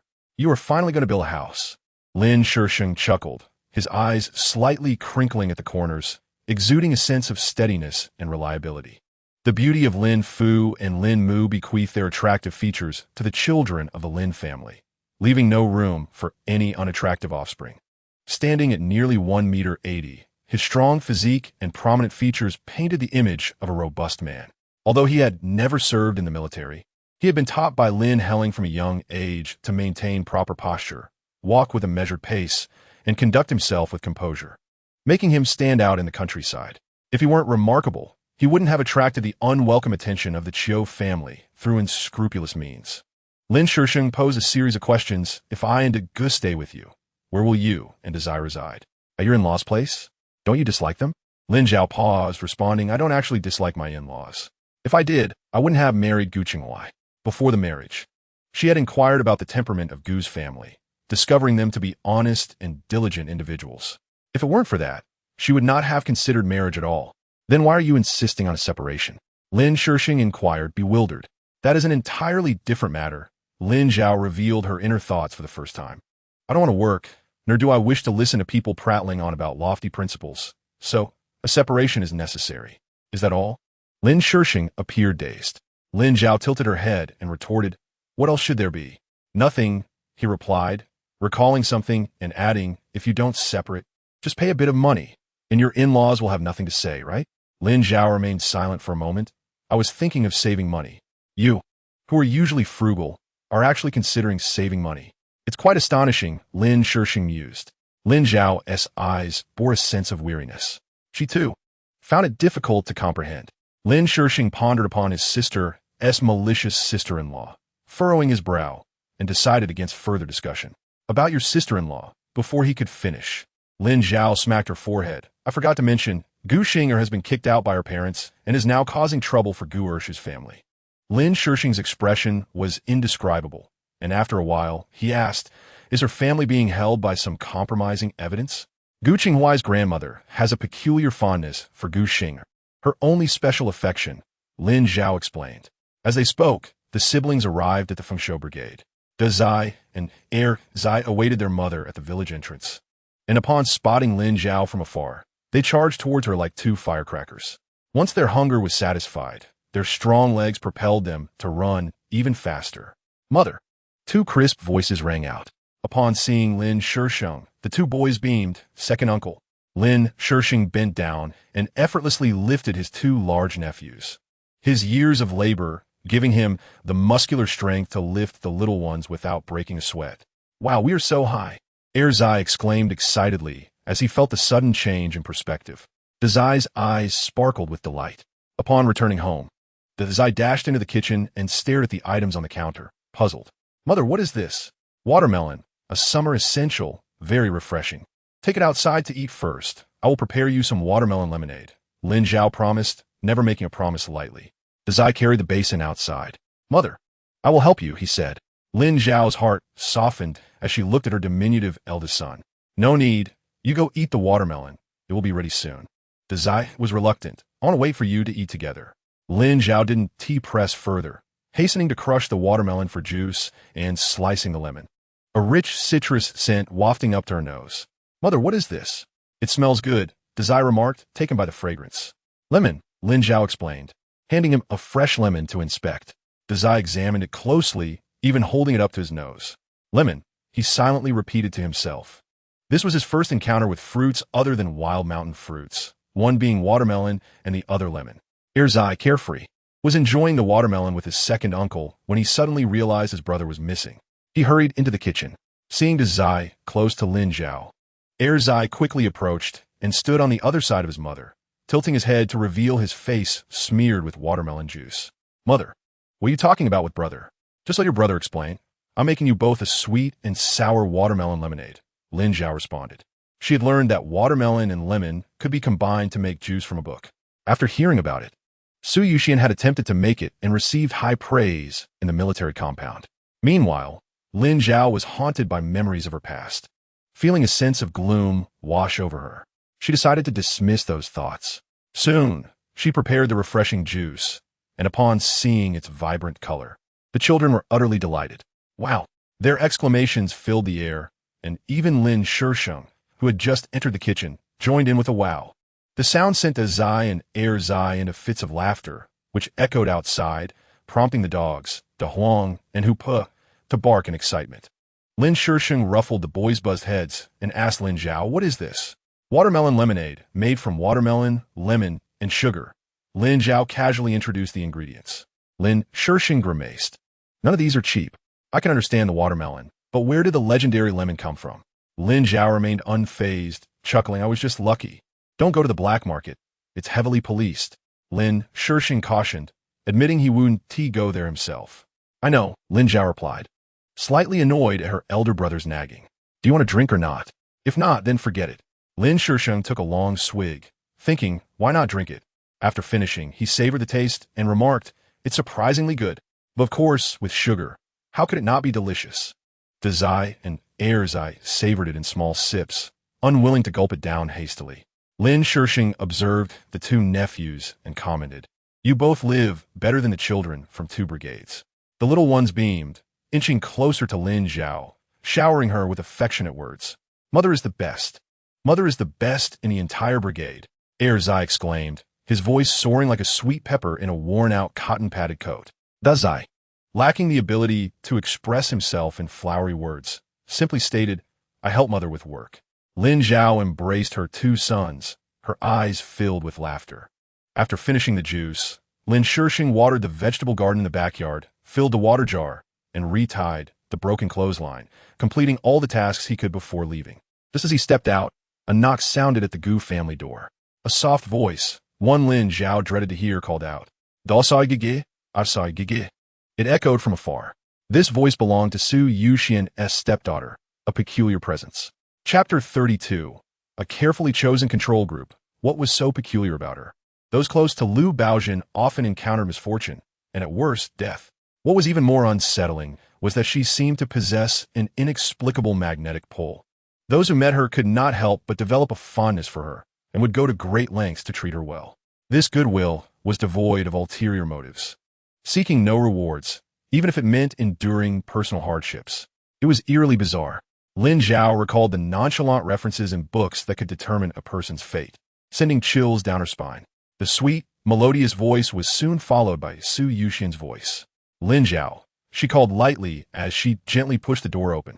Su Yuxian stepped inside, noticing Lin Zhao in the yard, her tone soft yet tinged with an imperceptible reproach. Why didn't you respond when I called you? Everyone has moments when they do not wish to speak. Lin Zhao felt irritable and did not want to entertain her or engage in superficial pleasantries. Leave. Su Yuxian was taken aback. What is wrong with you? She furrowed her brow, yet did not leave, instead choosing to observe the situation. Lu Baojin approached the twins, stopping before them, her clear, grape-like eyes fixated on the bowls in their hands. Tilting her head with a smile, her two bobbing braids swayed, she softly inquired. Zai Gij, what are you drinking? Zai, in a proud tone, replied, watermelon lemonade, made by my mother. She says it can relieve the heat. Is it good? Lu Baojin asked eagerly. It has sugar, so of course it's delicious. Zai exclaimed loudly. Zai Gij, I've never had it. Lu Baojin pouted, adopting a pitiful expression, her voice sweet and soft. She is just over 4 years old, with a flat face, single eyelids, and eyes that are neither too big nor too small. Her nose is low, with a prominent tip, giving her a rather dull appearance.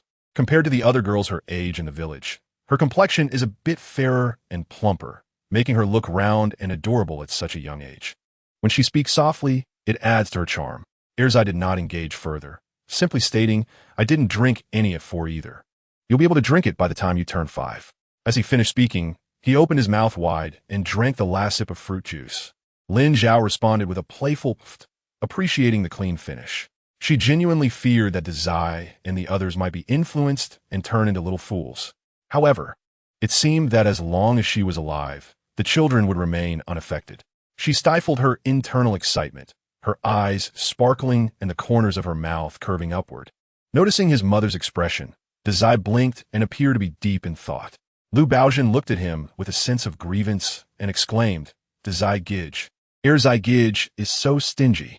Zai frowned, insisting that Zai was not stingy. Zai made a funny face at Lu Baojin, playfully saying, My brother, doesn't he listen to your provocations? Lin Zhao raised an eyebrow, surprised that he even knew the word provocation. Lu Baojin stood there bewildered, unable to comprehend why things were not unfolding as she expected. But Zai and Zai should be giving me the sweet water. The little girl gazed at them, tears welling up at her eyes. Lin Zhao remarked, Your 2 children are quite rude and stingy. I brought Baojin over as a guest, and they didn't even offer to fetch a chair or pour water, let alone make her cry. You must discipline them properly, otherwise their future is bleak. Su Yuxian, with a tone of feigned concern, delivered this admonition. Upon hearing this, Zai stiffened and looked at Lin Zhao nervously. Zai turned red with anger, ready to retort. But Lin Zhao sneered, Get out. She directly ordered them to leave. Su Yuxian was taken aback. Take your new daughter and leave my home, Lin Zhao reiterated. Her expression filled with disdain. She had always acted on impulse, never considering the complexities of sparing someone's feelings.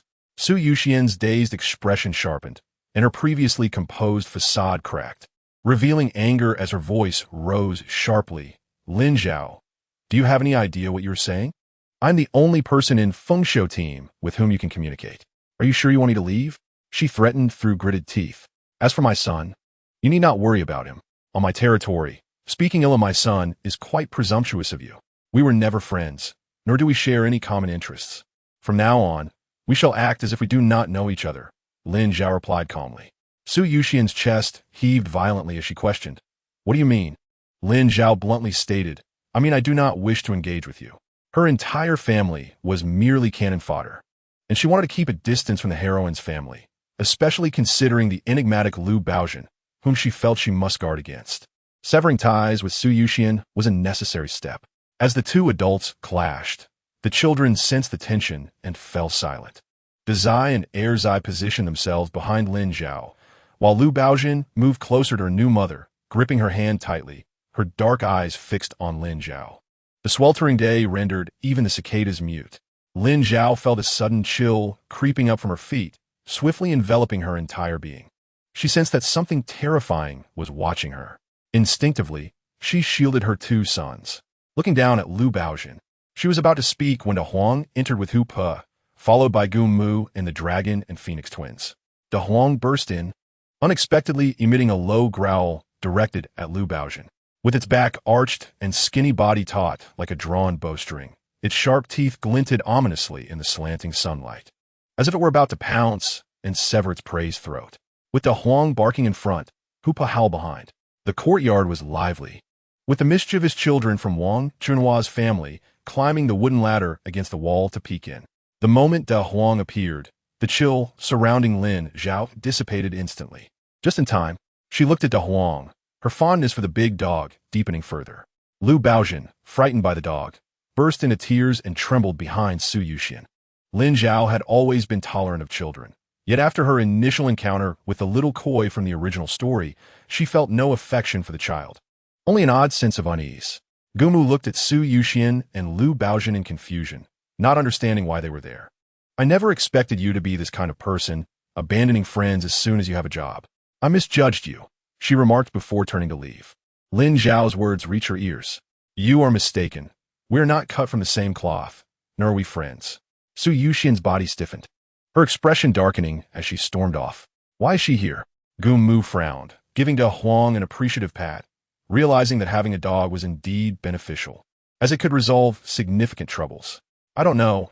She didn't say anything, Lin Zhao speculated, assuming she had come to inquire about her job.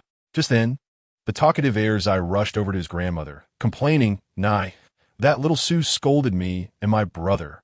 What? Gumu's thick brows furrowed into an inverted 8. What did she say to you? Zai hung his head, continually kicking at the small stones on the ground, his cheeks puffed out. She said my brother and I are rude, and that we will never amount to anything. What kind of person goes to someone else's house to scold their children? This is how Liao Hongwan raised her. Gumu fumed. Don't listen to her nonsense. She's the rude one. My Zai and Erzai are both polite children and will surely have promising futures.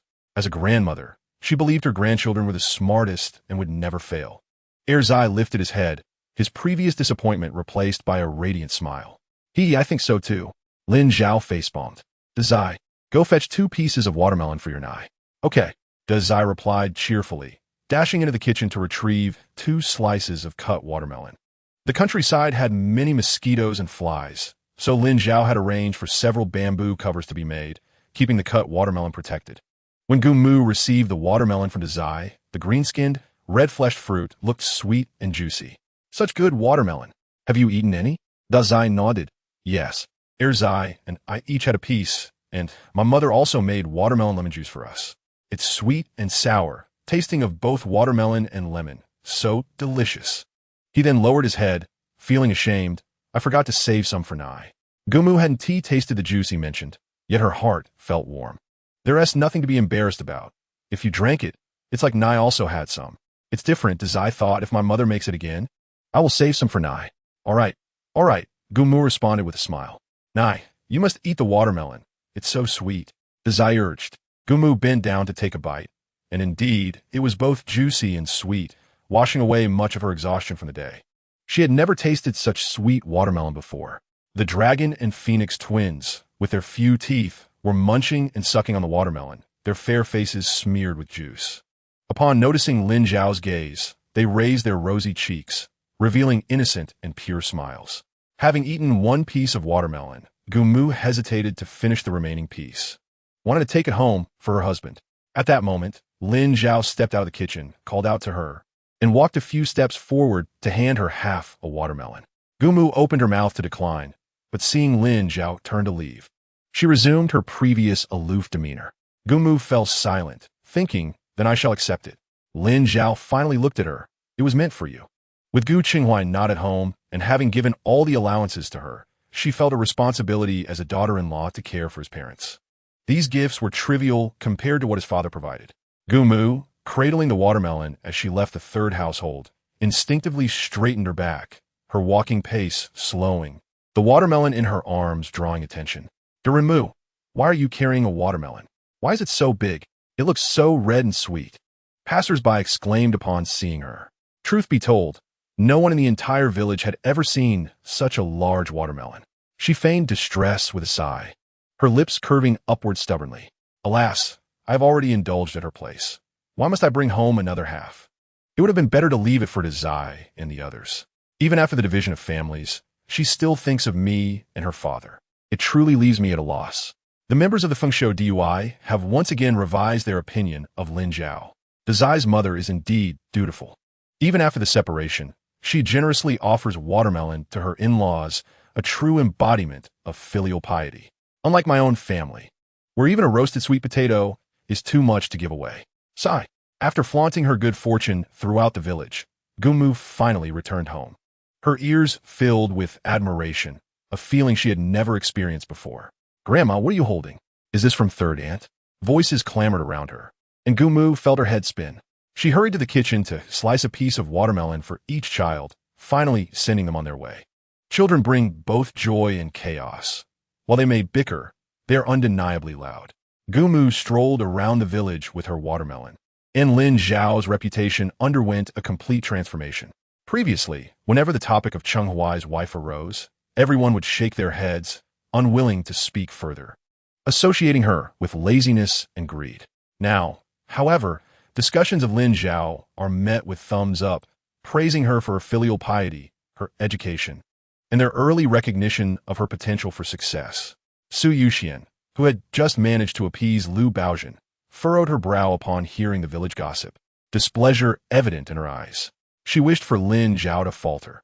How else could she showcase her own uniqueness? Su Yuxian had finally found a counterpart in Lin Zhao. Though she, the stepmother often criticized, treated her stepchildren as her own, Lin Zhao, the biological mother, was unkind to her own child. What a perfect stepping stone. The thought of all her previous efforts being in vain ignited a flush of anger in Su Yuxian's face. Lu Baozhen noticed her expression and recoiled in terror, pushing her away. Get away, I don't want your embrace. Su Yuxian, feeling the sting on her face from the child's push, winced, suppressing her anger, and gently coaxed Baozhen. Don't move, be careful not to fall. Lu Baozhen, misunderstanding, thought her stepmother intended to drop her, hesitated briefly, and then began to wail. Help! The wicked stepmother wants to drop the child. Her shrill voice drew the attention of the villagers. They regarded Su Yuxian with suspicion, their expressions laden with unspoken sentiments.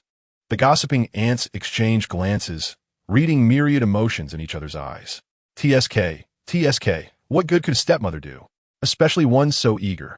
Su Yuxian was acutely aware of the villagers' scrutiny, her grip on Lu Baozhen tightening, her expression darkening. The child, feeling discomfort, cried even louder. Ouch, it hurts. Grandma, save me. Daddy, help.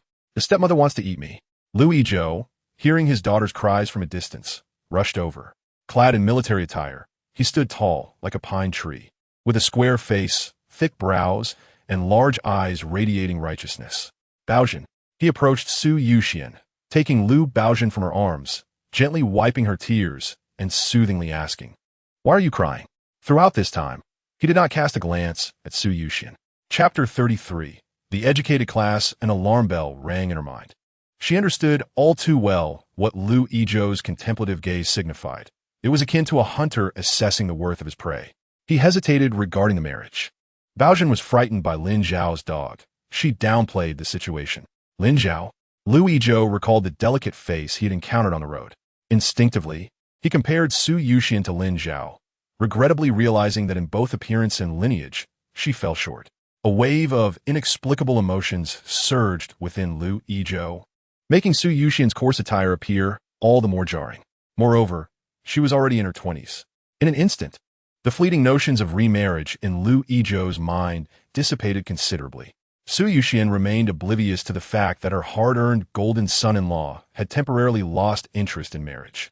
Let us take our time with the marriage, Lu Yizhou stated. In that moment, Su Yuxian's expression contorted.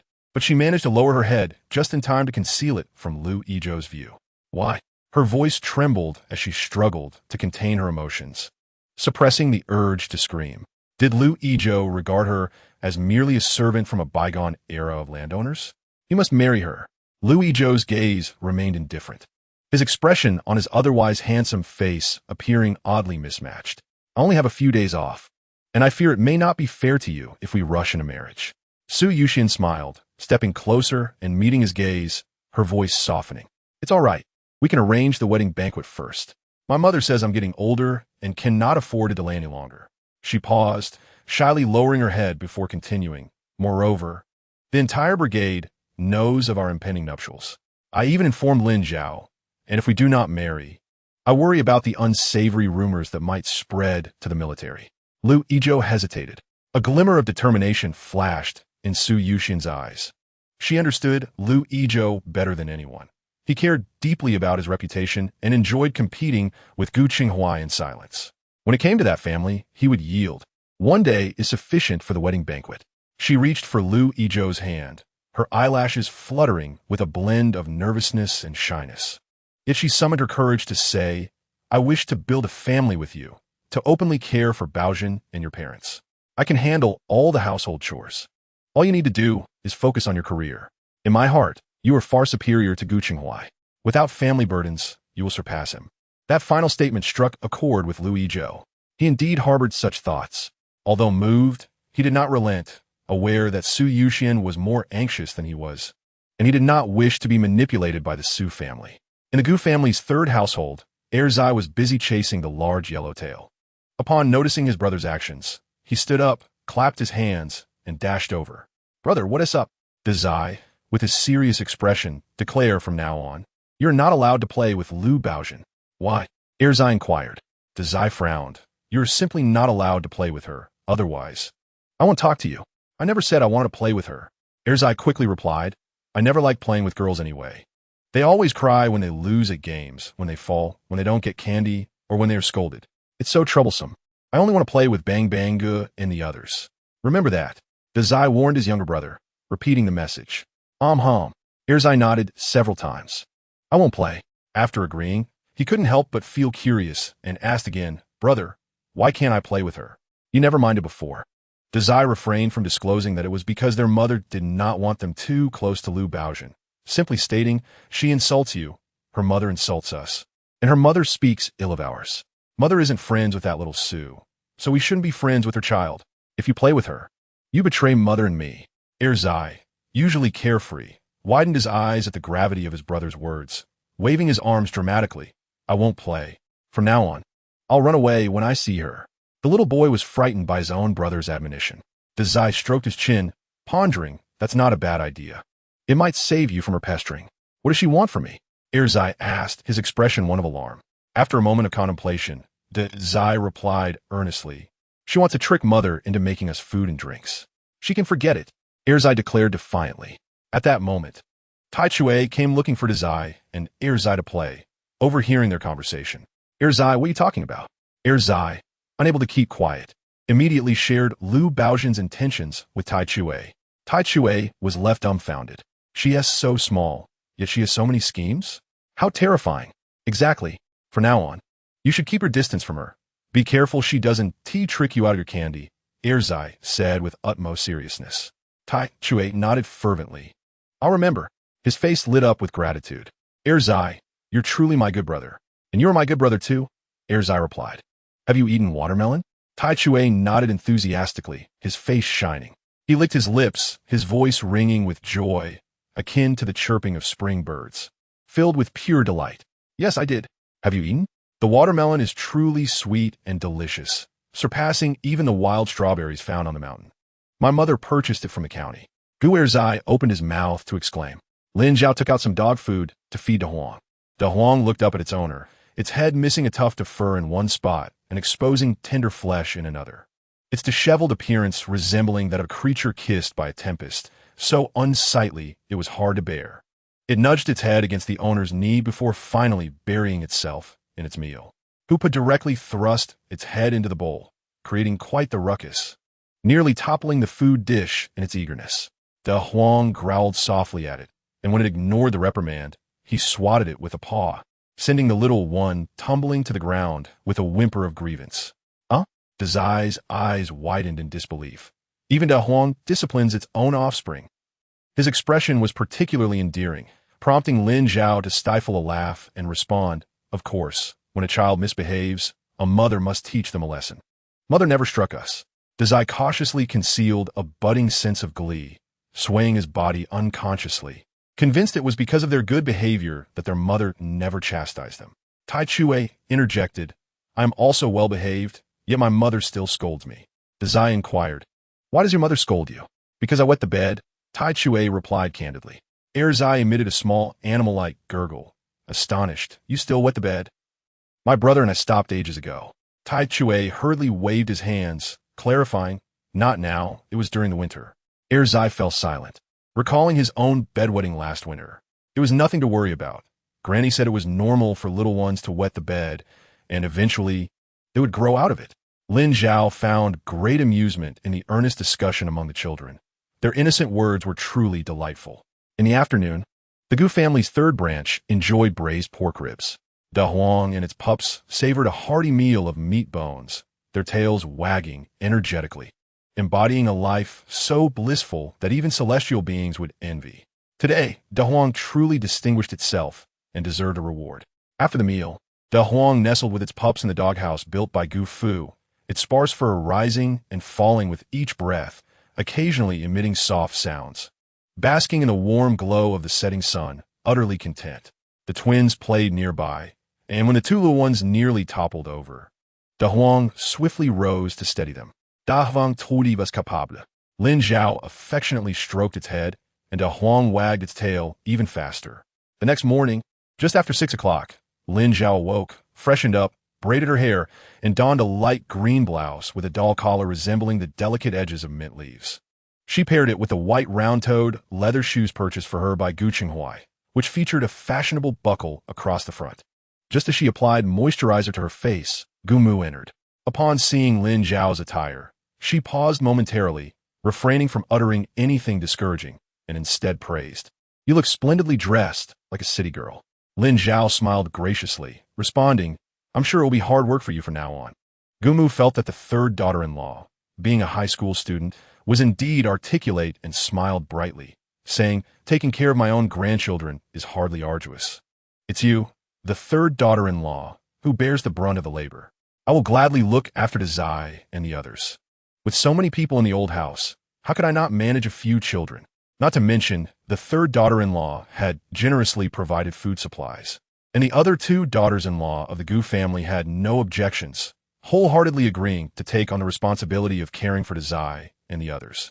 Lin Zhao prepared 2 bowls of noodles adorned with a few simple green vegetables and scallions, accompanied by a savory meat sauce and 2 fried eggs.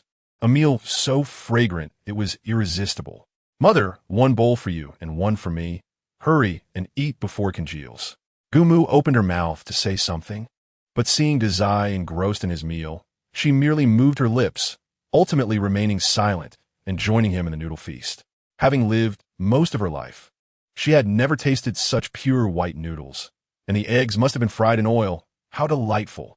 "Zhao Zhao, your culinary skills are truly remarkable," Gu Mu complimented, attributing it to the quality of the ingredients, but acknowledging her daughter-in-law's exceptional cooking prowess. Lin Zhao, unabashed, replied, "Indeed, I haven't studied much, yet I can cook well and make delicious meals." "You possess a natural talent for cooking," Gu Mu remarked. "You also have a gift for learning. De Zai and Zai take after you, and they will surely reach high school." "High school? That level of education is too low," Lin Zhao exclaimed. "The books say that the college entrance examination will resume, and De Zai and the others will be fortunate enough to be in the right place at the right time. Surely they will enter university. Why aim for high school when university is so much better?" Gu Mu, of course, wished for her children to thrive. Lin Zhao's words delighted her, as she sensed that the third daughter-in-law genuinely cared for De Zai and was eager to teach them. "Yes, university. I heard there are worker-peasant-soldier universities. We will find a way to build connections when the time comes." Gu Mu, having 4 sons, favored the youngest, Gu Qinghua, who had left home, and naturally, her affection extended to De Zai and the others. Lin Zhao patted her stomach, estimating the time, and hurried off to work. She thought to herself that she needed a bicycle. Walking would be exhausting, and she wondered if the third son could manage to procure one. Gumu murmured about her third son, a wistful gleam in her eyes. This emotion was fleeting. She washed the dishes for both herself and Lin Zhao, swept the yard and the back garden, and watered the vegetables in the garden. Dazai and Erzai stirred groggily. "Granny? Where's my mother?" Dazai, upon seeing Gumu, instantly became alert, scanning for Lin Zhao's figure. "Your mother's gone to work," Gumu said, wiping the sweat from their faces and pouring them water to wash up. "Hurry and wash. Your faces are all sweaty. It's hot." "I senti it," Gumu added. "Just a bit longer. In a couple of months, it won't be so hot. I heard there are fans in the city that can blow their own wind, but they are quite expensive and need electricity." Dazai and Erzai listened intently. "You need electricity for lights." "I know," boasted Erzai, proud as a child who had visited the county. Dazai queried, "Granny, why don't we have electricity here?" "Indeed, why not?"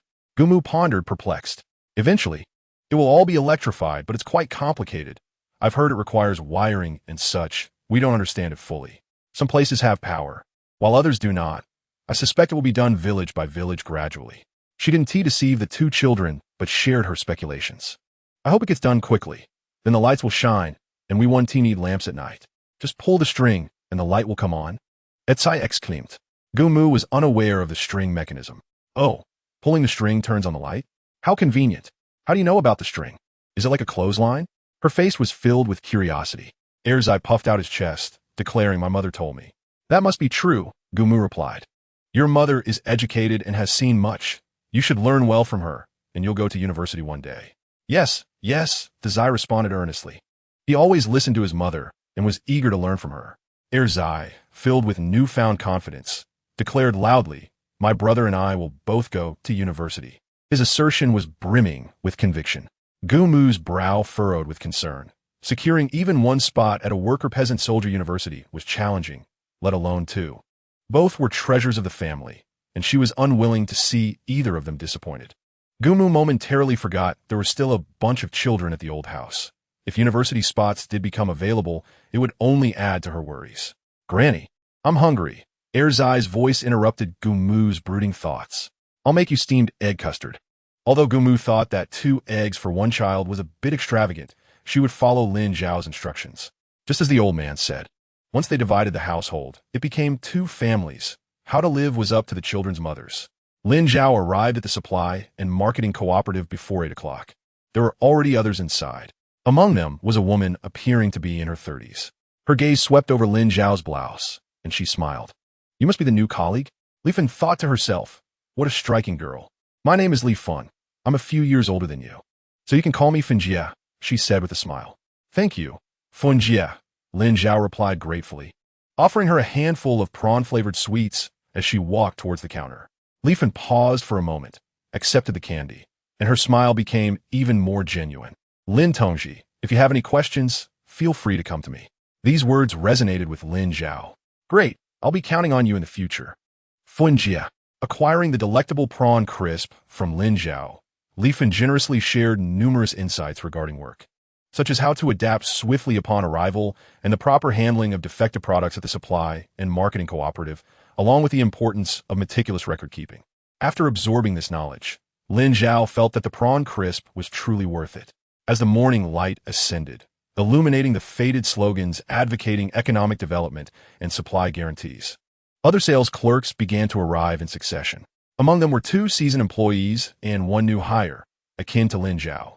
One of the veteran clerks cast a scornful glance at Lin Zhao and the other newcomer, snorting coldly before being tugged by a colleague, rolling her eyes as she retreated to her own counter, wearing a long face and exhibiting a petulant demeanor. At precisely 8 o'clock, the sound of copper bells resonated. Instantly, a throng of people surged forward, enveloped in the pungent scent of sweat. Several hands, clutching receipts, slapped against the glass counter. Comrade, here is money and cloth tickets. Please hand me 3 feet of fabric." A girl with braided hair leaned halfway over the counter, her blue cloth ticket stained dark by perspiration. Nearby, a woman in a patched coat, clutching a wailing child, boisterously declared, "I arrived first. I demand a bar of soap. Here is my money and ticket." "There's a child here," Don't jostle. Someone yelled from the front. Comrade, please fetch me 5 meters of hemp rope. Lin Zhao had already memorized the locations of the goods, and, having witnessed such chaos before, remained unruffled, expertly handling transactions with fluid grace. Another girl, arriving late and oblivious to the proceedings, was suddenly overwhelmed by the crowd, her white shirt's hem gripped tightly in the fray. In utter disarray, she moved her lips to speak, but the clamor drowned her out entirely. Comrade, why are you standing so far away? I need a fruit can and a towel. Hurry up, I'm late for work. The customer at her counter urged impatiently. Some counters were bustling, while the one man by the plump veteran clerk, dedicated to selling seeds, attracted fewer patrons. However, she did not offer assistance, instead watching the floundering newcomer with a mocking smile. Li Fun, being a warm-hearted individual, could not bear to see the pretty girl struggle. After finishing her own tasks, she rushed to help, providing guidance as she assisted. In that brief span, Lin Zhao gleaned insights into the personalities of her colleagues, the enthusiastically fun and the two who appeared less amiable. Yet, none of this affected her. The sales clerks held secure positions, and none could undermine the others. Director Jiang, concerned about the two new colleagues, had arrived early and stood with hands clasped behind his back in the shadows of the grain and oil section, his gaze sweeping over Lin Zhao's neatly braided hair. The military spouse deftly tied hemp ropes into flawless figure-8 knots, as if she had been immersed in the cooperative for a decade. Observing Lin Zhao's adeptness, he noted that another newcomer was also striving to adapt, and she discreetly nodded before departing. After nearly an hour of bustling activity, the influx of customers at the supply and marketing cooperative began to wane.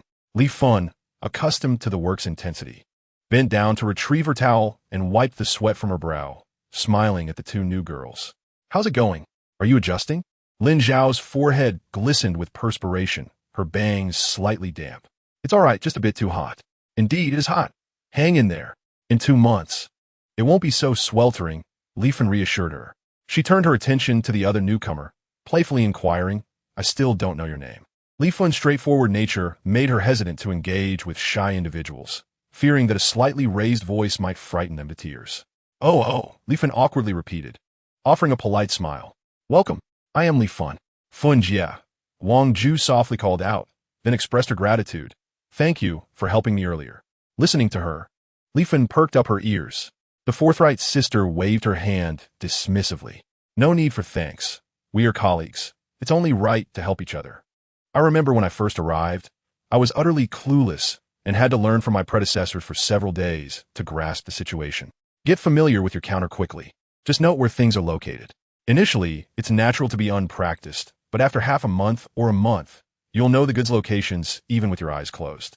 Wang Ju appeared anxious, unsure where to place her hands and feet. What if I can't remember? It's just a few items. You'll get used to it. There's nothing to forget, Lin Zhao interjected. Try it out first. If it proves difficult, you can jot it down. Certainly, some individuals become so flustered that their minds go blank. Wang Ju's eyes brightened as she looked at Lin Zhao, softly expressing her thanks. Thank you. Li Fun shook her head internally, thinking that a timid sales clerk would not fare well. How could customers hear her? The work hours at the cooperative ran from 8 in the morning to 3 in the afternoon. As she left, Lu Chunhong tossed a rag onto the counter, grumbling. What an attitude. No wonder she's a connection hire. She has no sense of awareness. The senior hasn't even left, and she's already making her exit. It's disgraceful. I wonder if they hired a sales clerk or an ancestor. If my daughter were to come in, she wouldn't behave like that. Li Fun, with a favorable impression of Lin Zhao, remarked, it's almost closing time. They haven't left early. If you genuinely want to find a job for your daughter, why not give her your position? Don't bully the newcomers. At least show some semblance of a senior. With that, Li Fun departed. She earnestly hoped Lu Chunhong would come to terms with the situation. The two new women had managed to secure their positions against the odds, which spoke volumes about their strong backing. One never knows who might ultimately suffer. Lu Chunhong recognized the validity of Li Fun's words, but remained sulky. Who bullied the newcomers? What do you mean I lack the demeanor of a senior? I can still work. How could I relinquish my position? If I did, what would I do? Holding on to work is what gives it value. Though Li Fun speaks wisely, why should I hand my job to my sister?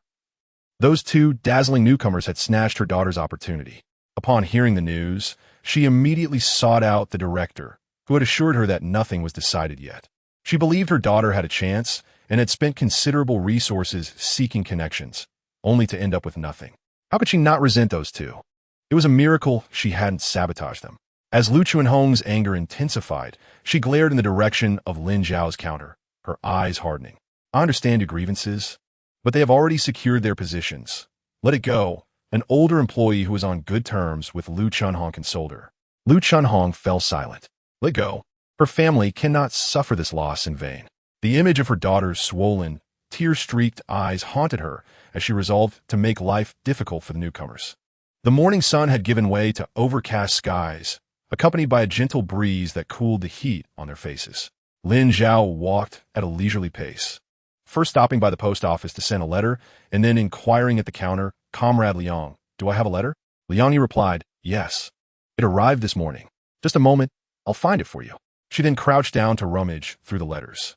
A moment later, she stood up, holding out an envelope. "Here is your letter." With a smile, Lin Zhao said, "Starting today, I work at the supply and marketing cooperative. You needn't send letters to the village anymore. I'll come by every few days to collect them." Liang Yi's eyes widened in surprise. "You became a sales clerk?" She took a step closer, leaning against the counter, grasping Lin Zhao's hand, and whispered, "Congratulations, Comrade Lin. If you encounter any defective items, don't forget about me. I won't let you suffer any losses." "Of course," Lin Zhao replied. "We help each other. You've assisted me greatly over the years, and I remember it all." She winked at Liang Yi, waving the letter in her hand as she strolled out of the post office. Once outside, she eagerly tore open the envelope. It was quite thick. Finding a suitable spot, she sat down and unfolded the letter. Inside were 2 tickets, one for a bicycle and another for a watch. They were indeed tickets. Her face radiated surprise, her eyes curving into a smile. Lin Zhao carefully placed the letter into her bag and began to read. "Comrade Lin Zhao, greetings. I have read your letter with great joy. It comforts me to learn that you will soon assume your duties at the supply and marketing cooperative. I have written to inform your mother to look after the children in your absence, so you can wholeheartedly devote yourself to the construction of socialism. Knowing the considerable distance from the brigade to the county supply and marketing cooperative, I have entrusted a comrade to acquire 2 tickets, one for a permanent bicycle and another for a Shanghai brand watch. The former will alleviate your commuting troubles, while the latter will assist you in punctuality. I hope you will make good use of them. Both items are essential for daily life, so please proceed to the county department store to purchase them with the tickets. Enclosed is a remittance slip for 300 yuan, draft number, Guzi. Although we are far apart, the red star shines brightly over fertile ground. I hope you will cherish it. Yours in revolutionary salute, Gu Qinghuai, a knight in June 1966. After reading the brief letter several times, Lin Zhao's smile remained unwavering. She sent Gu Qinghuai a jar of meat sauce and a can of meat. Liang Yi watched her with a sly glance. Lin Zhao remained composed as she observed her packing the items before departing. The bicycle was a significant purchase and available at the cooperative, but it required advance reservation. She planned to inform the buyer the next day to assist her in reserving one. As for the watch, it was simple. She could buy it the next day. With her plans set, Lin Zhao headed to the state-owned restaurant, purchasing several meat buns to take home. Having not seen her children for a day, she felt a pang of longing and walked briskly. The eldest and second child awaited her at the village entrance, while Tai Chue kept them company. 3 young friends and 2 dogs sat quietly at the village's edge. Suddenly, Wang Dao sprang up and barked before dashing ahead. He paused, standing still, and barked again at the end of the road when he noticed his little owner remained stationary. The eldest child had a thought, bolted forward, and Hoopa followed him, filling the quiet dirt path with excitement. "Mama," the eldest exclaimed, his voice ringing with enthusiasm. Lin Zhao quickened her pace, swiftly reaching him. "What are you doing here?" "I came to fetch Mama," he replied, tilting his small face upward, his bright eyes fixed on Lin Zhao, reflecting her image as if a fledgling awaited its mother's return to the nest. "Mama, I missed you." Upon hearing this, the initially shy eldest child's lips curled into a smile. "Mama, how was your day?" he inquired. "Quite well, and you? How are you both?" Lin Zhao responded. He was referring to lunchtime. "I ate, just something simple," she said. The eldest took the net bag from Lin Zhao's hands. "Mama works hard. I and the second child are big friends now. We can help with things at home, and Tai Chue helps us too. Mama, just focus on your work and don't worry about home." The latter half of his statement he had learned from Gu's mother. The small child's hands were soft, with calluses from helping with chores. Lin Zhao's heart softened as she looked down at her eldest son, gently stroking his little face. How could I not worry? You're such a thoughtful child. Lin Zhao's voice softened. Her gaze swept over the sitting Dahu and the circling Hupe, her expression tender. Dahu and Hupe are also good kids. The second child, seeing his brother helping the mother with the bag, but having nothing to carry himself, piped up, Mama, can I help carry the bag? His eyes sparkled with anticipation. Lin Zhao removed the bag for him, and the second child mimicked her, slinging it over his shoulder. The green bag, nearly dragging on the ground until the eldest swiftly tugged it back up. You must hold it like this. Don't get Mama's bag dirty. She still has to carry it tomorrow. He earnestly instructed his younger brother. I know, the second child replied loudly, determinedly marching forward with the bag. Tai Chue followed alongside him, beaming with joy. Upon reaching the village entrance, Lin Zhao said, Tai Chue, thank you for helping the eldest and second child, and for playing with them. Annie will treat you to buns. Before Tai Chue could respond, the second child's eyes lit up, his voice bright. Mama, did you buy buns again? Indeed, seeing how well you behaved, I bought you meat buns, Lin Zhao replied. The second child joyfully leapt into her embrace, nuzzling his little head against her, shaking with laughter. Thank you, Mama. I love meat buns. What is there that you do not like? Lin Zhao laughed. Tai Chue licked his lips, gazing affectionately at the third aunt, and politely thanked her. Thank you, third aunt. Upon returning home, after washing their hands, Lin Zhao gave each of the children a bun. Eat a bun to tide you over. I will make cold noodles shortly, all right? The second child, munching on his bun with cheeks puffed out, replied, Okay, everything Mama makes is delicious. After finishing, he went off to play with Tai Chue in the village. The eldest child sat on a small stool, nestled beside Lin Zhao, while Hupe twirled around his feet. Why aren't you going out? Lin Zhao asked, embracing the eldest child's shoulder. He was still quite slender in her arms, eating carefully, unlike the second child, who often ended up with food all over his face. Chapter 35. Paying the price. I want to help Mama with work, the eldest declared. Cold noodles are quite simple. You need not help. Go play.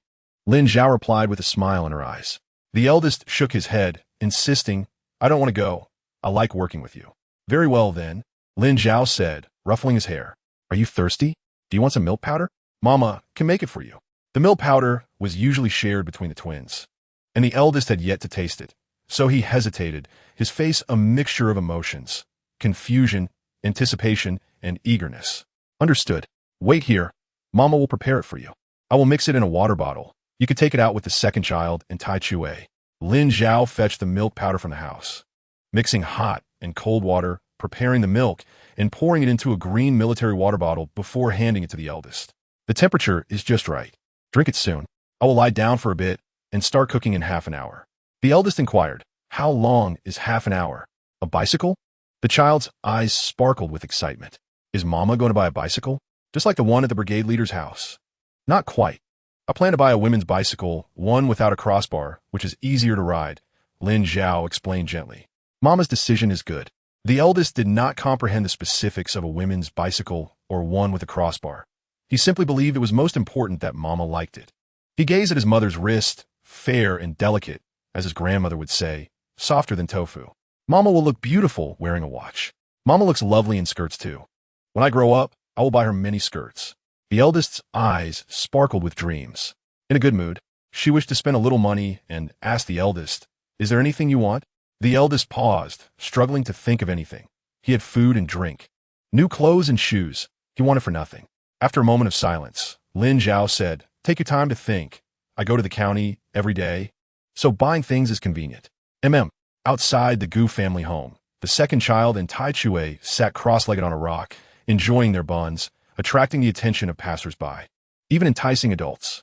The two young friends had become the most noticeable presence.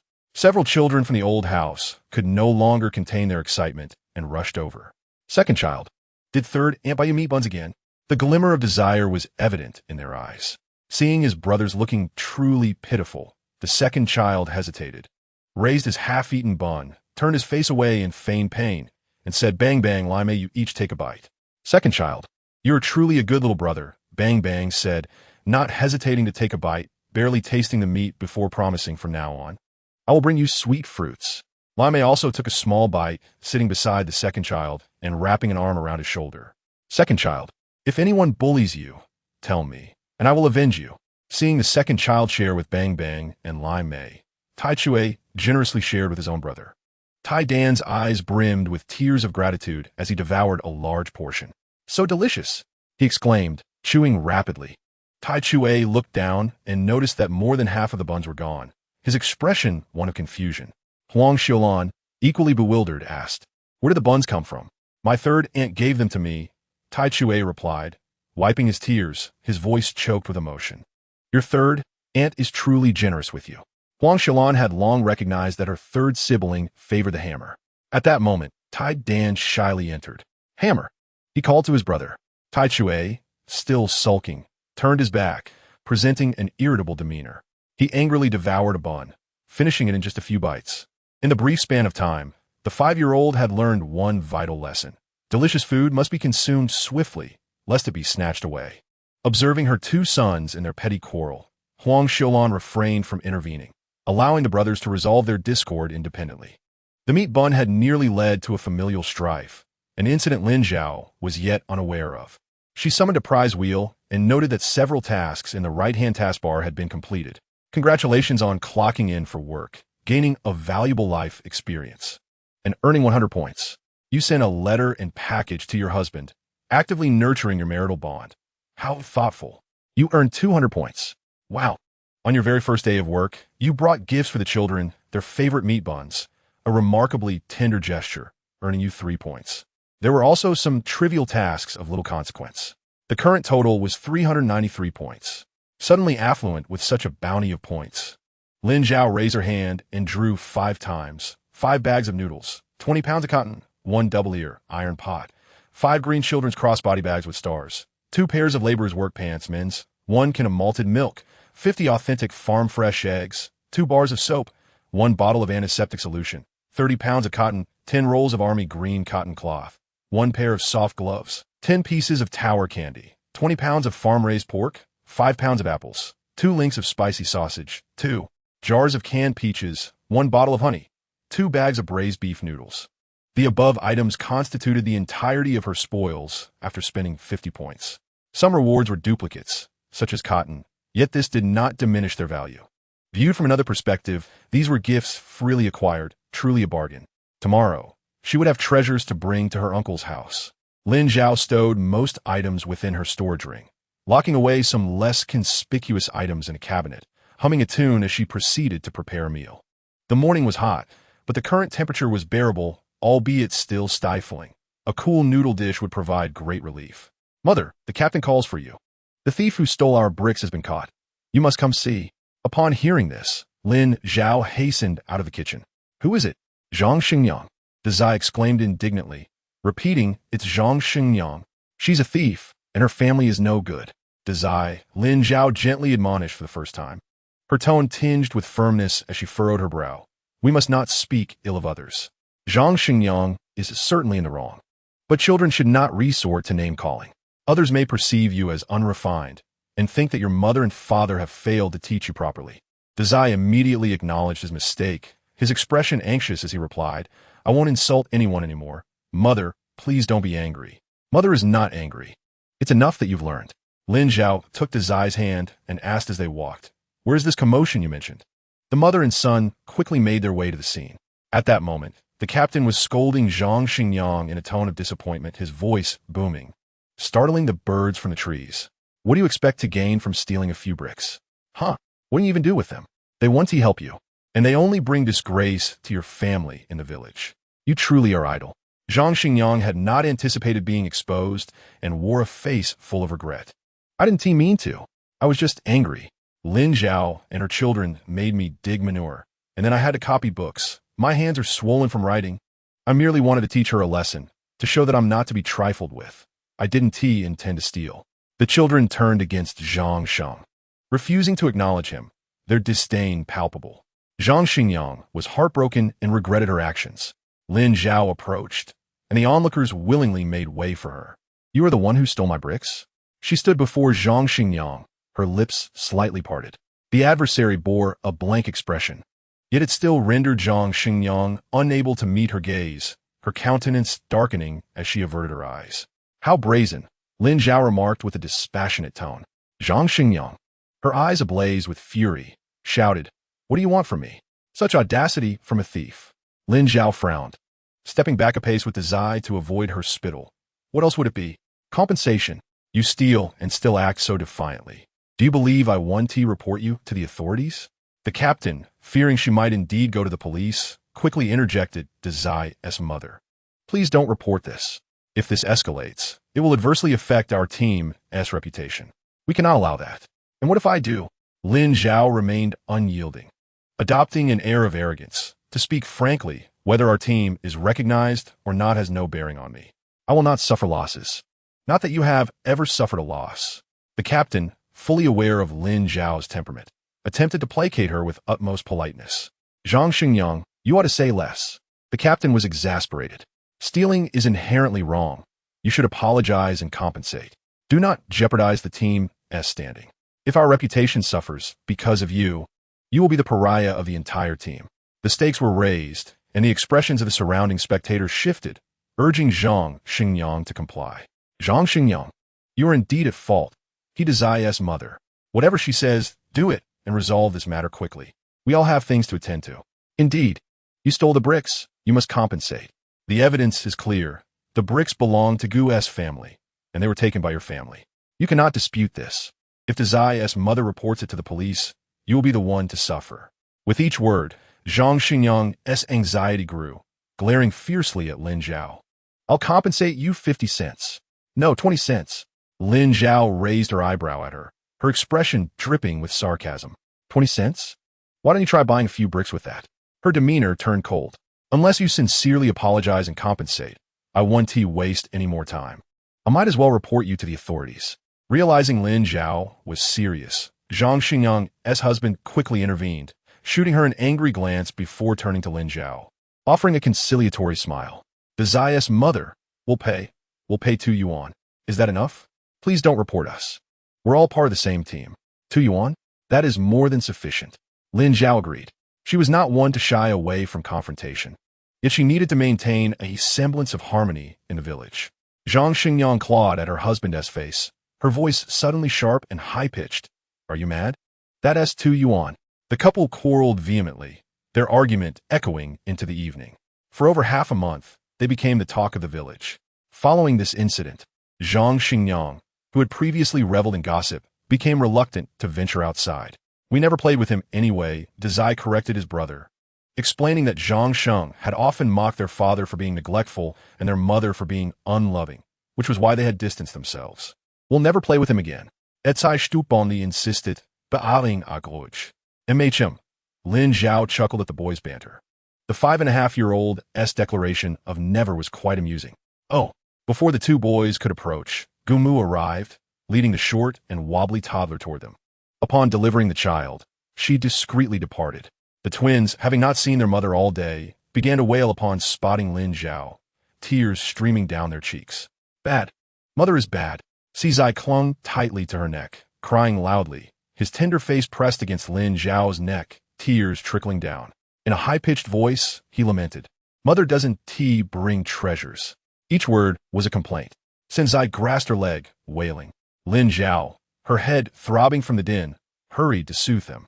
All right. Mother is bad. Mother is bad. Please stop crying, and I'll steam some fragrant egg custard for you, with a few drops of sesame oil. How does that sound? But her efforts to calm them proved futile. The 1-year-old still cried heartily. In these past few days, being constantly in the company of their mother had become a habit. Upon awakening today and not finding her, the two little ones felt a profound sense of grievance. Mother, will you bring us some candy? It's sweet, would you like some? For her beloved children, she knew she must coax them. The second child approached, eagerly inquiring, Mother, what candy will you give to the third and fourth siblings? Is there any for me and my brother? If you two help me cheer up your younger siblings, there will be, Lin Zhao replied. Hearing this, the second child's eyes sparkled with cleverness as he fetched the twins' towels and gently wiped their faces, clearing their noses. The twins, in their confusion, momentarily forgot to cry. As they began to stir emotions again, they surprisingly ceased their weeping. It's just like acting, Lin Zhao remarked. The third child lifted his rinsed eyes, reminding her sweetly, Mother, candy. The 4 little ones trailed closely behind her. Lin Zhao opened the cupboard, which was filled with food, milk powder, malted milk essence, prawn candy, rock candy, apples, watermelons, and canned yellow peaches. So much to eat. Observing this bounty, the elder and second child, who had often gone hungry in their youth, felt an immense satisfaction, their eyes shining like stars. "Mother, what's that?" the second child asked, pointing at the canned yellow peaches with his toes barely touching the ground, drool nearly spilling onto the floor. "You want to eat the canned yellow peaches?" Lin Zhao chuckled. Yes, yes, yes, the second child nodded vigorously. "It's almost time for dinner. You can have it tomorrow. I will place it on the table for you in the morning." "All right," the elder child responded. "Can the younger siblings have some too?" Lin Zhao distributed candy to the 4 children, ensuring that the twins' portions were processed into small pieces to prevent choking. "Not yet. They must wait until they are a bit older." The second child looked at his younger siblings with sympathy, joyfully munching on prawn candy, thankful he was not just over a year old. Chapter 36. A matching face. Lin Zhao locked the cupboard and went to the kitchen to prepare noodles. After boiling the noodles, she rinsed them in cold water, sliced some cucumbers and carrots, and have boiled eggs, mixing them with seasonings and meat sauce. Delicious indeed. The 2 children ate without lifting their heads. "Mother, the cold noodles are tasty and the egg is delicious. Can we have again tomorrow?" The second child buried his face in the bowl, slurping, his cheeks smeared with sauce. The elder brother, seeing his younger sibling's messy face, felt uncomfortable all over and sighed heavily, suppressing his distaste to wipe his brother's face. "Slow down, second child." The 5-year-old elder brother was quite worried, his brows knitted together. The second child lifted his chin, mimicking his brother's actions, responding verbally but quickly forgetting, continuing to eat voraciously. Witnessing the elder brother wiping the second child's face, the twins imitated him, leaning their little faces towards their big brother with eager anticipation. The elder sighed heavily, but nonetheless wiped the faces of the 3rd and 4th siblings. "Thank you, big brother," the twins chirped in their high-pitched voices, their rosy cheeks glowing. The orange-yellow sunset bathed the courtyard, casting a warm afterglow. Lin Zhao smiled, planning to capture this scene on canvas after dinner to send to Guqinghua in a few days. "Children," she suddenly called out. "Hey!" Both the elder and second child responded simultaneously. "Hey!" the twins echoed, a little belatedly, setting down their small bowls and rushing into their mother's embrace, giggling merrily. "Mother, you have 4 children. Which one will you call?" The second child leaned in, grinning. "I'll call you and your brother." Lin Zhao gently patted his little bald head. "I want to write a letter to your father. Do you have anything to say?" The second child shook his head without a second thought. "No, I'm not familiar with him. I have nothing to say." Lin Zhao inhaled deeply, staring at him.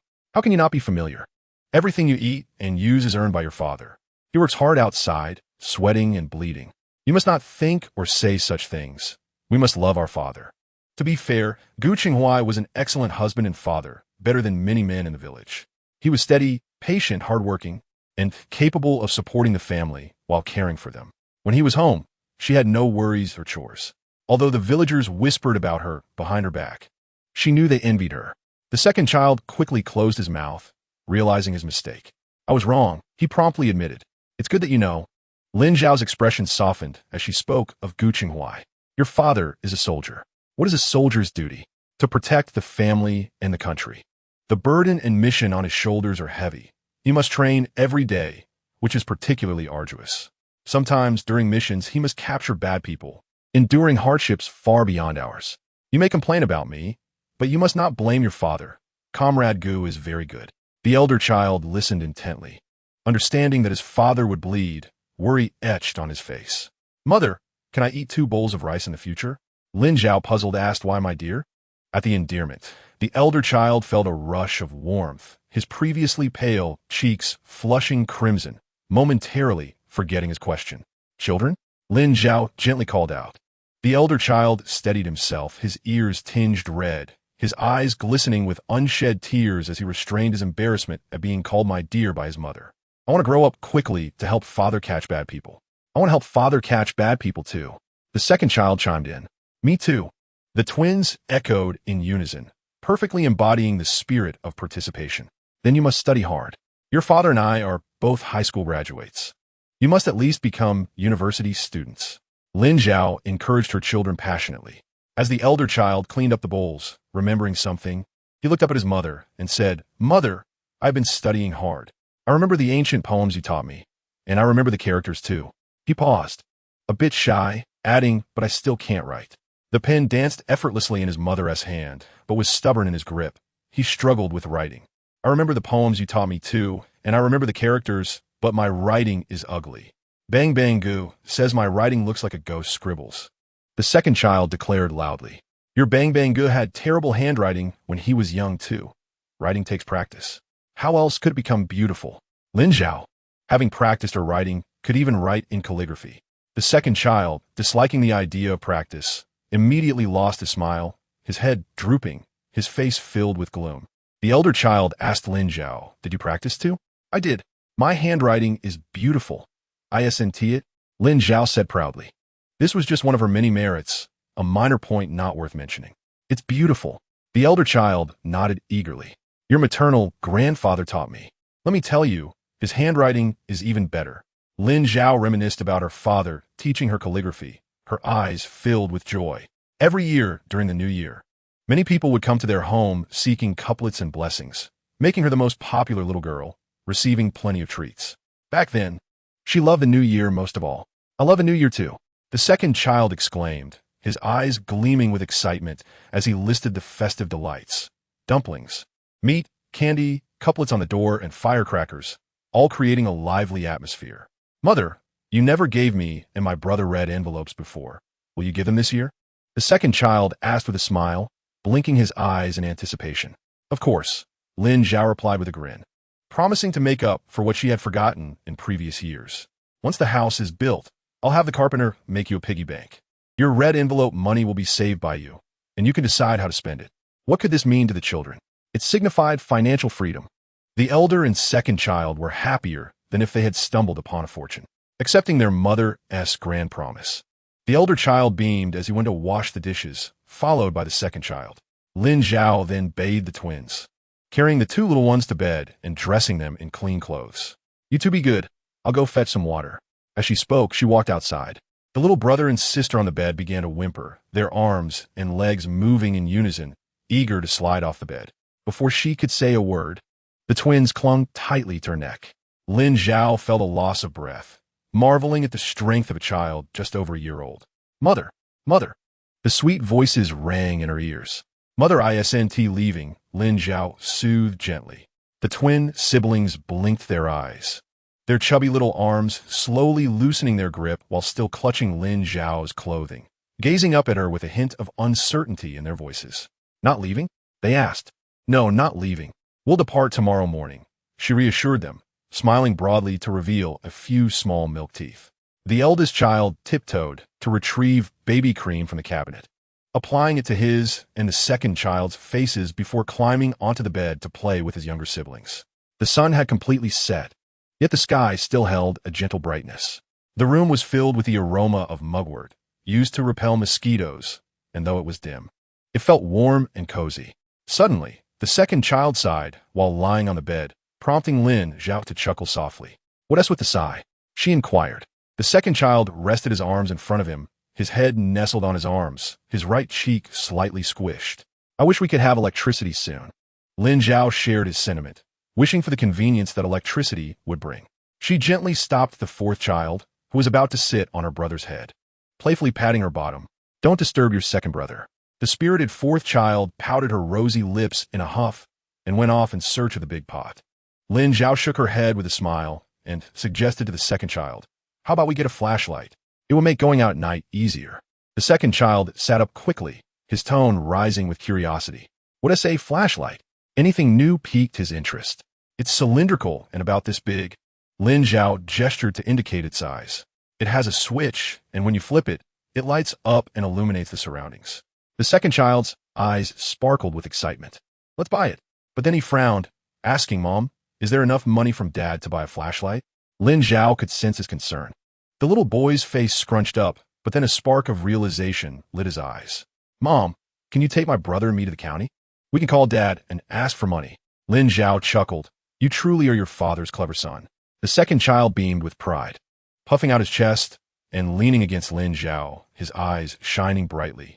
"Yes, I am Mom and Dad's good son." The eldest child, playing with the twins, listened intently. She longed for her father as well. "Mom, I want to see Dad's photo." The second child tugged at Lin Zhao's clothes, his voice softening as he sought her affection. "Just a moment," Lin Zhao replied, rising to fetch her marriage certificate with Gu Qinghuai. Though it was merely a piece of paper, Gu Qinghuai had preserved it in a transparent plastic cover, keeping it in pristine condition over the years.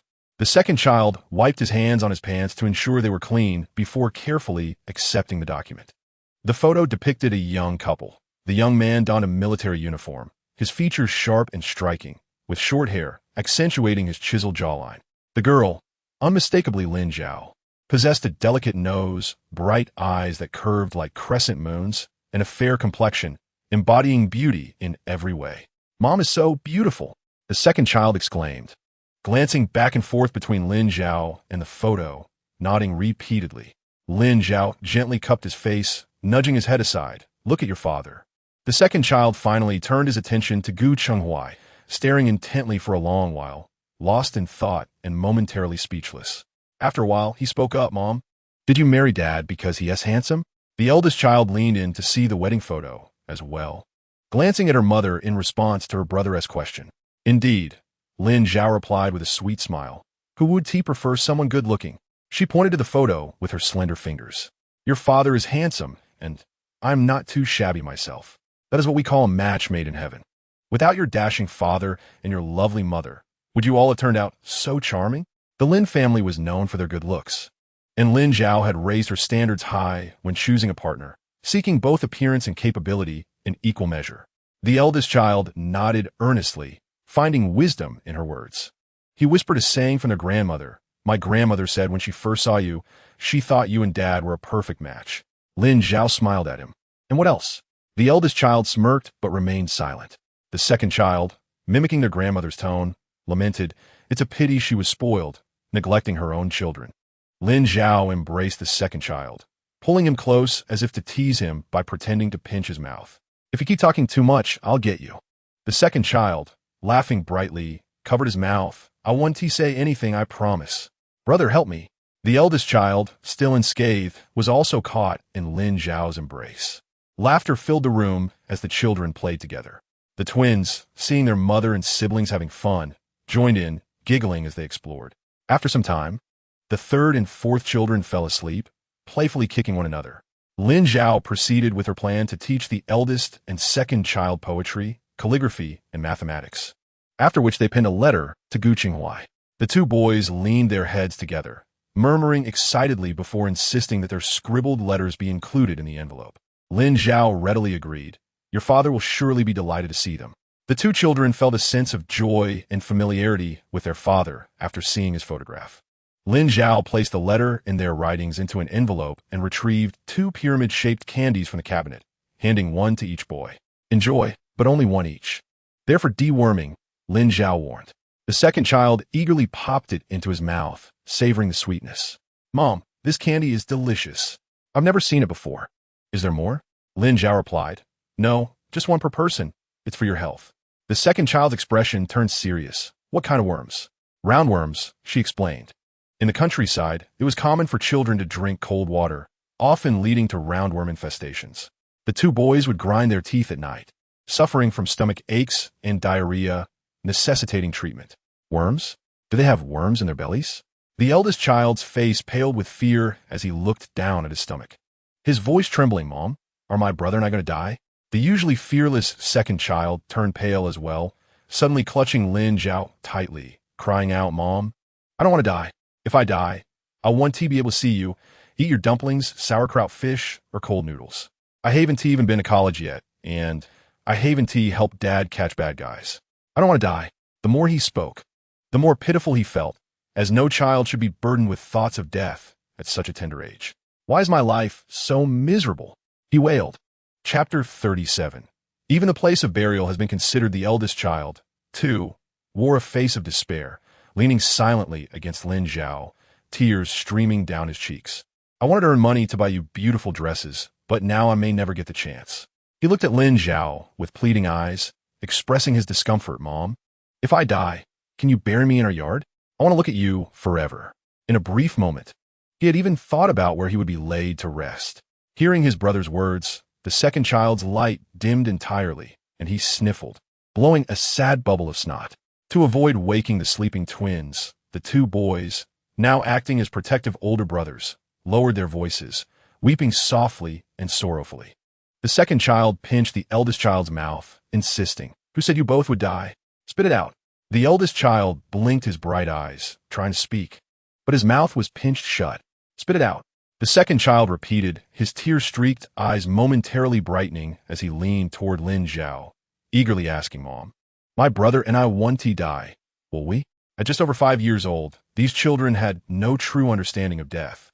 To them, it meant not being able to run, jump, or eat, and being buried in a small amount of dirt, an utterly terrifying concept for them. The eldest child held his breath, gazing intently at Lin Zhao, his face filled with anxiety. It was merely a worm. Once removed, all would be well. The notion of death was absurd. Lin Zhao gently wiped away the tears from the faces of her two little ones and, feeling a twinge of concern, reminded them, "Should you feel unwell tonight, be sure to inform your mother." The second child, filled with joy, grasped his brother's hand and exclaimed, "Brother, we shall not perish. We shall live to be 100 years old." Upon hearing this delightful news, the elder brother also beamed with excitement, noticing the wetness on Lin Zhao's skirt, a remnant of their tears. The little one, feeling shy, averted his gaze, and, when Lin Zhao was distracted, attempted to wipe the moisture from her shoulder, only to find the mark still there, leaving him in a daze. Sensing Lin Zhao's gaze upon him, he nervously remarked, "Mother, your skirt is dirty. I shall wash it for you tomorrow." She affectionately patted the heads of her two children and suggested they wash up and prepare for bed. Hand in hand, the two little friends exited the room. Lin Zhao settled at her desk, retrieved a hardbound notebook, and uncapped her fountain pen, engrossing herself in writing. June 27th, overcast. Today, I managed to procure a few pieces of Bouda candy for my eldest son and my second son, upon learning that it was a remedy for worms. The two little ones were horrified and burst into tears, expressing their adorable, innocent sentiments. The second child lamented, "I cannot bear to die. Which child of 5 must face such a fate?" The elder child declared, "There's no chance. I cannot reach the height of the counter anymore." Such delightful little souls at the tender age of 5, especially the children of Comrade Gu and Comrade Lin. After completing her writing, Lin Zhao swiftly sketched the earlier scene. The second child blowing a snot bubble, the elder child looking forlorn, the twins peacefully sleeping, and the oil lamp resting on the table. Once the elder and second children had washed their faces, they entered to find their mother diligently writing at the table. With her left arm propped beneath her chin, her right hand casually scribbling, a smile graced her lips, her profile illuminated by the soft, yellow light, exuding warmth and grace. The two boys approached, positioning themselves on either side of Lin Zhao, tiptoeing to rest their arms on the table, peering curiously. "Mother, are you writing to father?" The second child inquired with wide, beautiful eyes, still slightly reddened at the corners, his long, curled eyelashes glistening with moisture, radiating innocence and purity. The elder child made a request. "Mother, may I take a look?" "Certainly," Lin Zhao replied, handing him a notebook while instructing him to wash up. The second child hurriedly scampered to his brother's side, their heads touching as they gazed together at the drawings. Though their recognition of characters was limited, they could interpret the illustrations. "Brother, this is me," the second child exclaimed, pointing at a little figure in the drawing. "I blew a snot bubble. Haha. Mother, your drawing is splendid." The elder child nodded in agreement. "Mother is truly remarkable." He seemed inspired, his expression serious, as he declared, "I too wish to be as capable as mother." "Yes, yes." The elder child glanced once more, carefully closing the notebook and placing it on the table. A rumbling sound emanated from the second child's stomach. He looked down, exclaiming, "Brother, there are worms fighting in my belly." The elder brother comforted him. "Do not fear. Mother said the candy we ate is for worms. Once they are vanquished, we shall simply expel them by morning. I am not afraid. I would dare to confront a snake, so I certainly will not fear mere little worms," he proclaimed with bravado. Lin Zhao happened to overhear this. Without uttering a word, she emitted a particularly dangerous sound. "You have fought a snake?" Lin Zhao's brow furrowed. What if he turned his aggression towards children? The second child, sensing his mother's discontent, stood rigidly. Even his short hair seemed to reflect obedience. No, mother, you must have misheard. I was speaking of my quick thinking brain. He stuck out his tongue, pointing to it, saying this tongue. If anyone speaks ill of our family, I shall use my slingshot to silence their tongue. Lin Zhao shot him an exasperated glance. You are merely talking nonsense. She gently tapped her finger against her son's forehead, her expression serious. Some snakes are highly venomous. A single bite could cost you your life, so keep your distance from such creatures. Eldest, keep a watchful eye on your brother. Raising children truly demands endless vigilance. Yes. That night, Lin Zhao awoke several times, checking the foreheads of her children. Finding no fever or other ailments reassured her. Before long, dawn broke. Lin Zhao rose early, preparing the items to take to her uncle's house. A bag of noodles, 20 eggs, 2 pounds of pork, 2 apples, and a sausage, a hefty gift. Yet compared to what her uncle had once provided her, it was of little consequence. Lin Zhao packed all items into a net bag and also prepared provisions for her children for the day. 1 apple, a jar of canned peaches, a handful of shrimp-flavored candy, some flour, and a small piece of pork. This was sufficient for her children to enjoy 2 meals, perhaps even more. It is worth noting that some families struggle to even have enough to eat, often skipping breakfast altogether. Once her tasks were completed, Lin Zhao set out with her belongings, with Da Huang following closely behind. Watch the house well. Da Huang looked up and barked once in response. Lin Zhao chuckled, her steps light as she made her way towards the county. She also purchased a watch, donning it immediately. Li Fun, witnessing Lin Zhao's unhesitant expenditure, was filled with curiosity. Was this girl not from the countryside? How could she spend money so freely? She complimented, your skin is fair. The watch looks lovely on you. Wang Ju nodded in agreement, whispering, it looks nice. Thank you. Lin Zhao too found it pleasing, glancing at it from time to time, feeling a surge of joy. Before long, a throng of people surged into the supply and marketing cooperative, and the salespeople became busy. The elder and second children, upon waking, made a beeline for the latrine. Brother, I must go first. I'm about to soil my pants. The second child exclaimed in urgency. Upon noticing this, the elder brother hurried next door. Aunt, may I use your latrine? The elder child clutched several sheets of paper, pressing his belly, his face flushed with urgency. Wang Chunhua quickly replied, go ahead, the latrine is unoccupied. The elder child did not have time to express thanks and dashed towards the latrine. The latrine at Wang's house was rudimentary, shaped like constructed from 2 planks, with wriggling little creatures in the pit, the stench overwhelming. The elder child's hair stood on end. He was in such haste that he quickly shed his trousers and squatted down, releasing his bowels. Upon looking down, he saw the worms mingled with his excrement, feeling both disgusted and fearful. The little voice inside him was screaming incessantly. Not daring to look further, he continued. Once his belly was emptied, overcoming his psychological barrier, he used up the paper in his hand, pulled up his trousers, and exited the latrine. At that moment, the second child burst through Wang's door, loudly proclaiming, brother, I expelled a lot of worms. Did you manage to get them out? The elder child, his face blank, replied, yes, I expelled them. Mother was right. The second child clapped his hands, excitedly stating, if we expelled them, it means there are no worms left in our bellies, right? Indeed, the elder child affirmed, looking seriously at the second child, from now on, we must not drink cold water. We should only drink boiled water. Yes, yes. Wang Chunhua overheard the conversation between the elder and second children. Elder child, second child, were you discussing? What worms? Wang Chunhua's grandson, Wang Dazhuang, stood there dumbfounded. Cradling his face in terror, elder child, second child, do you have worms in your bellies? Why would there be worms in your belly? Little Dazhuang looked bewildered, thinking that if there were worms in a person's belly, they would surely perish. Why have you not turned into little heaps of soil? The second child nearly blurted out. You're the one who would turn into a little heap of soil, but was stopped by his brother. The elder child calmly explained. My mother said that if one frequently drinks cold water, worms will grow in the belly. They are roundworms. A person will not die, but they may experience stomach pain and diarrhea. Eating the candy will help expel the worms, and both the second child and I have expelled them. Our bellies are free of worms.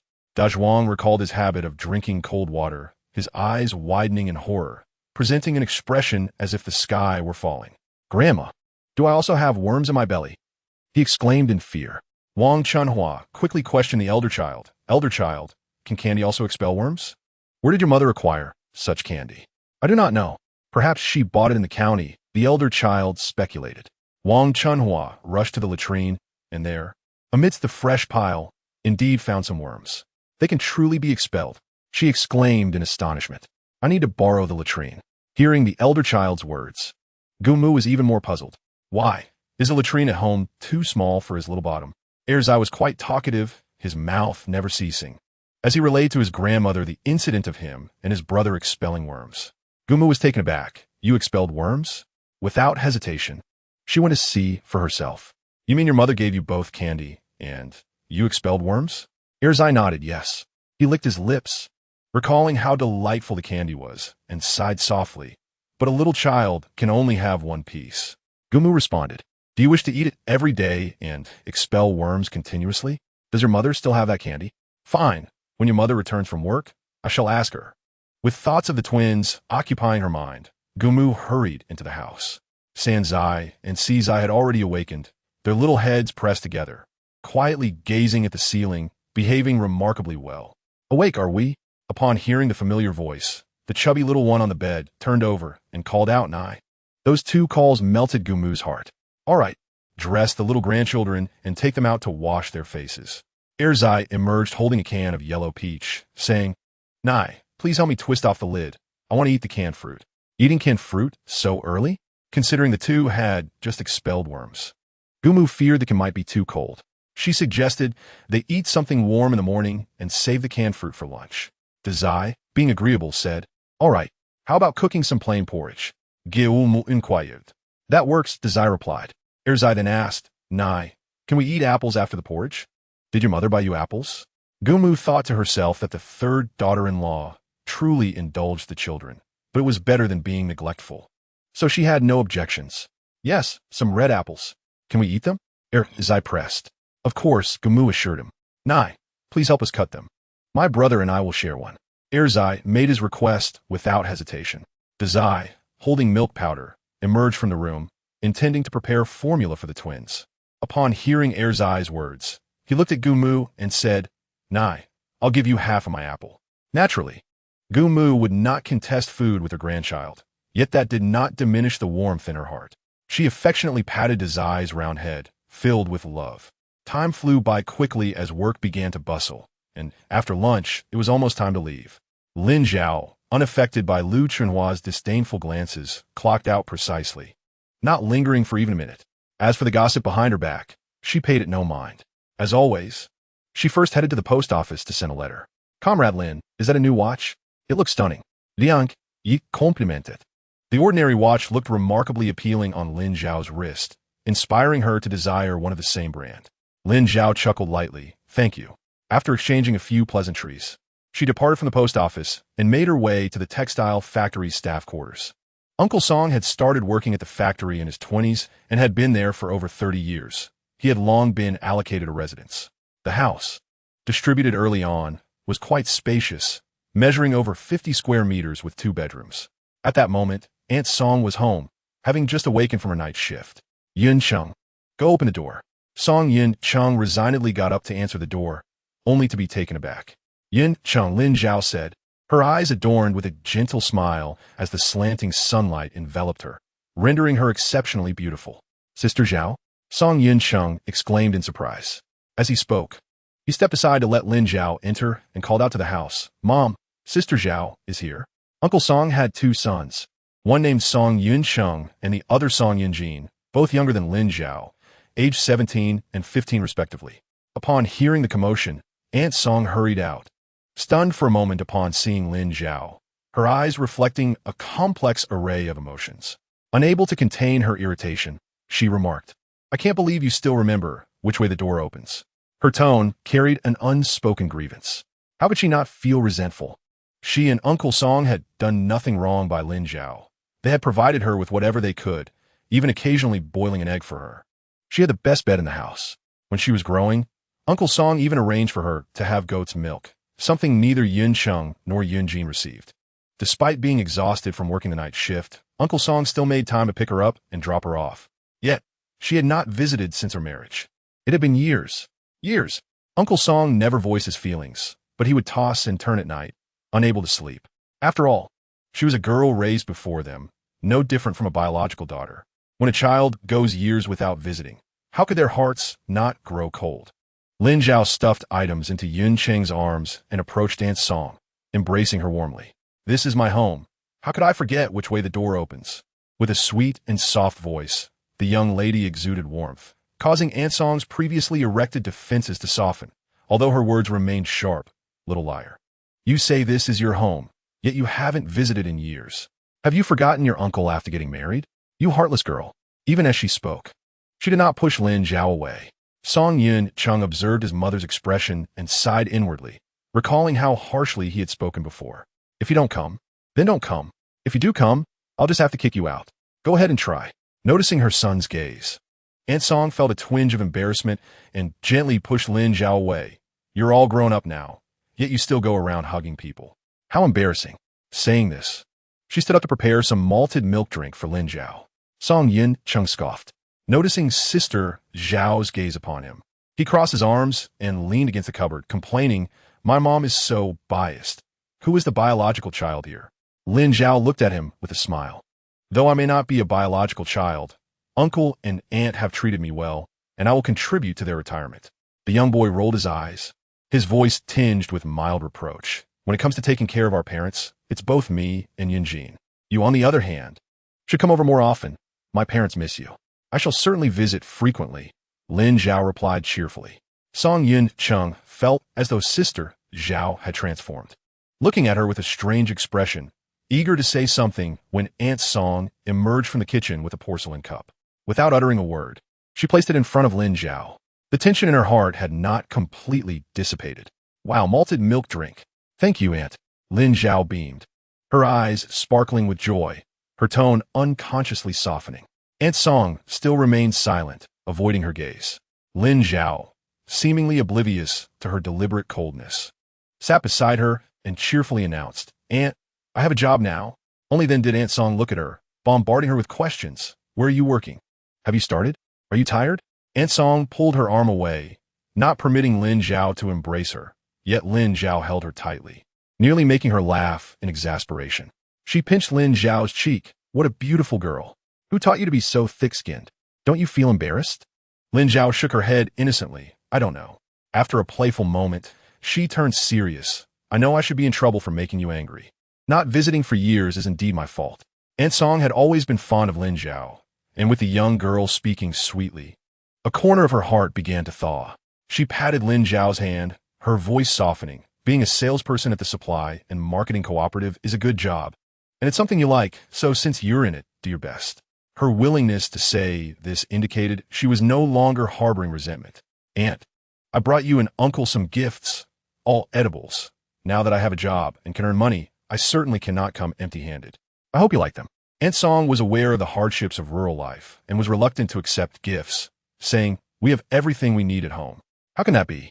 Even if uncle and aunt are both working and earning a monthly salary, raising two young men, with the elder one getting married in a couple of years and the younger still in school, the pressure is considerable. I don't care, Lin Zhao interrupted Aunt Song. That's just like me. Aunt Song sighed inwardly, still as willful as ever. Lin Zhao, with a radiant demeanor, continued, you spoil them.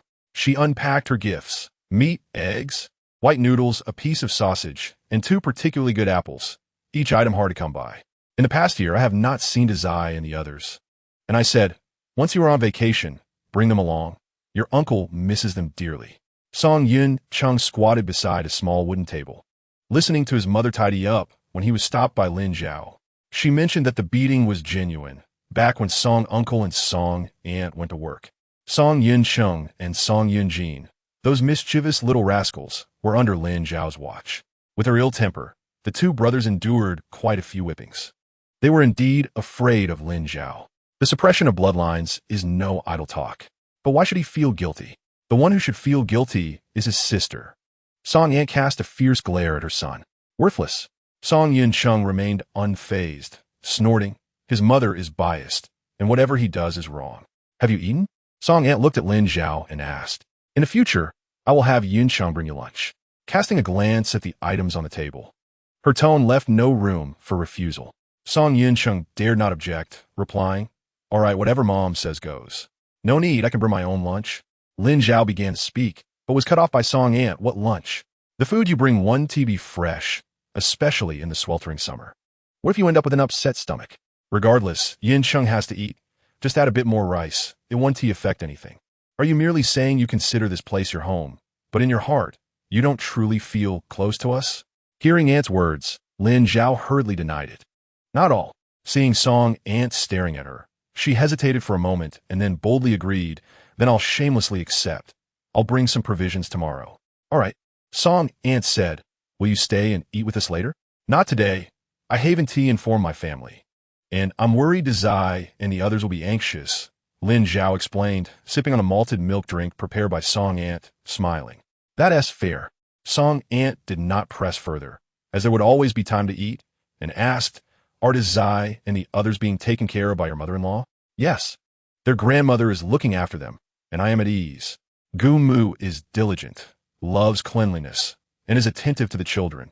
I trust her to care for them. Lin Zhao responded with confidence. Your in-laws are quite commendable. Song Ant praised the character of the Gu family, glancing at Lin Zhao with a smile. Your taste is quite good. Ant, you're smiling. Do you no longer hold a grudge against me? Lin Zhao grinned, leaning to bring her face closer to Song Ant's. Song Ant patted her hand, sighing as elders. How can we truly hold grudges against children we have watched grow up? What happened in the past is in the past. From now on, as you work in the county, you must come to visit often. Your uncle misses you. She misses him as well. All right. Lin Zhao did not linger at her uncle's house and took her leave around 5 o'clock. Hey, Song Yin Chung immediately went out to borrow a bicycle. The Song family had a bicycle, but it was taken by Song uncle. Soon, he managed to borrow one, and Song Ant tied a soft cushion to the back seat. Be careful on the road, Song Ant called out, her eyes filled with smiles. As they rode into the sunset, the two departed. The family building at the factory was 5 stories tall, with the Song family residing on the 3rd floor in the corner unit. This building offered little privacy. Whenever a relative visited, news would spread swiftly. The one who just left was your Uncle Song's niece, right? Her name is Zhao Zhao, isn't it? A neighbor from the Song family, just back from work, stood nearby, looking on for a while before finally asking. Yes, Zhao Zhao. The young lady has become a sales clerk at the supply and marketing cooperative. She came to talk to me, and her uncle, Song Ant replied, beaming. She got into the cooperative? The neighbor exclaimed, astonished. That is quite a good position. I can't believe she quietly became a sales clerk. This job suits her well. Just then, a resident from the 2nd floor, who had a grudge against Song Ant, appeared, smirking and uttering sarcastic remarks. So what if she is a sales clerk? She is still not worth a dime. That girl hasn't visited your house in years. Now, she suddenly shows up. Surely she is looking to take advantage. Be careful. You'll end up with hardly any pants left. She attempted to talk about her niece to Song Yun Chung, but was turned down by Song Ant, after which she spread gossip about the Song family. The Song family members were diligent and down to earth, leaving little for her to criticize, so she resorted to attacking Lin Zhao, often claiming that old Song and his wife were foolish for raising an ungrateful child. Over these years, many at the factory have watched the Song family's misfortunes and laughed. Song Ant ignored her, walking upstairs alongside the neighbor, expressing her sentiments. My Zhao Zhao has grown up. It's quite heartwarming. The neighbor cooperated. What happened? The young lady, just on her 2nd day of work, eagerly brought gifts for me and her uncle, including noodles, 2 pounds of meat, 2 large apples, a sausage, and about 20 eggs. I suspect she brought all the good things from home. And she also said she wants to take care of me and her uncle in the future, Song Ant chuckled, the corners of her eyes creasing with the marks of time. I have 2 sons. I don't need a little girl to take care of me. However, the child has a good heart. It truly warms me. The neighbor, well aware of how well old Song and his wife treated that niece, knew they regarded her as their own. Lin Zhao had not visited in years, and she had her doubts, thinking the young girl seemed ungrateful. Hearing that Lin Zhao brought so many items made her quite surprised and genuinely happy for old Song and his wife. People say, where there's money, there's heart. Where there's stuff, there's sentiment. Your niece was not raised for nothing. Song Ant smiled even wider. I never thought it was in vain. Zhao Zhao is a child we raised together with old Song. We know her character well.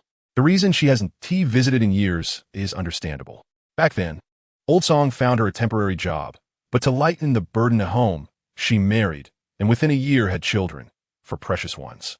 We as women Know how exhausting it is to raise children. Who has time to come to the county? Now that the children are a bit older, Zhao Zhao has come. Our Song family does not have an ungrateful child. She spoke these words without restraint, and several people in the family building overheard, nodding in agreement. Indeed, raising children is exhausting. Who would have thought your niece has 4 children already? What good fortune! A neighbor, whose daughter-in-law had not conceived for 3 years, expressed envy. Old Song's family. Your niece got into the cooperative. Dealing with defective goods must be easy, right? Since you're all acquaintances, maybe you could give us a favor? Song Aunt casually responded as she made her way home. Once home, her smile remained unwavering. What a relief. This pent-up frustration has finally dissipated. After putting away the items Zhao Zhao brought, she set aside the 2 pounds of meat and the noodles to take to the communal kitchen. A neighbor, seeing the meat in her hands, which weighed 2 pounds, immediately remarked, "Did your niece bring this meat?" "Of course. The meat ration at home has run out." If it weren't for Zhao Zhao's thoughtfulness, her uncle wouldn't have had meat today, Song Aunt said, standing beside her, processing the meat. Her eyes brimming with joy. She washed some vegetables, chopped tofu, carrots, and cut a piece of meat to stir-fry. Immediately, a fragrant aroma wafted through the entire building. The children were clamoring for meat, while the adults shouted sternly, "What meat? Where did the meat tickets come from? Keep it up, and I'll teach you a lesson." The loud cries echoed one after another until someone informed them that Zhao Zhao had arrived. He locked his bicycle, hurried upstairs, pushed the door open, and scanned the room. A hint of expectation concealed yet palpable. Preoccupied with thoughts of his niece, he overlooked the rich aroma of the meal inside. Song Uncle sat down, and within half a minute, he could not help but ask, "Is it just us two? What else?" Song Aunt arranged the bowls and chopsticks, stifling a laugh, deliberately pretending not to notice his thoughts. Song Uncle ultimately could not hold back. "Didn't you say Zhao Zhao was coming? Where's she?" "Huh." Song Aunt chuckled aloud. Song Uncle stared at her in silence. He nodded slightly. "Let us eat the noodles," Song Aunt said. "This meat and noodles are from Zhao Zhao. You must eat more today." Song Uncle felt warmth in his heart, then recalled Zhao Zhao back in the countryside, where it was a struggle to have meat. As an uncle, he began to worry again. "I remember we have some canned meat at home. I'll send some to Zhao Zhao another day." "Do you think I didn't send any?" Song Aunt shot him a glance. Zhao Zhao adamantly refused. As she spoke, a smile illuminated her face as she shared delightful news. Chapter 39. She always has people to command. Her tone was earnest, yet it radiated an unmistakable joy. Uncle Song paused his slurping of noodles, lifting his gaze to his wife, deep lines etched on his forehead. "What good news?" he inquired. "Zhao Zhao has become a sales clerk at the supply and marketing cooperative." Aunt Song's voice rose cheerfully, her face aglow with happiness. Uncle Song tightened his grip on his chopsticks, his expression one of astonishment. "Really? How could it be false? Zhao Zhao came specifically to tell us." Aunt Song recalled Zhao Zhao's appearance that day. Chuckling as she added, she wore a brand new white shirt and a linen skirt reaching her ankles, and on her wrist, she sported a new watch, a ticket sent by Cheng Huai just yesterday. That little face, lips rosy and teeth white, looked charming and untroubled, even more radiant than when she had just graduated. "I can see she is living well. Now as a sales clerk, her future days will surely be more comfortable." Uncle Song had always been concerned about Lin Zhao, his only niece. In recent years, he had tried to find her work, but the positions available were all labor-intensive, requiring hours of standing. The summer heat was stifling, and winter was equally challenging. A young girl enduring such toil would soon find her hands chapped. While he could endure hardship himself, he could not bear to see his beloved Zhao Zhao suffer. He wished for her to find a job that was both easy and respectable. However, jobs in the county were scarce, and suitable positions like that of sales clerk were even harder to come by. Indeed, this was splendid news. Uncle Song exhaled heavily. The burden on his heart finally lifted. Did Cheng Huai help with this?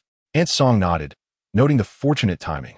Cheng Huai had a comrade whose elder brother was the director of the supply and marketing cooperative, which was currently expanding and needed to hire 2 more sales clerks. With Zhao Zhao being a high school graduate, she had the qualifications and connections necessary, securing the position effortlessly. Uncle Song understood the circumstances and felt Zhao Zhao was fortunate. She had always been lucky. After a day of work, he was indeed hungry and began to slurp down more noodles. Remembering something, Uncle Song asked, "What will Zhao Zhao have for lunch?" "Starting tomorrow, I'll have Yun Cheng deliver her meals." Yin Cheng was a temporary worker and not overly busy. Once he became occupied, Yin Jin would take over. Aunt Song had already planned. Yin Cheng, your real mother? Yin Jin. Uncle Song nodded. I'll leave my bicycle behind. The sun slowly descended, painting the western sky and the vast clouds in hues of orange and red. Riding a bicycle was much faster than walking, though it was taxing on the backside. Yin Cheng, have you found a job yet? Lin Zhao shifted her body, attempting to divert his attention. Hey, who do you think you're looking down on? Yin Cheng brushed his hair from his forehead, responding, Sister, do you think I'm like you? I'm not so delicate. I can do any work. Finding a job is a simple task for me. Lin Zhao swung her feet, unperturbed. She indeed was delicate and could not endure hardship. As Yin Cheng pedaled, he continued, I've gotten a temporary position at the electric motor factory. I estimate I'll be made permanent next year. By the way, you're a permanent employee now, right? He asked. Lin Zhao nodded, knowing Yin Cheng could not see her. It's a done deal. That's what having connections in the right places can achieve. Yin Cheng's tone was filled with envy. Didn't you ask Uncle for help? Yin Cheng burst into laughter. Sister, you're talking about connections, right? I wouldn't dare bring it up. My dad would be furious with me. Old Song has a temper just like my Aunt S, and it hurts to be hit. I'll just tough it out. Lin Zhao pinched his arm. The boy grimaced in pain, hissing. Sister, dear sister, are you trying to strangle me? Yin Cheng nearly fell off his bike. That's what you get for talking nonsense. Lin Zhao rubbed the spot she had pinched, exasperated. My mother and uncle have wonderful tempers. They never raise their voices. How can they be temperamental? Wonderful tempers. Yin Cheng's arm twitched, causing the handlebars to wobble as he steadied the bike. Turning his head, shock filled his face. Isn't that temperamental? Recalling how his father spoke to Zhao Zhao in a gentle tone, he donned a knowing expression. Well, my dad never scolds you. He is always smiling at you. The boy mumbled, dissatisfied. Who is the real child here? He was a stranger, spirited in appearance, and soon caught the attention of the village women. Upon seeing Lin Zhao on the back seat, their expressions shifted instantly, curiosity evident in their eyes. Yin Cheng, quick-witted, exclaimed, Sister, we've arrived. His call of sister was unusually loud. Sister? Lin Zhao has a younger brother? The brigade leader's wife stepped forward, inquiring with a smile. Cheng Huai's wife. Do you have a brother? I thought you only had 3 older brothers. Nonsense. She clearly has 4. Not wanting the villagers to gossip or misrepresent her family, Lin Zhao refrained from elaborating. This is my cousin. My aunt asked him to give me a ride. The brigade leader's wife nodded. Understanding now, it was from her uncle's family. Lin Zhao was quite prominent, and everyone in the brigade knew of her influential uncle from the city. Because of this, no one dared to cross her. The brigade leader's wife scrutinized Yin Cheng, her eyes sparkling with interest. Young man, do you have a girlfriend? If not, I can introduce you to someone. Sure, Yin Cheng surprisingly agreed, adding, my family has 3 workers. The girls my aunt introduces should also have jobs, right? The brigade leader's wife was momentarily taken aback, her smile fading. They're all from the countryside. Where would I find someone with a job? In the whole brigade, only Lin Zhao had a secure job. You have quite high standards, Yin Cheng replied, unimpressed. Not high. Where's the high part? My family has 3, he casually gestured. 3 workers, all with steady jobs. It's only reasonable for the woman to have a job too. In the city, without work, one would starve. This was a stark reality that could not be overlooked. Upon hearing this, the brigade leader's wife and the village women felt he made a valid point. That's true. With 3 workers at home, wanting to find a partner with a job is not unreasonable. Yin Cheng nodded seriously. Exactly, it's not unreasonable. With the kind-hearted matchmaking women behind him, he winked at Lin Zhao. His eyebrows arched, eyes sparkling like stars, revealing a charming smile that radiated youthful vigor. Sister, could you not call him like you're summoning a puppy? Yin Cheng gazed at her with a longing expression. Just obediently follow along. As Yin Cheng and Lin Zhao approached the Gu family, he stood still, face reflecting disbelief and a touch of pity for his sister. Sister, you live here? Yes. This is my home. Lin Zhao nodded with ease, casting a warning glance at him. What? Is my home not good enough for you? Yin Cheng did not mean it that way. He annoyedly pushed the bicycle inside. He was being foolish, feeling pity for no reason. As they entered, the dog Da Huang perked up its ears, barking fiercely with sharp teeth bared in a threatening growl. Amber stood beside her mother, barking as well, appearing fierce. Da Huang, Amber, their family, Lin Zhao said. De Huang, indeed perceptive, ceased barking at her command and, along with Amber, rushed forward, wagging their tails excitedly around their owner. Sister, you have a dog? You actually have a dog? Yin Cheng's tone rose with each word, his brow furrowed in concern. Sister, are you eating well? Lin Zhao found his question absurd. Of course, I'm eating well. If I weren't, how could I have a dog? Am I not in my right mind? Yin Cheng's worries dissipated as he focused on Huang and Amber, his expression slightly disdainful. After receiving a sharp look from his sister, he changed his tone. They look quite clever. Sister, we're the little ones. They're probably playing at the old house or in the village, Lin Zhao replied. I'll go find them. Yun Cheng exclaimed eagerly, thinking of how children love to ride bikes, and he took off, cycling around the village in search of the younger ones. Seeing it was getting late, Lin Zhao washed her hands and face and went into the kitchen to prepare dinner.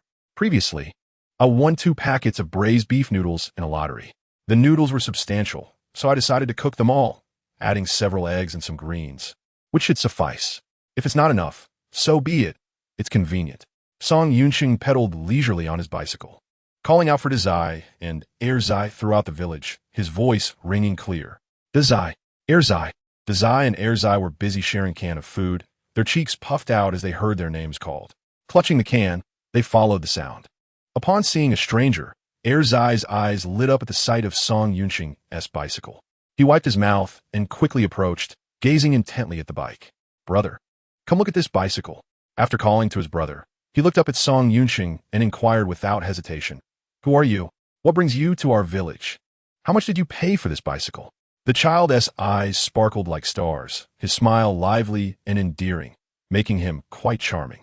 Song Yunxing instantly took a liking to him and asked with a smile, Are you Dazai or Erzai? Erzai, being a clever little rascal, refused to easily disclose his identity. He crossed his arms and raised his chin slightly. I asked you first, so you tell me who you are, and then I might consider whether to befriend you.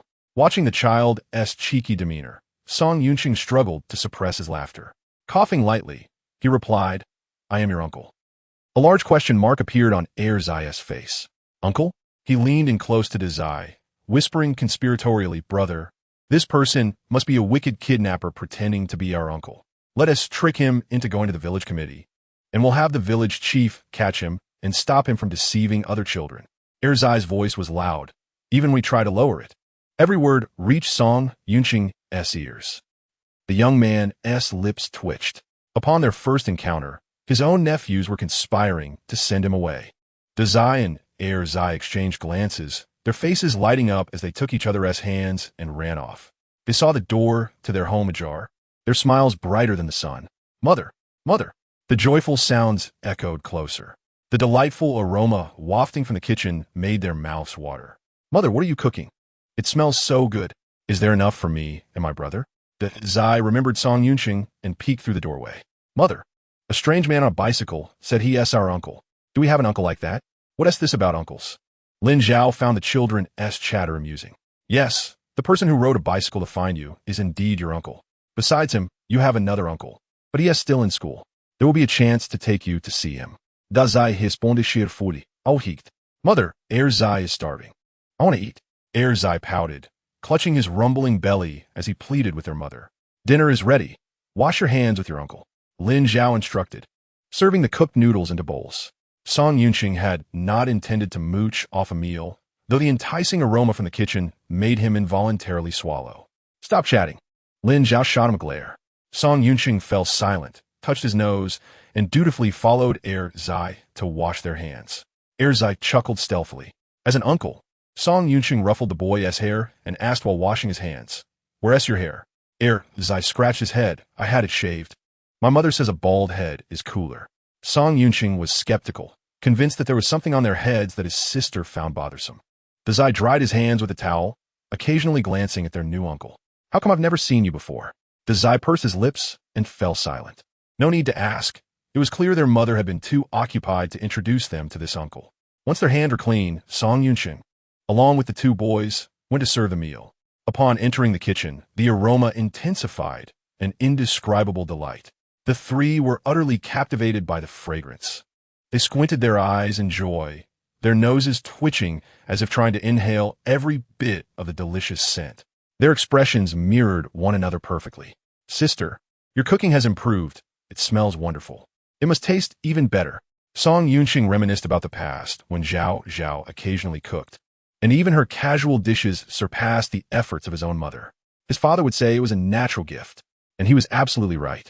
Nodding in agreement, Song Yunqing dug into the noodles, shoving a mouthful of twisted noodles into his mouth, his eyes widening as he gave a thumbs up. Incredible. A compliment that swiftly turned into a boast. Dazai and Erzai, starved, buried their faces in their bowls, devouring the noodles, speechless with delight. Though Song Yunqing was a city boy, he rarely enjoyed food this satisfying. After finishing a bowl, he stood up, patting his belly in contentment. Seeing Dazai and Erzai clearing the table, he rushed to help. Observing their proficiency, he curiously asked, "Do you both wash dishes regularly?" Dazai nodded calmly. "Our mother works hard. Erzai and I can wash." Song Yunqing felt rather inadequate compared to the two boys. "You are truly impressive," he praised.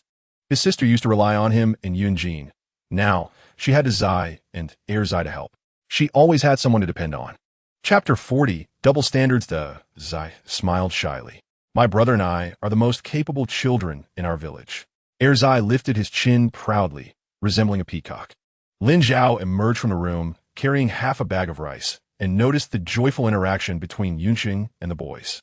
She mused that they truly were uncle and nephews, quickly becoming familiar with each other. Song Yunqing took the bag, securing it to the front of his bicycle, and felt something in his pocket, realizing he had forgotten to give something to his nephews. He pulled out the candies from his pocket and handed them all to Dazai and Erzai. "Dazai, Erzai, I brought you some candies." The boys looked at Lin Zhao, who nodded, and then they accepted the treats. "Thank you, uncle." Their childish voices chimed in unison. "No need to thank me." Song Yunqing chuckled as he pushed his bicycle out the door. "One day, I'll take you both to the county for some fun with your mother." Etzai chilled. "All right."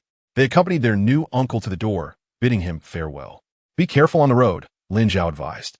Song Yunqing waved and pedaled away.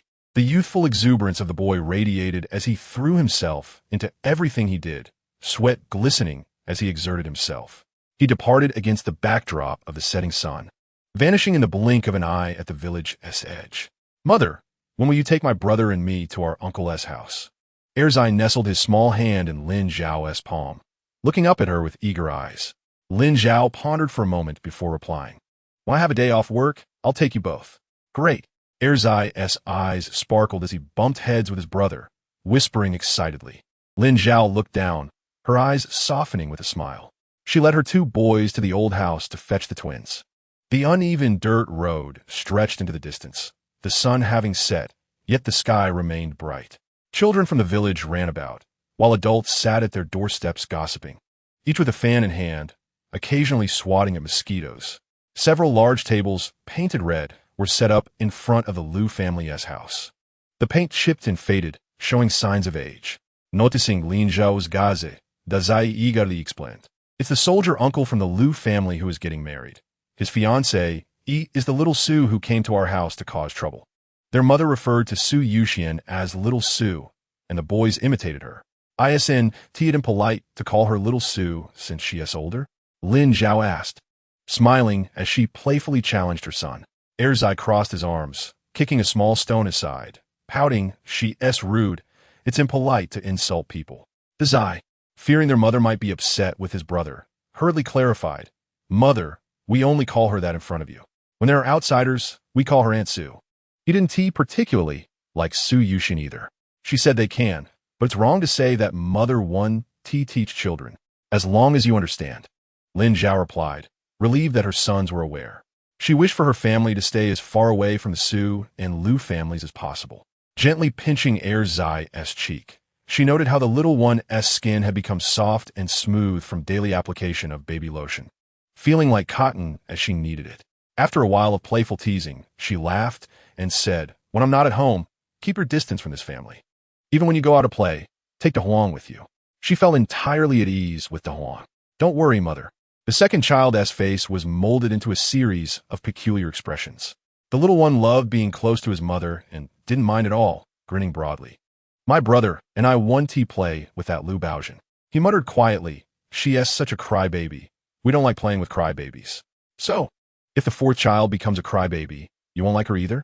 Lin Zhao asked with a smile. That's different. The second child proclaimed with great responsibility. The fourth child is my sister. No matter what, I will always like her. I am the older brother, and I must protect my younger siblings. Lin Zhao recalled a term from the original book that aptly described the second child's demeanor at that moment. Double standards, just like Gu Qinghuai. The second child looked up at her, puzzled. Mother, what is double standards? It's the attitude you just displayed, treating other children and your sister differently, Lin Zhao replied, unable to suppress her smile. That's completely normal. Of course, I prefer my family over outsiders, especially you, Mother. The second child flashed a radiant smile, melting her heart. Indeed, I'll remember that. If one day you like outsiders more than your family, then I want you as my son. The thought of the second child turning into a foolish character in the book, straying down a path of crime, made Lin Zhao feel faint. If he truly became like that, she could genuinely disown him. The little one, alarmed, clung tightly to his mother and exclaimed, Why would I like outsiders? I only like you, Mother, my brother, my sister, and even Huang. He listed a string of names, his voice hoarse from shouting, eager to pledge his loyalty to his mother.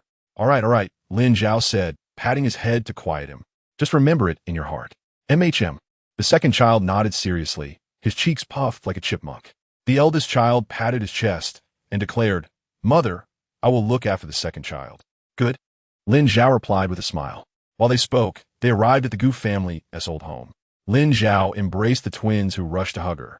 Smiling as she nodded, did San Zai and Si Zai cause any trouble? No, they've been very good, came the reply. In their grandmother's eyes, the four children were the most well-behaved in the entire commune, incomparable to any other children. The soft little hands of Si Zai grasped Lin Zhao's arm, and her tiny legs struggled to climb up her mother. The sticky hands felt like melted candy. Lin Zhao's cleanliness obsession kicked in, and she subtly frowned. Just then, the eldest child pulled out a rag from his pocket to wrap around Si Zai's hands.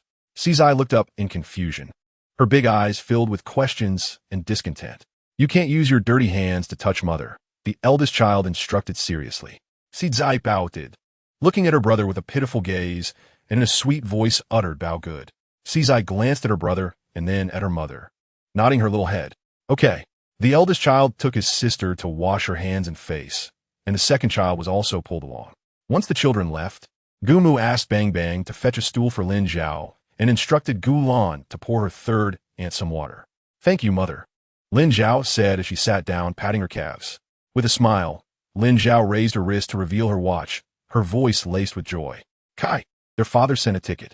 I've ordered a bicycle that will arrive in a few days, and today I bought this watch. Her fair skin complemented the watch beautifully. Gu Mu, not one to dampen the mood, immediately praised, It looks lovely.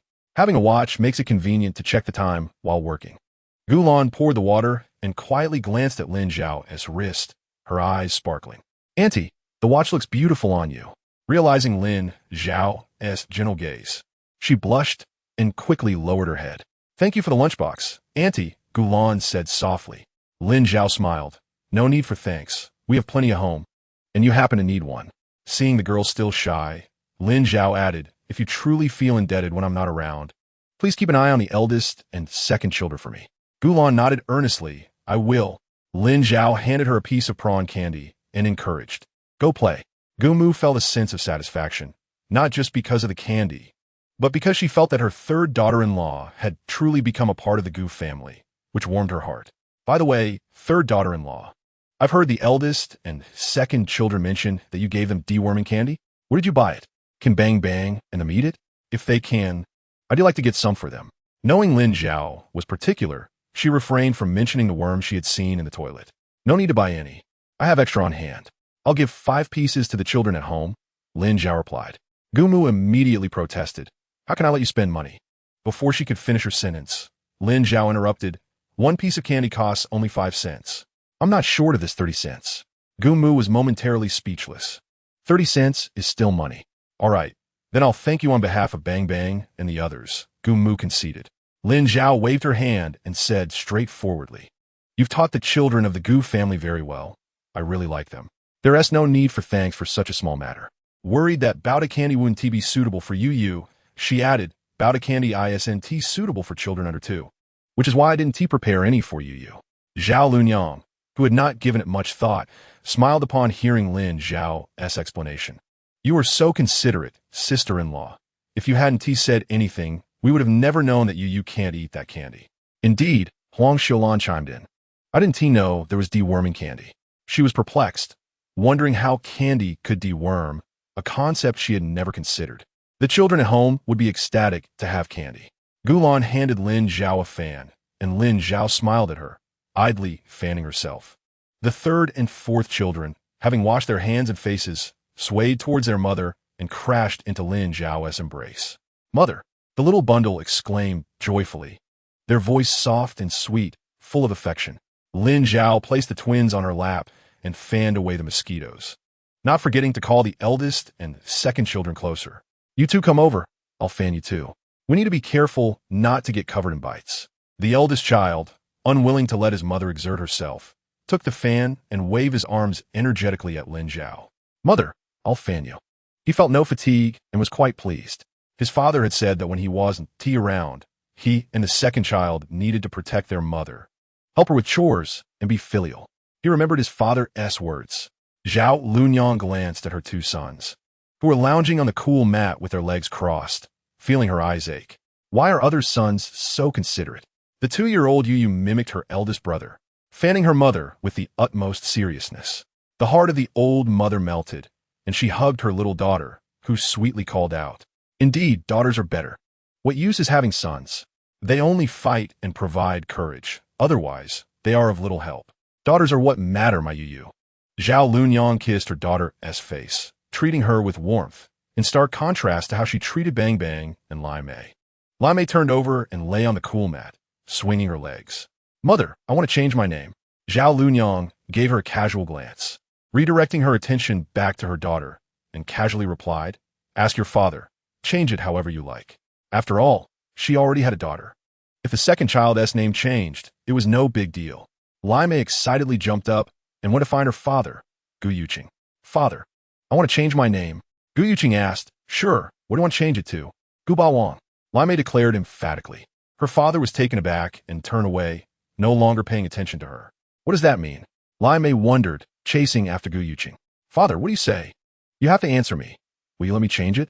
Change a ball, Ba Wang. I'll knock you down like a turtle, Gu Yuqing replied, shooing away his son. Go play. He relished the rare moment of peace. Humph. Lai Mei, unafraid, scoffed at his father and rolled her eyes, feeling that he favored daughters over sons. Gu Yuqing raised his hand, and Lai Mei hurriedly ran away, returning to lie on the cool mat, crossing her legs, sulking. He had long wanted to change his name, believing that his name was no different from those of the villages Zhao Di, Lai Di, Pan Di, and Wang Di. Others sought younger siblings, while he sought a sister. However, the younger sister already has one. Upon reflecting on the relentless teasing regarding her name, Lai Mei ceased to swing her legs and succumbed to a state of introversion. Zai, also resting on the bamboo mat, overheard his sighs and nudged him with his elbow, asking, Lai Mei go, what's wrong? If you still consider me as your brother, call me by my new name. Lai Mei replied. Bavang Ye, Zai tentatively called, his expression beyond description. The harshness of the name seemed to materialize into tiny fragments, striking Lai Mei's face. Isn't it charming? Lai Mei, blissfully unaware, felt a swell of pride, having pondered this name for quite some time, deeming it exceptionally powerful. Unfortunately, his father disapproved of the change. The mischievous lad hung his head, emanating an aura of despondency. It's not nice. Zai shook his head vigorously. Lai Mei's eyes widened in disbelief. How could that be? He had learned those two characters from a knowledgeable youth, convinced of their grandeur. Zai, with unwavering conviction, reiterated, It really isn't pleasant. With a chuckle, Lin Zhao couldn't contain her laughter, her tone imbued with reassurance. Don't despair just yet. Once you start school, you will surely have the chance to change your name. Just like the Zai and Zai, your names are nicknames. Your parents are merely teasing you. If her memory served her correctly, Bang Bang had a formal name, Gu Xingye. He was accustomed to his nickname, and very few called him by his formal name, leading most to believe he lacked one. Lai Mei's eyes gradually sparkled with hope as he sat up eagerly, deciding against seeking his parents for assistance. He turned to Grandpa Gu, proposing, Grandpa, could you help me choose a formal name? Naming a child is the prerogative of the parents, and your grandfather will not interfere. Gumu promptly dismissed the matter. Unless his son or daughter-in-law voiced their opinion, she preferred not to meddle. Lai Mei was disinclined to let his parents name him. Just look at the names they had chosen. Bang Bang, Lai Mei Yu, how melodious are those? He gazed at Grandpa Gu with earnest eyes. Yet he knew his father had chosen pleasant names. Erzai's eyes sparkled with mischief as he scampered towards Grandpa Gu, using his little arms to knead his shoulders and massage his back, his face beaming with joy. Grandpa, you've worked all day. Let me help you relax. Grandpa Gu's face creased into a smile. All right, you may help me. The filial grandson was delighted to accept. After a while of kneading, Erzai's arms grew weary, his pace slowing as he balled his tiny fists and gently pounded. Seeing that Grandpa Gu was pleased with his service, he leaned in closer, articulating his ulterior motive. Grandpa, could you also name me, my brother, and the third of 4 siblings? In Chapter 41, always making the girl cry, Grandpa Gu turned towards Lin Zhao. He dared not take liberties in front of the third daughter-in-law, gently stroking his grandson's head with a loving gaze. That depends on your parents' wishes. Upon hearing this, Erzai turned to Lin Zhao. Mother, do I have a formal name? He asked in a high-pitched voice. As dusk settled, Huang Xiulan lit the lamp, the dim yellow light casting a warm glow upon him, his eyes bright and clear. Not yet. It depends on whether your grandfather is willing to help you. Lin Zhao's words effectively transferred the naming authority to the child's grandfather. Grandpa Gu, picking up on her implication, rubbed his hands together in delight but grew anxious about the responsibility. Perhaps you should consult with the third child. I'm not well versed in characters. Naming is a significant matter, affecting the lives of the Zai and the others, and cannot be taken lightly. Erzai insisted, I want Grandpa to name me. The Zai nodded in agreement. Compared to their somewhat unfamiliar biological father, they prefer to have their grandfather, who had taken them up and down the mountain since childhood, decide. Lin Zhao secretly hoped her father-in-law would struggle with naming, and Gu Qinghuai shared the same sentiment. Recalling the ostentatious names the men had whimsically chosen, Red Star, National Day, Army Building, names that were both revolutionary and specialized, she compared them to the names Grandpa Gu had given to Gu Qinghuai's brothers and marveled at his naming prowess. Then it's settled. We shall trouble you, father, she said, unceremoniously passing the dilemma to him. The elderly love being needed, and Grandpa Gu immediately retrieved a worn dictionary. Its leather cover faded and peeling, the pages yellowed and damaged, showing signs of rodent gnawing. He settled beneath the oil lamp, carefully turning the pages with his rough hands. The warm yellow glow enveloped his hunched back, casting a focused silhouette against the wall. While Grandpa Gu busied himself, the others conversed in hushed tones. The dragon and phoenix twins nestled in Lin Zhao's arms, drifting into a gentle slumber as she softly patted the little one's back.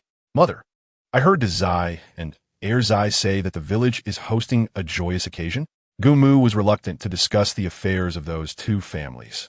But when the third daughter-in-law inquired, she spoke candidly. Yes, there will be a celebration tomorrow. Just pretend you don't know and don't get involved. Lin Zhao had no intention of meddling. Will mother be helping? Huang Xiulan voluntarily took the fourth child, and, as the little one stirred his chubby arms, she promptly patted his back, lulling him deeper into slumber. The third daughter-in-law delivered the children to the ancestral home, benefiting from the arrangement. Lin Zhao had prepared a plethora of treats for Zai and Erzai. Yesterday it was eggs and half a bowl of rice. Today it was apples, flour, canned goods, and a piece of meat for the eldest, although these were not intended for them. The vegetables sautéed in the same oil used for frying meat became delicious. Not to mention, Zai and Erzai were generous children, sharing the meat with Tai Chue and dividing the canned goods as well. Even at 5.5 years old, the little ones were not petty. Adults should not act less graciously than children. As Lin Zhao led Zai and Erzai along the path, many villagers chatted at their doorsteps, observing the scene with varied thoughts. The Qinghuai family was indeed fortunate. Both the mother-in-law and sisters-in-law indulged her. On the way, Lin Zhao and her companions encountered Su Yuxian and Lu Baozhen, who were out for a stroll. Zai Ge, Erzai Ge, Lu Baozhen sweetly called. Erzai, ever mindful of his mother's words, saw her and instinctively shouted, "Da Huang, Hupa!" The startled birds resting in the banyan trees took flight, scattering into the sky. The elder beneath the tree felt a sudden warmth on his forehead, reaching up to find it damp and foul-smelling. It was a sizable mess. He stood up and cursed. Damn birds. Why can't they do their business elsewhere? He picked up a leaf to wipe his head, muttering curses.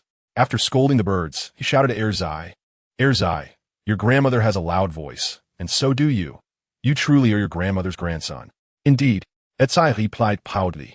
As De Huang and Hooper ran towards him, the little boy threw his arms around De Huang's neck, leaning against him and lamenting, De Huang, you arrived just in time.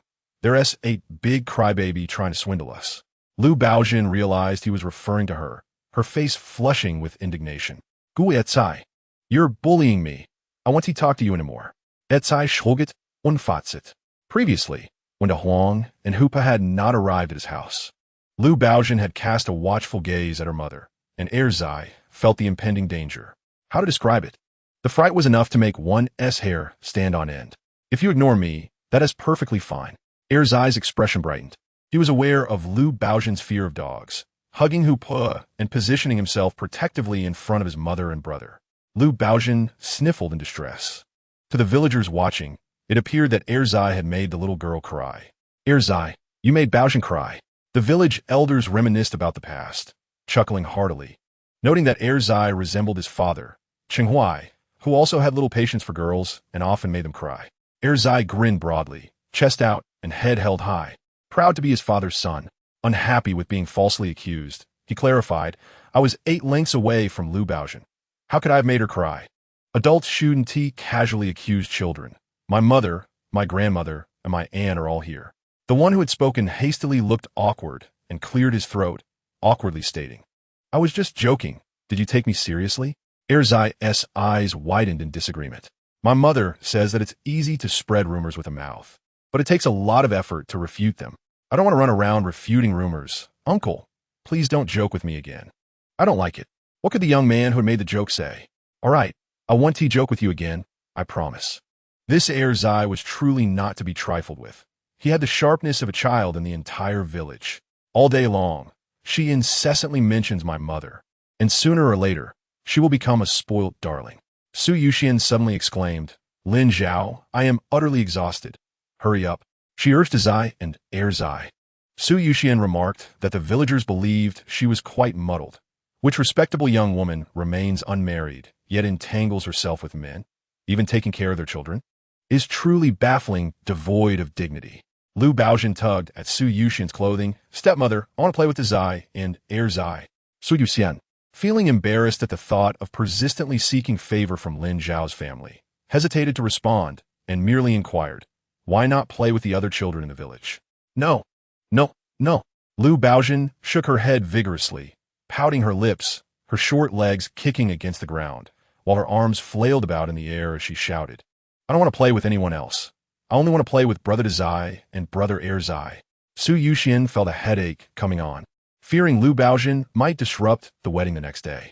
She half squatted to embrace her, attempting to soothe her, but before she could speak, she received 2 kicks.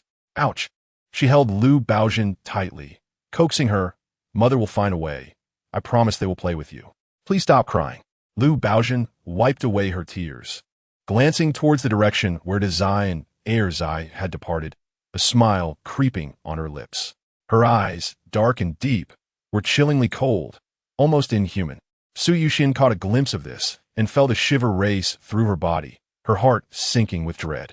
She retreated, as if the figure before her was not a little girl, but some monstrous entity. Stepmother? Lu Baojin's smile was innocent and pure. Su Yuxian could not shake off the unsettling image she had just witnessed. The curve of her lips turned unnatural, digging her nails into her palm. She crouched down and picked up Lu Baojin, her body rigid. Lu Baojin wrapped her arms around Su Yuxian's neck, reminding her, Stepmother, you promise to find a way tomorrow so that Brother Zai and Brother Erzai can play with me. Nestled against Su Yuxian's shoulder, she softly threatened, You must keep your promise, or I will tell my father to have you divorced. Very well. Lin Zhao escorted her and the eldest daughter-in-law to the door, watching them depart before locking up and beginning her evening routine. After a day apart, Zai had much to share with his mother. The little one fetched a stool and sat down, fanning away mosquitoes while saying, Mother, I went next door to borrow the toilet this morning, and the neighbor asked me about the deworming candy. Lin Zhao washed the foam from her face and, drying it with a towel, casually replied, She probably wants to give one to De Zhuang. Dazai continued. Yes, the Zhuang heard that Zai and I had worms, and he was so frightened he cried. Then I will give you one to take to the neighbor, Lin Zhao generously offered. One piece of the candy, a mere few cents, was a prize she had won, and she felt no remorse in giving it away. All right, Dazai agreed, then asked, how much does it cost? It's free, Lin Zhao smiled, amused by her son's frugality, gently explaining, distant relatives are not as helpful as nearby neighbors. The family next door is quite nice, and I am happy to share. Moreover, maintaining good relations with neighbors ensures assistance in times of need. Dazai, perceptive for his age, understood his mother's underlying intent. She was looking out for them. With a broad smile, he thanked her. De Huang followed suit. Zai, mother's going to take a bath. If you feel sleepy, you may rest. Otherwise play with Hupa. At this moment, darkness fell, and the yard was illuminated by an oil lamp. Zai sat before the lamp. Mother, you go ahead and wash. I will wait for you at the door. Lin Zhao paid little mind, saying, all right, but do not play with fire. After that, she headed off to bathe, using a basin as the new house had yet to be completed. Zai took to Huang next door to explain their purpose. Wang Chunhua was delighted. She had planned to ask Lin Zhao tomorrow, so she accepted the candy, expressing gratitude. Please thank your mother for me. If you need anything in the future, just come to me. Okay. My mother said to keep an eye on Zhuang tonight. If he shows any signs of fever, we must cool him down promptly. Dazai relayed everything Lin Zhao had instructed to Wang Chunhua, who listened intently. Your mother is quite meticulous, she remarked. Dazai beamed with pride. Receiving compliments about his mother brought him more joy than praise directed at himself. Zhuang might have a fever, so be cautious to prevent any good fortune from turning sour. After returning the bicycle and climbing upstairs, he pushed open his own door. Just as he set his belongings down, he had yet to catch his breath when Song Yunqing exclaimed, Father, do you truly not regard me as a human being? You don't even ask if I have eaten. Can I at least have a sip of water? He licked his dry lips. Bang! Uncle Song pushed his enamel cup towards him. Drink! Song Yunqing was taken aback, chuckling as he grasped the cup and began to drink. I never expected to have the chance to taste my father's tea. He drank heartily, while Uncle Song's heart ached at the sight, unable to refrain from saying, just quench your thirst, that's all. Song Yunqing stopped when necessary. Seeing the cup nearly empty, Uncle Song's expression darkened. Feeling guilty, Song Yunqing quickly shifted the conversation. The children are doing well. My sister treated me to a bowl of noodles. They looked quite peculiar, each noodle was bent. And I have no idea how she made them, but they were delicious. I ate a whole bowl and felt full. Uncle Song shot him a cool glance. I told you to send your sister over, not to mooch off her. My sister insisted I eat. I didn't dare refuse, fearing I would be beaten, Song Yunqing replied. Uncle Song glared, what nonsense. Zhao Zhao is gentle. When has she ever laid a hand on you? Stop tarnishing your sister's reputation. All right. It seems like you two are cut from the same cloth, speaking in the same tone. Song Yunqing straightened up, saluting with a bright voice. Yes, my sister is gentle. I must have remembered it wrong. Keep it down. The neighbors are sleeping. Uncle Song complained. Just as he was about to rest, a darthead poked down from the upper bunk. Song Yunjin curiously asked, Brother, did sister really treat you to noodles? Startled, Song Yunqing nearly jumped up to scold him. You little rascal, eavesdropping again. Hee. Song Yunjin chuckled shyly. I'm just curious. I haven't seen sister in ages. Brother, tell me more about her and Dazai. Once Dazai and Zai were asleep, Lin Zhao summoned the prize wheel. The taskbar on the right flickered, indicating task completion. Acquired a watch, a self-rewarding ritual, earning 100 points. Re-established contact with distant family, warming familial bonds, earning 200 points. The deworming candy, truly an effective remedy. You provided it to 8 children. Nurturing the flowers of our nation, earning 80 points. Prepared a bowl of braised beef noodles, earning 5 points. In total, she accumulated 390 points, along with her previous savings. She now had 733 points. A grand prize was within her reach, and Lin Zhao's expression brightened with joy. Chapter 42. The Ability to Affectionately Embrace. At the ancestral home, Father Gu was still perusing the dictionary. He was quite troubled about naming. First, he sought auspicious characters, then pieced them together, ensuring they flowed well when pronounced. And after settling on a name, he would consult someone knowledgeable. It had taken him over half a year to name his several sons. Mother Gu sat beside him, her eyes growing weary from the densely packed characters in the dictionary. The eldest and second daughters-in-law, suggested that since he was naming for more children, he might as well name the younger siblings as well. Father Gu remained silent for a lengthy spell, his fingers trembling as they clutched the dictionary. His mind raced. Lai Mei, Tai Dan, Tai Chue Yu. For children required 8 names. 8? He gulped, his voice tightening. Mother Gu nodded. Take your time. A grave expression settled on Father Gu's face. The task was daunting, and he needed to carefully examine the dictionary. After uttering those words, he resumed his search. Let us continue this tomorrow. Get some sleep. We have a busy morning ahead. Mother Gu urged her husband to rest. I just want to look a little longer. All right, but be mindful of the time. After all, you're not young anymore. Don't wear yourself out. She chided gently before lying down. No one would resign themselves to aging. Gu Fu paused while flipping through the dictionary, feeling somewhat unconvinced as he believed himself to be as vigorous as ever. He turned the pages for an entire hour. In the end, he jotted down a few characters on paper. The handwriting was not particularly beautiful, yet the strokes were powerful and the characters neatly formed. The last light in the old house extinguished. The entire village slumbered under the moonlight, tranquil and warm, occasionally accompanied by the chirping of summer crickets and cicadas, along with a few hoots from an owl. In the Gu family's third room, a lamp still glowed. Lin Zhao watched as the large turntable came to a halt, the pointer indicating a slender, narrow box. Let me see what I drew. Her eyes sparkled with excitement. Blessing from the deity, small red string, 6 pieces, appearance, 3 strands of red silk woven in a herringbone pattern, seemingly ordinary. Effect, can ward off evil spirits and withstand 1 fatal attack. Usage, wear on the wrist. Lin Zhao thought of the malevolent Lu Baojian, a highly practical item to avoid evil spirits. She clicked to claim it, adorning the wrists of her 4 little ones one by one. Then she donned one herself, layering it with her watch, which looked quite appealing. The last string was reserved for Gu Qinghuai. She had not forgotten that in the original story, the father of her children had undertaken a secret mission, resulting in a tragic demise. She had no intention of replacing him.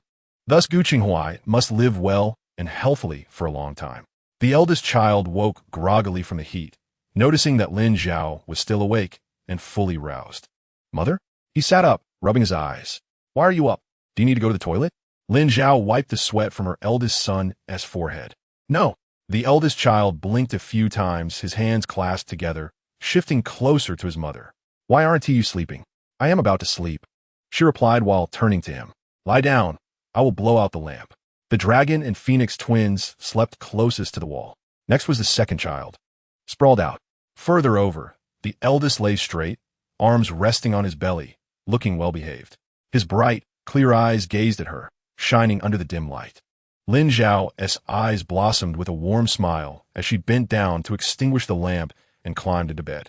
She had a penchant for cleanliness, and a faint fragrance lingered about her. The eldest child's nose twitched slightly, a smile forming as he was embraced. Sleep now. Lin Zhao gently patted the little one's back, softly telling a bedtime story. That night, even while asleep, the eldest child's smile remained.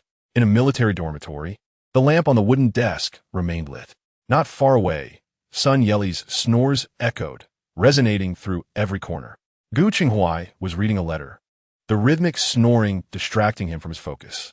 The handsome young officer furrowed his brow, retrieving a scrap of paper, crumpling it into a small ball, and plugging it into his ears. The snoring diminished, and he relaxed, concentrating on the letter. Father the children, I have started work, was the opening line. 3 exclamation marks conveyed her excitement and joy. Gu Qinghuai chuckled softly. Why didn't Tishi mention wanting to work sooner? You were right. To work, one must first take an exam. Fortunately, I am seasoned in battle and unperturbed. After the exam, I successfully transfer my household registration. From now on, I am a city resident, and the 4 children are now city kids too. The eldest and second child were overjoyed and showed off for 2 days in the village. With a doodle of peace signs, the mother of the children must have shown off too. A deeper smile graced Gu Qinghuai's eyes as he continued reading. By the way, I sent a token of gratitude to your comrades. This was not explicitly stated, but illustrated with a few simple strokes. Most would not decipher the drawing, but Gu Qinghuai understood. A chicken, a fish, a can of milk powder, a box of cigarettes, and a packet of candy. A wave of emotion surged within him, softening every sharp edge of his demeanor. He would repay this kindness, and he could only imagine the effort Lin Zhao put into gathering such delightful items. Comrade Gu, you are truly remarkable. After 6 years of marriage, I have never felt a moment of regret. Marrying you is truly wonderful. Gu Chenhuai thought, wait, who else would you want to marry? Lin Zhao's letters were never rigid or formatted. She wrote as her thoughts flowed, just like her personality, free, bright, and passionate. Gu Chenhuai's heart felt struck, and the curve of his lips rose higher. He glanced at the calendar on the wall, directly in front of him. Soon, the day would turn. Lin Zhao awoke, glancing at her wristwatch. Noting it was 6:10, it was still early.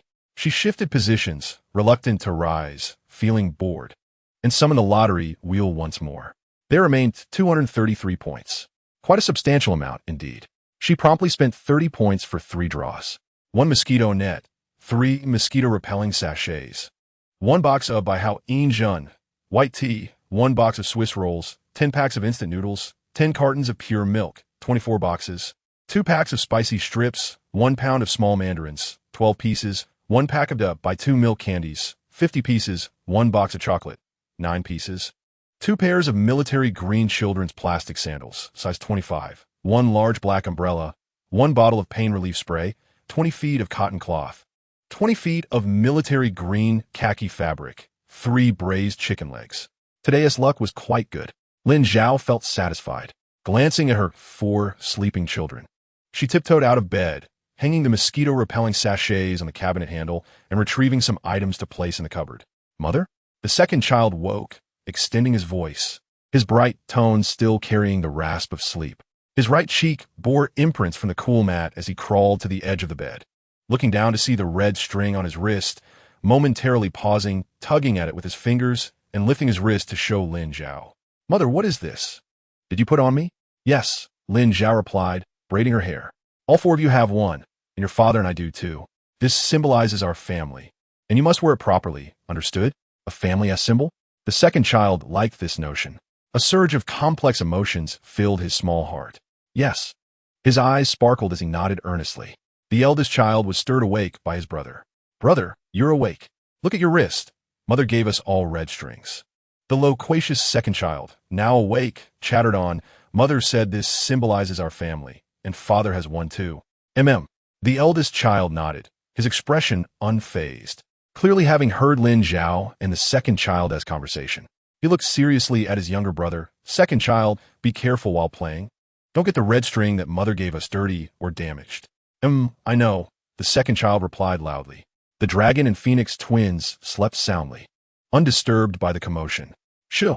The eldest child raised his index finger to his lips, signaling his brother to be quiet. At that moment, Lin Zhao approached with 2 pairs of plastic sandals. I bought you sandals. Quickly try them on and see if they fit.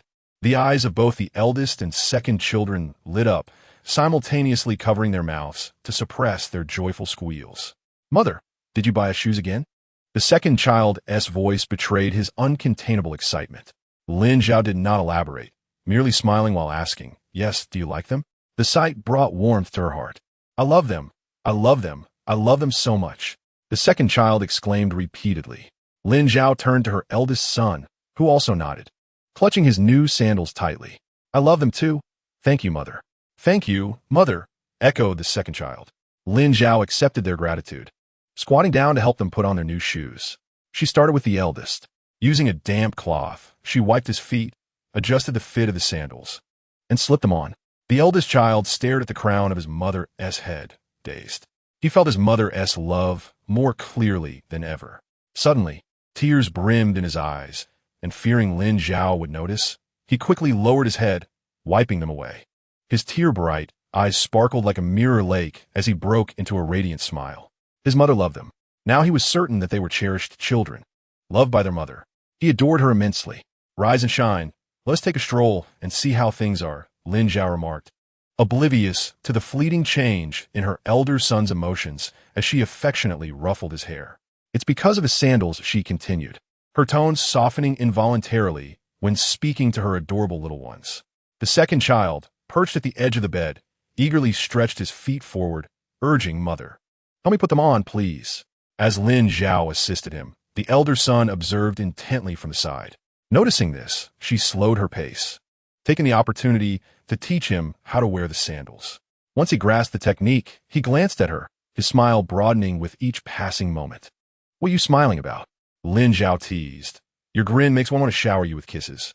Upon hearing this, the elder son's face flushed crimson, and he felt as though steam might escape from the top of his head. Clenching his tiny fist, he raised his face, his cheeks, and ears aflame, his eyes shimmering with shyness, and his voice trembling as he offered, "You can kiss me." Overwhelmed by her son's cuteness, Lin Zhao bent down to plant a kiss on his cherubic face. In that instant, the little one's face deepened in hue, and he dared not look at his mother, feeling as light as a feather, as though he were walking on clouds. The second child, witnessing the affection shared between his mother and brother, could no longer contain himself. He clung to Lin Zhao's waist, straining to tiptoe as if to present his face for a kiss. Lin Zhao, with a smile in her eyes, reciprocated with a kiss for the second child. The small fellow beamed, his smile radiating brighter than the sun, and upon glancing at his new shoes, he felt as if he had reached the pinnacle of bliss. "Life is truly beautiful," Lin Zhao mused, her expression subtly shifting as she wondered from whom he had learned such phrases. The second child, sensing her curiosity, quickly retracted his boastful demeanor, pressing his arms against his pants, his previous exuberance vanishing as he cautiously observed his mother's expression. "I heard it from the educated youth," he confessed earnestly. Lin Zhao's confusion deepened. Weren't the educated youth supposed to be self-proclaimed intellectuals? How could they utter such profanities? "Comrade Erzai, are you certain you heard correctly?" "Absolutely," he insisted, tugging at his brother's sleeve. "Brother, tell her." Erzai isn't mistaken. He indeed heard it from the educated youth. The elder brother chimed in. The educated youth said they must integrate with the local customs and mingle with the common people, saying such things as truly. He paused, adding, "truly delightful." Lin Zhao's perception of the educated youth underwent a dramatic transformation. This was a complete liberation. Sensing her interest, the second child continued. "My grandmother said those educated youth who have been in the countryside for more than 2 years are increasingly resembling the villagers. She hopes the newcomers adapt quickly and refrain from causing disturbances." "Have the educated youth caused trouble again?" Lin Zhao queried as she stepped outside to wash her face, with the elder and younger sons trailing behind her. The morning air was cooler than indoors. The elder son opened a window to allow fresh air into the room. The second child recounted the lively happenings in the commune, particularly the excitement surrounding the educated youth. "Yesterday morning, many people gathered to join in the fun. I went too. The educated youth were fighting. It was quite fierce. 'You scratch my face, and I'll grab your hair,' he animatedly mimicked, his performance comically chaotic." Lin Zhao chuckled heartily. "All right, I understand. You've been quite busy." The second child grinned widely. "What would you like to eat today?" Lin Zhao inquired. The second child, his eyes sparkling, replied, "Mother, please prepare something for us. We both love what you make." "Very well," Lin Zhao agreed, changing the water in the basin and urging her 2 sons to wash their faces. "You two go wash up first. I'll prepare your meals." The second child found amusement in his mother's mention of meals, bursting into laughter with a clear, ringing sound. "Erzai, keep your voice down. Don't wake your siblings," the elder son gently reminded him. Lin Zhao, who had just stepped into the room, overheard this and smiled, though a pang of sorrow tugged at her heart. At the tender age of 5.5, while other children rolled in the mud, the elder son had developed a remarkably mature and composed disposition. His sensitivity and delicacy were evident, and the dire fate depicted in the original book was not without its foreshadowing. As the new day unfolded, Lin Zhao prepared half a bag of rice for her sons, enough to last for half a month, sparing her the daily trips. She included half a pound of pork, 10 pieces of dough by 2 milk candies, 5 small mandarins, and 3 packages of instant noodles. The thoughtful spinning wheel of fortune ensured that all the items were packaged in the style of the era, with identifiable origins, alleviating Lin Zhao's concerns about discovery. Lastly, she fetched 3 boxes of milk. This seemed sufficient. Upon seeing the bounty their mother had prepared, the elder and younger son's eyes widened in astonishment. Enveloped in a multitude of happiness, their smiles nearly stretching to the back of their heads. Chapter 43. A streak of misfortune. The younger son abruptly embraced Lin Zhao, nearly causing her to drop the items she was carrying. "Be careful. If you drop it, you pick it up," Lin Zhao playfully admonished. Sensing the humor in her words, the second child relaxed, eagerly offering to help. "Mother, let me carry it." His little eyes sparkled as they fixated on the familiar bamboo basket, curving into crescent shapes with delight. The elder son attempted to take the rice bag from Lin Zhao, but she declined. "It's heavy. Be cautious, or it might land on your foot." "Then take it slowly," the elder son replied with concern, steadying the bottom of the rice bag with his hand. "I'm fine. I'm an adult. I can manage this much rice," Lin Zhao assured him, lifting the bag with one hand while pinching the elder son's cheek with the other, easing his furrowed brow. "So much stuff," the second child exclaimed, rummaging through the bamboo basket. Spotting something peculiar, he gasped with excitement. "Mother, what is this?" He raised a small yellow fruit, no larger than his hand, its golden hue exuding a delightful fragrance. "It's a small mandarin. You can eat it once you peel off the skin," Lin Zhao gently explained. The second child, somewhat understanding yet still impolite, began to poke at it, causing golden juice to splatter into his eyes. Instinctively, he rubbed his eyes, which Lin Zhao quickly caught. "Don't touch your eyes with your hands. Let me wash them for you." She swiftly snatched the small mandarin from his grasp, placing it aside as she guided him to wash his face. Tears welled in his eyes from the irritation, yet he insisted, "Just wash my eyes, don't wash my face. I've just applied the nice scent. If I apply it again, it will hurt," he lamented, a look of distress crossing his face. "It costs money," he added, "and we still need to buy a bicycle. My grandfather said bicycles are very expensive, over 100 yuan. There is enough money. I told you. Your father has sent funds that are sufficient for both a bicycle and a watch." Lin Zhao reassured her young sons, who were already burdened with thoughts of livelihood. "Will he go hungry?"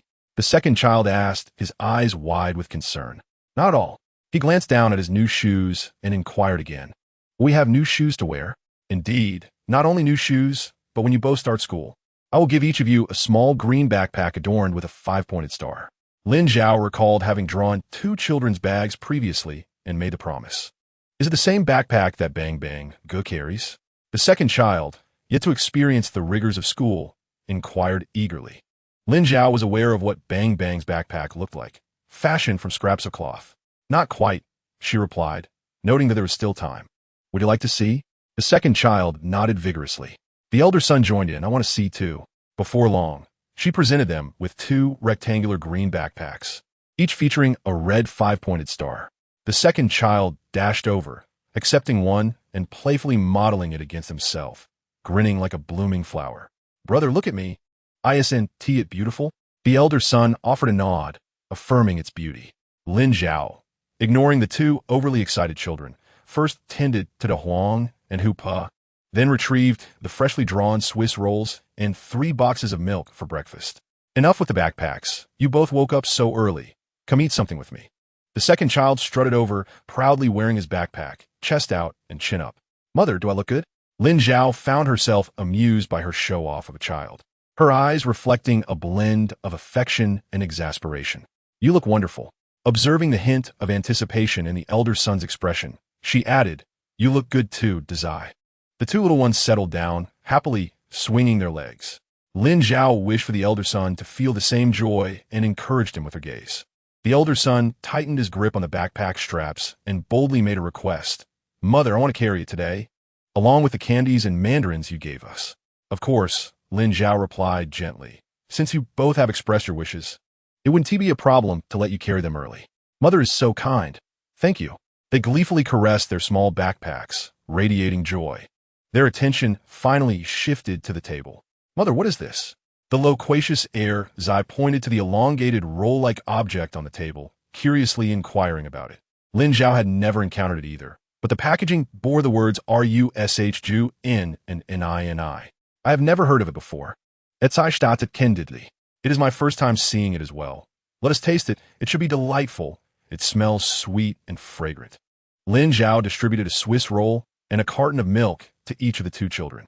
She took the lead in taking a bite, experiencing a remarkably soft texture that melted in her mouth, rich and sweet. "It is delicious. Hurry and eat. You both will surely enjoy it." Both children indeed relished it, their faces adorned with crumbs. How could something so delectable exist? The 2 little ones exclaimed in their hearts. After sipping some milk, they marveled at the beauty of life. After breakfast, Lin Zhao prepared to head to work, while the Zai and heir Zai called for De Huang and proactively accompanied their mother to the village entrance. The villagers witnessed this scene, displaying warm smiles. Dazai, Zai, are you both going to work with your mother? With De Huang and Hu Po in tow. Your little entourage is quite lively. They tease the twins of Gu family. Zai, cradling Hu Po, walked a few steps ahead with a straight posture. This air of self-importance was familiar to Lin Zhao, indicating a desire to show off. Indeed, Zai turned slightly, clutching Hu Po in one arm while patting his little satchel with the other, smiling at the conversing man. Uncle, look at my backpack. My brother and I both have one. Our mother bought them for us. The villagers, heading to work with hoes on their shoulders, nodded in approval, saying it looks nice. Truly nice. The man remarked with a hint of admiration. A dual-income household certainly has its advantages. Your mother works at the supply and marketing cooperative, making it convenient for her to buy things for you. Noticing that De Huang and Hu Po had shed their pitiable appearance as strays and had grown rounder, his voice even tinged with envy. Even De Huang and her pup basked in misfortune. De Huang seemed to understand, barking once. Hu Po followed suit with a yip. The speaker's emotions grew more complex. Zai, delighted by the praise, stretched his foot forward. Uncle, my mother also bought us sandals. These are the most fashionable in the county. What do you think? While speaking, he looked up at the man who provided him with emotional value. His gaze filled with anticipation. It looked splendid. The man, who appeared to be in good spirits, was amiable to everyone. Understanding what Zai wished to hear, he obliged. Your mother surely spent all her salary this month on you too. She is indeed good to you. Hearing what he longed to hear, Zai burst into laughter, feeling as grand as 100 suns. He pulled out a piece of hard candy that he had saved up and generously offered it to the man across from him, saying, Uncle, please have some candy. Dazai instinctively glanced at their mother. Lin Zhao had no objections, as she had previously stated. All the items she provided for her children could be managed by them as they pleased, whether to consume, save, or share with friends. It was entirely up to them. The villager was taken aback at receiving a candy from a child, momentarily stunned. The little boy's eyes lit up, unwilling to eat it just yet, tightly gripping the candy, joyfully exclaiming, Father, where did this candy come from? It was given by Zai, the man replied. They are twins, the little boy chimed in cheerfully. Dazai and Zai are inseparable, and all the children in the village refer to them as twins. Ever since their mother took charge of them, they have an endless supply of candy. Just the other day, the twins shared a piece with us. We turned the candy into water. Each took a sip of the sweet concoction, and it was especially delightful. Today, I have an entire piece of candy. How fortunate am I? One piece of candy can bring joy to a child for several days. The man felt a pang of sadness. Determined to earn enough work points to buy a pound of candy from the supply and marketing cooperative for his child. Excellent. Father is the best. In the eyes of the children, their father was immeasurably grand.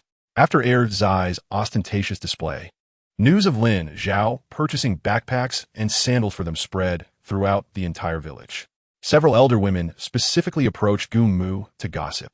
Cheng Huanyang, it is said that your third son's wife has spent quite a bit on Zai and Zai, buying them backpacks and sandals.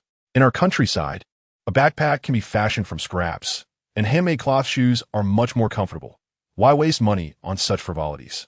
Indeed, Cheng Huanyang, as the elder, you must oversee matters. If you do not, your son's hard-earned allowances will surely be squandered. What do children need sandals for? They shouldn't be so spoiled. Just then, a few unexpected guests arrived at the house. Without waiting for her to inquire, they began to criticize the third son's wife vocally. Geumu, shaking off non-existent dust with a rag, nearly laughed in anger, though she maintained her composure. The third room had already been divided. The third son's wife manages the household, and as for Cheng Huai's allowances, she can spend them as she pleases.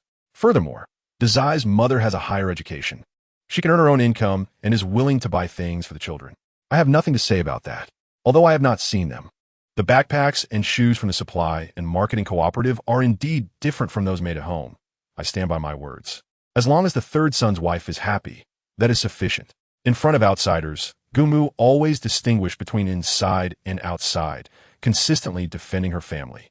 Even if she harbored some doubts in her heart, those who came specifically to sow discord were not pleased with the commotion and wore unpleasant expressions. Your reasoning flows one after another. We harbor no ill intentions. The leading elderly woman even reproached Gumu. After decades of acquaintance, Gumu offered her a way out. Yes, I know you mean no harm. My family has indeed been divided, and I cannot manage matters in the third room. The fortunes of children and grandchildren belong to them. Let it be. With Cheng Huai backing them, the third room will not fare poorly in the future. One elderly woman, adeptly stitching shoe soles, remarked, "Does Cheng Huai's wife simply leave the 4 children to you without offering you any benefits?" Gil Musmaid. How could she not have given?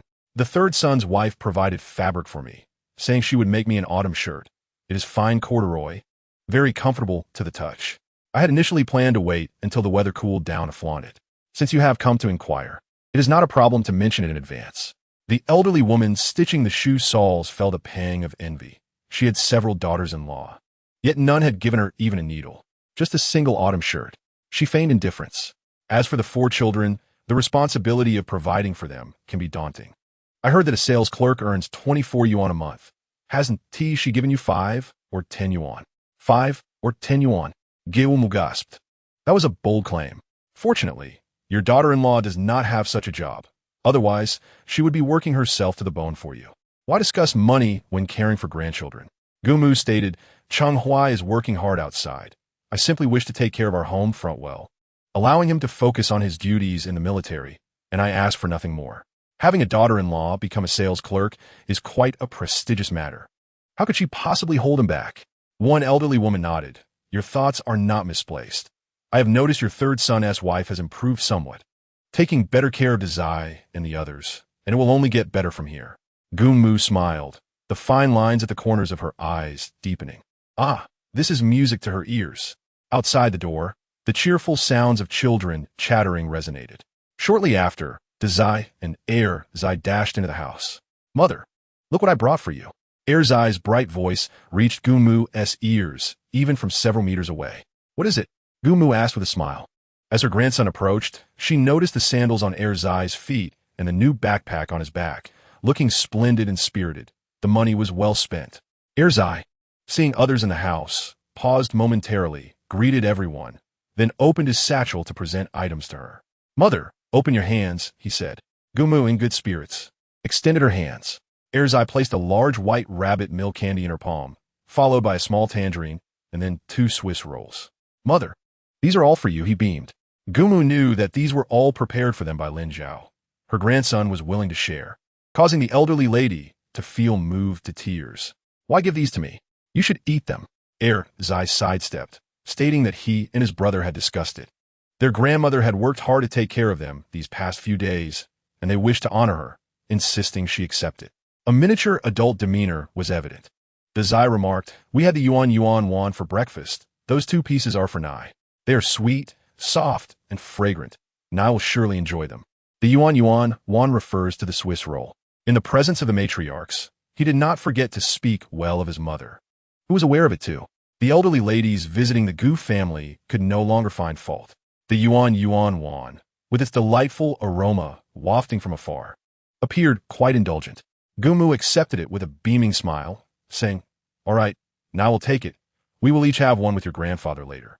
After enjoying the treats meant for Dazai and Zai, she instructed him to give them the most charming names. The 2 boys laughed with their eyes crinkled in joy. A curious little old lady nearby asked, what does that mean? Is Cheng Huai's father naming Dazai and Zai? Not only that, Gumu replied with a smile, but he's also naming the 4 children, including Tai Dan's. Is Cheng Huai's family pleased? Gumu raised her eyebrows proudly. Of course, it was the third daughter-in-law who suggested it. That Cheng Huai's wife has transformed remarkably. The old ladies murmured, enviously observing Gumu's smile. Who would have thought that the once indolent daughter-in-law would turn into a diligent saleswoman at the supply and marketing cooperative? Cheng Huai's mother now walked with a newfound vigor. Not wanting to see her flaunting demeanor, the most competitive little old lady shifted the topic, asking about the wedding in the Liu family. When do you plan to go? At noon, Gumu replied. Aren't you going to help in the morning? They're fetching the bride. Gumu had long prepared an excuse. I have so many children at home.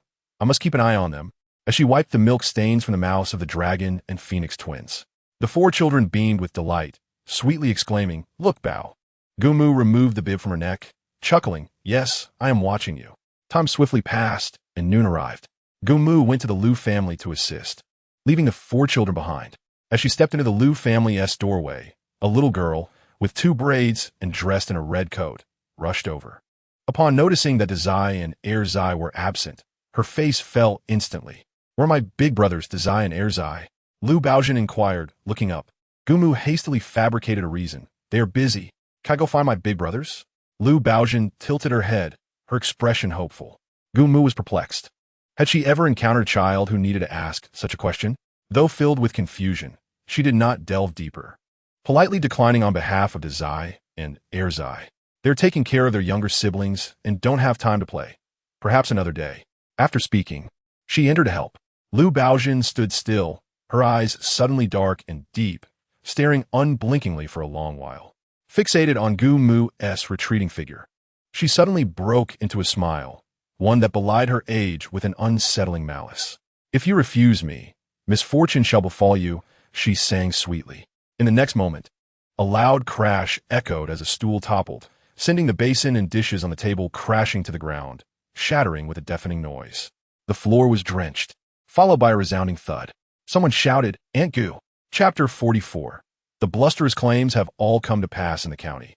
Song Yun-chung arrived punctually at the supply and marketing cooperative to deliver lunch. Clad in deep gray trousers with a tapered design and a blue short-sleeved shirt, he appeared vibrant and full of life. "Sister, your meal is still warm," he announced as he approached Lin Zhao's counter, placing the lunchbox down. Lin Zhao received the meal, opening it to reveal a generous serving of mixed grain rice, topped with appetizing stir-fried pork with chili and stir-fried cabbage with vermicelli. "Have you eaten?" she inquired with concern. "I have. You should hurry and eat. If anyone comes, I can help you," Song Yun-chung replied, eager to indulge in the thrill of being a sales assistant momentarily. Lin Zhao smiled and began to eat. The siblings enjoyed a quiet moment together, unaware that someone was eager to stir trouble. Lu Chunhong, unable to tolerate Lin Zhao, seemed thrilled to have caught her in a bind. The supply and marketing cooperative is a public place. As a sales assistant, you should refrain from bringing in unruly individuals.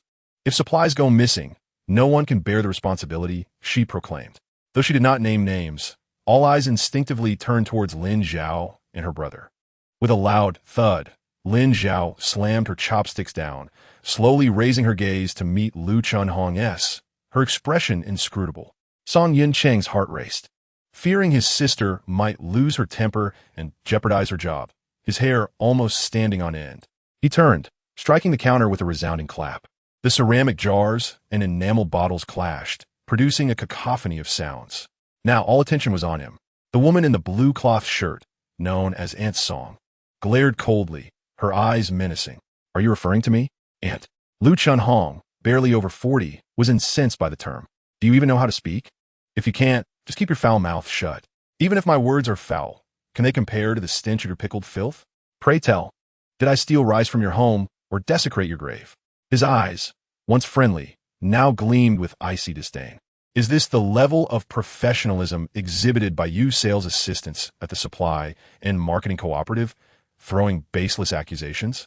As he advanced menacingly, Lu Chunhong was startled into dropping her abacus, the sound echoing like a thud in everyone's hearts. "I intend to speak with your supervisor to inquire whether allowing a rabid dog like you to remain at the counter reflects any grievances against the public." Lu Chunhong's complexion turned pale. She had not anticipated encountering such a formidable opponent. "It was merely a few jibes," she stammered. "Do not speak nonsense." Lu Chunhong retorted sharply. Lin Zhao understood Yun-cheng's intentions and tempered her temper, continuing her meal while calmly countering. "What nonsense has my brother spoken? Did you not provoke us deliberately?" She stood her ground, stating firmly, "You will apologize for this incident, or you will not pass." Confident in her status as a senior employee, Lu Chunhong believed the cooperative could not dismiss her. With a mocking smile, she declared, "I won't apologize." "What can you do about it?" Yet, fearing Lin Zhao might escalate matters to Director Jiang and jeopardize future evaluations, she added, "This trivial matter is beneath the director's notice. Go ahead and tell him. Let him see how disrespectful this new employee is toward her seniors." "Have you shown me any respect?" Lin Zhao retorted scornfully. Being labeled a thief by the youth dedicated to the nation is a trivial matter. What then constitutes a significant issue? Lu Chunhong was about to retort when a sympathetic senior employee tugged at her sleeve. This individual, fearing the situation would escalate, shook her head quietly. "Let it go. It won't end well if it reaches Director Jiang." Having heard rumors about the two new girls having connections, She feared for their fate should matters escalate. Seeing Lu Chunhong remain unperturbed and still provocatively defiant, the senior employee continued to advise, "Look at that young man's trousers. They're the work attire of a technician from the electric factory. Your youngest son works as a temporary laborer there. Are you certain you wish to offend a valuable technician?" Lu Chunhong's demeanor wavered, her voice tightening. "Are you sure you are not mistaken?" "Not at all. My daughter was once set up with a suitor from the electric factory, and he wore those trousers. There is absolutely no mistake." As they whispered among themselves, their gazes occasionally darting towards Song Yuncheng's lower half. The young man's face darkened instantly, turning away in anger. "What are you looking at?" He turned sharply, revealing the distinctive emblem of the electric factory on his trousers, which caught Lu Chunhong's attention. She recalled her youngest son mentioning the technicians earn well and that he aspired to join their ranks. Now, she had offended a genuine technician. What hope did her youngest son have now? Lu Chunhong's face shifted through shades of green and white, resembling an artist's palette. She fell silent for a long while, leaving Lin Zhao perplexed as she noted the usually fierce and domineering employee's strange expression, as if torn between decisions. Sensing her gaze, Song Yuncheng became increasingly uncomfortable, wishing he could swiftly flee the scene. What is she staring at? He thought, bewildered. "Sister?" Song Yuncheng's frustrated voice broke the tension. He dared not confront his sister, but shot a fierce glare at Lu Chunhong. This is all her fault. Lu Chunhong was momentarily taken aback, realizing that she had made an enemy. Her youngest son might be barred from entering the technical department, and she feared he would harbor resentment towards her. Song Yuncheng nodded in response, pondering the situation. He examined his attire, finding nothing amiss. Lin Zhao's eyes flickered briefly before she smiled and remarked, "Quite handsome. As a technician, it's no wonder you command attention and leave others speechless." After a brief internal struggle, Lu Chunhong decided that her son's well-being outweighed her pride. Taking a deep breath, she approached Song Yuncheng, carrying a bag of mung bean cakes, and offered an apology. "I truly did not mean what I said earlier. Please don't hold it against me." Song Yuncheng felt a bit awkward. If that aunt had continued to be domineering, he would have stood his ground. But her sudden softness and apology left him uncertain about how to react. "Darn it, I'm finished," Lin Zhao declared. Sitting there confidently, she insisted, "Of course, you would do the dishes." "Dear sister, you truly do not understand the meaning of courtesy," Song Yuncheng retorted, a smile spreading across his face, as he secretly enjoyed indulging his sister. "What need is there for formality between siblings?" Lin Zhao shot him a look, coolly responding. Song Yuncheng, amused, couldn't help but smile broadly, revealing his pristine teeth. "Sister, what shall we do with this?" he asked, gesturing toward the mung bean cakes on the counter. "We shall keep them. We cannot let your reprimand go to waste," Lin Zhao insisted, shoving the mung bean cakes into his arms. These pastries were from the supply and marketing cooperative, untouched, and she wanted him to take them. Otherwise, she feared Lu Chunhong might harbor ill intentions. Song Yuncheng reluctantly accepted her logic, halting his refusal before conceding. "All right, I'll buy something for Dazai and Erzai when I get my paycheck. But you must not stop me then." The twins were so small and delicate, any rough handling might make them cry. Thus he hesitated to feed them indiscriminately. Lin Zhao regarded him with an incredulous expression. "You are the uncle to 4 children. If you wish to treat them well, why would I stop you? Then perhaps I shall bring Dazai and Erzai to the county for some fun?" Song Yuncheng ventured tentatively. "Next weekend, I will take all 4 children to see their uncle." Lin Zhao shared her plans. "Why not this weekend?" Song Yuncheng inquired. "The family is building a house, and I must be present," Lin Zhao retorted. "Aren't you the one who dislikes to stay at my house? Wait until I finish building, and then you can come see it. Just don't be too envious. I have never disliked your home." Song Yuncheng protested vehemently. Nonetheless, he continued, genuinely pleased upon hearing that the Gu family was constructing a new house. "If there is anything I can assist with, please let me know." "No need," Lin Zhao replied curtly. "All right then," Song Yuncheng said, somewhat disappointed. Suddenly, he perked up, joyfully exclaiming, "Sister, shall I ride my bike to the brigade to fetch you next weekend?" "Certainly." Song Yuncheng began to look forward to the upcoming weekend, recalling Yun Jin's eager inquiries about his sister and the 4 children, and added, "Yun Jin will surely be ecstatic." Lin Zhao wished to inquire about Yun Jin's future plans, but the presence of others made her refrain. "Wait," Lin Zhao called out to him. Song Yuncheng paused, looking back with curiosity. Lin Zhao beckoned him over. "Open the cloth bag," Lin Zhao instructed. Confused, Song Yunqing opened the bag containing the lunchbox. Lin Zhao slightly turned to the side and retrieved 3 braised chicken drumsticks from her satchel, placing them inside. "There are only 3. You all must divide them," Lin Zhao informed him. The drumsticks were wrapped in oiled paper, so Song Yunqing could not see them clearly. "What are they?" "Braised chicken drumsticks," Lin Zhao whispered. Song Yunqing's eyes widened in disbelief. "Braised chicken drumsticks?" "Sister," he began, but Lin Zhao anticipated his words and silenced him. After stopping him, she pulled out a box of Baihao Indian tea and said, "This is white tea. Please give it to Uncle." "Sister, do you still remember that my father loves tea?" Song Yunqing blurted out. Lin Zhao paused, exasperated. "I'm only 23, not 83. My memory is still quite intact." Song Yunqing quickly clarified, "That's not what I meant. I just didn't expect you to prepare tea for my father." He sighed, "Sister, all the boasting you did in school has come true. For instance, marrying a great soldier, becoming a distinguished saleswoman, and now buying the best tea for our father." Lin Zhao shot him a fierce look. "What do you mean by boasting? Do you understand the concept of ideals?" With a dismissive snort, Lin Zhao waved her hand and said impatiently, "Hurry up, I have work to do." She bent down to find a cloth to clean the counter and organize the merchandise. Song Yunqing opened his mouth, but ultimately decided to leave. Upon returning home, he reflected on how effortlessly his sister wielded her sharp tongue, realizing there was nothing to be uncomfortable about. He placed the braised chicken drumsticks and tea down, his thoughts drifting to the flavor of the chicken, swallowing hard. Though he lived in the city during this peculiar era where meat required both money and tickets, eating meat was indeed a rarity, making him crave it. Aunt Song scolded him. "Speak properly, why the sarcasm?" His biological aunt appreciated Zhao's forthright nature, admiring her ability to speak her mind without losing her composure. Feeling wronged, Song Yunqing protested, "I assure you, I am not being sarcastic." Before he could continue his defense, Aunt Song asked, "What are these?" 3 braised chicken drumsticks. "My sister gave them." As he mentioned the drumsticks, he couldn't help but swallow again, wiping his mouth before adding, "And this is the white tea my sister sent for my father." Aunt Song raised her hand and lightly slapped the back of his head, though the force was softened by her affection. "You've been rather boastful lately. If you don't tone it down, your father might have to discipline you.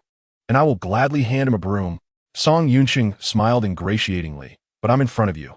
Furthermore, he paused, his smile radiant. "My father has been in good spirits these days.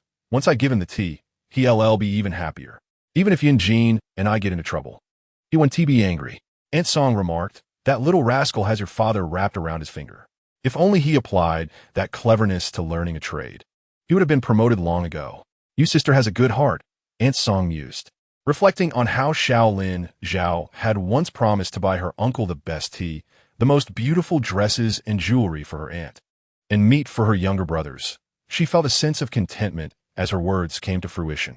Song Yunqing grinned broadly. His sister's visit had transformed the atmosphere at home.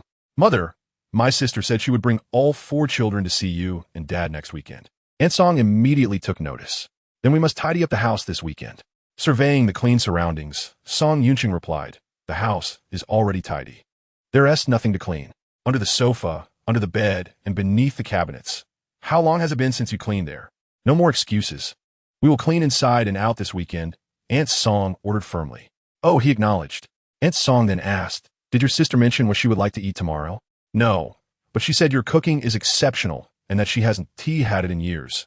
She has been thinking about it," Song Yunqing replied. Aunt Song beamed with delight. "I managed to get some spare ribs. I'll make her favorite garlic spare ribs tomorrow." Song Yunqing's mouth watered at the thought. "Will there be enough for Yin Jean and me?" "Of course.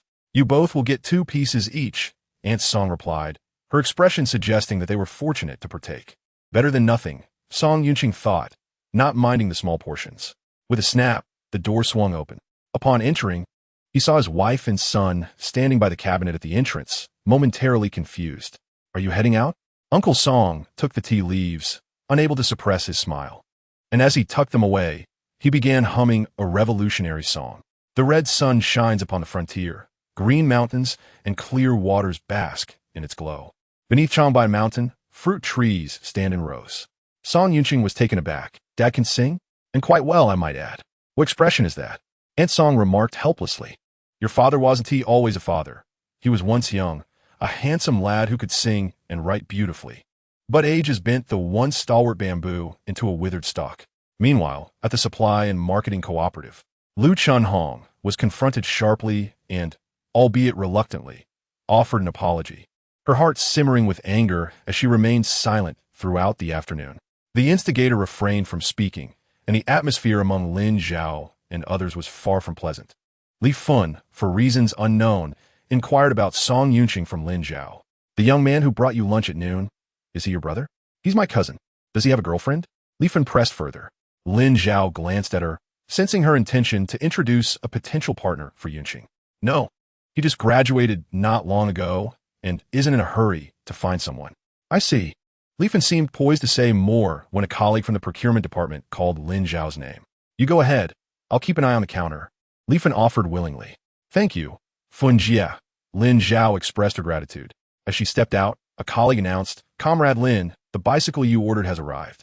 Chapter 45. The disgrace of a third-party. Lin Zhao's expression brightened with surprise. It had arrived so swiftly. Typically composed, her beauty shone even brighter in moments of joy, illuminating the room like the sun breaking through the clouds.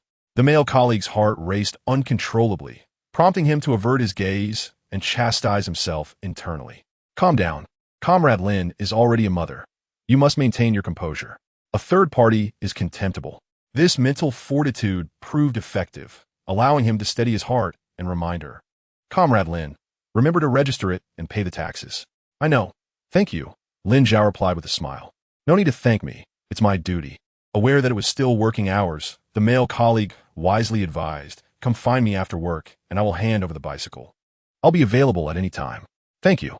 Lin Zhao, lacking any sweets to offer as thanks, resolved to express her gratitude the next day. Bicycles were indeed a coveted commodity, difficult to acquire, and pricey, a purchase that would bring joy for days. With her spirits lifted, Lin Zhao maintained a radiant smile, which lingered for quite some time. Her demeanor towards customers grew increasingly pleasant. She spoke softly and kindly, leaving those accustomed to indifferent salespeople pleasantly surprised. Suddenly, the door curtain was swept aside, revealing a stooped, ragged old man.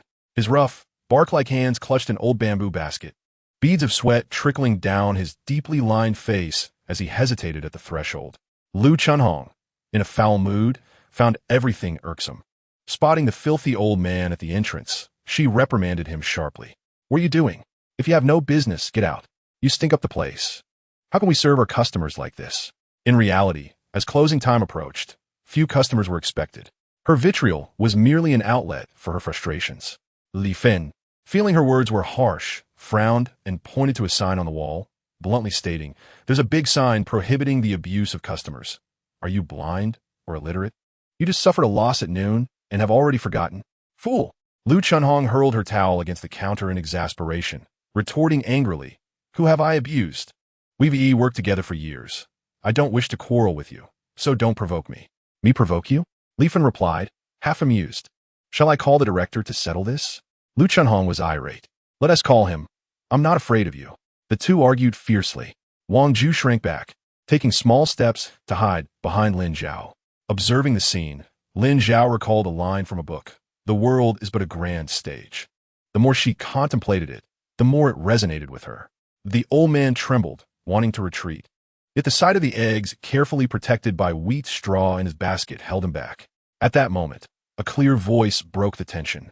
Old man, come over here. The old man's murky eyes brightened as he approached.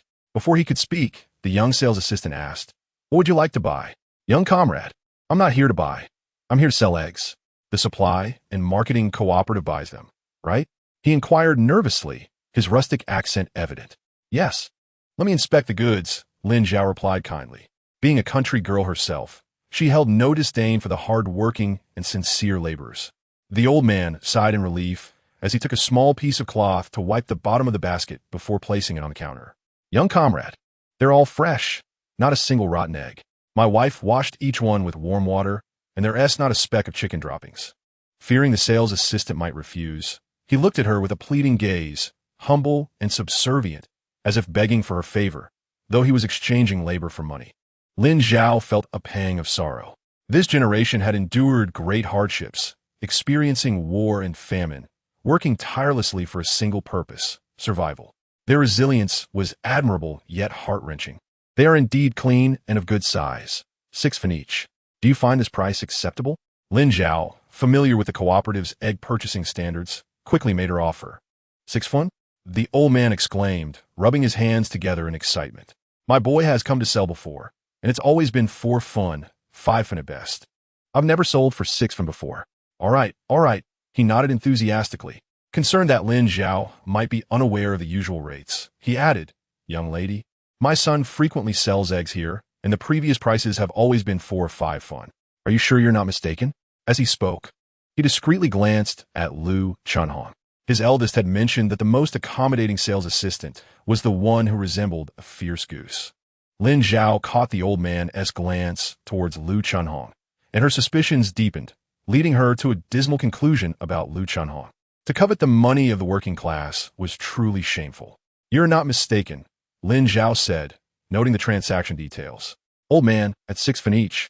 You have 20 eggs here, totaling 1 yuan and 20 fun. She pointed to the bottom right of the purchase order. If everything is in order, please sign this.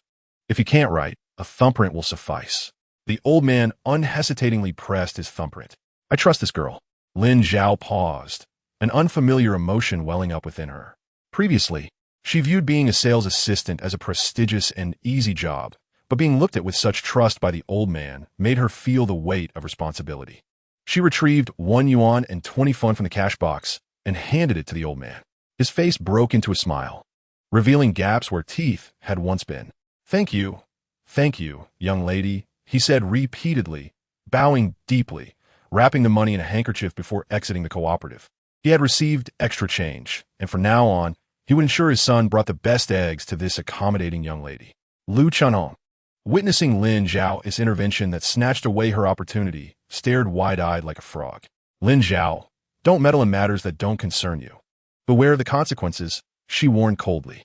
Lin Zhao, with a puzzled look, seemingly unperturbed, retorted, in the supply and marketing cooperative. Is it only Comrade Lu who can handle egg purchases? She feigned regret, tapping her forehead in mock shame. Director Jiang didn't mention it, and I didn't inquire. That was my oversight. I'll ask later to avoid stepping on any more toes. Li Fen stifled a laugh, catching a glimpse of Lu Chunhong's darkening expression, nearly bursting into laughter. Well done, Lu Jia. Where did you hear that? I've been at the cooperative for 5 years, and I never knew. Have I missed some important document? Ignoring Lu Chunhong's increasingly sullen demeanor, Li Fen continued to chuckle. My memory is getting worse. I should review all the documents from our cooperative to avoid such rookie mistakes in the future. Lu Chunhong, fully aware of the true nature of the egg situation, knew it was a matter that could not see the light of day. If it did, she would lose her job. Panic coursed through her, yet she maintained a facade of indifference, stating, There's no document. I've been buying eggs since I started working here, and I've grown accustomed to it over the years. With an air of nonchalance, she added, If you want to buy, go ahead. It seemed as though she was entirely unconcerned about relinquishing her role in egg procurement. In truth, Lu Chunhong was deeply troubled. Losing this source of income was a heavy blow. Thus, she had firmly resolved to harbor resentment towards Lin Zhao. Upon entering the supply and marketing cooperative, the young woman from the countryside felt her dignity trampled upon, which truly infuriated her. As the closing bell rang, Lu Chunhong gathered her belongings and left, her silhouette radiating frustration. An older employee, who shared a good rapport with her, exchanged a smile with Lin Zhao and the others before hastily following suit. Once they departed, Li Fen couldn't help but chuckle, exclaiming, how delightful. She gave Lin Zhao a thumbs up, saying, Comrade Lin, you were simply remarkable. Wang Ju gazed at Lin Zhao with starry eyes, awestruck by her prowess. Lin Zhao, however, wore a perplexed expression, questioning how she had been impressive. Isn't this just standard procedure? If one needs to retort, then retort. If there are doubts, ask. Otherwise, what is the point of having a voice? With thoughts of her new bicycle lingering in her mind, Lin Zhao quickly packed her things and sought out a colleague from the procurement department. Comrade Lin, that one outside is yours. A young man pointed to a brand new Feng Huang bicycle resting against the wall, a rare find in the form of a women's model, discreetly placed. Thank you. You've truly been a great help today. Lin Zhao responded with a smile. Oh, "Comrade Lin, you are too polite," he replied. As she prepared to register and license her bicycle at the Public Security Bureau, she also paid the necessary taxes. Everything was in order.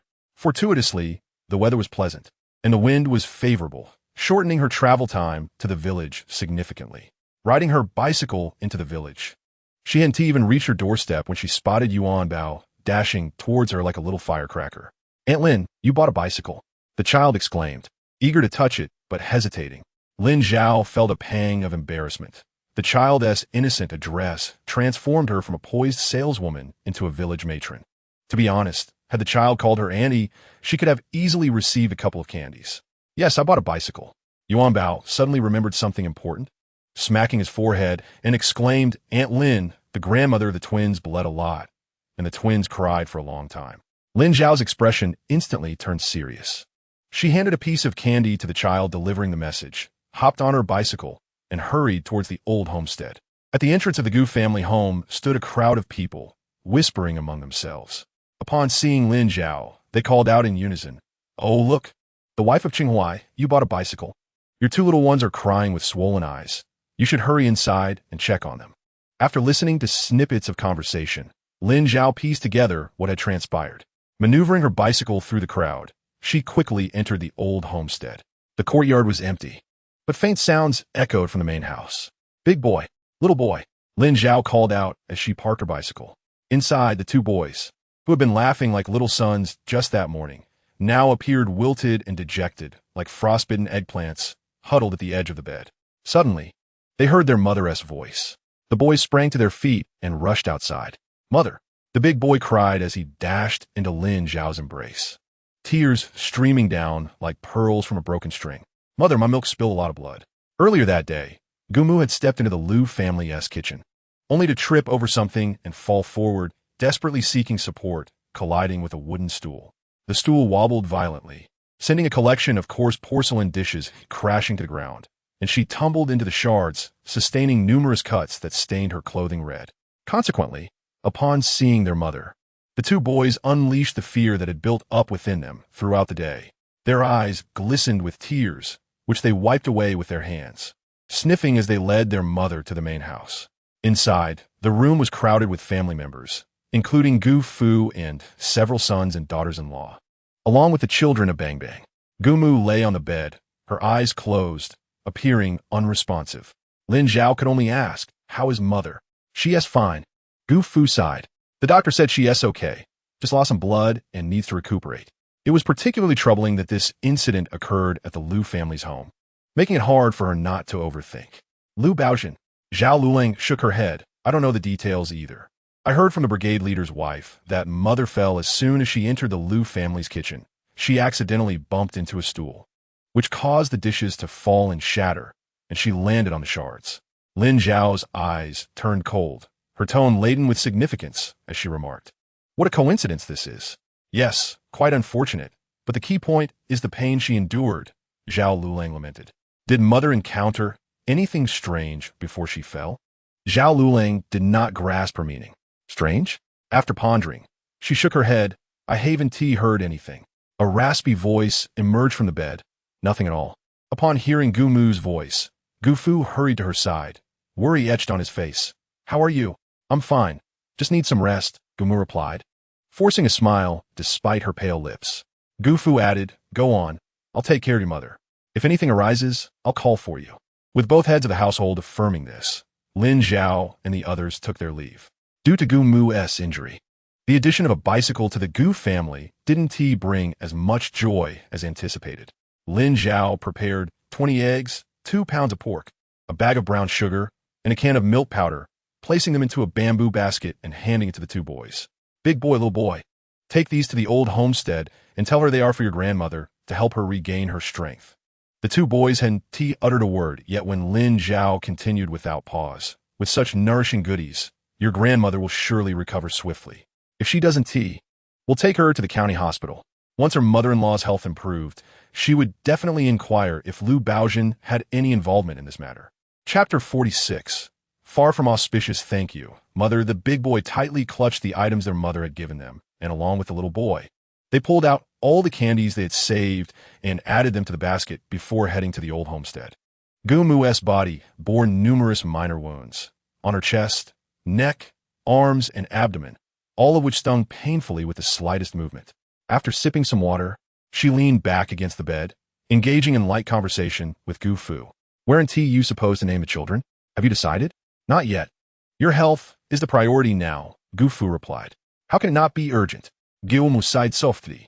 "When I collapsed today, I thought I might leave this world of the Liu family. I was thinking that I still don't know the names of the big boy and the others. I haven't even seen them start school. I don't know what the brick house of the third room looks like. And I want to get to see the youngest one for the last time. I can't leave with my eyes closed." Before she could finish, Gu Fu interrupted sternly. "What do you mean for the last time? Don't speak such inauspicious words. We still have to see our grandchildren marry and our granddaughters wed. Don't think such gloomy thoughts. We have the household chores covered, so focus on your recovery." Just as he finished speaking, two familiar footsteps paused at the door. Knock, knock, knock. Then followed 3 rhythmic knocks. Shortly after, the big boy and little boy lifted the bamboo curtain, poking in their identical little heads. Fair and plump, their cherubic faces glowed with youthful charm, both clever and endearing. "Grandfather, grandmother, may we come in?" Aware of Gumu's injury, the little boy spoke softly, his voice instinctively lowered. "Of course, what is stopping you?" Gumu smiled affectionately, waving her arms for her grandsons to enter. The big boy and little boy carried a familiar bamboo basket, sauntering into the room. "What have you brought?" Gu Fu, concerned not to tire his grandsons, stood to help. The big boy raised his eyes earnestly and said, "Eggs, meat, brown sugar, and milk powder. My mother prepared this for grandmother, saying she should take good care of herself. If she doesn't get better, she'll take grandmother to see a doctor in the county." The children didn't know what a doctor was, but they assumed it was a more skilled healer. Gumu felt a warm sensation spread through her body, her face lighting up with a smile as she said, all right, grandmother will listen to our big boy and little boy and will surely recover soon." She did not expect Lin Zhao to send so many delightful items through the two little ones. Gu Fu and Gumu had spent most of their lives intertwined, each hoping more than the other for her swift recovery. Upon receiving the brown sugar from the third daughter-in-law, Gu Fu immediately prepared a bowl for his wife. He generously added a heaping spoonful of brown sugar, resulting in a vibrant red syrup. Drinking this sweet concoction would replenish her blood. The temperature was just right, not too hot. Gu Fu handed it to Gumu, urging her to drink, saying, "The third daughter-in-law has sent quite a lot. I will prepare you a bowl every day." Gumu, seeing the syrup's rich color, felt a pang of concern. "Just a little is sufficient. Why so much?" Gu Fu replied, "A small amount one tea suffice. You lost a lot of blood today. You need to replenish it. If this runs out, I will ask the third daughter-in-law to send more." "Is this about money?" "It's a waste. If we use less, it can last longer." The eldest grandchild held Gumu's rough hand, his small face serious. "Nai, listen to Grandpa. I have only one Nai. Please do not get hurt or fall ill. I am scared." As he spoke, tears began to fall silently, one by one. The second grandchild rushed forward, wanting to cuddle and charm his Nai, almost forgetting her injuries. He swiftly embraced his brother instead, transforming into a little train. "Whoa, I am scared too. Whoa, I don't want Nai to become a little mound of earth." Gumu hurried to comfort her grandchildren. "Do not be afraid. Nai will not become a little mound. Nai will be well soon. Nai must listen to Grandpa and drink the brown sugar water." The second grandchild ceased his cries, his face solemn as he made demands, his eyes devoid of tears. Not even a hint of blush. He was playing his Nai. All right, Gumu replied while gently patting the heads of the two grandchildren, feeling warmth akin to sipping lamb soup on a cold winter-esque day, enveloping her completely. The second grandchild finally seemed satisfied, taking a deep breath before letting it out, as if the weight in his chest had lifted. Acting like a little adult, he advised Gumu to rest well and took his brother's hand to leave.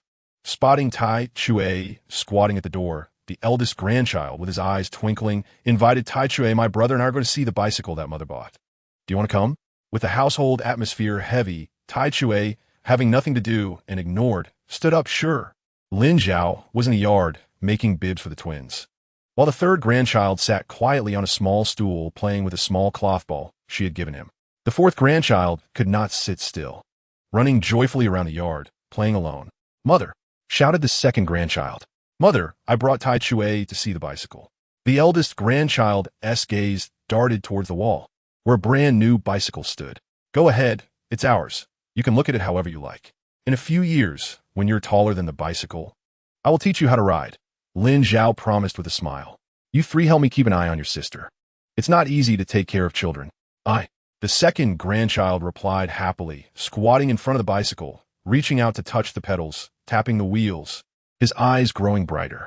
Our bicycle, he exclaimed with excitement. The eldest grandchild shared in the joy and turned to Lin Zhao, asking, Mother, can my brother and I ride? Lin Zhao contemplated. However, with the third and fourth grandchildren around, whatever the older brother wanted, they would want to try as well. Without a child seat, what if their legs got caught in the wheels? She signaled to the eldest grandchild. Understanding her cue, he grinned mischievously. Time flew by. After dinner, Lin Zhao brought the children to the old home. When they arrived, the Gu family was at the dinner table. The spread included stir-fried cabbage with little oil, cold shredded radish, pickled vegetables, and the only meat dish, a meager plate of scallion scrambled eggs, along with sorghum flour steamed buns and sweet potato rice. Even this was considered good within the harvest brigade, as the Gu family was robust and able to earn full work points, ensuring ample grain distribution at year's end. Some families in the village struggled to fill their bellies, going to bed hungry at night. Upon seeing Lin Zhao, Huang Xiaolan stood up and asked, Sister-in-law, have you eaten? Before Lin Zhao could respond, Tai Chue, with his greasy little mouth, grinned and said, Mother, we have eaten. Tai Dan, knowing his younger brother must have eaten meat, could not resist asking, what did you have? Bang Bang and the others were so envious they could only turn their hunger into appetite, fiercely biting into the sorghum flour steamed buns. Hearing her youngest son mention such a feast, Huang Xiaolan smiled bashfully and remarked, You've spent too much, sister-in-law. How much can the children eat? Lin Zhao waved her hand dismissively. Little Tai Chue chuckled innocently. This is what they call a fool's luck. Huang Xiaolan ruffled her youngest son's hair. Eldest sister, please eat first. After dinner, I have something to discuss, Lin Zhao said, her expression serious, making the Gu family feel a bit anxious. After a hearty meal, washing the dishes suddenly became a sought-after task. Gu Yuanshan, using his bloodline to assert dominance, pushed Gu Yuqing aside, stacking the bowls and chopsticks together and carrying them to the kitchen. Huang Xiaolan was both amused and exasperated. Even the honest man has learned to be crafty. He usually doesn't show such initiative. She sensed that her third sister-in-law had changed, and there was no need for alarm. Perhaps what the eldest daughter-in-law said was good news. Huang Xiaolan took a stool intending to sit down, but somehow her hand trembled, and the stool fell to the ground with a thud. She hadn't steadied it. Huang Xiaolan's smile froze. Lin Zhao glanced over and noticed her sister-in-law's hand seemed to be shaking. What was happening? She hadn't even spoken yet. Meanwhile, Zhao Lu and I finished cleaning the pitted dining table and stealthily planned to escape to the restroom. Before leaving, she shot a good-natured glance at her sister-in-law. However, just a few steps away, she was called back. Second sister-in-law. Zhao Lu and I stiffened. She could no longer smile. At this moment, Bang Bang kindly handed her mother's stool. Mother, here's a stool. Zhao Lu and I gritted her teeth, clearly annoyed. How come you've never been this considerate before? Snatching the stool, she sulkily walked over and sat beside her sister-in-law. The second sister-in-law was displeased, while Huang Xiaolan brightened up. For now, she had a companion. If a difficult question arose, at least there was someone to discuss it with. Third sister-in-law, what do you want to say? Huang Xiaolan asked nervously. Lin Zhao wanted to look in a mirror to see if her appearance was truly so dreadful that it frightened the two honest women into psychological trauma. What a sin. If the eldest and second daughters-in-law knew of Lin Zhao's doubts, they would certainly argue. Previously, there was a mother-in-law supporting them. Eldest sister and second sister-in-law. Do not be anxious. I wish to discuss the matter of the 4 children, Lin Zhao stated directly. Huang Xiaolan let out a huge sigh of relief, wiping her forehead and smiling. Oh, is that all? I thought it was something serious. I made an agreement with Lu and I that during these days while mother is recuperating, we will take turns looking after the 4 children. You can focus on your work, and the children can rest assured. Thank you, elder sister and second sister-in-law. Lin Zhao did not expect her 2 sisters-in-law to be so agreeable, expressing her gratitude sincerely, her eyes shimmering like moonlight, soft and clear. Her smile was bright and enchanting. leaving Huang Xiaolan and Zhao Lu and I momentarily dazzled. The third sister-in-law hardly resembled a country girl. She was more delicate and beautiful than the city's educated youth. Who could refuse a request from such a face? Lin Zhao, unaware that her beauty had won over her two sisters-in-law, produced the gift she had prepared, saying, "Eldest sister. Second sister-in-law, this is a token of my appreciation for you." Small mirrors and snow cream. Word points were tied to food rations, and the eldest and second sisters-in-law would undoubtedly work. Therefore, looking after 4 children constituted additional labor, and Lin Zhao understood that such kindness should not go unrewarded. Zhao Lu and I was the first to accept, her face blooming with joy as she patted her chest, saying, "Thank you. I promise to take good care of the 4 children, ensuring not a single hair falls out." As she spoke, she held the small mirror and snow cream carefully, almost afraid to use them. She picked up the mirror and gazed into it, her face clearly reflected. So clear, Zhao Lu and I exclaimed. This is the first time I've seen my face so clearly. Touching the wrinkles at the corners of her eyes, she paused, bitterly smiling. "I am aging indeed. Look at these wrinkles." Lin Zhao replied, "Your skin is dry. Using the snow cream will help." Zhao Lu and I gently held the small snow cream, sighing. This is the first time I've touched snow cream, all thanks to my younger sister-in-law. In her youth, she longed for a box of Chihuahua cream. Yet a girl from the countryside had no means to purchase such luxuries, so she eventually let the desire fade. After marriage, though her purse was a bit fuller, she could not bring herself to indulge. Receiving her first box of Chihuahua cream, Zhao Yunyang thought of her little girl. Yu Yu's delicate face had been parched by the sun, far inferior to Si Zai's dewy complexion. With this cream, her Yu Yu could also be fair and tender. With this thought, she gazed gratefully at Lin Zhao. Huang Xiaolan smiled as well, affirming that they were indeed acquainted with Chihuahua cream. Initially, she felt it was her duty to care for 4 children, but now she felt no resentment whatsoever. That evening, Gumu learned of the happenings and noted how the third daughter-in-law had become increasingly capable. Now, the eldest and second daughters-in-law would likely show no reluctance at all, allowing her heart to finally rest. Gu Fu brightened the lamp and approached the bedside with the ointment. It was time for a dressing change. The ointment stung and burned as it touched the wound, and it took a while for the discomfort to subside. Gumu felt pained at the sight, but changing the dressing was imperative. "Hurry up with the change," she urged. Gu Fu replied, "Understood." While they were busy with the dressing change, the Liu family was in the midst of a lively atmosphere. Su Yuxian was eagerly anticipating her wedding night, having shed her outer garments. Suddenly, a series of knocks echoed at the door. She hastily donned her clothes again, tidied her disheveled hair, and hurried to the door. To her dismay, no one was there. Looking down, she found Liu Baozhen clutching a pillow. "I want to sleep with Daddy." The sweet voice fractured Su Yuxian's heart into pieces. She forced a smile. "Do we not agree that you would sleep with your grandmother tonight?" Ignoring her stepmother, Liu Baozhen stepped into the room, where she spotted Liu Yizhou sitting on the edge of the bed. She dashed over, wrapped her arms around his leg, and said in a soft voice, "Daddy, I'm scared. I want to sleep with you." When it came to choosing between a woman and his precious daughter, of course, his daughter, who could bring him good fortune, took precedence. Liu Yizhou chuckled, "All right." With his affirmation, Liu Baozhen giggled with delight. Su Yuxian found it impossible to smile. Her heart was heavy. She had hoped to conceive a son soon, but with this little burden, how could that be possible? This girl had not been so bothersome before. Just then, Liu Baozhen piped up, "Stepmother, I want to wash my feet." Having just married and yet to consummate the union, Su Yuxian felt the need to please everyone in the Liu family, not daring to utter a word of dissent. She forced a smile and replied, "Of course." As she stepped out of the room, her expression turned furious. "Little burden," she muttered under her breath as she made her way to the kitchen. Upon lighting the lamp, she noticed the patchy ash from the charred grass and wood at the kitchen door, and she understood that beneath the ash lay blood, Gumu's blood. On such an auspicious day, it felt ominous. Just then, her hand inadvertently brushed against the knife on the counter, causing it to slip and fall onto her toes clad in straw sandals. A piercing scream echoed, resonating throughout the neighborhood. Hearing the commotion, a neighbor leaped up, clambering over the low wall, shouting, "What's happening? Who's calling out?" The Liu family rushed into the kitchen only to find Su Yuxian bent over, cradling her foot, her big toe gaping from the knife's cut, blood gushing forth, creating a gruesome scene that surpassed even the earlier incident. "Oh dear, How careless on such a joyous occasion. Lu Mu exclaimed, her voice laced with reproach as she hastily grabbed a handful of ash and sprinkled it onto Su Yuxian's right foot, instantly stemming the flow of blood. In the new room, Lu Baojun addressed her left hand, softly calling Li Li.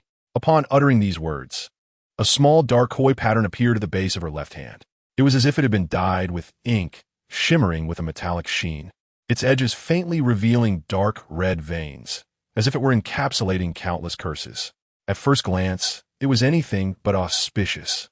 The black koi design seemed to be imprinted into Lu Baojun's flesh, swimming momentarily before vanishing. Chapter 47.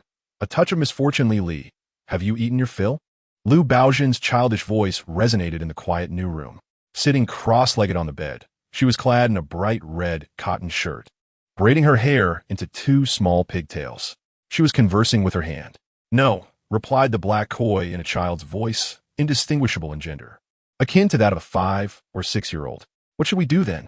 Lu Baojun's face scrunched up in worry. Go find Gu Dezai and Gu Erzai. The black koi suggested. If any of them accepts me, I can grant you everything you desire. To enchant the innocent child.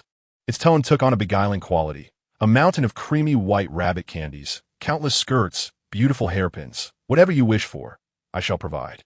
Lu Baojun yearned for it all. However, she drooped her head, pouting, but Gu Dezai and Gu Erzai completely ignore me. The black koi faltered, then encouraged the child. You must try harder. Lu Baojun, resting her chin in her hands, asked in puzzlement. How do I try harder? Her hand's imprint quivered, agitating the koi. Communicating with human children proved to be quite a challenge. Play with them, the black koi urged. Lu Baojun's head hung lower, feeling a wave of sadness and injustice. But whenever Gu Dezai and Gu Erzai see me, they run away, and I can't catch up to them. The black koi fell silent, wanting to avoid disappointing her friend. Lu Baojun added, can you take my stepmother's luck instead? After tonight, your stepmother will be marked by misfortune. Her luck will be gone. The black koi replied in a sweet yet chilling tone. The luckiest in the village is the Gu family's third branch. You absolutely must befriend them, or all those delicious candies, beautiful skirts, and hairpins will vanish. Lu Baojun lowered her gaze, her voice tinged with tears, but I don't know how. The black koi, lacking patience, threatened, if you cannot do it, I will find other friends. With that, it vanished. Li Li, Lu Baojun called out, but there was no response. After a moment, she wiped her tears and sobbed, I will become friends with Gu Dezai and Gu Erzai. Li Li can only be good with me. The black koi was satisfied and flickered back into view. In an instant, a big white rabbit candy appeared before Lu Baojun. It's a big white rabbit. Her eyes sparkled with joy as she exclaimed, Li Li. The black koi remained silent, yet Lu Baojun grew resolute in her determination to befriend Gu Dezai and Gu Erzai, to help Li Li find sustenance. Reflecting on Gu Mu's sorrowful countenance, the little girl felt no fear. Only peals of laughter escaped her lips. Those who did not fulfill her wishes would face punishment. Li Li, thank you for helping me take revenge. This referred to Gu Mu's refusal to let her have lessons. The black koi replied softly, we are good friends. While it spoke the sweetest words, its wide, dark mouth opened ominously. Abiye, food. At this point, Lin Zhao remained unaware of everything. But having awakened, she understood how sinister Lu Baojun truly was, a classic example of those who follow me flourish, those who oppose me perish. Anyone who caused her displeasure would find themselves in misfortune. Lin Zhao was curious about how Lu Baojun managed to bring misfortune to those who disliked her. Child, do you know whom your grandmother encountered before she was injured, or with whom she spoke? Lin Zhao originally intended to ask Gumu another day, but her curiosity was insatiable. Moreover, with a dangerous presence lurking, her heart could not find peace. Gu Dezai, deep in thought, noticed Erzai stealthily snatching some spicy strips and promptly confiscated them. With a serious expression, Erzai, mother is asking a question. You should think too. Erzai, a child with divided attention, was munching on the spicy strips, yet he did not ignore his mother's inquiry. He quickly stuffed the strips into his mouth and chewed vigorously, thinking, if mother wanted to know, she should have asked me earlier. I know. Lin Zhao's face brightened. Speak. Erzai declared it was Lu Baojun. It truly was her. Lin Zhao's eyes glimmered with realization. Did your grandmother tell you this? Someone saw it, Erzai replied. His delicate, fair face displayed a hint of disdain. Mother, Do you think Lu Baozhen is truly the ill-fated star my mother spoke of? Those who are close to her will surely encounter misfortune. Lin Zhao raised an eyebrow, pondering how the original text described Lu Baozhen as a treasure, a bringer of good fortune. How had she transformed into an ill omen in Zai's eyes? Zai puffed up his cheeks, indignantly declaring, "Regardless of whether she is an ill-fated star, I cannot stand her. She must be the reason my grandmother lost so much blood. I utterly despise her." Zai believed Lu Baozhen had harmed Gumu, and his aversion toward her was palpable. Although Lin Zhao wished to offer more explanations, her words were snatched away by the loquacious Zai. After a brief huff, he continued, "She asked my grandmother why my brother and I didn't visit her house, and if she could play with us. My grandmother, knowing we disliked her company, said another time, and then she fell." At this point, Zai let out a heavy sigh, yearning for another spicy snack. If only I had gone with my grandmother. She wouldn't have fallen. As a proper young man, I would have surely protected her. Lin Zhao sensed something was amiss. Pondering deeply, she inquired, "Wait, did you say she asked her grandmother if she could play with you?" Zai affirmed, "That's exactly what my grandmother said. I remember it clearly. Mother, is there something wrong?" There was indeed something amiss. It was exceedingly peculiar. Typically, children from a village would simply approach one another to play, without seeking parental permission first. Strange. Very strange. Lin Zhao's mind raced, suddenly capturing a realization, her eyes sparkling with insight. Could it be that she sought something from Zai and Zai, and the prerequisite was Gu Mu's affirmative response? This speculation seemed a bit outlandish, yet Lin Zhao found it quite plausible. Just as she could possess a grand wheel of fortune, it would not be surprising for Lu Baozhen to have her own peculiar opportunities. Thus, certain outrageous plot points from the original text began to make sense. "Mother?" Zai tilted his head, calling for her. Lin Zhao planted a hearty kiss on her eldest son's cheek, her expression lightening. "You have truly aided your mother immensely." Zai's fair cheeks flushed a rosy hue. "Oh, how mother truly adores him." Lin Zhao turned to see Zai's greasy little hands reaching for the open spicy snack bag. "Gu Zai." No child is ever unafraid when their parent called them by their full name. The ruse was clear. "You cannot have any today." Lin Zhao confiscated the snacks, eyeing Zai, particularly him. "If you have a sore throat, you will have to deal with the consequences, so do not come crying to me." At this moment, Zai regarded the spicy snacks as the finest delicacy in existence. The little one licked his lips, hissing softly, his tones softening in a plea.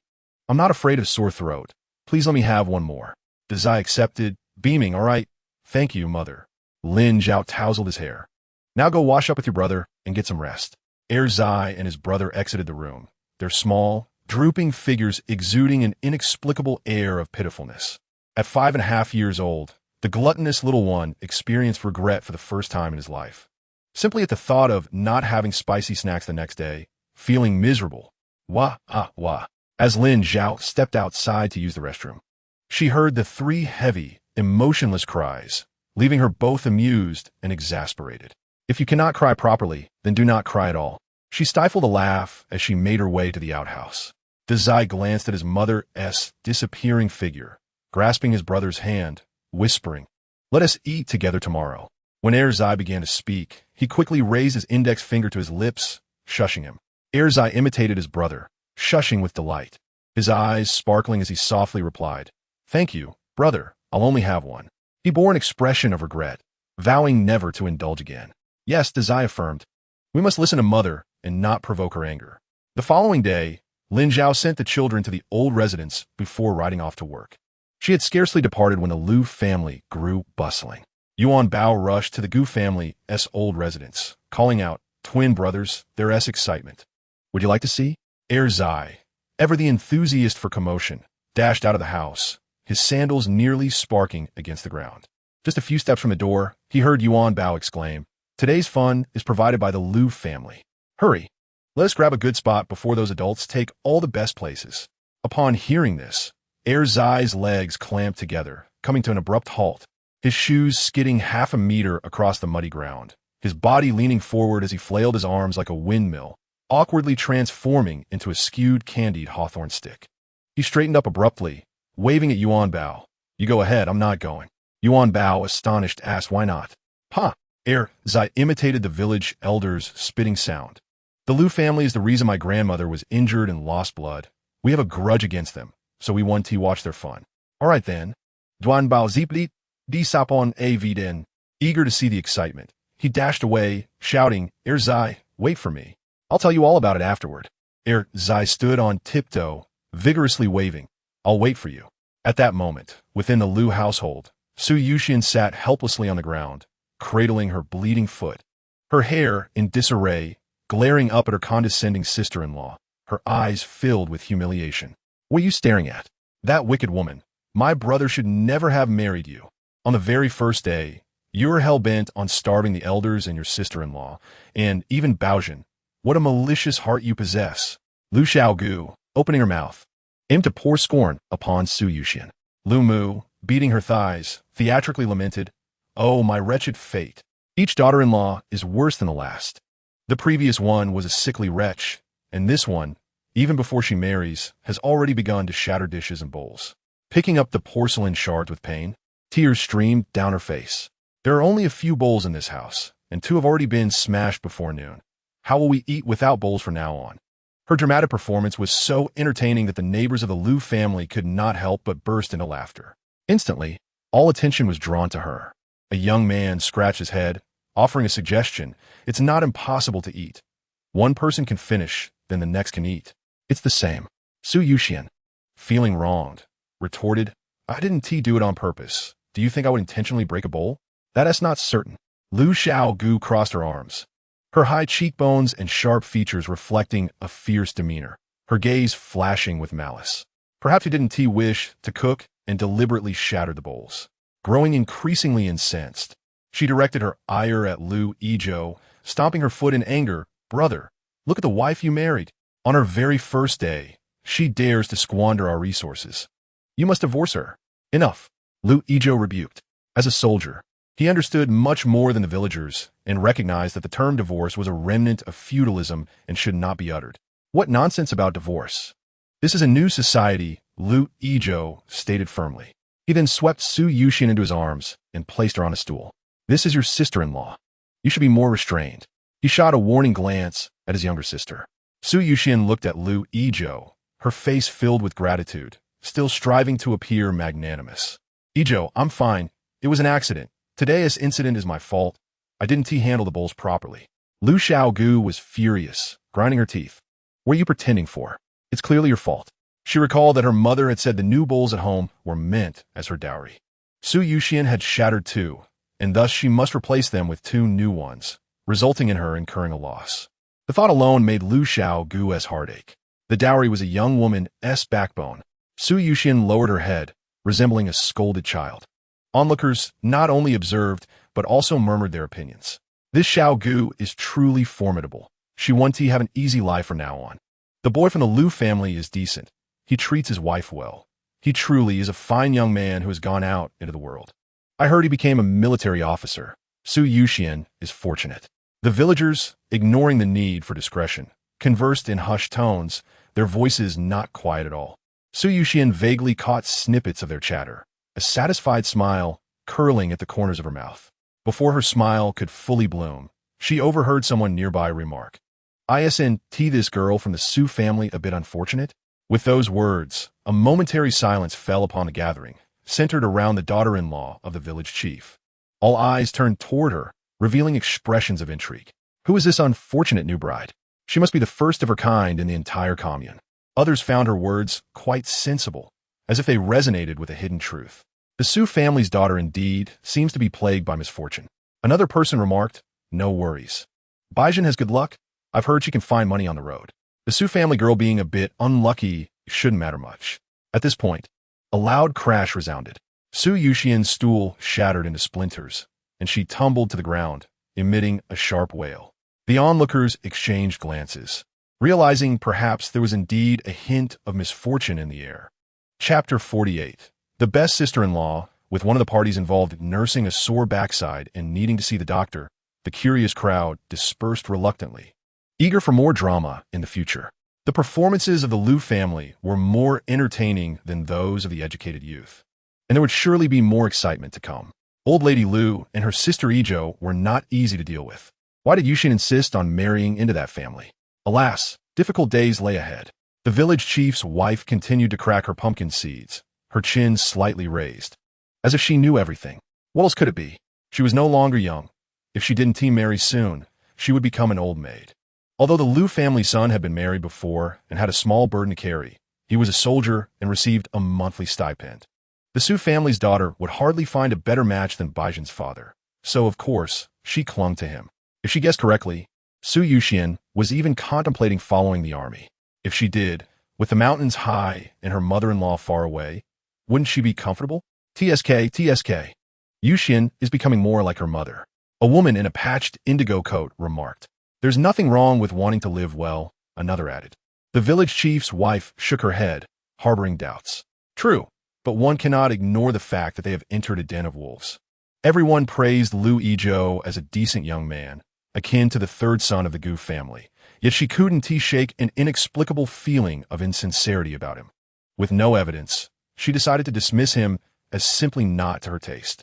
What the crowd was unaware of was that, in the original story, after Lin Zhao's death, Liu Baizhen exchanged dumplings and candy obtained from the black koi for companionship and care, endearing herself to the eldest and second children, who came to see her as a good friend.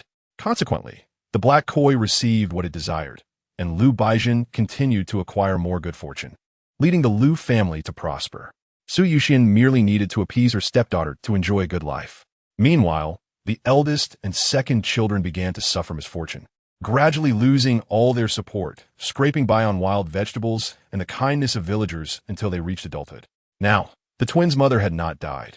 She was teaching them to stay away from the Liu family, leaving Liu Baizhen unable to approach the eldest and second children, and instead setting her sights on her stepmother. As soon as Su Yuxian wed, she inherited the unfortunate reputation of a jinxed bride, beginning her hellish existence, lying in bed and filled with self-doubt. Upon learning of the situation, Su Yuxian's eyes rolled back, and she fainted. Just before losing consciousness, a thought flitted through her mind. This shouldn't be happening. She should be able to live well. Yuan Bao hurried to the Gu family's old residence, spitting out words excitedly as he relayed the Liu family's affairs to the eldest and second children. Lime slapped her thigh in disappointment, lamenting, "What a shame I didn't get to enjoy the warm food. By the time I arrived, the gathering was already over." The eldest child generously shared spicy strips with everyone and earnestly remarked, "Watching the excitement can't compare to the taste of spicy strips." While their mother forbade them from associating with the Liu family, he wished for Bang Bang and the others to keep their distance, yet he was unsure how to express this. Suddenly, a clever idea struck him. He would use delicious food as a bribe. "You're right. Thank you, eldest." Lime accepted the spicy strips, reluctant to eat them in large bites, taking small nibbles instead, her eyes lighting up. "Eldest, you and the second child have such a wonderful life. San Ani buys you treats every day." She was tired of expressing her envy. "And also," she continued, "you're about to start school and haven't even seen a backpack, while the second child is running all over the village with one. Heavens, it's really unfair." Lime exclaimed, bursting into tears. "Eldest, what's wrong?" The eldest child, noticing Lime's distress, blinked his bright eyes in confusion. "It's nothing." Lime bit into a spicy strip in frustration and then broke into a smile. A piece of candy or a snack could make him feel content. The young boy was quickly growing hungry. The second child's stomach gurgled, prompting him to ask, "Brother, when can we eat watermelon? Did San Auntie buy you watermelon again?" The boy Tai Dan asked, turning to the eldest child. "Eldest, why do I feel like you two are just like city kids?" The eldest and second children suppressed their laughter. "No, not at all.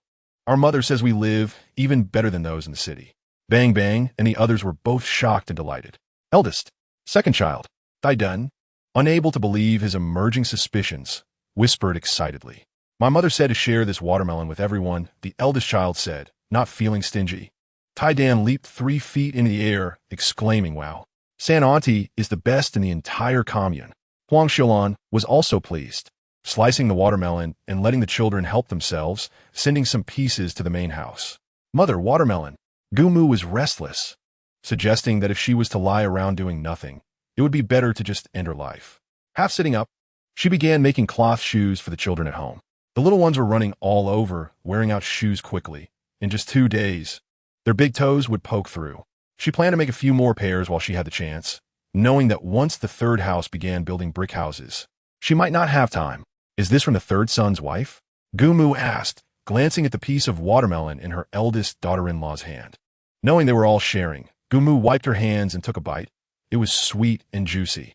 The third son's wife really knew how to pick a melon. This one was delightful and not at all stifling. Huang Xiaolan understood why her mother-in-law was restless, unable to sit still, just like when she had been in confinement. She used to go out and plow 3 acres. Mother, just hold on. Once you're healed, you'll be able to move as you please. Gumu naturally heeded her advice. Listening to the sounds of children chatting and laughing outside, the time passed more easily. With sweet watermelon to eat at home, the busy Gu family members caught the aroma and appeared. They sat in a row, enjoying the fruit. Mother? Mother is injured. Gu Chan felt as if struck by a heavy blow, her eardrums ringing as she almost dropped the bamboo basket from her arm. She stumbled over a stone on the road, her braid coming undone, but she had no time to fix it. By the time she reached home, she was panting heavily, her heart racing. As she pushed the door open, she gasped at the sight before her. Her family was sitting in a row, enjoying watermelon. Gu Chan froze, her mind filled with questions. The second child sprang to his feet, a brilliant smile breaking across his face. Aunt, come eat watermelon. Gu Chan's gaze shifted to his face, her expression blank. Is this the second child? With his short, spiky hair, black shorts, and shirt with no visible patches, and the sandals she had only seen once at the supply and marketing cooperative, he was carrying an olive green bag. His little face was plump and fair. He looked even more fashionable than city kids. What was the word? Stylish. Yes, stylish. Second child. She was stunned, stammering. You're the second child? If this weren't at home, I wouldn't dare to recognize you. It's me. The second child looked bewildered. He set the melon down, toddling over to his aunt, lifting his head and pinching his chubby face, showing her every angle. Left and right, repeating the action. Aunt, take a good look at me. I'm his second child. Don't you recognize me? He nearly turned his rounded head around to show her. Gu Chan cupped the second child's face in her hands, holding his head steady. I recognize you. But how have you changed so much? She anxiously searched around. Where's your father? Is this what Zhao Zhao bought? Gu Chan felt her mind nearly fry from confusion. Huang Xiaolan, initially puzzled, wondered how Gu Chan learned about her mother-in-law's injury without anyone informing her. Now she understood. It was from the village gossip. There were no secrets in the village. Bad news traveled fast. It was no mere saying. Yes, she was injured, but she went to the doctor for medicine. Mother has been in good spirits these past 2 days. Gu Chan, feeling a sense of unease from not seeing her mother, took a watermelon and made her way to the room of Gu Fu and Gu Mu. Mother, are you all right? She inquired as she stepped inside. Gu Mu, who was sipping on sweetened water, suddenly noticed the anxious expression of her eldest daughter as the bamboo curtain fluttered. Immediately, she handed the bowl to Gu Fu and patted the edge of the bed. I'm fine. Why are you here? Are you tired? Sit down and rest for a moment. Gu Chan quickly approached and plopped down, her gaze scanning Gu Mu. Mother, were you injured? Gu Mu replied. It's just superficial wounds. I change the dressings regularly, and I hardly feel anything now. People in the countryside aren't so delicate. Some women work in the fields even while heavily pregnant, giving birth right there on the ground. Others are back to work the day after childbirth. My little injuries are nothing in comparison. Hearing this, Gu Chan finally felt relieved and handed over the watermelon. Gu Mu declined, saying, We've all eaten already. You should have it. It was sent by your younger siblings. It's sweet and juicy, perfect for quenching your thirst. You must be parched from your journey. So go ahead and eat. Gu Fu nodded in agreement. Indeed, Gu Chan was thirsty, having not tasted anything sweet for nearly half a year. And she immediately began to eat. To her delight, she learned that her younger siblings were attentive to the 4 children, even becoming salespeople at the supply and marketing cooperative. This is wonderful, she exclaimed with an upbeat tone. However, her expression shifted to dissatisfaction as she looked at Gu Mu. Mother, wouldn't even tell me. You kept your injury to yourself, but how could you not share such good news about Zhao Zhao becoming a salesperson? After visiting her mother, she familiarized herself with the Gu family as third room. Led by the twins, she entered Lin Zhao's room and noticed an abundance of clothes for the 4 children. Eldest. Second, why are your clothes in this room? The eldest son felt a flush of embarrassment, thinking that at 5.5 years old, he should not still be clinging to his mother, so he remained silent. On the other hand, the second son proudly raised his little face, declaring, "We sleep with mother. My mother even tells us stories. That's great. Now I can finally rest easy about you too." Guchan chuckled. She swiftly changed the bed linens, placing the dirty sheets, clothes, and shoes into a basin, then filled a bucket with water to soak a rag and wipe down the tables and cabinets until everything was spotless.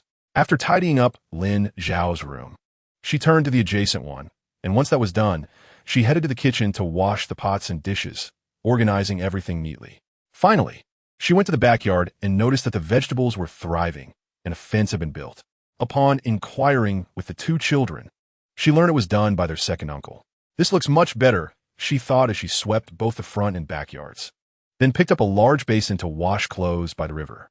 The second son perceptively offered her laundry soap, saying, "Annie, use this laundry soap." "What?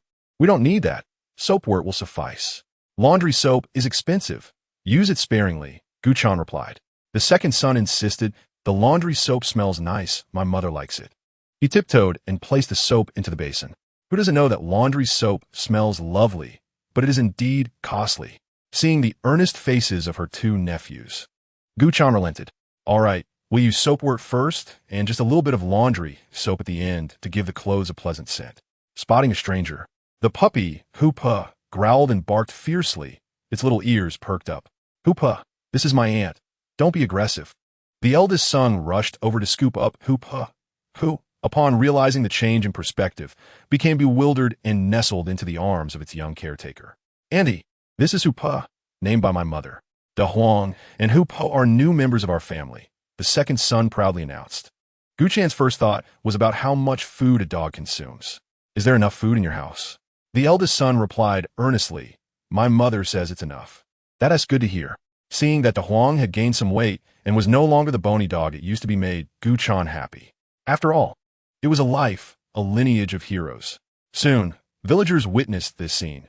Guchan carrying the large basin at the front, followed by several small children and two dogs, one large and one small, making their way to the river.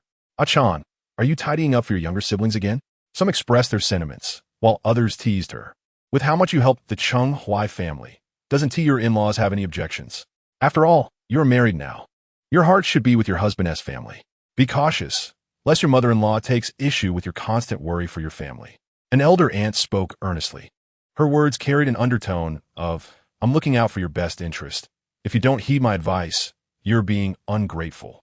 Guchan smiled and ignored the comments as she called out to the second son, who was determined to battle against heaven, earth, and men, and swiftly headed to the river. Putting aside everything else, just for the sake of her four nephews and nieces, she felt a responsibility to treat Zhao well. In the afternoon, after 3:30, she entered the yard and spotted clothes laid out to dry. Before she could call out to the children, a slender figure emerged from the backyard, her skin tanned to a weak color. Eldest sister. After exchanging greetings, she prepared to leave. "I've tidied up everything at home. I'll be on my way." Guchan was taken aback. Ever since Lin Zhao gave birth to the twins, she had come to help with the household every month or so. In the blink of an eye, 4 years had passed, and this was the first time she was invited to stay for a meal. "Stay for dinner. You've worked hard these past years," eldest sister Lin Zhao said softly. Reflecting on how she had handled things selfishly over the years was disheartening. Such a wonderful sister-in-law, and if she didn't cherish her, it would be a shame beyond measure. Guchan felt as if she were frozen in place, a whirlwind of emotions swirling within her. Her eyes grew warm, and she quickly lowered her head to hide her embarrassment, then raised it again with a smile. "Then I shall shamelessly stay." Lin Zhao shook her head. "To speak frankly, hiring a maid would cost at least 10 to 20 yuan a month. My sister-in-law has cared for me for over 4 years. What's wrong with sharing a meal?" The eldest and second sons, upon learning that their aunt would stay for dinner, bounced over to Guchan. "Aunt, my mother's cooking is delicious," the eldest son boasted. The second son patted his little belly, which had gained some flesh, and grinned. "I eat my mother's cooking, and I've got meat on my belly. Aunt, feel." Guchan obligingly patted it and laughed. "Indeed, there's some meat now. Eat well, and you'll grow up to be as tall as your father." "I eat a lot," the second son said enthusiastically. Guchan noticed the brand-new bicycle and lowered her voice to ask, "Did your mother buy a bicycle?" "Yes, and a watch. My mother looks so good wearing a watch, the eldest son added. It was sent by my father. Gu Chan's eyes brightened. Did your father send a letter? Yes. It seemed the young couple had re-established communication, which was wonderful news.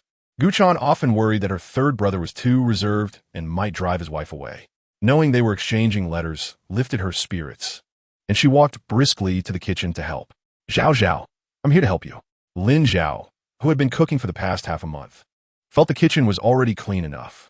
After her sister-in-law had tidied up, every corner was spotless, the cabinets gleamed as if new, and the dishes were neatly arranged. Everything looked clean and comforting. Big sister really knows how to tidy up, she sincerely complimented. It turned out that the second son's meticulousness was inherited from his aunt. Gu Chan felt a bit sheepish, thinking every child from the countryside knows how to clean the house. It's nothing. Everyone can do it. Lin Zhao disagreed, stating that while everyone could do it, her sister-in-law had made it so pleasing to the eye. Gu Chan smiled broadly, spotting Lin Zhao taking out a piece of meat, 6 eggs, a tomato, half a cabbage, and 2 sweet potatoes. She was astonished. Are we making all of this? A tender white face peeked out from the open window. It was the second son. I'm a big boy. I can eat enough to feed my father, he declared proudly. Lin Zhao couldn't help but laugh. Guia, you're learning to talk like an adult. In the next moment, the second son covered his mouth, his bright eyes crinkling with laughter, resting his head on his arm as he gazed at the kitchen. If he had a tail, it would have been wagging in delight. Keep an eye on your younger siblings. Don't leave everything to your brother, Lin Zhao said, deftly chopping vegetables while casting a glance at him. Zai cried out in protest, furrowing his little brows as he looked at his mother. Mother, I have not shirked my duties. Did you not see that during lunch? When Zai and Zai wanted to play in the water, it was I who held them back with all my might. He turned to shout at his brother. Brother, please testify for me. Hurry. Upon noticing the dragon and phoenix twins attempting to climb onto the table, Zai instantly forgot what he was about to say. His short legs moved swiftly as he dashed over, scooping up Zai to remove her from danger. And with a stern face, he admonished her. Mimicking the tone Lin Zhao had used when calling him, he exclaimed, Gu Zai. Zai looked up, her large, black and white eyes gazing blankly at Zai, revealing a toothless grin, innocent and tender like the budding flowers of early spring, reaching out for a hug. Hug, she said in a soft, sweet voice. Zai nearly surrendered, almost forgetting the seriousness of the moment, as he sternly explained to his sister. You must not climb too high, for if you fall it would hurt. Zai's soft, delicate hands grasped the hem of Zai's clothing, blinking her big eyes. Hurt. Yes, it would hurt. In the kitchen, Lin Zhao watched this scene, nearly bursting with laughter. The 5.5-year-old was earnestly trying to impart wisdom to the little ones, utterly adorable. Gu Chan caught a glimpse of the smile on her sister-in-law's face, which struck a chord deep within her, filling her with joy, yet also causing her nose to tingle with emotion. She quickly turned her head away, but when she looked back, a light-hearted smile graced her features. She knew that as long as their family treated Zhao Zhao well, she would lead a peaceful life. Look, Zhao Zhao has found work and is evidently caring for all 4 children. How wonderful. She would surely treat her sister-in-law even better in the future. The entire Fengshu Brigade's eldest sister-in-law was beside herself. What more could be done? Should they feed her mouthfuls of food? Gu Chan, married into the Wei family, also toiled in the fields, and it had been months since they had tasted meat. As the aroma of meat wafted through the air, she couldn't help but salivate, swallowing hard, feeling embarrassed as her face flushed slightly. Lin Zhao acted as if she hadn't seen, deftly serving the dishes onto the plate. Glancing at the plate, she recalled something. Sister, I bought a stack of plates and bowls that I need to take to the old homestead later. Please remind me. Gu Chan was taken aback. Wasn't there already a set home? Lin Zhao explained that the plates and bowls from the Liu family were borrowed from the villagers. The items were broken by Gu Mu, and they needed to compensate half. Of course, the medical expenses were covered by the Liu family. Originally, Old Lady Liu was reluctant to spend, wanting the Gu family to cover the cost of all the broken dishes. Liu Yizhou, valuing his dignity, had willingly paid for the medical expenses and agreed to split the cost of the broken dishes. On the surface, it seemed fair and reasonable. This incident had earned him the villagers' praise for his integrity, as they remarked that he was just supporting fairness over familial ties. Lin Zhao chose not to comment on this matter. Upon learning the whole story, Gu Chan immediately reached into her pocket, only to find it empty. In an ordinary household, every cent was cherished, and unless one went to the county, it was rare to carry money, fearing it might get lost. She awkwardly smiled and said, "Zhao Zhao, I didn't bring any money. I'll give it to you next time." Lin Zhao chuckled, replying, "No need. Mother is looking after the 4 children for me. It is only right that I help out. Besides, these plates and bowls are defective items from the supply and marketing cooperative. They are inexpensive, so there's no need to pay." Indeed, they were not costly. A coarse ceramic bowl was merely 3 fun, while a fine porcelain bowl cost at least 1 jiao and 5 fun, several times the price of the coarse ones. Gu Chan sincerely expressed her gratitude and then inquired, "How is work going for you? Are you getting used to it? I am accustomed to it. I just display the goods, sell them, and keep a record." It is quite an easy task for Lin Zhao. As long as you're used to it, if anything comes up, let us know. If there's something we cannot resolve, call Chung Huai. Gu Chan felt a bit more anxious since her younger brother was not around. Okay. Lin Zhao understood that the eldest sister-in-law meant well and was not intentionally contradicting her. Just then, the meal was ready. Gu Chan was a quick and efficient worker at her family home, and after marrying, she became even more adept, setting the table and arranging the chopsticks. Seizing the opportunity, Lin Zhao went to feed to Huang and Hupa. The 2 dogs looked up at her, circling around her, their tails wagging like propellers. As Lin Zhao poured dog food into the bowl, Hupa buried his entire face into it, causing the bowl to tip over with a kick of his hind legs. De Huang, unable to stand by, approached steadily and grabbed Hupa by the nape, dragging him away before letting go. Hupa, eager to return, bounced forward again. But their mother, having gained some weight, pressed down on him, keeping him firmly in place. Hupa was displeased, nudging De Huang with his round head. It was in vain. With his small, weak paws, he couldn't escape his mother's grip, ending up sprawled on the ground, utterly defeated. The little puppy, exhausted, stuck out his tongue and lay there, his face filled with despair. Lin Zhao couldn't help but chuckle. Gu Chan also found it hard to suppress a smile. "De Huang, bring your pup over to eat," Lin Zhao called out. De Huang stood up, and the tiny puppy sprang up, shaking its little body as it approached, eagerly devouring its food. So small, yet so fierce when eating, Gu Chan remarked with a smile. De Zai and Er Zai were busy washing the hands of their younger siblings. Upon hearing this, De Zai declared, "My mother says Hupa must have been hungry and scared, which is why he behaves this way. I remember the first time I ate the dumplings my mother made. I nearly wanted to eat the bowl too."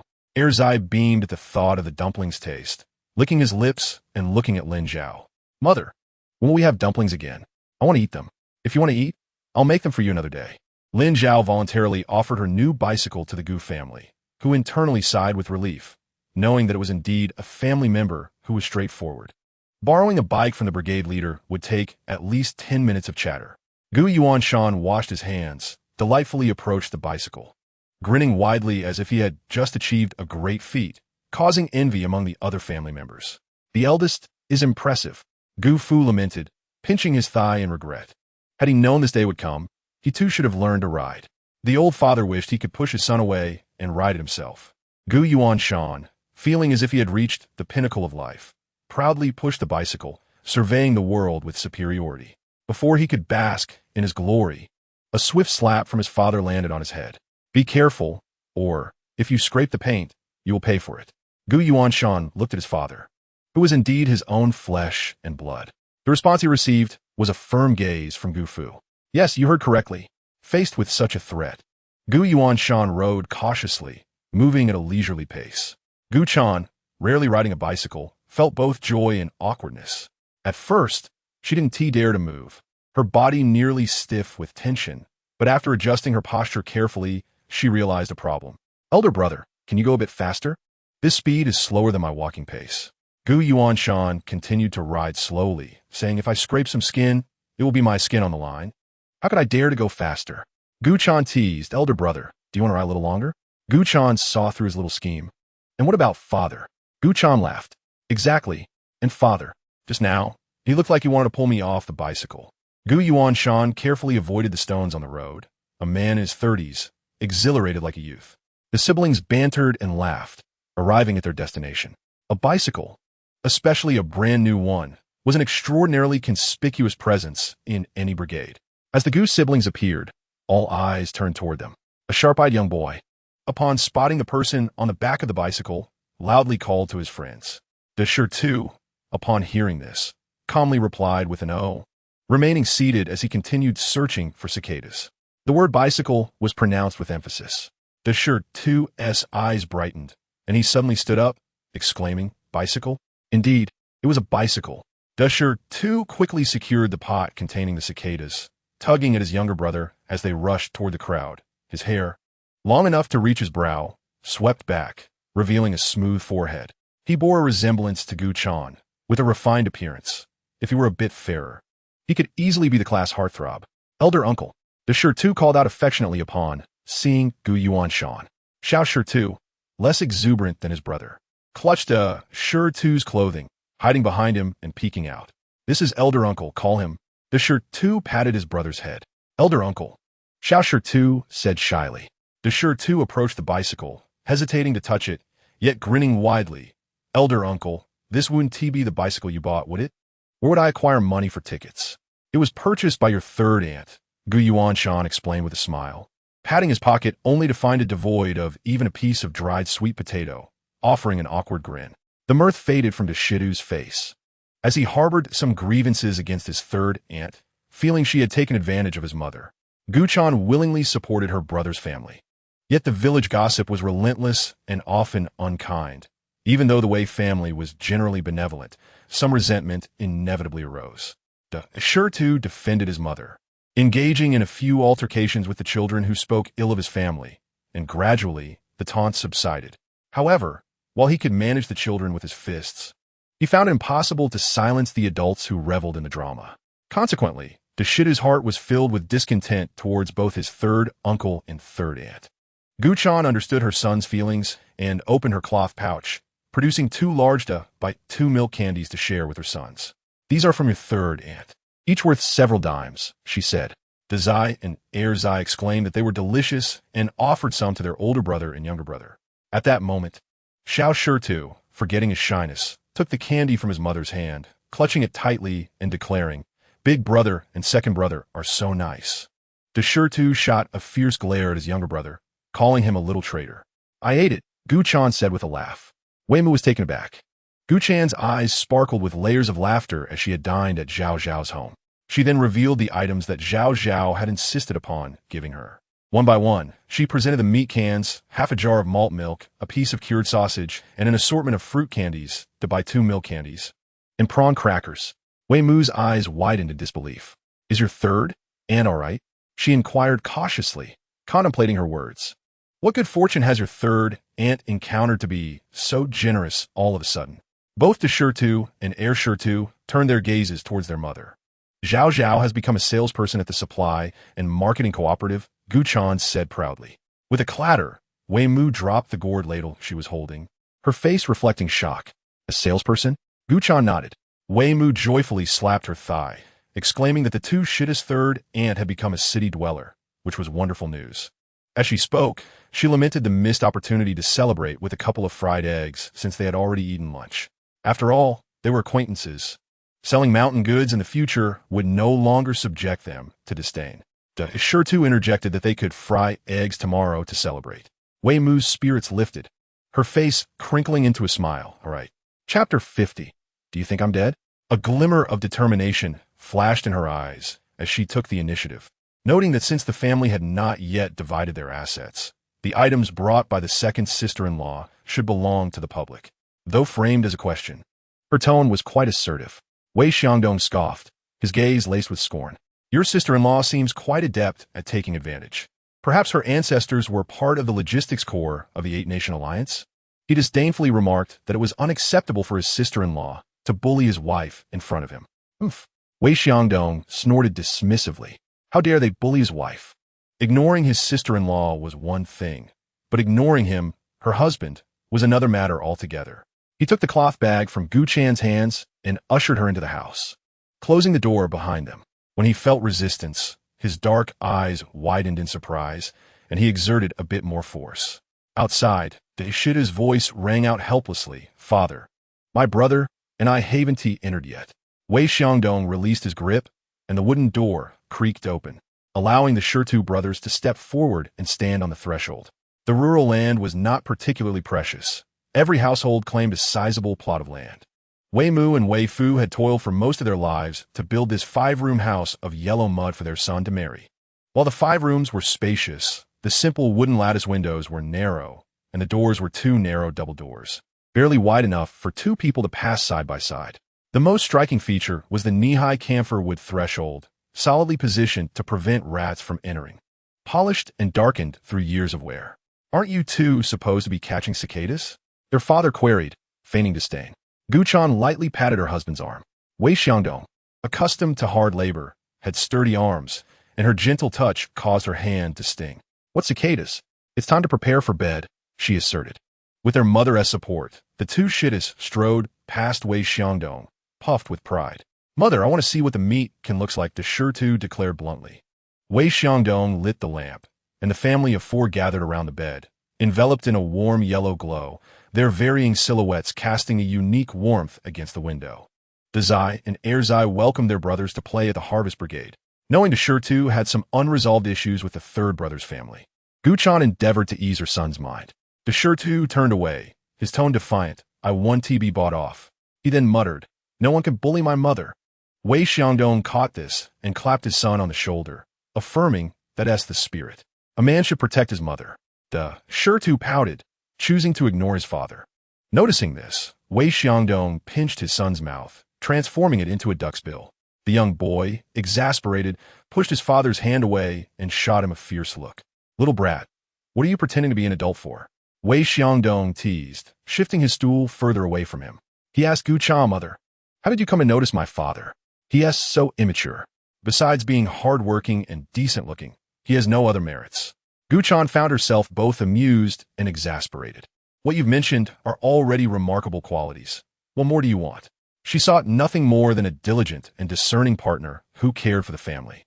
And that was sufficient. Wei Xiangdong cast a sidelong glance at his son, leaning against the cabinet in a relaxed manner. "You don't understand a thing. Your mother and I are a match made in heaven. Otherwise, with so many people in the county, how could I have noticed her? What nonsense are you spouting?" Guchan playfully hit him. Her face flushed, then turned to the 2 sons. "Don't listen to your father's nonsense." Little Shurtu grinned, "But Dad already told us." Guchan looked at a Shurtu, who nodded. "I can almost recite it. Dad and Mom met in the county. They hit it off, dated for half a year, got married, and then I was born." Guchan shot a meaningful glance at Wei Xiangdong. "Is that how you remember it?" "A condensed version, but not incorrect." Wei Xiangdong replied nonchalantly. Just as he finished, his wife playfully spat at him. "Shameless." Guchan laughed, scolding him. "You didn't mention that first. I thought you were a rogue. I wanted to run away the moment I saw you." Wei Xiangdong laughed. "I merely omitted the details." Guchan graciously spared him further rebuttal, feeling quite cheerful as she wiped the cool mat, her lips curling upward. Wei Xiangdong hoped that family would keep to themselves and not trouble his Guchan any further. In the Gu family's 3rd household, Erzai had yet to sleep, avoiding his slumbering siblings, rolling around on the bed. "Are you not planning to sleep?" Lin Zhao asked with a smile. Erzai flipped over and sat up. "Mother, the bed smells nice. It's the scent of the sun." Lin Zhao teased. "You can smell it through the cooling mat? Your nose is quite keen." Erzai, always quick to adapt, replied, "Yes, my nose is just as sharp as De Huang's." Lin Zhao noticed his unusual excitement, even at nearly 10 o'clock. He showed no sign of drowsiness. "This one do," she thought, as she still wanted to draw lots. "Erzai, if you still have energy, why not practice writing a couple of pages?" she suggested earnestly. The invisible tail behind Erzai shot up, and his previously cheerful eyes turned wary as he unhesitatingly lay down, rolling over to embrace Sanzai, hooking his finger around the thin blanket covering their little bellies. The next moment, he was snoring. Lin Zhao chuckled softly. "Is this how you sleep? It seems I must let it go. Erzai needs more practice than Dazai." With a rustle, someone's heart shattered. The pretending to sleep Erzai stiffened, his small brows knitting together, as he disliked writing. Dazai, aware that their mother was teasing his brother, stifled a laugh and adjusted his pillow. Observing this, Lin Zhao extinguished the lamp, laid down by the bed, and gently waved a fan. As the breeze swept over, the twins fell deeper into sleep, and Dazai and Erzai also unknowingly drifted off. After hanging the mosquito repellent sachets on the wardrobe handle, the number of mosquitoes in the house significantly diminished, allowing for peaceful sleep without the annoying buzzing sounds at night. I'm uncertain about its longevity. If it proves to be enduring, a mosquito net would be rendered unnecessary. With the children soundly asleep, Lin Zhao set aside her fan and summoned the grand prize wheel. This confirmed that the seemingly frivolous lottery wheel was indeed quite useful. The taskbar on the right of the wheel displayed a series of tasks that were marked complete and then vanished, while her points skyrocketed. Host the best aunt in the commune to earn the understanding of the sure to. Reward 100 points. Upon noticing the completion notification for this task, Lin Zhao realized that the sure to harbored grievances against her. It was hardly surprising, as she had indeed neglected her duties in recent years. Invite the best aunt to a meat meal. Reward 20 points. Utilize the supply and marketing cooperative platform to purchase defective coarse ceramic bowls to assist her in-laws. Reward 60 points. Additionally, she had received points for sending supplements to Gumu after her injury through Zai and Zai. There are also various minor rewards, totaling 568 points. Upon seeing this point total, Lin Zhao eagerly spun for the 500-point prize. As before, the pointer provocatively rotated. Finally, it gradually came to a stop. Gamera. The words succinctly introduced the prize.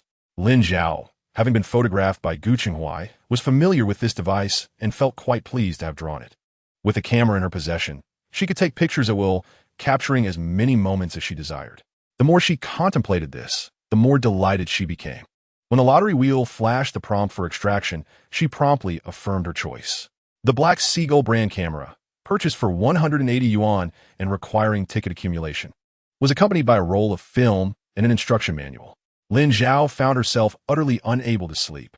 She rose quietly to her desk, turned on the light, adjusted the brightness, and sat down to peruse the manual. After swiftly reading through it, she began to explore the camera. Her learning abilities were remarkable, and within half an hour, she had mastered the camera's functions, though she lacked practical experience. The allure of electronic devices was undeniable. Lin Zhao glanced at her 4 children soundly asleep on the bed, her heart brimming with joy. This was a golden opportunity. She adjusted the lighting to cast a warm yellow glow throughout the room and approached the wooden bed. On it, Zai was nestled against Zai, his right leg resting possessively on his brother's abdomen. Zai lay in a well-behaved manner, arms crossed over his chest, his small brows slightly furrowed, perhaps lost in dreams or merely compressed by his younger brother. Shifting her gaze to the fraternal twins, Sanzai had embraced Zai from behind. Their cherubic faces were flushed, their cheeks round and inviting, evoking an irresistible urge to kiss them. Lin Zhao's heart melted, and the corners of her mouth lifted higher. Grabbing the camera and finding the right angle, she snapped a couple of shots. Still feeling unsatisfied, she repositioned for more angles, capturing the twins together, the siblings in various poses, and a multitude of perspectives. Suddenly, Lin Zhao emerged from her reverie, securing the camera before returning to bed and closing her eyes. The night had been exhilarating, and she could foresee the struggle of leaving her beloved bed the following morning. The next day, Zai awoke, turned his head, and spotted Lin Zhao's figure. He paused briefly, calmly moved Zai's foot from his neck, sat up, and retrieved the watch his mother had placed on the high cabinet. That very night, Lin Zhao had taught both children to tell time. At this moment, the watch displayed 7:10. Lin Zhao, still groggy, wondered what time it was. It was already past 7. Startled awake, she glanced at the watch and realized she was nearly late. Hastily, she got out of bed, dashed next door to change clothes, quickly washed her face, brushed her teeth, applied face cream in mere moments, styled her hair into braids, reminded Zai to feed a Huang, and rushed out the door. The moment she stepped outside, her legs propelled her forward, racing towards town.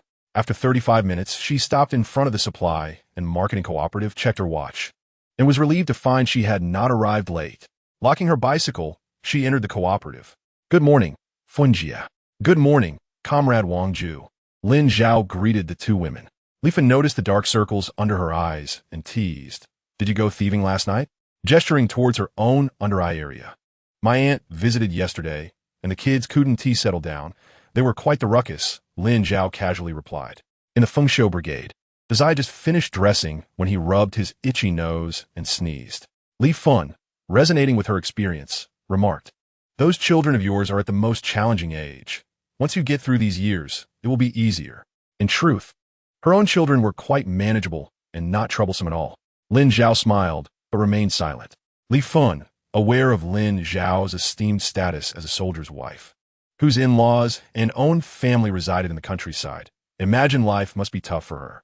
Remembering the news she had heard the previous night, she leaned slightly closer to Lin Zhao and quietly said, "I have a job available, gluing matchboxes, earning 2 cents per box.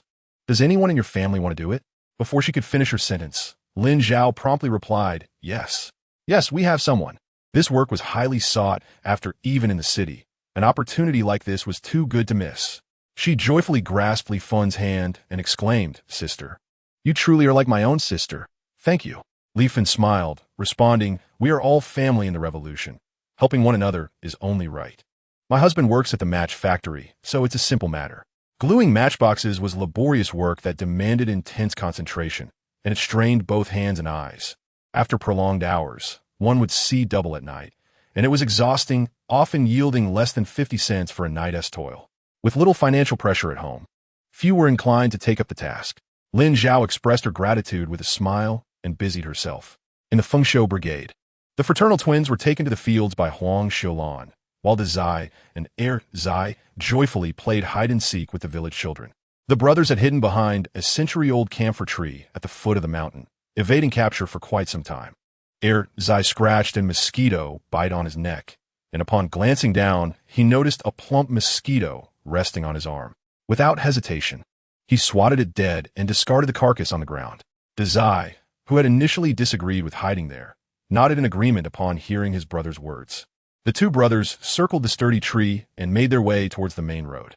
The foot of the mountain was unkempt, with thick layers of fallen leaves accumulating beneath the tree, where stones lay hidden, some of which stubbornly peeked out. Suddenly, Zai's sandal got caught on something, sending him tumbling onto the carpet of leaves, kneeling down in bewilderment. Regaining his composure, he curiously sought out the culprit that dared to trip him, Zai. Squatting down, he began to sift through the ginger-colored leaves, realizing that no one had visited this spot for quite some time, as many insects were concealed beneath them. Unfazed, he gently pushed them aside, continuing his search for the instigator behind his fall. Zai, just leaking insects, sighed lightly as he observed his brother's efforts and squatted down to assist. "Found it. It must have been this protruding stone that tripped me," Zai declared, uncovering a reasonably sized stone, which he angrily cast aside. Standing up, he brushed the dirt off his hands, but Zai remained preoccupied, digging at something with his hands. "Brother, what are you digging for?" Zai inquired, curiosity piqued as he crouched closer. Zai continued his motions, saying, "It seems to be a box." Upon hearing this, he lifted his head. "I feel like this is something good." "Something good?" Zai stepped aside to allow his brother access. Zai raised his arm and struck down heavily, again and again.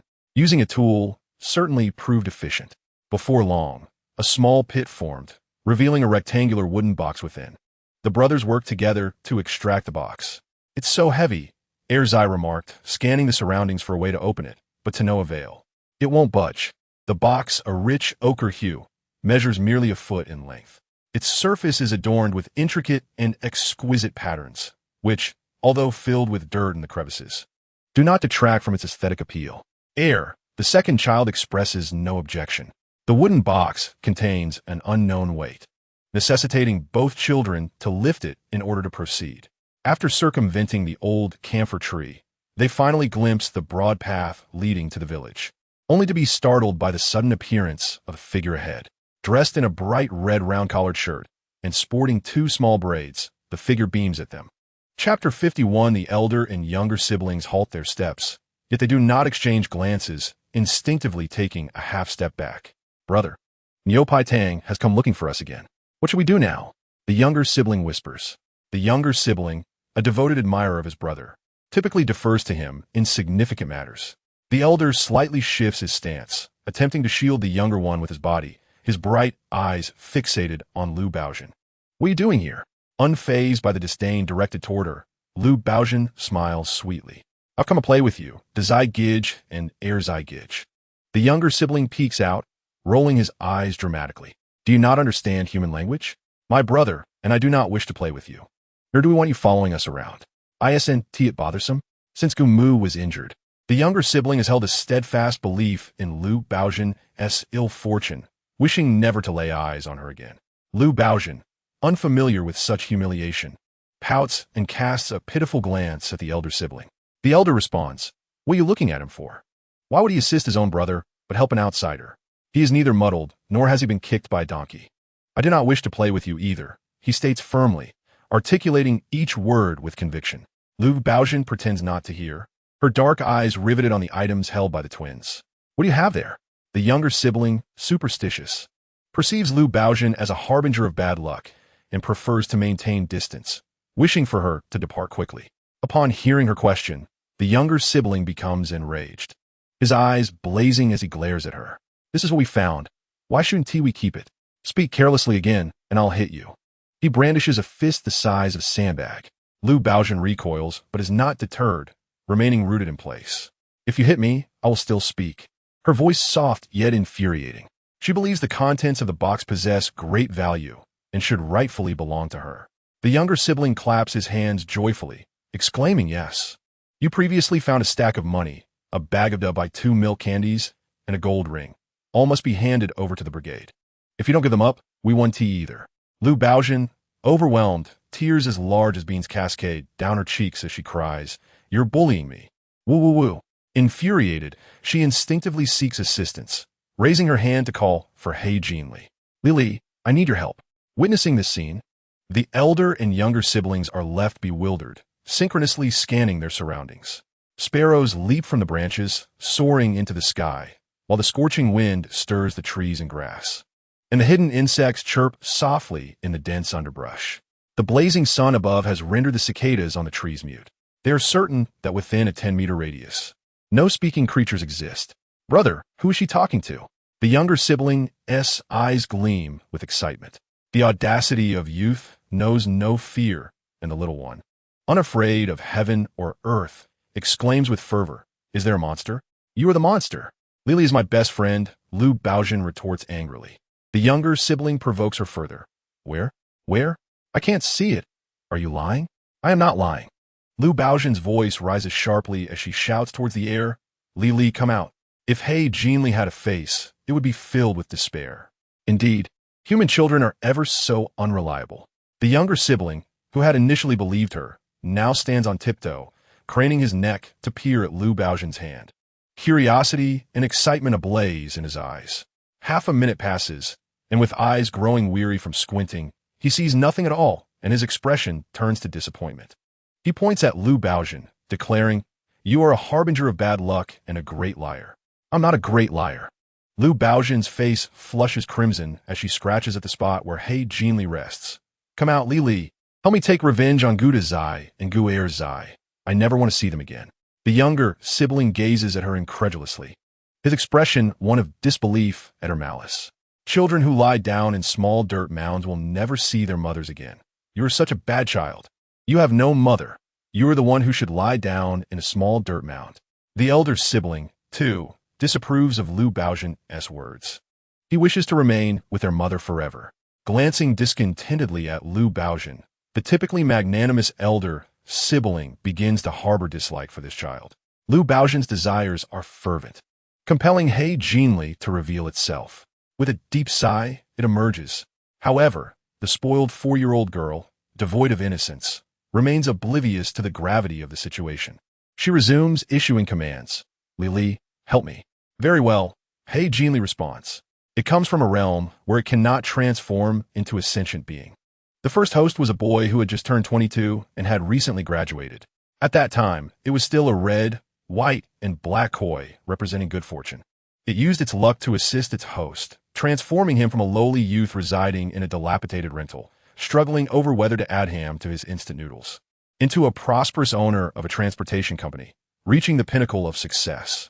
Little did it know, human greed would distort the once dignified youth's wishes, turning him into a vengeful figure who utilized it against those who had humiliated him.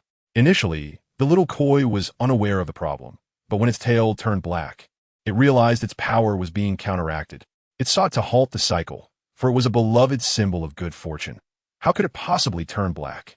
Freshly transformed, it could not contend with the cunning of humans, and from the very beginning, The host had exploited its greatest secret. The host was in control. The game commenced at its behest, yet could not call for a cessation. Gradually, its entire being darkened. Eventually, the little koi learned that its host sought to rid itself of it entirely, attempting to escape through self-destruction. When it awoke again, a newborn Lu Baojin became its new vessel. Under the influence of its misfortune, Lu Baojin's biological mother perished in childbirth, and before dying, she vowed to exchange all her good fortune and opportunities for rebirth to ensure her child's life was free of troubles. Because of this, He Jinli felt its power restore slightly. Later, it discovered it could utilize Lu Baojin to absorb the luck of others, embarking on an irreversible path. Seeing the radiant fortune of the Gu family, akin to the sun, it became greedy, urging Lu Baojin to approach them. The plan was progressing smoothly, waiting only for Lin Zhao to be drained of luck and meet misfortune, at which point the 4 children would be at its mercy. As Lu Baojin's command echoed, the black koi mark on her palm flickered suddenly. In an instant, the girl's eyes turned as black as an abyss, devoid of human emotion, her pupils unfocused, appearing eerily fixated on others. She led the way ahead. The rural path was narrow, barely wide enough for 4 or 5 adult men to walk side by side. The younger sibling strode with brazen confidence, striding past Lu Baojin, who abruptly seized his arm. "What are you doing?" The younger sibling flailed his arm as if stung by a wasp. Lu Baojin lunged to snatch the box from his grasp, inexplicably strong, pulling him forward. "Give it to me." The younger sibling, never one to yield, clutched it tightly, refusing to let go. Lu Baojin, in a fit of anger, bit him. Grabbing hold of his flesh, she tugged upward with all her might. The younger sibling felt pain in his hand, fiercely shaking her off, while the elder sibling rushed to assist. The 3 children became entangled in a scuffle. I'll fight you." The younger sibling launched a headbutt, his head thrusting backward before swiftly driving forward, crashing into Lu Baojin's face. Bang! Even with her formidable exterior, Lu Baojin, a mere mortal, succumbed to the impact, blood streaming from her nostrils. The little girl's braids flew apart as she let out a shrill scream. She wiped her nose, witnessing the elder and younger siblings flee, and chased after them, seizing the red string on the younger sibling's wrist. As her bloodied hand made contact, Lu Baojin let out a piercing scream and quickly recoiled, crouching down and covering her hand, in a place unnoticed by many. The black koi at her tiger's mouth flickered in and out of visibility, suddenly detaching itself from Lu Baojin's body and transforming into black powder. Erzai noticed that the small red string gifted by his mother had turned black and exclaimed, "My small red string, the one my mother gave me." When he touched it in an attempt to remove the darkness, the moment his fingers made contact, the string disintegrated into dust, scattering into the air. Erzai appeared bewildered. "My small red string." Anger welled up within him as he contemplated rushing at Lu Baojin, but Dazai held him back, removing his own small red string and placing it in his brother's hand. "This one is for you." Instantly, Erzai was pacified, but upon noticing his brother's lingering sadness, he reassured him, "It's all right. Let's ask Mother later if we can buy another one this afternoon." Dazai recalled their mother mentioning that they would receive New Year's money, pondering if he could request a few coins in advance to purchase a red string. Zai happily leaned against his brother. At that moment, Lu Baojin stirred. "Hey!" The 2 brothers departed from the foot of the mountain. Shortly thereafter, news spread throughout the village, even reaching the Gu family, who had just finished their work. What was Baojin doing at the foot of the mountain? She almost got gored by a wild boar. She fainted from the fright, and thankfully, Aunt Lu arrived in time. Otherwise, Huang Xiulan's subtle hints were understood by the Gu family. Gu Mu had taken medicine for 2 days, drinking bowl after bowl of red sugar water and bowls of malt extract to restore her health, feeling more spirited than before her injury. Finding the indoors stifling, she sat in the courtyard. Upon hearing the words of the eldest daughter-in-law, she inquired, "Baojin fainted? Didn't Aunt Lu always say her granddaughter is a blessed one, the darling of heaven? How can the darling of heaven be gored by a pig?" As she spoke, Dazai and Erzai entered, overhearing everything, exchanging glances. Lu Baojin was gored by a pig. Erzai quietly took a small stool, sitting beside Gu Mu and straining to listen to the conversation. Huang Xiulan was busy washing the faces of the twins. Children in the countryside adore the land, frolicking joyfully in the fields. The delicate arms and knees of San Zai and Si Zai were covered in dirt that couldn't be brushed off, and even their soft hair was speckled with it. Their fair faces glowed with happiness, and their eyes sparkled. There is no such thing as the darling of heaven. Who knows whose life-saving money Baozhen picked up before? Huang Xiaolan remarked lightly. Is everything all right in the village? Gu Mu asked anxiously. The usually silent Gu Fu could no longer hold back, saying, we need a hunt. The village is full of children. If those beasts come down the mountain, it would be disastrous. Gu Yuqing sharpened his knife, saying, hunt. We'll have meat to eat. Previously, no fewer than 10 villagers had perished due to wild boars, and Gu Mu was genuinely frightened of these ferocious creatures. She glared at him, saying, what do you think you are? You want to hunt wild boars? Be careful, or you'll end up as the prey. They would miss you if you were gone. You're too old for this foolishness. Lin Zhao had sent plenty of meat. She had instructed her daughter-in-law to cook it, and the whole family enjoyed it together. Gu Yuqing ignored his mother-esque glare and joked. Who would complain about having too much meat? As he spoke, the younger sister approached him with bright eyes, asking, Father, can you hunt wild boars? No. Gu Yuqing chuckled in irritation, saying, you should go ask your third uncle to take you hunting. Can you? The younger sister's face lit up with anticipation. Take me with you, please. Zhao Lunyang called from the kitchen. Dinner is ready. Bang Bang took his younger siblings to wash their hands. Since the infestation, the Gu children had become much cleaner, drinking boiled water and washing their hands before meals and after using the toilet. Meanwhile, at the Lu family household, the members believed their lucky star had been injured and hastily summoned a barefoot doctor. The half-baked physician examined the situation and chuckled in exasperation. What injury? It's just a nosebleed. A quick wipe would suffice. Was it necessary to call me over in such a rush, wasting my time? After his complaints, he packed up and left. The Lu family was left stunned. Su Yuxian, bearing the unfortunate title of the unlucky daughter-in-law, hurriedly fetched water to wipe Lu Baozhen's face. It's just a nosebleed. Who claimed Baozhen was gored by a wild boar? Such vicious gossip. Even a child can fabricate tales. Lu Xiaomei fumed. She sat beside the bed, inspecting her niece's body. Finding nothing of interest, disappointment flickered in her eyes. Lu Xiaomei was favored in the household, familiar with where the family kept their money. She went to retrieve it, only to find the money box empty. Assuming her mother had moved the money, Lu Xiaomei, filled with resentment, confronted her mother. Mother, why didn't you tell me when you moved the money? I made a trip for nothing. Where is it? I need it. Lumu looked puzzled.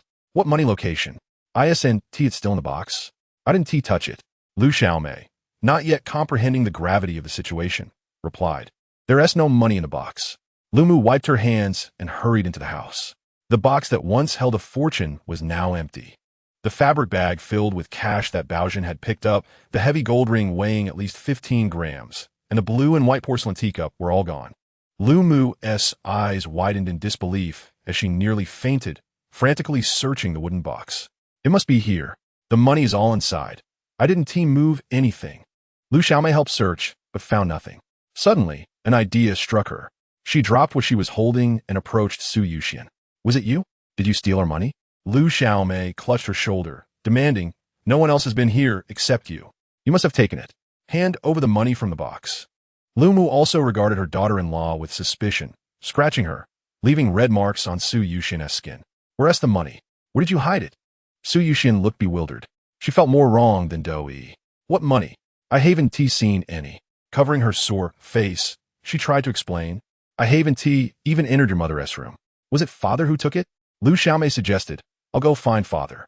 Leaving those words, she dashed out of the house.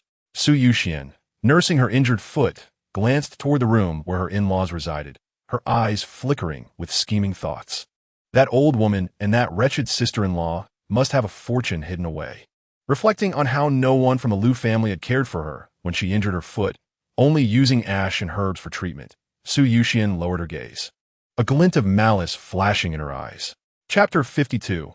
Mistaken medications upon arriving home. The first thing Lu Mu did was check the family's money box. Seeing its state, her face turned pale as she forced herself to ask, You didn't touch the money? Even if I did, I wouldn't take it all. Lu Fu replied irritably. He frantically searched for the money, but found not even a single coin. Furious, Lu Fu smashed the money box to the ground, his expression fierce. Where's the money? Who took it? His dark gaze swept over everyone. Su Yuxian felt a chill run down her spine and hurriedly said, It wasn't me. My foot is injured. I can't go anywhere. I didn't even go to the main house. Lu Fu found her reasoning somewhat plausible and shifted his gaze to Lu Xiaomei. It wasn't me either. If I'd taken it, why wouldn't I admit it? Lu Xiaomei retorted, upset. Lu Fu's face darkened. How can so much money just vanish in a thin air? The family turned the house upside down, even probing mouse holes. Yet not a single bill was found. Lu Mu sat on the floor, crying over her lost money. That wretched thief. How could they take so much? My heart aches for the money. Oh my goodness. She was furious, but felt like crying when it came to Lu Xiaomei. Some of that money was my dowry. My mother promised me 200 yuan of personal savings for my marriage, and now it's all gone. Will I ever see it again? Lu Fu snapped. Crying, won't help? Report it to the police, or at least go to the local security committee. You're all useless. After scolding, he stormed out to find the committee's captain. Once he began his search, news of the Lu family's theft could no longer be kept under wraps. The entire Fengshu brigade learned about it. Under the expansive banyan tree in the village, a group of women, distracted from their afternoon rest by the allure of gossip, formed a circle to share the latest news about the Lu family. Have you heard? It seems the Lu family has been robbed. Indeed, the news has spread far and wide. Does anyone know how much they actually lost? Everyone shook their heads. Yuan Baonyang turned her gaze to the silent daughter-in-law of the village chief and inquired, Sister-in-law, do you know? Only now, do you remember me? The chief's daughter-in-law rolled her eyes, leisurely stood up, and took a seat in the center of the crowd, relishing the attention of numerous gazes. I'm not sure of the exact amount. Upon hearing this, the excitement in everyone's eyes waned. Was she jesting? If anyone else had spoken, they would have scolded her. Oh, don't be so hasty, the chief's daughter-in-law continued. The group, believing she possessed insider information, leaned in with renewed eagerness. I don't know the exact figure, but I have a rough idea. Her words ignited the curiosity of all present. How much? How much? Surely at least 300 to 500, right? With allowances, 300 to 500 should be about right. The crowd buzzed with speculation. The chief's daughter-in-law, recalling the sum lost by the Lu family, felt a pang of envy, which showed on her face. I heard it was over 1,000. To be honest, she was quite astonished when she first heard that figure. Over 1,000. She had never seen so much money in her life. As her statement settled, a chorus of gasps filled the air. Over 1,000. Yuan Baonyang gasped the loudest, her lips trembling. Her family couldn't even scrape together 100. Is there really that much in the military? Her eyes sparkled as she contemplated the possibility of her Yuan Bao growing up to join the army. The chief's daughter-in-law hesitated, mumbling, it must be far more than what one earns from farming. If one works full days and stays healthy all year, they might only earn less than 200 by year's end, and that's after expenses. Those with assets over 100 are considered wealthy. I wonder if my Yuan Bao will have the fortune to join the military. The chief's daughter-in-law didn't see military service as a blessing, while allowances were true. She had heard that soldiers faced battles and spies, making it perilous. Those allowances were earned at the cost of one's life. Who can say? Wang Chunhua remarked. Beneath the banyan tree, it felt as though a loudspeaker had been placed. As soon as words were spoken, they quickly spread throughout the village. Several elderly women made their way to the Gu family, first giving Gu Mu a complex look. Before she could inquire about their visit, old lady Li sourly remarked, Cheng Huainyang, having just one son like Cheng Huai is worth more than several from other families. Gu Mu? Confused, Gu Mu looked at her, wondering why such a comment had sprung forth. Had she taken ill? Old lady Li felt a tightness in her chest. You still don't know? Money Laupa, from the same village as Gu Mu, chuckled. The Lu family lost money. Haven't you heard? Lost money? Gu Mu raised her tone slightly. Yes. They say it was over 1,000. When it came to the mention of 1,000, each person's tone was filled with shock, pity, envy, and a complex mix of emotions that were hard to articulate. Over 1,000. Gu Mu echoed, equally astonished. Is the Lu family that wealthy? However, the loss of money from the Lu family had nothing to do with her third son. Everyone is speculating that the young man from the Lu family has a generous allowance. They say he is only a deputy battalion commander, yet he has saved so much. Your son, being a battalion commander, surely receives an even higher allowance and accumulates even more. What she didn't say was that many were already eyeing the Gu family, planning to borrow money when they needed it. Gu Mu was aware of the wisdom in not flaunting wealth and quickly replied, I'm not sure about that. We've long since split the family. I never inquire about Cheng Huai's allowance. How could I ask for money earned at the cost of my child's life? With such a high allowance, isn't he providing for your old age? Old Lady Li said, her face filled with disbelief. Gumu retorted without hesitation. His father and I can manage. Why would we need our child's money? We have food and drink. Is it possible your third daughter-in-law is reluctant to give? As if to provoke her, Old Lady Li smiled, revealing creases on her face. Gumu calmly articulated, it's a tough job to care for 4 children. Hence, I expect 2 yuan from him each month. This money would be directly exchanged for food, though she didn't mention that. 2 yuan is quite a lot. Several mothers-in-law sighed, feeling a pang of discomfort. Even Money Laupa, who was closest to Gumu, cast her a sour glance. All right, we know your third daughter-in-law is dutiful. The way you smile is rather frightening. Do you think you're still a young girl? All my daughters-in-law are dutiful, Gumu said, her face beaming with pride. My third daughter-in-law claims that even at her age, she can still be charming and can apply beauty cream. She promised to buy some for me next time. Unable to tolerate her smug demeanor, several elderly women gathered their belongings and left. Upon returning home, they found their sons looking bewildered, their expressions a mix of confusion and concern. What on earth has happened now?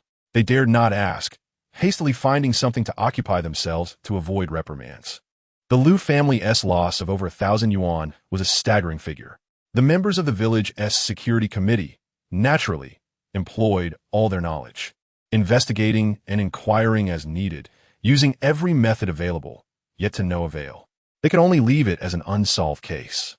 Hearing the results of the investigation, Lu Mu felt a surge of resentment and approached the security committee captain, grasping his tattered shirt. The sound of tearing fabric echoed as the material ripped. The other committee members were momentarily stunned. Suddenly, someone chuckled. This was followed by a chorus of hissing sounds. Chang Sheng, a member of the security committee, couldn't he help but laugh? Annie, you really don't consider us outsiders at all. Right in front of us, you're tearing our captain's shirt. How inappropriate. Captain Zhang Yongqiang shot him a warning glance, signaling him to behave. Lu Mu's face turned crimson, anger radiating from her eyes as she glared at Chang Sheng. I'll pay, is that all right? Chang Sheng was a reckless individual.